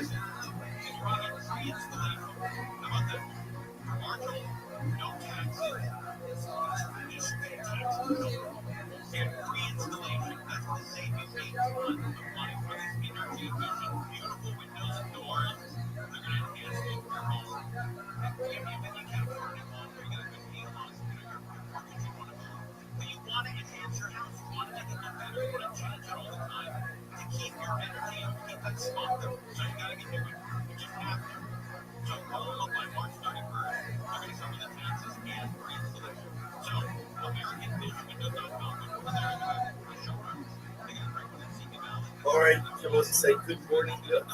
Let us begin by thanking all of our sponsors for this morning show. To thank our annual Torah sponsor, we're dedicating ownership and trust this year as its plus source levels from Israel. Our Bartolo sponsors for the month of Av, Abalim, Oklahoma, Stephen, and Wendy Treason, in honor of their parents, Israel Treason, and Tina Treason, and the Rose's wife, in memory of Stanley Rose's wife. Our learning sponsors, Abby and Joe Hirsch, with appreciation to share the and we love for the Chayalin, the Chayalin and all of those sacrificing with Israel. And Moshe and Devorah Waterside are the only sponsors for today. Creation of the outside of Aryeh and Leib and Yosef. All of the nations of the families of the Lord, all of those things with your Shabbat, really important for holy Israel. This revolution message to bring all our hostages, the Shor and the Karot, allow our holy soldiers to be successful in the role of Maaseh. So I say with that, let us begin our Shabbat. We have a lot to do today. Today's topic is Membeis. Today's topic is Membeis. We are picking up the rest of Hashem on Membeis days 41 week. And we left off the Eid, something close to a night, which is 2, 4, 6, 8, 10, 12, about 15 words off the phone about it. So I said, remember, yesterday's daf we made a fascinating distinction between finding broken pieces of what we call slumber versus finding broken pieces of what we call Avodah Zarah. Once you see those two terms, slumming are images. Images, maybe they will worship, maybe they weren't worship. Avodah Zarah, that's the fifth image. So lots of ways, where it says that if you find pieces that are avodah zarah, essentially you still have to take your hand off them. Why not? Because again, there's a suffix. What's the suffix? Did an akum decommission them or not? That's our child now. An akum, and we're going to discuss this more today. Now, an akum does have the ability to decommission avodah zarah, but it has now again. There we have makom to build connection. Do you need active decommissioning or can it even be passive decommissioning? But again, we'll get back into that soon. That's our overarching makom. So here, but the open says it has to be active decommissioning, which says even passive decommissioning. Not to be the if the idol falls over by itself and breaks. But the open it's still an idol according to ritual decommissioning lost its idolatrous import. So we'll say, but again, so that's why if you find pieces of bizarre stuff, if you find pieces of slogans of an image, it's going to be much like, why is it mutter? Because it's a spec snake. What's the spec snake of? Nothing. Number one is maybe it's never worship. That's number one. And number two, ultimately, again, even if there was worship, maybe it was decommissioned. So the idea of going jumping back to the Zarah was just a second. Ultimately, I guess I have a Zarah. It does not work because what basically say is something that's a God. Ultimately, again, the something that maybe decommissioned doesn't go ahead and take it out to the God that it was not what it was. Not your question. That principle. Maybe something else to be about that. Is that true? That a something, a possibility, cannot go ahead and change the reality or at least certainty. What about finding one time? Very interesting. You actually saw this. Cover shemais. Yet we were going to their parents. So say cover died. Cover died. And again, we translated, special show to a member of our shir from South Africa by the name of Belzer, who I was just introduced to through Belran, another member of our shir in Toronto. Hashem, we have a lot of beautiful stuff, and not just in the States members, but lots around the world. So it's in the message via mail. I translated the cover a few days ago as coffee. So the truth is, it's not really a fair definition. Rashi, remember again, 2 days ago, goes ahead and translates Father as a person who is careful with the laws of Tum and Tara to the point that even his food is Tara. Even his food is Tara. Even again, even though we'll call it not unsanctified food, he is not going to be in a state of ritual purity, and he's also careful with Shumas Maestros. That's the definition of a cover. So it's interesting to be an answer to why do you call a cover? Right? Cover means right. So what's the shot of that? So perhaps these songs like this. He's a cover. Cover is someone who's just looking and searching out for extra towels. He's looking for extra pure. That's what he's looking for. At the end of the day, what is control of? Hashem says, I want you to make sure that you eat Kodesh in a state of power. You don't have to eat in a state of power. You're not obligated to eat your unsanctified food in a state of ritual purity. There is someone who thirsts for power so much that he seeks out those standards, even in areas where ultimately he's not obligated. Such a person who is thirsty for purity. Such a person who wants to make purity into areas of his life where he is not obligated to do so. Such a person is a friend of the Torah show. That's a friend. That's what Baruch says. Someone who wants to in their life so bad that he's willing to take on strict in areas of ritual purity. Not the power that he doesn't have to. That's a function. That's a friend of the Torah show. Perhaps even to a certain degree higher level than the because the acquisition of knowledge is enjoyable. It's inherently enjoyable. It's beautiful. We all love learning. We all love exploring new ideas. It's a part of self-sufficient. What's Tara? After Tara, what's purity? That's a friend of unbelievable. So the Gemara says, Chaver Shemiski, yep, we're going to live now. So Chaver dies, interesting case, Chaver dies, and after he dies, they discover his faster. What's the issue?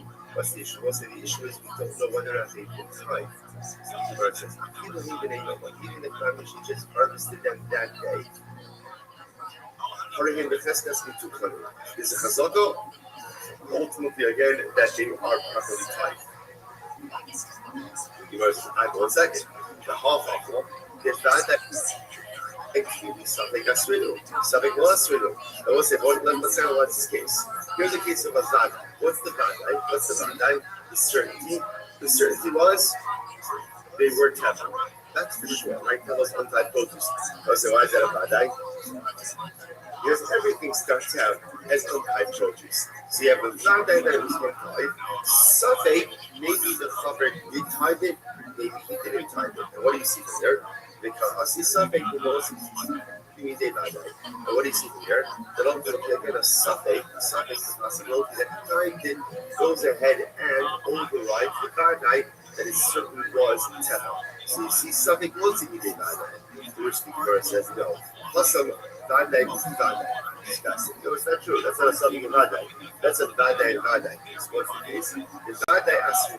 So the Gemara says it said that it was Teva. Vadai was Teva. Certainly it was Teva. And also Vadai that what? That he tied it. The Gemara says, so the other thing in the Chosah, Chazaka al-Chaver she'ena motzi davar she'ena. So again, interesting enough, it's fascinating. With the Chaver looks like again, can you imagine moving yourself to the level where there's no suffix that you've done the right thing? You have to understand, right? What does that mean to get to that level where the halacha looks at me and the halacha says, this guy certainly did the right thing. Our Chaver does not leave untied produce in his possession. From the moment it comes in his possession, it's tied. And therefore, there's no suffix in Vadai, there's only Vadai and Vadai. Incredible. Anybody should know the possibility is. You know, it says suffix, the suffix. Interestingly enough, really, it's a suffix in a suffix house. So, what does that mean? Have shards of Avad Kilaboshia. Possible that the Chaver conducted himself like a Rothschild, the Amar. Also,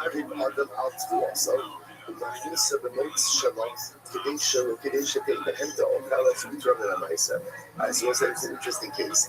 There is technically speaking a nicer loophole, a tiny loophole. What's the tiny loophole? That means it's all technicalities now. In order for produce to be subject to tithing obligations, there has to be what's called Riyas Kweabayis, right? It has to come into the home. Through a normative entrance. Technically speaking, if you could bring your produce in, let's say through the window and not through the door, technically it's nicer exempt. Now again, there are limitations on that also. So the Gemara says over here, there's really no something that's even doing that. Why? Because it's actually possible, even if you want to go with the fact that maybe it's a suffix if the Chaver ties it or not, it's also subject if what? If the produce was ever subject to Shumas and Mestris. Why? Because it's possible that little you're getting used of this legal loophole of bringing it in through the window, and therefore it was never subject. Okay, so the Gemara says, 1 second, they ate something. No thing about it. So remember, the Gemara is questioning this principle. Right? The Gemara put out there like a law, a principle. The principle was a subject motze midei vadai. Right? And ultimately, again, a possibility cannot change the reality of a certainty. So really is that true? The Gemara says, "What I need to learn." I'm going to do nice of the shift muscle, shell of my top of the base. Nice of the shift muscle, shell massive after the reload. Very interesting case where there was once a story of a maid servant. I won't say that again. This is a Jewish woman. A Jewish woman who worked for a Nazi. What's a Nazi? Rashi says over here, Gavra Aloma Israel, a very powerful guy.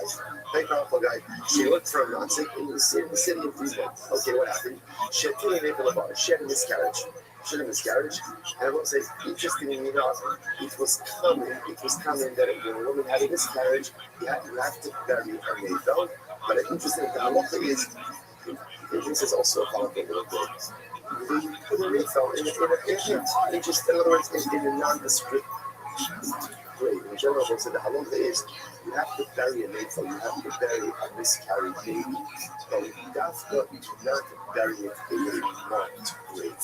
You do not do that. If you bury it in the ground, but you do not bury it in a marked grave. For a variety of reasons, also just from a mental health perspective, it is unhealthy. The Chazal told it is unhealthy for parents to develop an ongoing attachment to a life that never was. Obviously, again, there's trauma, there's loss, there's grief, but Chazal wanted it to be contained, did not want it to be an ongoing life loss. So what happened? So she miscarried, and she put the miscarriage in a pit. What came along, and obviously saw what had happened, and peered over the pit. Now, why did the Kohen peer over the pit? It's something in the Kiva. So he was at the pastor for her. Remember that? And also, when a woman gives birth, and even after a miscarriage, depending on when the miscarriage occurred, there could be tumas liga. There could be ritual impurity associated with birth. Now, the duration of tumas liga depends on what? Boy or girl. So the Kohen peers over the pit in order to see was the navel, I guess it was developed enough to see whether or not it was a boy or a girl. What's the problem here? The problem is, by peering over the pit, what did the Kohen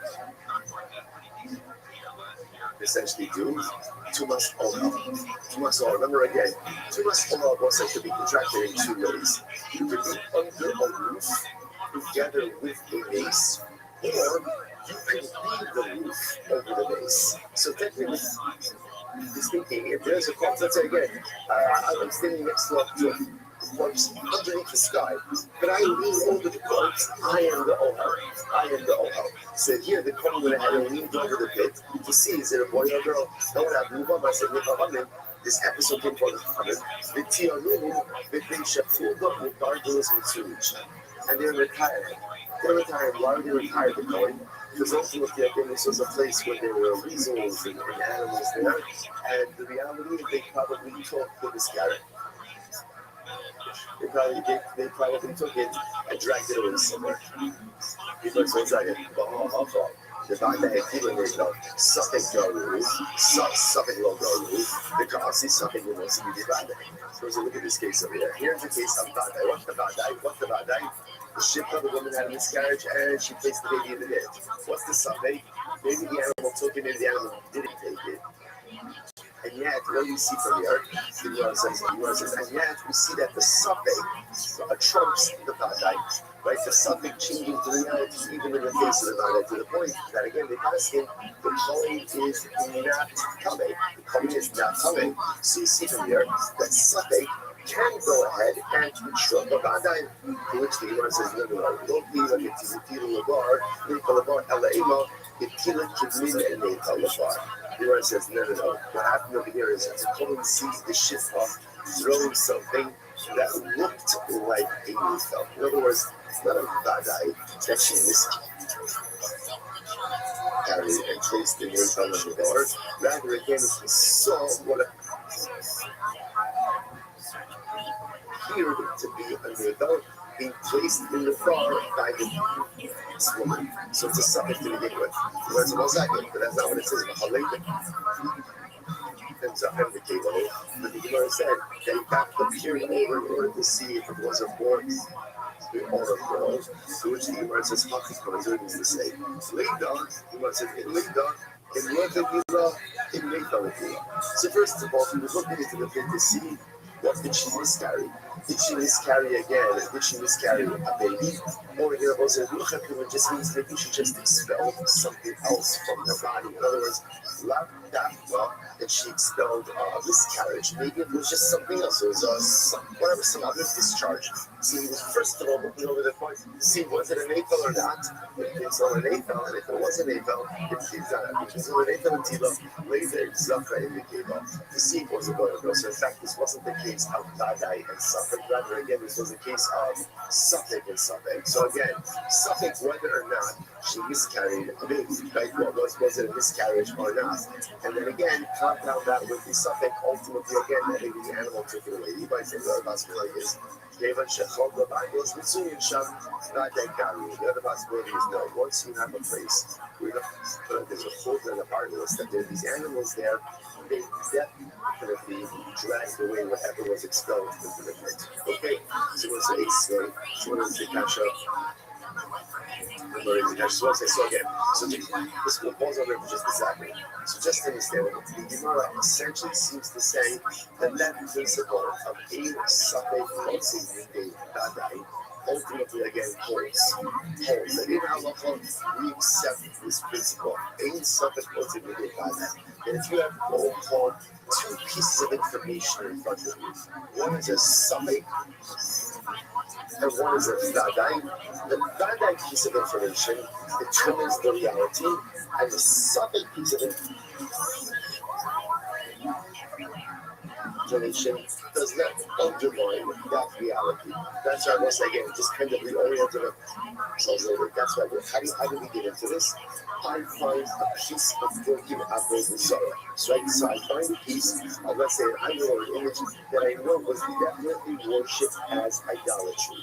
So I find a piece, can I use it? Can I use it? So the answer is no. Why not? It's also I know why. Because I don't not that this was Avodah Zarah. Something maybe did not go actively decommissioned it.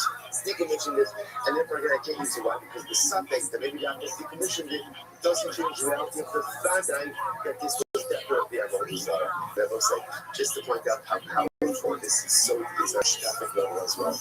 Because in something multi-media Vadai, if you want to go ahead and summarize the entirety of Jewish history and destiny in one phrase, this is it. Over the years, like over the millennia, we have faced so many singles. So many singles. Like, will we survive? Like, is this an existential threat? You know, all of this was so interesting. So interesting that those of us who was up in here on Shabbos and Usher Weiss said so many beautiful things. One of the things that I felt that was like very shocking was he spoke about in the aftermath of October 7th being an existential threat to Kaplan Israel. So to me that was shocking because for me in my mind I said to myself, there was never an existential threat from Israel. And it was scary, it was overwhelming, but obviously Rothschild says it means an Israel issue. It takes out to over the years, over the centuries, there's been many speakers, right? We face many moments of existential suffering. Are we going to make it through this? Are we going to weather this storm? Just less than a century ago, they put us in ovens and in gas chambers. There was a suffering. So what holds us over? What holds us over is this principle. In suffering, what's in the Vadai? What's the Vadai? The Baruch who says, Am Yisrael is an Am HaNitzvi. Am Yisrael, the Jewish people, we are an eternal nation. That's the Vadai. That's the Vadai. That's the Vadai. And therefore, what holds us over even in times of difficulty? In suffering, what's in the Vadai? Suffix. Whether that suffix is the Babylonians, the Romans, the Greeks, the Persians, the Nazis, Hamas. It doesn't matter. It doesn't matter who the suffix is. There are so many statements that presented themselves. Another suffix, another suffix always arises. But rest assured, a suffix mixing with the Vadai. No suffix could undermine the Vadai with certainty of the eternality of clouds. That's ultimately the source of our optimism, that's the source of our strength, and that's what creates our reality. Incredible. Incredible. Halachically, as well as Hashkafi. It's not the money's back, it's still. So it says, remember again, embedded in all of this is this Mahokus you have to be over Shlokish. So here's what I know. And again, we're going to talk about this more in just a few moments. You can decommission an Avodah Zarah, right? In other words, an apple can be the back of his Avodah Zarah.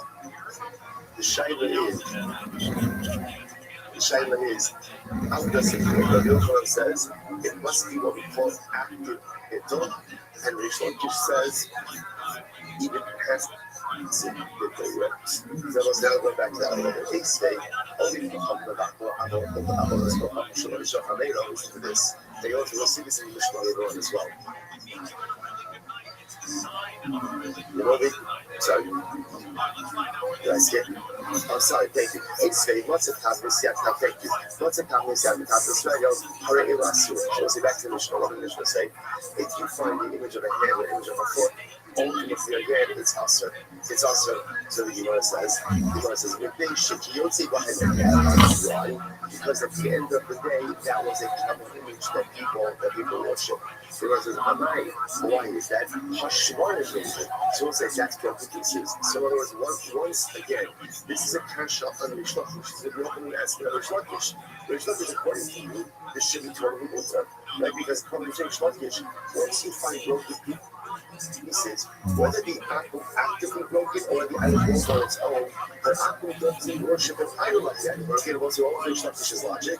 Idol. If you can't save yourself from being broken, then chances are what? You're not much help to me. You're not much help to me. And therefore, again, so what's going on? Interesting. You mentioned, no, Jerry Shmuel, I mean, the Caesar. So this is what we said yesterday. What's the case? The keys of the head of the phone is the keys of the village on a pedestal. When it's on a pedestal, that is quite possible that is actually a self, almost like a substitute, but it's all type of idolatry. Okay, ACA, or is it a kasha? Only from the back of those from Shalom Shakamero, this was also one of the singers. The legal of it, keeping the background is the level of his own, and ultimately again the level of his friend. Meaning, any good can ultimately again negate and thereby decommission any form of idolatry, whether it's his idolatry that he worships or someone else's idolatry. However, the Israel, it was it's actually quite fascinating. We'll see the logic behind this. The actually Israel does not have the ability to negate any form of idolatry. Well, isn't that fascinating? Right, so Ovid Kohanim can negate and decommission any form of idolatry, and Yisrael has no power on negation over idolatry. Fascinating. Okay, so we're going to say, so Rabbi, tell you about this country, well, why is that? What about a case of idolatry that just breaks on its own? Now, clearly, again, according to Shlach, you will bring the actual word. Rabbi, Shepasma. What's the case over here? The case over here is where Israel can be the other Kohanim. So what's interesting that we were suggesting is denting is not a form of decommission. Why not? Decommission requires breakage. Denting where the entire item is thrown back doesn't decommission. Whereas it was like in the pasta, my hobby, pasta, but that's not true. We learned that again, if you dent in idolatry, even though again all of the idolatrous material is still present, ultimately again, yeah, but these are bottle. I need to read the pasta. Pasta Israel or bottle.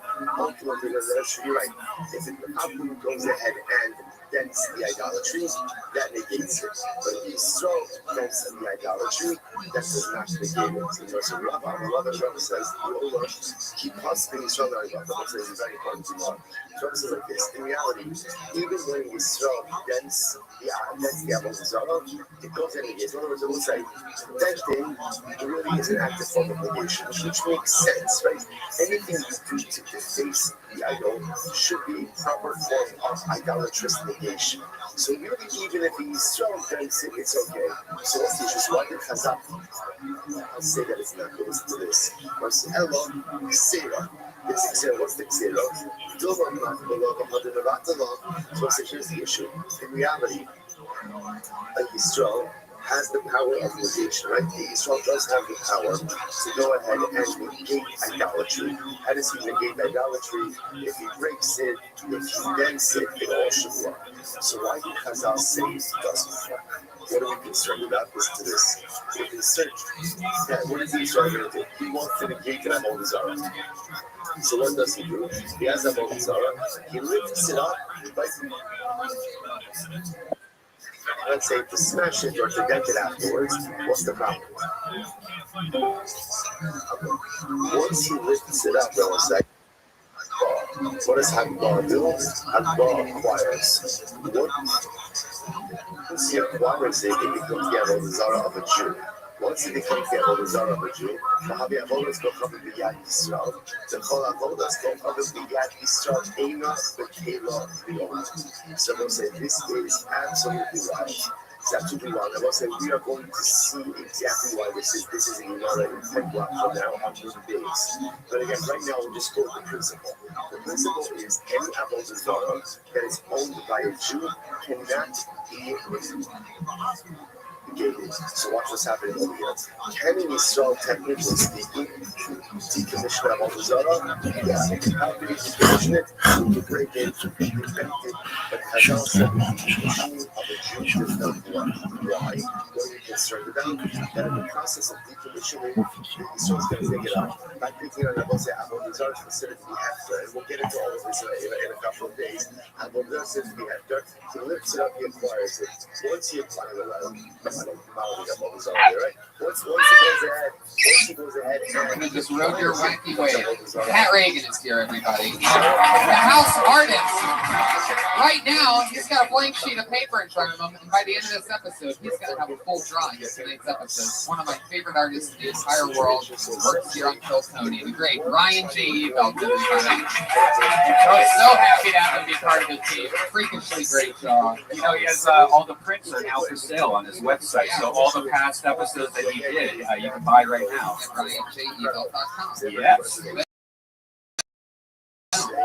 Yeah, check out his work on Instagram. Yeah, we have dates now. The other parts we tried down the show for this moment.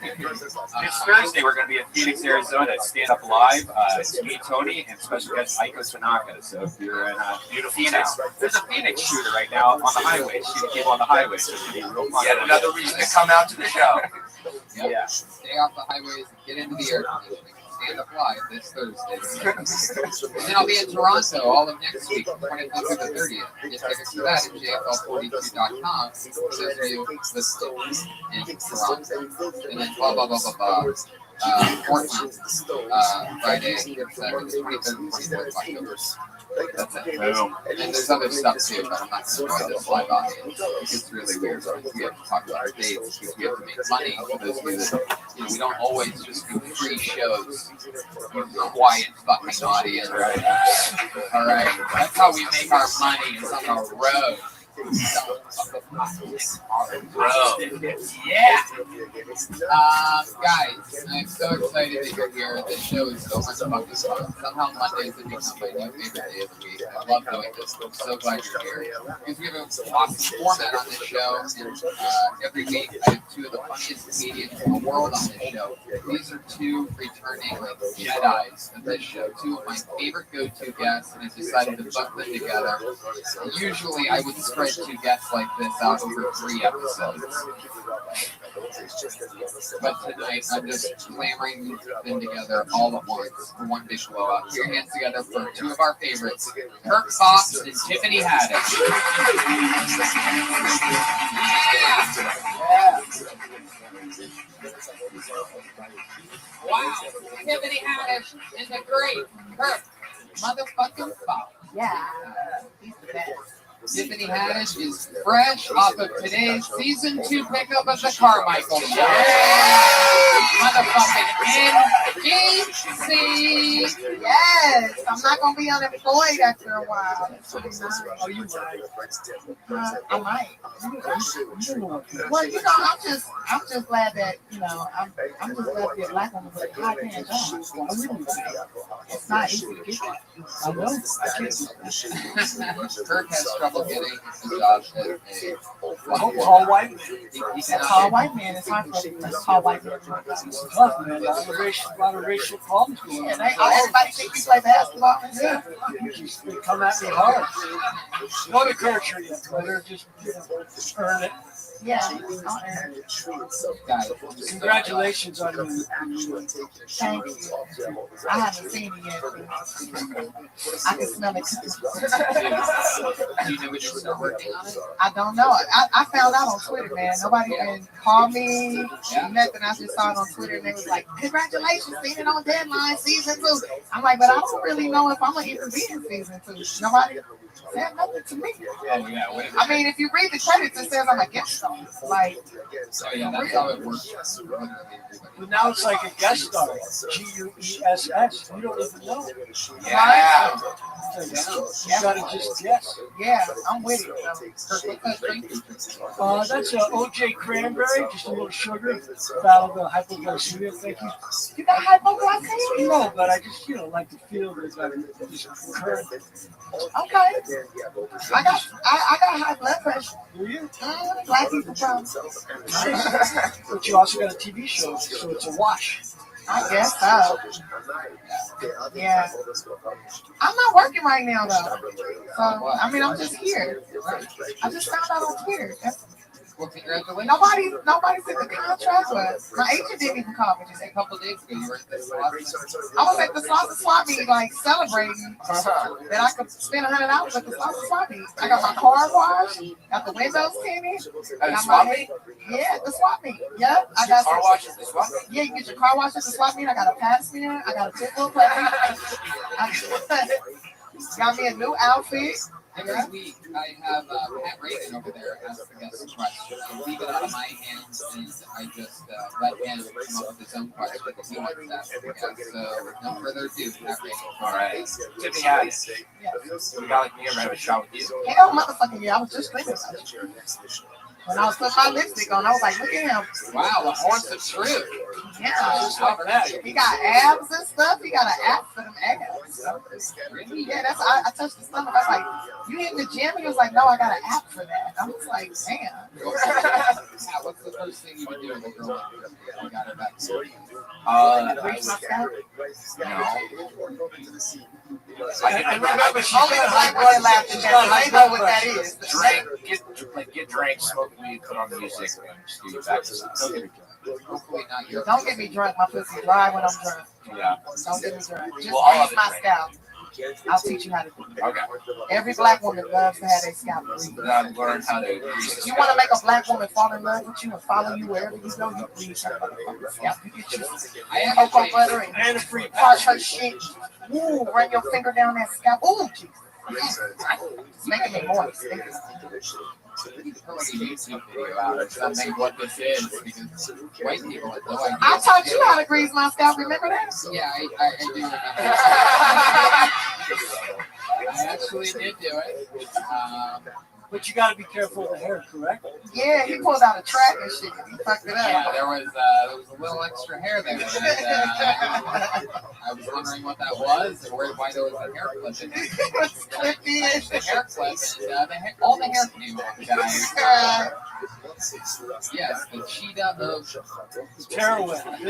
The tearaway. He looked so scared, you guys. He looked scared as fuck. He was like, oh shit, Tiffany, what happened? I'm so sorry. I told you. I thought it was. I didn't know you were in the chemo. I didn't know. Like, yeah. It's adorable, though.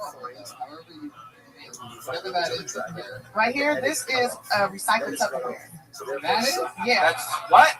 This is plastic. You know, you can do so many things with plastic. If you put chemicals in it and put it in the microwave and melt it down, pull it out, you know, do a couple of things. You can make it in the hair. Yeah, you can make it in the hair. I just can't be at high temperatures because this shit will melt. So, These are all good things to know. Yeah. What's your question? All right, Kirk Fox. Yes, sir. Same question. Nope. What would you say? What would you say to a young Kirk Fox about life? Like a 14-year-old Kirk Fox. Don't ask questions. Just go for it. See what happens. I like that. Maybe commit to a one-handed backhand earlier in my life. One-handed women, one-handed backhand. You know, as a tennis player, as a young 14-year-old, I should have committed to either a one-handed or a two-handed, not a two-handed release. You don't have any other life lessons? No, that should be enough. If you can just mirror what I just said, you know, try and get through that. Don't just fucking overdo it. So you played tennis when you were 14? Yeah. You know, tennis has been part of my life since I was just 10. Can I give 14-year-old Kirk Fox a piece of advice? You can. Learn how to grease the black belt now. That's good to know. I did not know until I was 60. Have you ever hooked up the black belt? Shit. By choice? No, I mean by choice. You been raped? You been raped by a black woman before? Not completely. I mean, it started as a rape, and then I just surrendered when I just realized I cannot fight. Yeah. Have you guys, fellas, have you guys ever been Have you guys ever been raped by a woman? Sure, you can call it what you want. Is it really rape? No. Well, I mean, I don't mean it in the hard, weird way that makes everyone uncomfortable right off the bat as soon as I open my mouth and say it. I played extra week. In Lawrence, Kansas, we're like, I pretty much got forced into getting a blowjob. What? In a bathroom, and I was like, I don't really want this blowjob. I was forced into getting a blowjob. Oh, I hate when that happens. It's like, oh fuck, quit sucking me. Yeah. How were you forced into getting a blowjob? Lawrence Cassidy. This girl was like taking she was like buying me drinks. She was like trying to get me drunk to take advantage of me. I've done that, guys. Yeah. I'll do that to you. I won't buy you nothing, so you'll pay for your own. And I'm gonna make sure this happens. I'll make sure he does you right. But you know, I've been trying to rape you for a minute, because you keep running from me. This long nigga motherfucker take big steps. Wait, you know what? No, I would never say maybe. You never got superhead before? Fuck yeah. What? I don't even know what the question was, but it sounded like I should say fuck yeah. You know, I sucked my thumb till I was 18. I'm a beast. I ain't never had no breaks or that. Listen, I got enough dick for everyone. You can suck it. This is the first tell Tony that I feel like it's going to end in a gangbang. And I'm pretty excited about that. So let's get the show rolling. Over 40 comedians signed up for the chance to do 60 seconds of stage time here tonight and talk to me and Steve Hamill. And we're going to have a lot of fun. Sometimes we give them advice, sometimes we talk to you, find out other stuff, sometimes we make fun of you. Anything can happen. And it's going to be a blast. Sometimes David Arquette talks. Yeah, yes he does. Oh my God, I got his phone. Me too. You do too? Yeah. What's he saying to you? Well, There's no one in this room that doesn't have this phone. Someone will talk to him.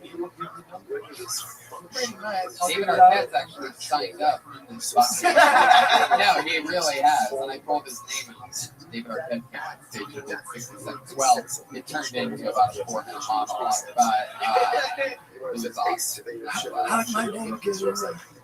But guys, if I pull your name off the bucket, that means you get 60 seconds of stage time, uninterrupted. Comedians, you know your 60 seconds is up when you hear the sound of the kitty. Oh, that's a door. Wrap it up then, or else we're going to bring out the angry West Hollywood there. Man, it gets a little more annoying every week. But that vibration felt good when I put you in. Oh, yeah. It felt good too. Felt good to you too? Yeah. You got coochie lit? I got a censor. I feel like I don't even have to pull names out of the bucket tonight to make this show happen. I wish I could see YouTube bucket. Make the funniest baby of all time. It's gonna be tall, it's gonna be fast, and it's gonna be special. Definitely gonna be special. I'll do my part. There's a nest. What does that mean? We're watching. What does that mean? Just gonna drop the baby powder and fucking do my part. You gonna help You me want raise the kid. You have all these plans for this I'm gonna kid. just have a baby for you. That's fine. You I'll got watch that too. musical skills and tattoos. You like a rapper. That was they saw again. Of course. Abs and shit. He's young. Got an inheritance. Tiffany, next time you figure yourself before coming on the show. Your estrogen is leaked into the matrix. It's really. You might be able to file a sexual harassment I'm case. just saying, I haven't had dick in like 4 weeks. So. I don't like it. You're a little extra fucking really just like. Well, you're gonna make up for it tonight. You guys can't even see what's happening on this side of the table. Listen, take care of it before the show. I pulled the name out of the bucket. Your first comedian with uninterrupted 60 seconds tonight is Tad Whaley.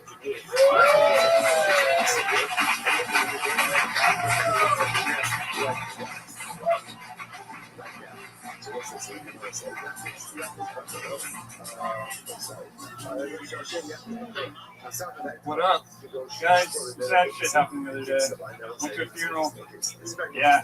And I had to pray at the funeral. I was fucking sad too. The lady next to me had a whole band and shit, and the lady next to me, she had a nub, dude, like, for a hand. It's PC World out there. I don't want to grab that shit, but I can't tell her that. It's fucked up. For one thing, like, I don't know. It's like all wrinkly and shit. Like, how am I supposed to grab this nub, close my eyes, and pray to God? I don't want to do that shit. So I do it anyway. I'm a nice guy, and I'm trying to think of God that I can't. How did this shit happen? Or lady. Is it a war injury? I don't fucking know. Maybe she like fell asleep on a train track, got too drunk. I don't fucking know. But I can't pray to God with that nub there. So I just put like a parking plaque in front and walked away. Alright. Yeah, 50 seconds. 50 seconds on the stuff. Tad, I feel like this is a true story, right? Yes. Whose funeral was it? Family friend died. Old Nubs. Yeah. What was that in reference to? Old Nubs Johnson. That was the name of the family friend who died. Ah. All right, the old Nubs. Yeah. Wait, so the person in the coffin had a nub? No, the person next to me, we were praying for the dead guy, and she had a nub. Right. Yeah. She was praying, like, did she just put, like, the one hand up against the nub or anything like that? Like, did she at least get half prayer hands or anything? I had to go in for it, like, talk with the So she had. Okay, all right, yes. She doesn't sign the cross. Does she like punch herself in the face? I don't know her that well. I just touched the nub. Did you get tickets for this event on StubHub?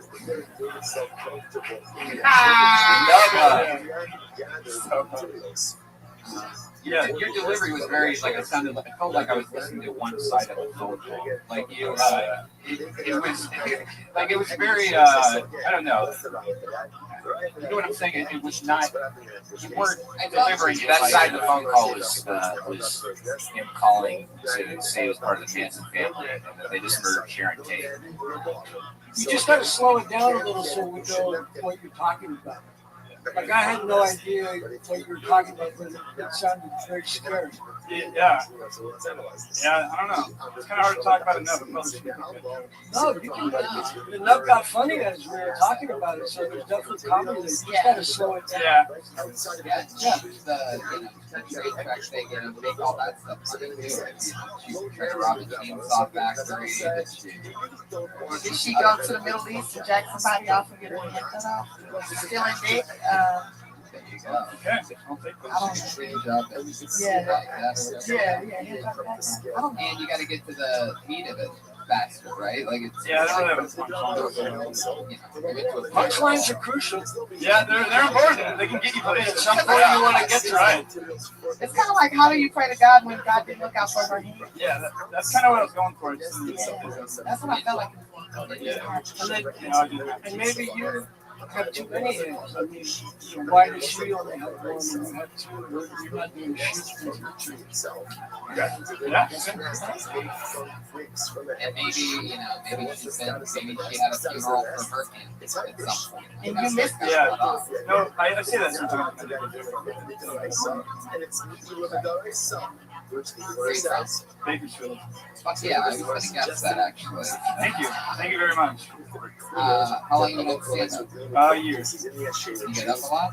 Like 3 times a week. How many moons is that? How many moons is a year? You know, people say like many moons ago. Yeah, but I don't know. I'm not a meteorologist. I just want to know. Like an Indian or something? Like a Native American? What is some of your other material like, that you usually do? What's it about? I don't know. I complain about people on Facebook sometimes. What about Nubs and Shakeology. Like there's like it's like a protein shake that people are like in a cult about basically. Pretty cool. I thought Shakeology was what we were trying to figure out when you had to shake that nub. Alright.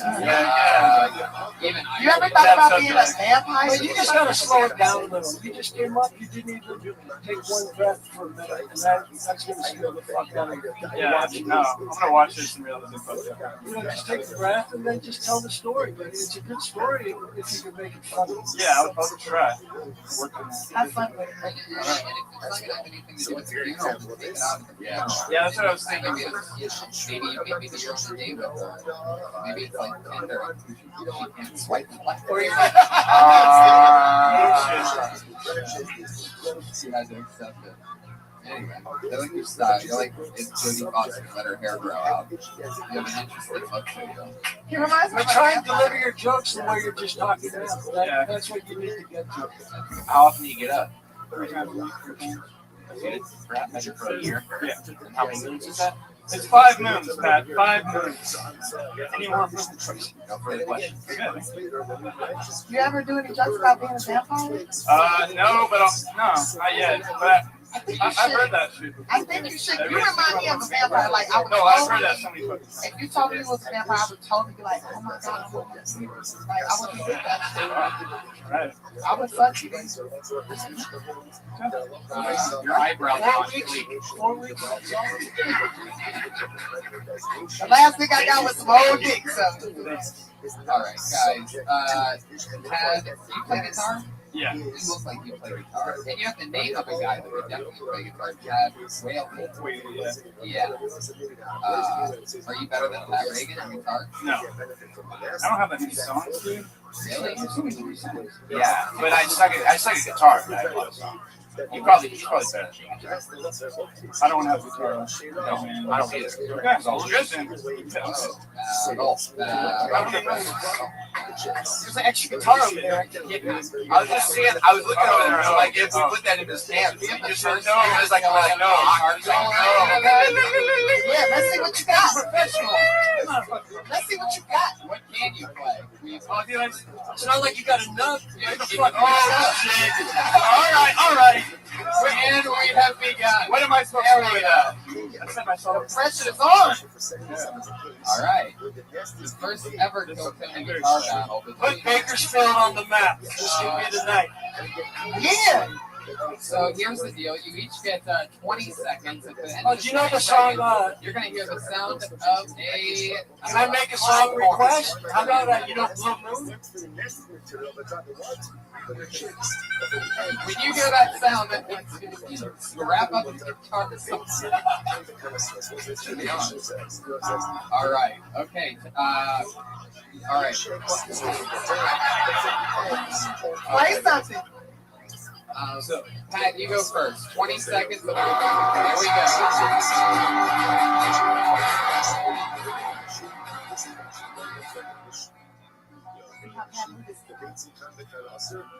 I like that.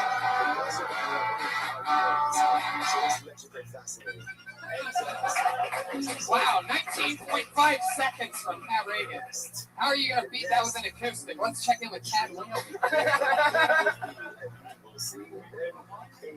Good.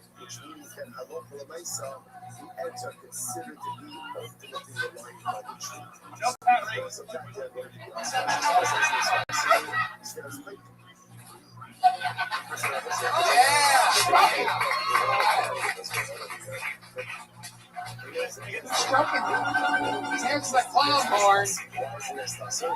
That was amazing. I gave the victory to Tad Whaley. Tad Whaley, everybody. Follow him on Twitter. It's hot all the time. Yeah. That does show my work with the guitar. Yeah. I think we just learned that Tad is actually a guitar comic. Yeah. So that's the first time that we've ever turned somebody into a guitar comic. So, but now you can only go on stage with guitar. That was fun. How do you feel about that? You guys are... I feel fine, man. I like the way he was working that tongue when he was playing the guitar. Did you see that? It's like an old man with no teeth. Or like Michael Jordan. Michael Jordan did his tongue. Oh, for real? I don't know shit about basketball except for how much money they make.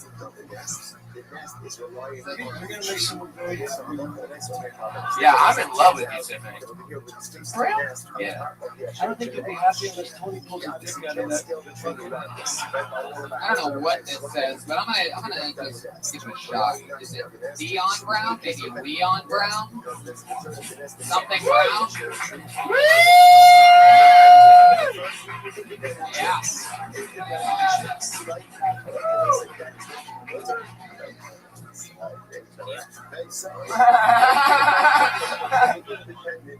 So one thing you guys should know about me is I have been called the Jamal Green comedy. Just nobody knows how that is. When exactly. So the other day at our day I hit a deer with a car. So it was this big ordeal. I had to take it out back. And the thing that I can't really get over is why I was doing whatever they did. That's what that right? Thanks, us. Oh, Keon, that's quick. 36 seconds. Anything? You don't want to do anything else? What's going on? Yeah. Yeah, you have 20 half the time remaining. Let's do it. All right. So I just found out the other day that Matt Johnson has a gay son, and I commend that kid and I applaud him for trying so hard to keep the legacy of AIDS alive in that family. Fuck yeah, Keon Brown closing out at 56 seconds. Fuck yeah, Keon. I love your style. I can feel your nerves up there. How long have you been on stand-up? A little over a year. Over a year? Have you been doing a lot of stuff? I just rooted for, Where's that? Reno? Yeah. That's where you're from? Yeah. Wow. Born and raised. I was born in England. This year. It's like witness protection. No doubt about that. Somebody's With running. family and shit, yeah. You don't just, What's your name, Keon? Yeah. Keon, do me a favor. Go on the mic stand for just a second. Just kind of chill. Just take a breath. And we'll just chill a little. Yeah. Because those jokes can work, but you were so scared that we just wouldn't go on the ride with you. Yeah, you remind me of like my first date with a white guy. Scared as fuck. So nervous. I imagine that's about the most insulting thing you can say to a black guy when you're a black woman. Like, I feel like he just did a 180 when she hit him. Like, I don't know if you guys noticed. He had to look away and catch his breath for a second. He was scared as fuck, man. It's like you busted a nut early and was like, I'm sorry, I'm gonna try one more time. I know it's soft, but I can get it hard again. Don't look at me in the eyes. Just don't look at my eyes. And then the girl goes, that was only 36 seconds.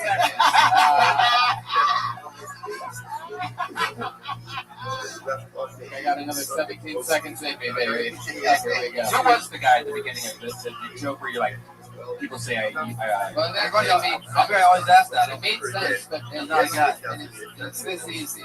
I knew who it was. Did you say Jamal Charles? Jamal Green. Nobody. Jamal Charles football player. Right. Those kind of jokes are, where you're asking the audience a question. Is that your opener? Your normal opener?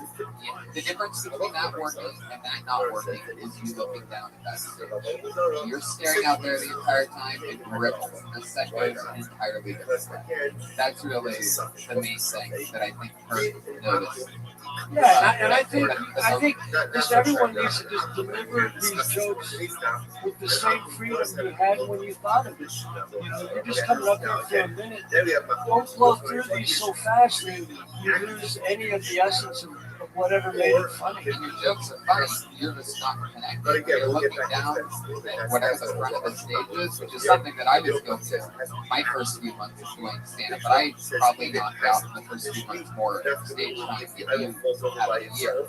And it affected me. I would look down, I go, you just have to, if your thing is not looking at the audience, then in this building stage, you need to be staring at all of them right in their eyes so that you can get over that as fast as possible. I think you always need to take in a room, even if it's 5 or 10 seconds. You got to look out there and see if there's danger or some threats or how to get out in case of fire. I personally. So when you get up there, take 5 seconds. There's plenty of time for us to just say, okay, there's someone up here. If you don't look up, we don't even see that turtle. Yeah, you can always even just look at the back wall. Like for me, when I get on stage, I always just stop, stand up there and pose and smile a little bit. And let them like look at me and see how beautiful I am. What do you visualize? I do that too. That's the like, same see shit how I beautiful do. my soul is. Now I'm about to get these ratchet jokes out. Where are you looking, Tiffany? Are you looking? What are you paying attention? I always look at the back of the wall, and then if I catch somebody's eye that looks like they're really enjoying me, then I'll look at that person. Like whoever smiles the biggest is gonna get my attention. That's how I look at my life. It's hard. It's hard. I have trouble. I close my eyes all the time. I just look above the head. Right above the head. I look at them right down the fucking gullet. Right, I stare at right at their fucking soul, and I find the ones that are laughing, and then they're dismissed for the rest of the set. And I will hide until I scan somebody that is trying to not have a good time, and I will stare at them. I do that too. Until they're fucking dead. Yeah. No longer breathing. I will just deliver every fucking punchline right down the middle. I do that. Sometimes it's fun to fixate on someone who's just like not happy. Eye contact is super important in stand-up because people are coming to listen to you, and you have a message, and you need to deliver the message right into their face. So you gotta look at it. And the audience needs to, you got to believe in what you're selling. Because if you don't believe it, no one's going to go in the right with you. So whatever it is you're selling. You believe with your eyes closed, right? Yeah, I don't know if you're doing a Stevie Wonder impression or something like that. I guess. But luckily for you, your show just got picked up for season 2 on NBC. Keon, one last piece of advice. If your name is spelled with a K to start it, then that line that starts the K and that line that's the next, sideways V have to be at least close to each other. Yeah, they need to touch. Get your spelling together, man, before you try and get your comedy. If you can't spell your name, you're not going to get us. You're the only person ever signed up in a weekly response. And also remember to have fun, Keon. Like, have fun. Like, because people in the audience, they come to have fun. And if you're scared, that makes everybody uncomfortable. You know, have fun. Fun ass roller coaster. You're at Six Flags. Woo! Have fun, man. Keon Brown. Yeah.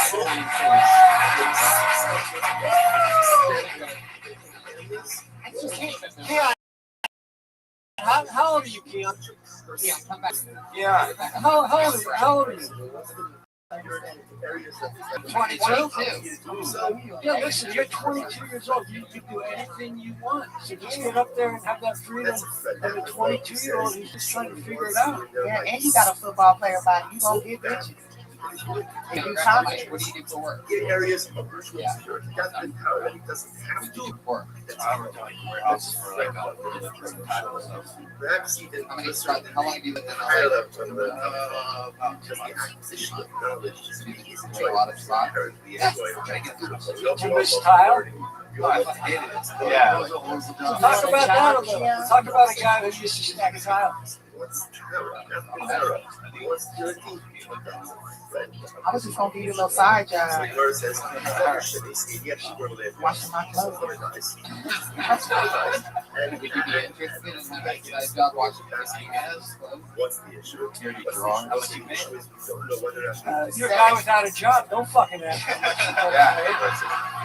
You know, it's crying. Attention to these nasty, dirty panties I got, boy. by the sound of things, that's the only way you get to touch those feelings. So I'd say do the laundry job.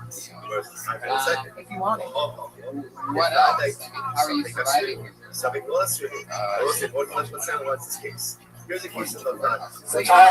That towel money. So who are you staying with while you're here? You staying with family or? Yeah. Or your sister? Everything starts out. What? Wait, what? What? So let me just tell you something. As a comedian, it's important to ask questions and be aware of your surroundings. So maybe that's the first thing you should do today. When you go home. Just ask your sister what she does that allows her to support you. That part. Seem like she's doing pretty good. Right. Does she leave the house to work, or does she lock her bedroom door? You get a lot of Amazon wish list stuff. No. She leaves something like that. Like she leaves the house. All right. So at least you're aware of something. You've never seen her in any kind of uniform No. or anything like that. I think it's something that. You think she's in the tile business? You think she's wearing the tile? She putting on a lot of makeup before she leaves? Yeah. What? Yeah. Do you when she come home? What time does she come home? Do you have a room or a couch? Oh wait, so she got a spare room minimum. She's balling in LA with a 2-bedroom. Yeah. Does she got a man? You don't even know. What? Is she even your sister? Or have you taken over someone's apartment? Yeah, has she ever? I know she did have a boyfriend that was like 6'4". Wow. It's like it's fun in Los Angeles. What's your favorite thing about LA that you didn't have every Keon, I don't know if stand-up's really your thing. No, kidding. Have a nice day, buddy. There he goes. Keon Brown again. He's on Twitter at B2KS Manager. Keon Brown, bringing a little bit of that Reno energy. Shit, man. He's been around. That's a Reno attitude. I don't ask questions in Reno. Yeah. Texting program. They have some weird models. Yeah. Ask nothing. There she is.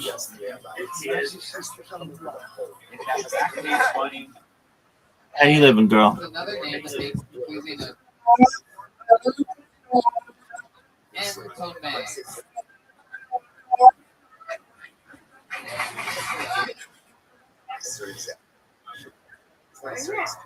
All righty. You get it Thursday? Are you excited?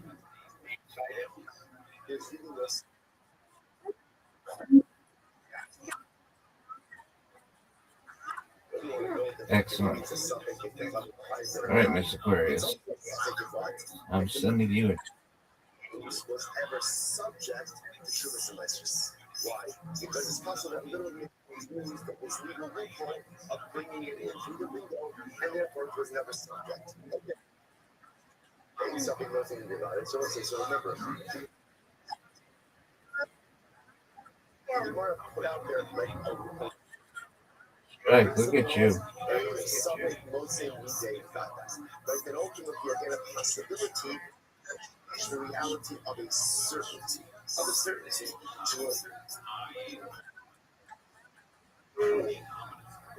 Are you serious? Very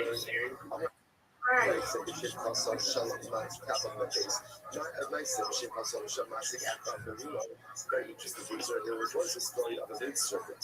I want to say now, again, we're going through, this is a Jewish woman. A Jewish woman who worked for a Nazi. What's a Nazi? No doubt. She worked for a Nazi in the city of Riga. She had two days about it. She had a miscarriage. And I want to say, interestingly enough, it was common that a woman There we had a go. miscarriage. But an interesting thing is, this is also found in the Jews. In other words, in the non-discriminatory grade, in general, most of the halacha is you have to carry your name, you have to bury a miscarried baby. But that's good. You have to bury it. marked grave. The burial in the ground is not very marked grave. For a variety of reasons, also just information like I'm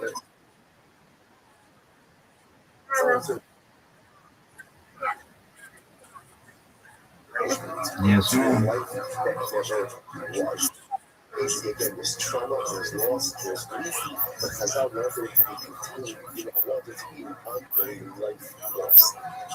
So how so what happened? So she miscarried, and she put the miscarriage in a bed. Nice bear. You're welcome. Came along, and obviously that's right. Peeled over the pit. Now, why did the coin peel over the pit? Later, himself in the cave up. So he was there at the casket for her. There was a and even after a miscarriage, depending on when the miscarriage occurred, where it could be to us later. It could be ritually occurred the associated birth. Now, once later depends on what? Boy or girl. So the coin peels over the pit in order to see what's the name. Whether or not it was a boy or a girl. What's the problem here? The problem is, by peering over the pit, what did the coin essentially do? Tumas Oha. Tumas Oha. Remember again, Tumas Oha was like to be projected in two ways. You get the under a roof, you gather the roof over the base. No doubt. Underneath the sky, but I lean over the porch. I am the Oha. I am the Oha. He said, here, they probably went ahead and leaned over the pit. He said, boy or girl, this episode gets one covered. And Tiarino, mid-late Shakespeare, Darkness and Swedish. And they're retired. They're the water. Spare. This was a place where they You're welcome. and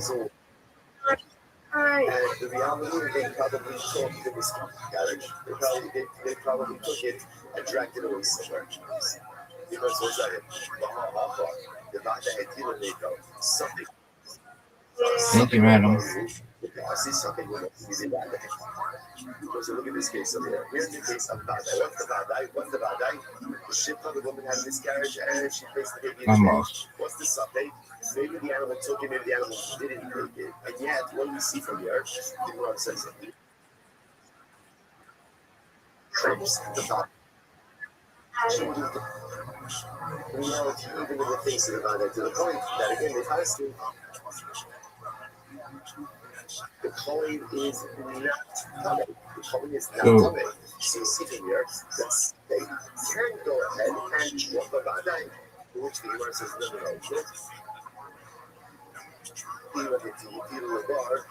Or alaima in kilin the Gemara says no. What happened over here is that the coin sees the shifta throwing something that looked like a leaf. In other words, that she is rather than going Thank you, madam. placed in the car by 1 second, but that's not what it says. But the Gemara said that he got the period over in order to see if it was a boy or a girl, to which the Gemara says, Hafik needs to say, Leida, so first of all, he was looking into the pit to see she miscarry again, and did she miscarry a baby? Another one. Just something else from her body. In other words, that she expelled miscarriage. It was just something else. It was some other discharge. So he was first of all looking over the point, see was it an AFL or not. If it's on an AFL, and if it wasn't a no, if it was on an AFL, later it's not right. So in fact, this wasn't the case. There we go. So again, something whether or not. Big scope.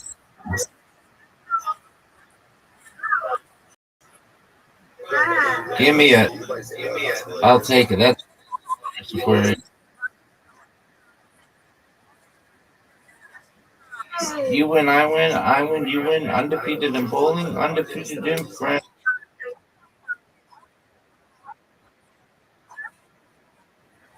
Yes, ma'am. Right. So, God willing. Just understand it. Clearly to say that principle of being something multi-meaning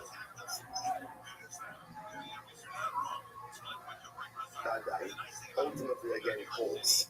But in halacha, we accept this principle. Ain't something multi-meaning. That if you have what we'll call two pieces of information in front of you, one is a suffix and one is a vadai. The vadai piece of information determines the reality, and the suffix piece of information does not undermine that reality. That's why once again, just kind of reorienting ourselves a little bit. That's why how do we get into this? I find a piece of broken avodah zarah. Right? So I find a piece of, let's say, an idol or an image that I know was definitely worshipped as idolatry. So I found a piece. Can I use it? Can I use it? So the answer is no. Why not? It's asur. I know why. Because I have a God that this was avodah zarah. Someday maybe the apple actively decommissioned it. Decommissioned it, and therefore again I can't use it. Why? Because the suffix that maybe the apple decommissioned it doesn't change the reality of the fact that this was definitely avodah zarah. And I will say, just to point out how powerful this is on a hashkafic level as well. Because in something once a day, if you want to go ahead and summarize the entirety of Jewish history and destiny into one phrase, this is it. Over the years, like over the millennia, we have faced so many stakes. So many stakes. Like, will you survive? Is this an existential threat? You know, all of the things that were so interesting. It was so interesting that those of us who realized I shouted to Usher Weiss.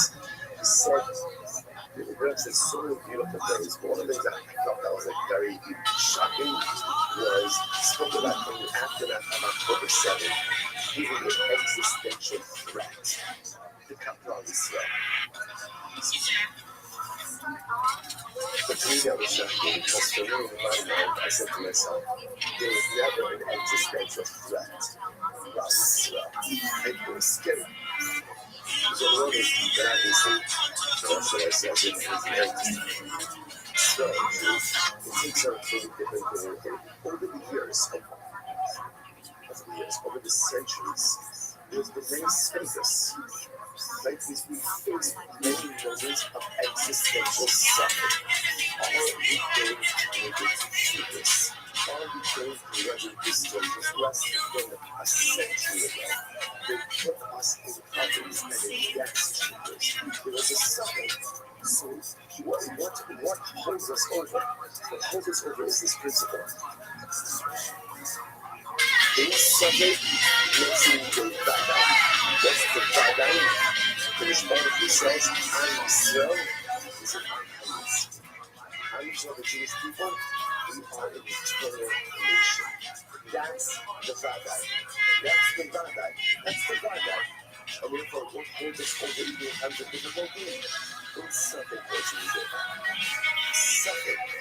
Whether that something is the Babylonians, the Romans, the Greeks, the Persians, the Nazis, Hamas. It doesn't matter. It doesn't matter who the something is. There are so many stages that have presented themselves. Another something, only another something always arises. But rest assured, it's something mixing with the Vadai. No suffering could undermine the certainty of the eternality of Klal Yisrael. That's ultimately again the source of our optimism, that's the source of our strength, and that's what creates our reality. Incredible. Number one, halachically, as well as Hashkafic. The time moments back, it's staying. So it says, remember again, embedded in all of this is this translator to Yohanan Shapush. So here's what I know. And again, we're going to talk about this more in just a few moments. You can decommission avodah zarah, right? In other words, an atom can be mevakal his avodah zarah. The shaila is, how does it work? Rabbi Yochanan says it must be what we call active mental, and Restream says even passive with the words. So let's now go back to the 8th state. Listen to this. They also listen to the Mishnah later on as well. Sorry. That's it. Oh, sorry. Thank you. Hey, say, what's the top of this? Yeah, thank you. What's the top of this? I go, all right, it was true. So we'll say back to the Mishnah. What does the Mishnah say? If you find the image of a hand or the image of a foot, ultimately, again, it's also. It's also. So the Gemara says, why? Because at the end of the day, that was a common image that people worship. The Gemara says, why is that?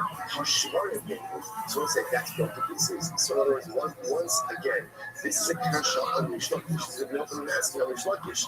Rish Lakish, according to you, this should be totally mutter, right? Because according to Rish Lakish, once you find broken pieces, whether the apple actively broken or the other broken.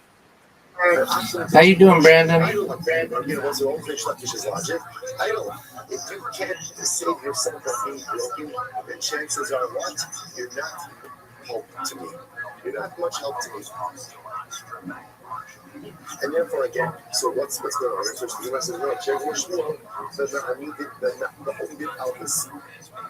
So it's again, what we said yesterday. What's the case? The case of the neck is a foot is the case ultimately it's on a pedestal. When it's on a pedestal, then that is quite possible that is actually a almost like a self-substitution is the wrong word. But its own type of idolatry. Okay, Ace, Gemara is out of Kasha. Only from the doctor, I'm going to come Shalom, Shal Hamero. So it's going to see what this later. And we'll be from Hamid. Keeping them back though, his own Avodah Zarah. And ultimately, again, the Avodah Zarah of his friend. Meaning, any Abu can ultimately, again, negate and thereby decommission any form of idolatry, whether it's his idolatry that he worships or someone else's idolatry. However, the Israel, it will say it's actually quite fascinating. We'll see the logic behind this. The Novi Kohavim actually does. Israel does not have the ability to negate any form of idolatry. We'll say, isn't that fascinating? Right? So Novi Kohavim can negate and decommission any form of idolatry. And Israel has no power on the negation of the idolatry. That's it. Rabbi. So we'll say, so Rabbi, why is that? What about a case of idolatry that just breaks on its own? Now, clearly, again, according to Rish Lakish, you would do that should work. From Rabbi, what's the case over here? The case over here is where the Israel then did the Odeh Kohavim. So what's interesting, what we're suggesting is bending is not a form of decommission. Why not? Decommission requires breakage. Bending where the entire item is still intact doesn't decommission. Whereas what's that with the Hikot? My Ali, not tonight. But that's not true. We learned that again, if you bend in idolatry, even though again all of the idolatrous material is still present, ultimately again, yeah, what is ours? Bottle. I don't believe the pasta. Allah, pasta you saw what bottle. Ultimately, what I see like, if the object takes your head and against the idolatry, that negates it.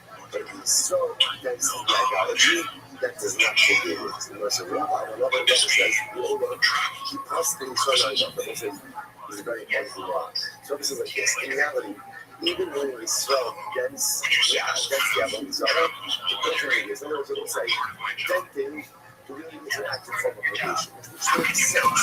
Everything you do to face idol should be a form of idolatrous negation. So really, even if we swell against it, it's okay. So what's the issue? So why did Chazal say that it's not going to this? Verse Ella, Sarah, is so what's the Xera? So I say, here's the issue. In reality, Israel has the power of negation, right? Israel does have the power to go ahead and negate idolatry. How does he negate idolatry? If he breaks it, if he bends it, it all should work. So why did Chazal say it doesn't work? What are we concerned about? Listen to this. We're concerned that what is Israel going to do? He wants to negate that Avodah Zarah. So what does he do? He has Avodah Zarah. He lifts it up, but he's getting ready, let's say, to smash it or to dent it afterwards. What's the problem? Once he lifts it up, Rabbi says, that's an act of Hagbar. What does Hagbar do? Hagbar acquires. Once he acquires it, it becomes the Avodah Zarah of a Jew. Once it becomes the Avodah Zarah of a Jew, the Avodas go come in B'yad Yisrael. The Chol Avodas go come in B'yad Yisrael. So I say this is absolutely wild. It's absolutely wild. I say we are going to see exactly why this is a Gemara in Penguin from now on one base. But again, right now we're just going to the principle. The principle is any Avodah Zarah that is owned by a Jew cannot be negated. So what's happening over here? Can in Israel, technically speaking, decommission Avodah Zarah? Yeah. How can he decommission it? He can break it, he can bend it, but Chazal said that decommissioning of a Jew does not work. Why? What are you concerned about? That in the process of decommissioning, the Israel's going to pick it up. Not picking it up, I'll say Avodah Zarah specifically hefker. And we'll get into all of this in a couple of days. Avodah Zarah said to be hefker. He lifts it up, he acquires it. Once he acquires right? Once he goes ahead and he acquires it, it becomes Avodah Zarah of the Yid. Avodah Zarah of the Yid ultimately cannot be. You can't be non-stop. You can't decommission it. Therefore, ultimately, we are stuck in this situation. So essentially, what we want to try to avoid is Jewish handling of Avodah Zarah. How do Chazal ensure that? By simply going ahead and saying, you can't do anything to it. Even if you try to decommission it, ultimately, again, it is not going to work. Incredible. So everybody goes to the say, absolute shahid, you have one of the miraculous, the keep up of head and drop them, mid-tartios. So I'll say, just by the way, there's this whole idea over here of okay, we'll come back to it. So listen to this. So let's say you have an Amun who brought stones from Marcellus, right? What's Marcellus? Marcellus is an Avodah Zarah that essentially what Avodah Zarah was a stone formation. So an Amun takes stones from Marcellus, and what does he do? The people and drop in the Tartios guitars. And what does he do? He goes in and he takes the stones and he builds them into roads. In other words, he decommissions the stones by using them for mundane use. He uses them as papers, like these papers, and he uses them to make the street. So because the stones are filtered. Why the stones are there? Because again, Allah is actively decommissioning them through using them for mundane use. But again, if a Jew takes stones from Marcellus and builds it into the road, ultimately, again, it's not decommissioned. You can't use that road. You can't get Hanal because it's Avodah Zarah. And my merciful, why is that? So why do we say it? So again, it's Rabbi Yochanan asking Rish Lakish, why should this be any worse, ultimately, again, than Avodah Zarah that broke on its own? And according to Rish Lakish, Avodah Zarah that broke on its own ultimately is decommissioned. To which the Imam says, no, how can I keep the Rabbi? It's just that the Rabbi said before. Rabbi said essentially, with Rabbanon, a Jew can't decommission Avodah Zarah. Why not? Because once again, we have this concern. We have this concern during the process of decommissioning. The Jew's going to lift it up. If he lifts it up, he acquires it. Then it's Avodah Zarah owned by a Jew. And once you have Avodah Zarah owned by a Jew, that can never be decommissioned. Incredible. And again, we'll see if never actually means never. Exit learns the kasha. Obit Kokam Shishiva Avos Kokam Tzarko. So listen to this. Listen. Obit Kokam Shishiva Avos Kokam. So here you watch this. You have an Avodah Zarah and you shave it. You have Avodah Zarah. So we'll say, so Rashi points out that, for example, an Asherah tree. Right? And what do? I go and I take shavings of the Asherah tree. So what's the status of the shavings? Versus with Sarko, if ultimately the actor is doing it for himself, right? He's taking shavings off the Avodah Zarah because he wants to, I don't know, make a backfire, whatever it is. With Sarko, ultimately, again, if he's doing it for himself, then he or she can get out and cover it. Then both the shavings and the tree itself become mutual. Why? Because the actual taking shavings off the Avodah Zarah tree for the Akbar's own personal use is what? Is itself the decommissioning of the Avodah Zarah. Okay? You know, says, however, with Sarah, if he's taking the shavings of the tree. That's it's pruning the tree, right? And that's for the benefit of the tree itself. So it's for here, Sura, the Shikuya Mutari. Ultimately, again, then the shavings and the tree ultimately, again, then the Hiasura, the tree is still also the Shikuya Mutar, but ultimately, again, the shavings will be mutar. The straw Shishifa was component, but if Yisrael takes shavings, right, takes pieces off of the Asherah tree, Bein Mitzarcho, he was Shikuya Asuri. Whether the Yisrael is doing this again for his benefit or for the tree's benefit, ultimately, again, the Avodah Zarah, the tree itself, and the shavings, the main mutter. So it's going to be up to ask Shreishakish, why should this be any different? Right? According to you, this should be no different than an Avodah Zarah that breaks on its own. And when it breaks on its own, but on Shreishakish, you said it's decommissioned. So what we're in this case, it should be decommissioned as well. So which to yourself and Rami, keep the Rabbi. So once again, we keep on bringing up Rabbi. What does Rabbi say? So once again, Rabbi is of the opinion, essentially, you don't want a Jew decommissioning of Avodah Zarah. Why? It's too much of a roll of the dice, because if you do it in the wrong way, then what ends up happening? Then halacha l'maisa,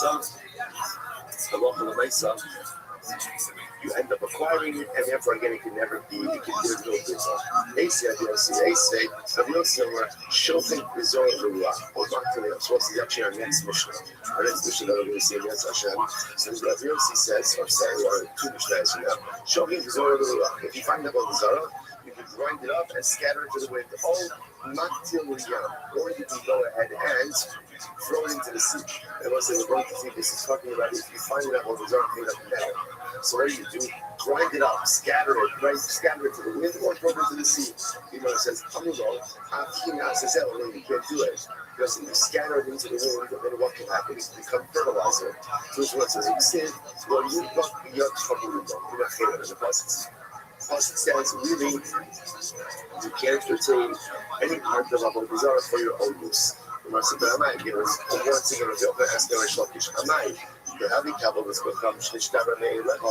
once again, fine, you're such pretty machine fine. It's going to be even if Avodah Zarah breaks on its own, ultimately again it's decommissioning. So in this case, grinding it up should also be a decommissioning. So who cares even if it does act as fertilizer?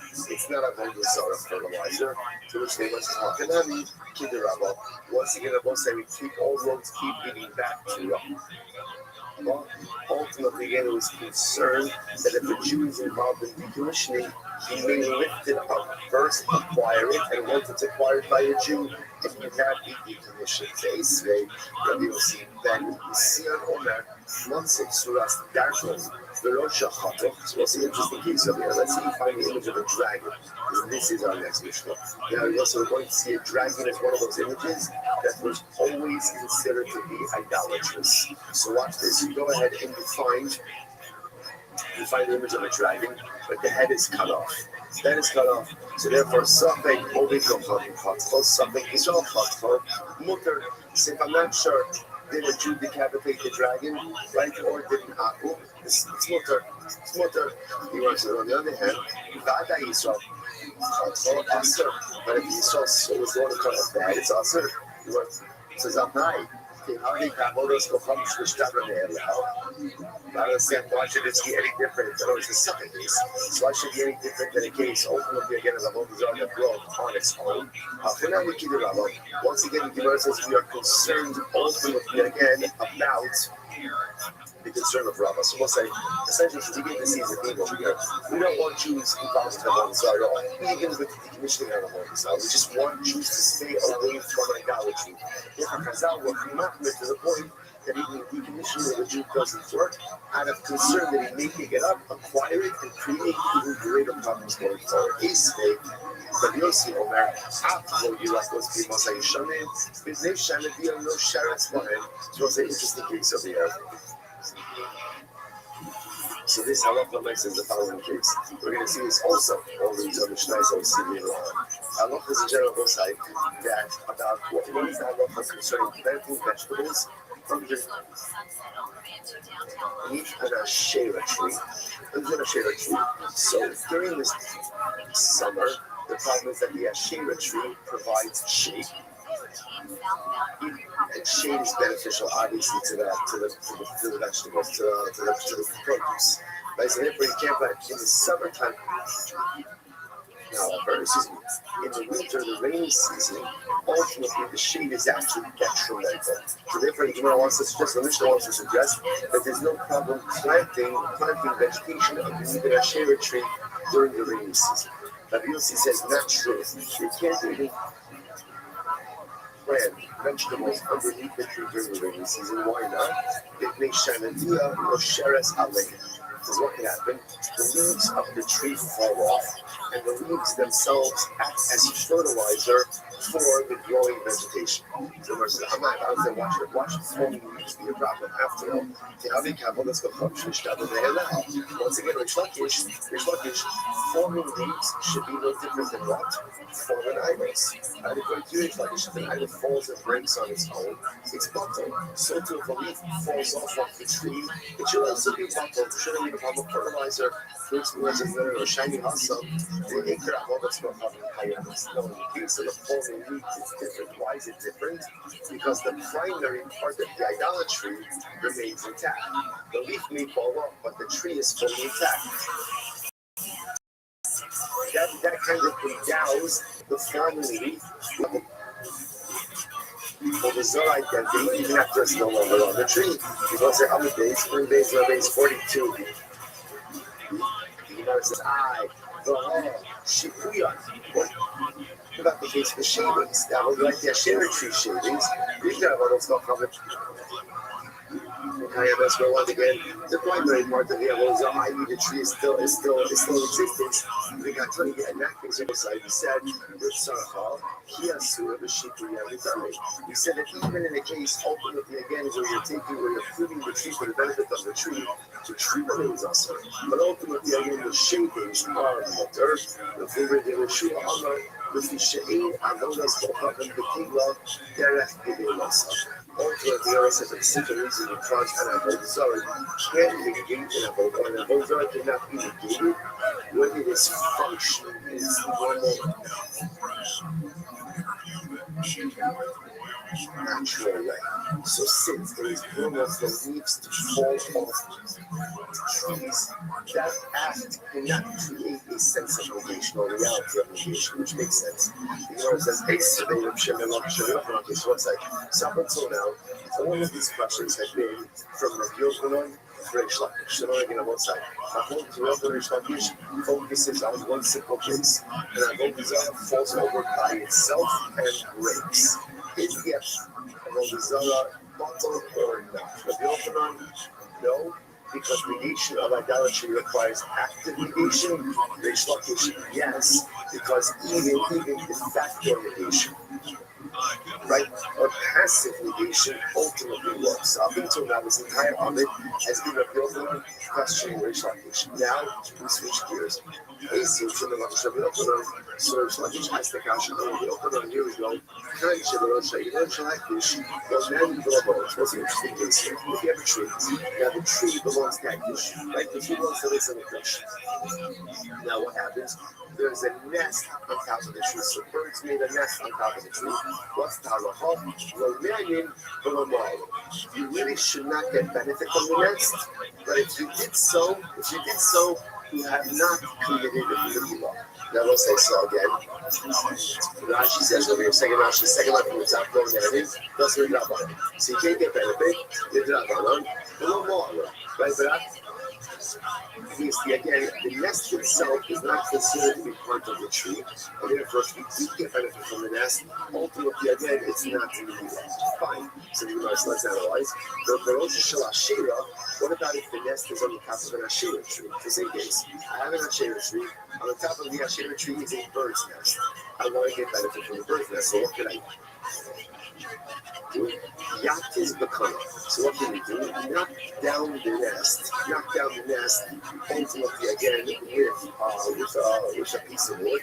And therefore, you can go ahead and get benefit from the nest like that. like that. So what's this? And the Gemara says, you have this bakana. I'm sorry. Rothschild, you have this bakana. Hasaka daitcha. He goes, Shishpo Rivero 18. The kids of I never say this. Okay, so this is very interesting. So now, again, what can't I do? I can't. I will say in both cases, I can't climb the tree in order to get to the nest, right? Because climbing the tree is usage of the tree. But with the avodah tree, interesting enough, what can I do? Just take a piece of wood, knock down the nest, and get back on the nest. Now, Gemara says, what's it built? What is the bird building the nest from? Now, the assumption over here is that the nest on the Asherah tree is being built from wood and from twigs from the Asherah tree. Right? And yet, what does the Gemara say? You get benefit from the nest. You can't scale the tree, but you can get benefit from the nest. But that nest is made from broken pieces of the Asherah tree. What do you see from here? That once a broken Sarah breaks, right, even on its own, even though it has not been actively broken, it's decommissioned. So, it says, the assumption over here is that the bird is making its nest from twigs, broken pieces of the Asherah tree. The kakani is bakana, and yet the nest is muto. So here's one says, this supports my assertion that broken avodah zarah, even if not intentionally broken, ultimately decommissions the avodah zarah. No, let's get what's the case. If you go into ICH and the Alma, the case of behind not necessarily. That's not how birds make nests. Birds make nests. Birds make nests in trees all the time, but they often bring materials from other locations.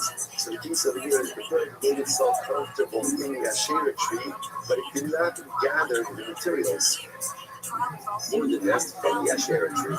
Rather, gathering the materials ultimately again from elsewhere. They cannot be gabi hektish. So again, what's the right for that? The right for that is look at the hektish case. What happened in the hektish case? In the hektish case, what do we want to say about the birds now? About the bird's nest? Lo yanin or about the tree? Lo yan about the nest. Sorry. Lo yanin or lo. So again, you should not get benefit from the nest, but if you did, you did not commit to Nila. So let's analyze this. On the Mishnah of the ICH and the Alma, simply talking about a case where the bird built the nest ultimately again from materials in the belt, right? Outside of the hektish tree, in Hani got a hektish was ran the law. So then it makes sense. No man in the Rabbi. So again, Chazal said, we really don't want you to get benefit from that nest. Right? Why not? Because it's attached to a hektish tree, and we can see how accidentally you make come to scale the tree. But it's Midrabanan, and also the Lamor and the Doraisa. But there's no Mehila. Why is there no Mehila? Because since the materials for the nest came not from the hektish tree, but from the outside, the nest itself is not subject to Mehila. Already on the Cheshava eats in the middle of the Kinsabah and on my Lamor and Hakabishi. But again, we'll say Halacha Maisa. The bird is building the nest from the tree itself. That means again, if this nest is made from twigs from the hektish tree, then what's the status of the nest? The status of the nest is hektish. If it's hektish, ultimately again, then you're not allowed to benefit from it with the raisa. And it's Me'ila Medaraisa, which the Gemara says. So therefore, we are suggesting this needs to be clear that halacha rights we're dealing with both cases in the Asherah tree and in the hektish tree, where the bird is making a nest from other materials, not from the Asherah tree and not from the hektish tree, to which the Gemara says not necessarily. The Gemara says, so let's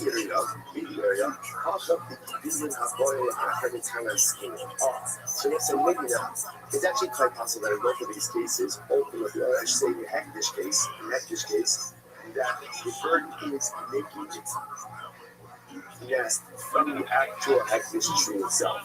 But if the bird is making its nest from the hektish tree, then why is that nest not asur b'doraisa? Right? What's going on over here? To which the Gemara says, listen to this. So what's the case over here? So this is a fascinating situation we're going to get to. When you're makdish something, right? So obviously the item as it is hektish. What about if that item grows things afterwards? Are those subsequent growths considered to be hektish as well? So what's a great example of this? A tree. I'm not a tree. I'm not a tree. On Tuesday, and then 3 months later, there's more there's new branches, there's new growths. Are those new branches and growths subject to the hektish designation or not? That is a machlokes. That is called Gidulin Haboim Lachem, growth which occurs after the designation. So they were talking over here is the bird. So I was not just the tree, and then again 3 months later when new branches grew, the bird took twigs from the new growths. So and I made the nest out of those new growths, and therefore again, so now is the nest hektish. It depends. That's an progress. You want to see the cassava, and the author of this price or the author of this Mishnah holds that Allah the hektish designation only devolves upon the tree that's in existence at the time of the designation. But anything that grows afterwards is not subject to hektish, and therefore again the nest is incredible. Rabbi Avo, Rabbi Yochanan, my yacht is ultimately, what does it mean? Rabbi Yochanan doesn't mean that. What does it mean when it says you can knock the nest down and get benefit from the nest? That's broken. It doesn't mean the nest, it doesn't mean the nest itself. It could very well be that the nest is awesome. The nest is awesome in both cases because it's made of a shera or because it's made of a hektish tree. Either way, it's awesome. So what's new to what can you get benefit from? The chicks. Whereas when we say knock down the nest, so it means it's get benefit from the contents of the nest, but not the nest itself. I'm going to be out to review about Tapnika, a sabbath that's broken. It can become hard. And you can apply that to both cases, both for the Shira case as well as for the Hector. So in both of the cases, ultimately, perhaps you can't get benefit from the nest itself, especially for setting this up as a case where the nest is being made from the hektish tree or the nest is being made from the Asherah tree. And again, even assuming that the materials weren't present at the time of the designation, they were one of the things that would ever grow from the trees going to be hektish or abonzor. So what's the case? Why am I knocking down the nest? Not for the nest material, but for the what? For the chicks or for the eggs inside of the nest, and that will be mutter. That will be mutter. The baits in kind of stress. So this is an addition says for the chicks it's going to be mutter, but for the eggs, ultimately again it's going to be usher. Now let's say now why are the eggs usher? So this is actually quite fascinating. If you look at Rashi, this is Rashi right before the Mishnah in Rashi. The baits in kind of usher should strichel with iman. So this is actually very fascinating. Eggs are usher. Why are eggs usher? Because eggs need the nest. The nest needs the tree, and therefore A will B and B will C, then A will C, which means that halacha l'maisa, the eggs are considered to be ultimately reliant on the tree. So because of that, they are going to be asras. So isn't this fascinating? So it's quite concentrated. There's a lot of variables going on over here. But you know, suggesting maybe in all of these cases the nest is asr. Why is the nest asr? Because we're talking about a case where the nest was made from the Asher tree or from the hektish tree. So the nest is going to be asr. The nest is going to be asr. So what does it mean when the Brisa says take a stick, knock down the nest and get benefit from the nest? It means the chicks in the nest. The chicks are mutter.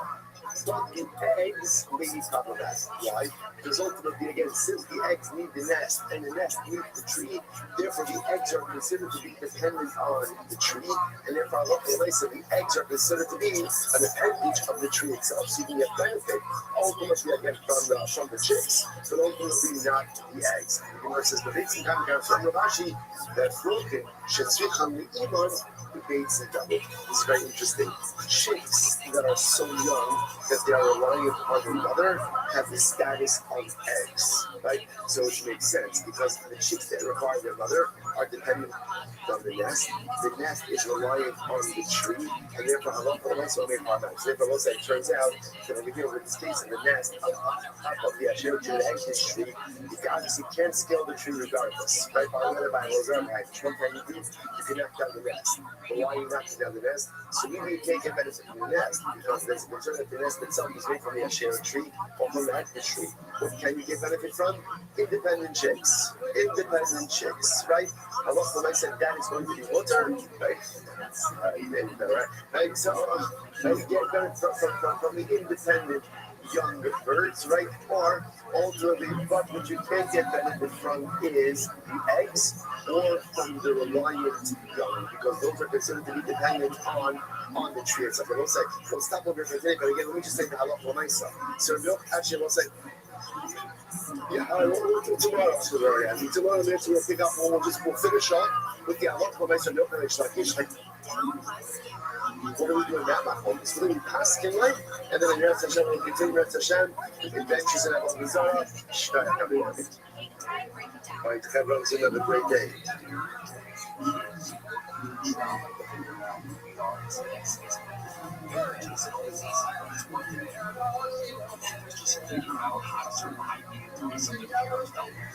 So follow, rate, and review Kate and Ty Break It Down wherever you listen to podcasts. Listen on America's #1 podcast network, iHeart. Open your free iHeart app and listen now. The free iHeartRadio app is #1 for music, radio, and podcasts. All in one. Discover and podcast from a library of over 350,000 titles. Here's an iHeartRadio podcast preview. All right, so we'll say good morning. Let us begin.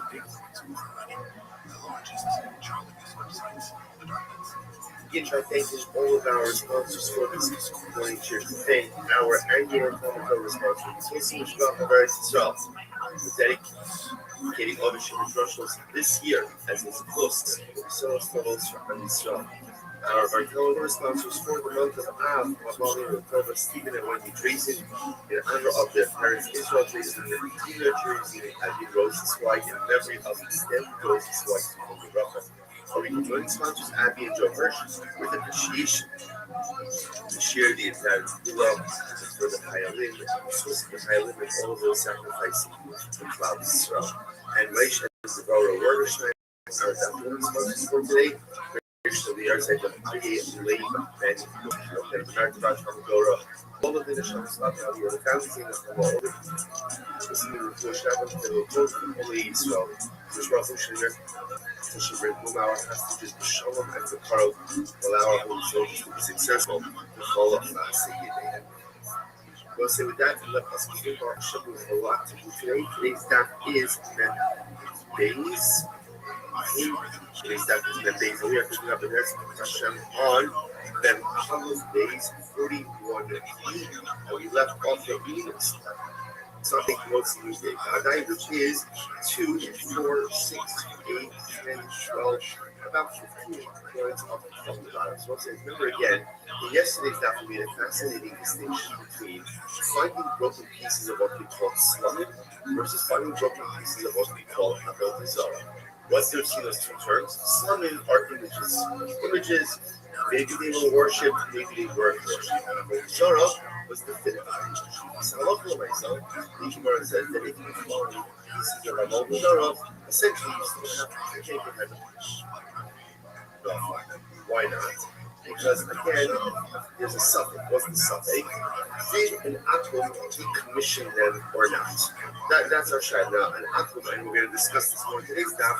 An akum does have the ability to decommission avodah zarah, but it has now again. Then we have my hope to go for a do you need active decommissioning or can it even be passive decommissioning? But again, we'll get back into that slowly. That's our overarching level over here. But the Yochanan says it has to be active decommissioning. Rish Lakish says even passive decommissioning. Nafkamina would be if the idol falls over by itself and breaks. But the Yochanan is still an idol. According to Rish Lakish, it has lost its idolatry.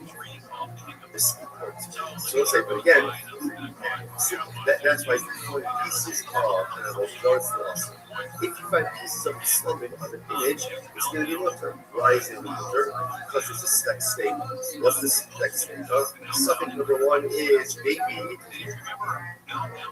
never worship. That's number one. And number two, ultimately, again, even if it was worship, maybe it was decommissioned. So the idea of jumping back to the Holy Zorah for just a second, the reason why ultimately again I have Holy Zorah, it does not work is because a lot of places say in something looking ultimately again the suffix that maybe is decommissioned doesn't go ahead and take it out to the fact that it was a Holy Zorah. Now there are questions that principle. Maybe something was to be that is that true? And a suffix possibility cannot go ahead and change the reality when facing the certainty. What about found on time? Very interesting. We actually saw this. Cover Shanice, did he actually go to their parents? So let's say Cover died. And again, we translated, I have a special shalom aleichem to a member of our shir from South Africa by the name of Ian Meltzer, who I was just introduced to through Mel Ram, another member of our shir in Toronto. We have not just in the station members, but more around the world. So Ian messaged me via Mel. I translated the cover a few days ago as cover. So the truth is, it's not really a fair definition. Rashi, remember again, 2 days ago, goes ahead and translates cover as a person who is careful with the laws of Tum and Tara to the point that even eats his food in the Tara. Even eats his food in the Tara. So even again, even while not unsanctified food, he is naturally in a state of ritual purity. And he's also careful with Shumas. That's the definition of a chover. So it's interesting. So being asked, he said, "Why? So how do you call a chover? A chover means a friend. What's the shot with that? So perhaps the yisod is like this. Who's a chover? Chover is someone who's just searching out for extra power. He's looking for extra purity. That's what he's looking for.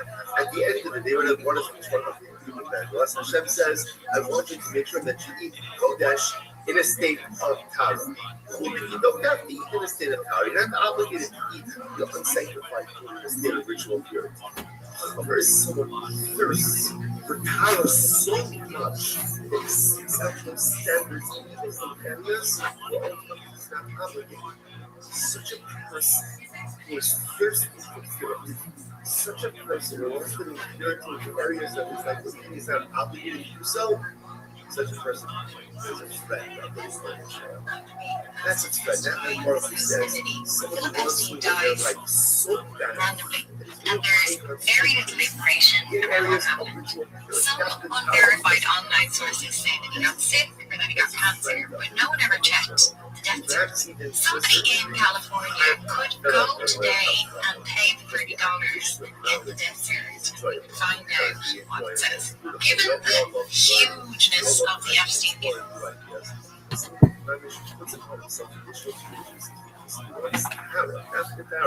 What's purity?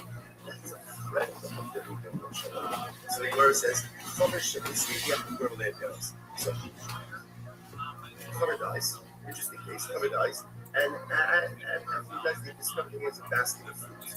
What's the issue? What's the issue? Mostly the issue is we don't know whether or not they've been tied.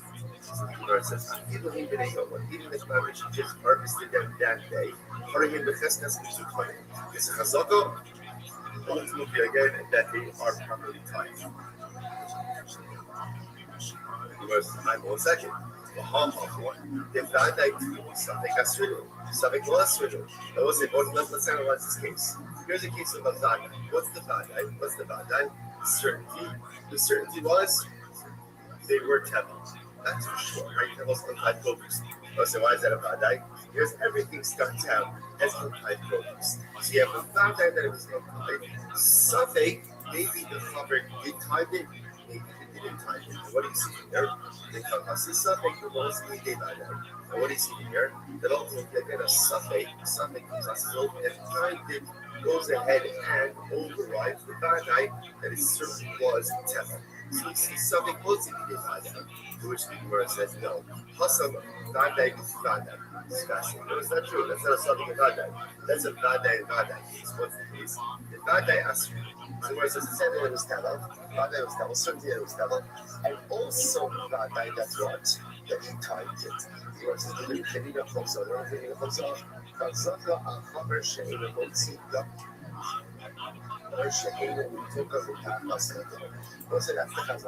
So again, interestingly enough, it's fascinating. With the Chaver will say again, can you imagine moving yourself to the level where there's no suffix that you've done the right thing? You have to understand, right? What if you get to that level where the halacha looks at me and the halacha says, this guy certainly did the right thing. Our Chaver does not leave untied produce in his possession. For the most that comes in his possession, it's tied. And therefore, there's no sub.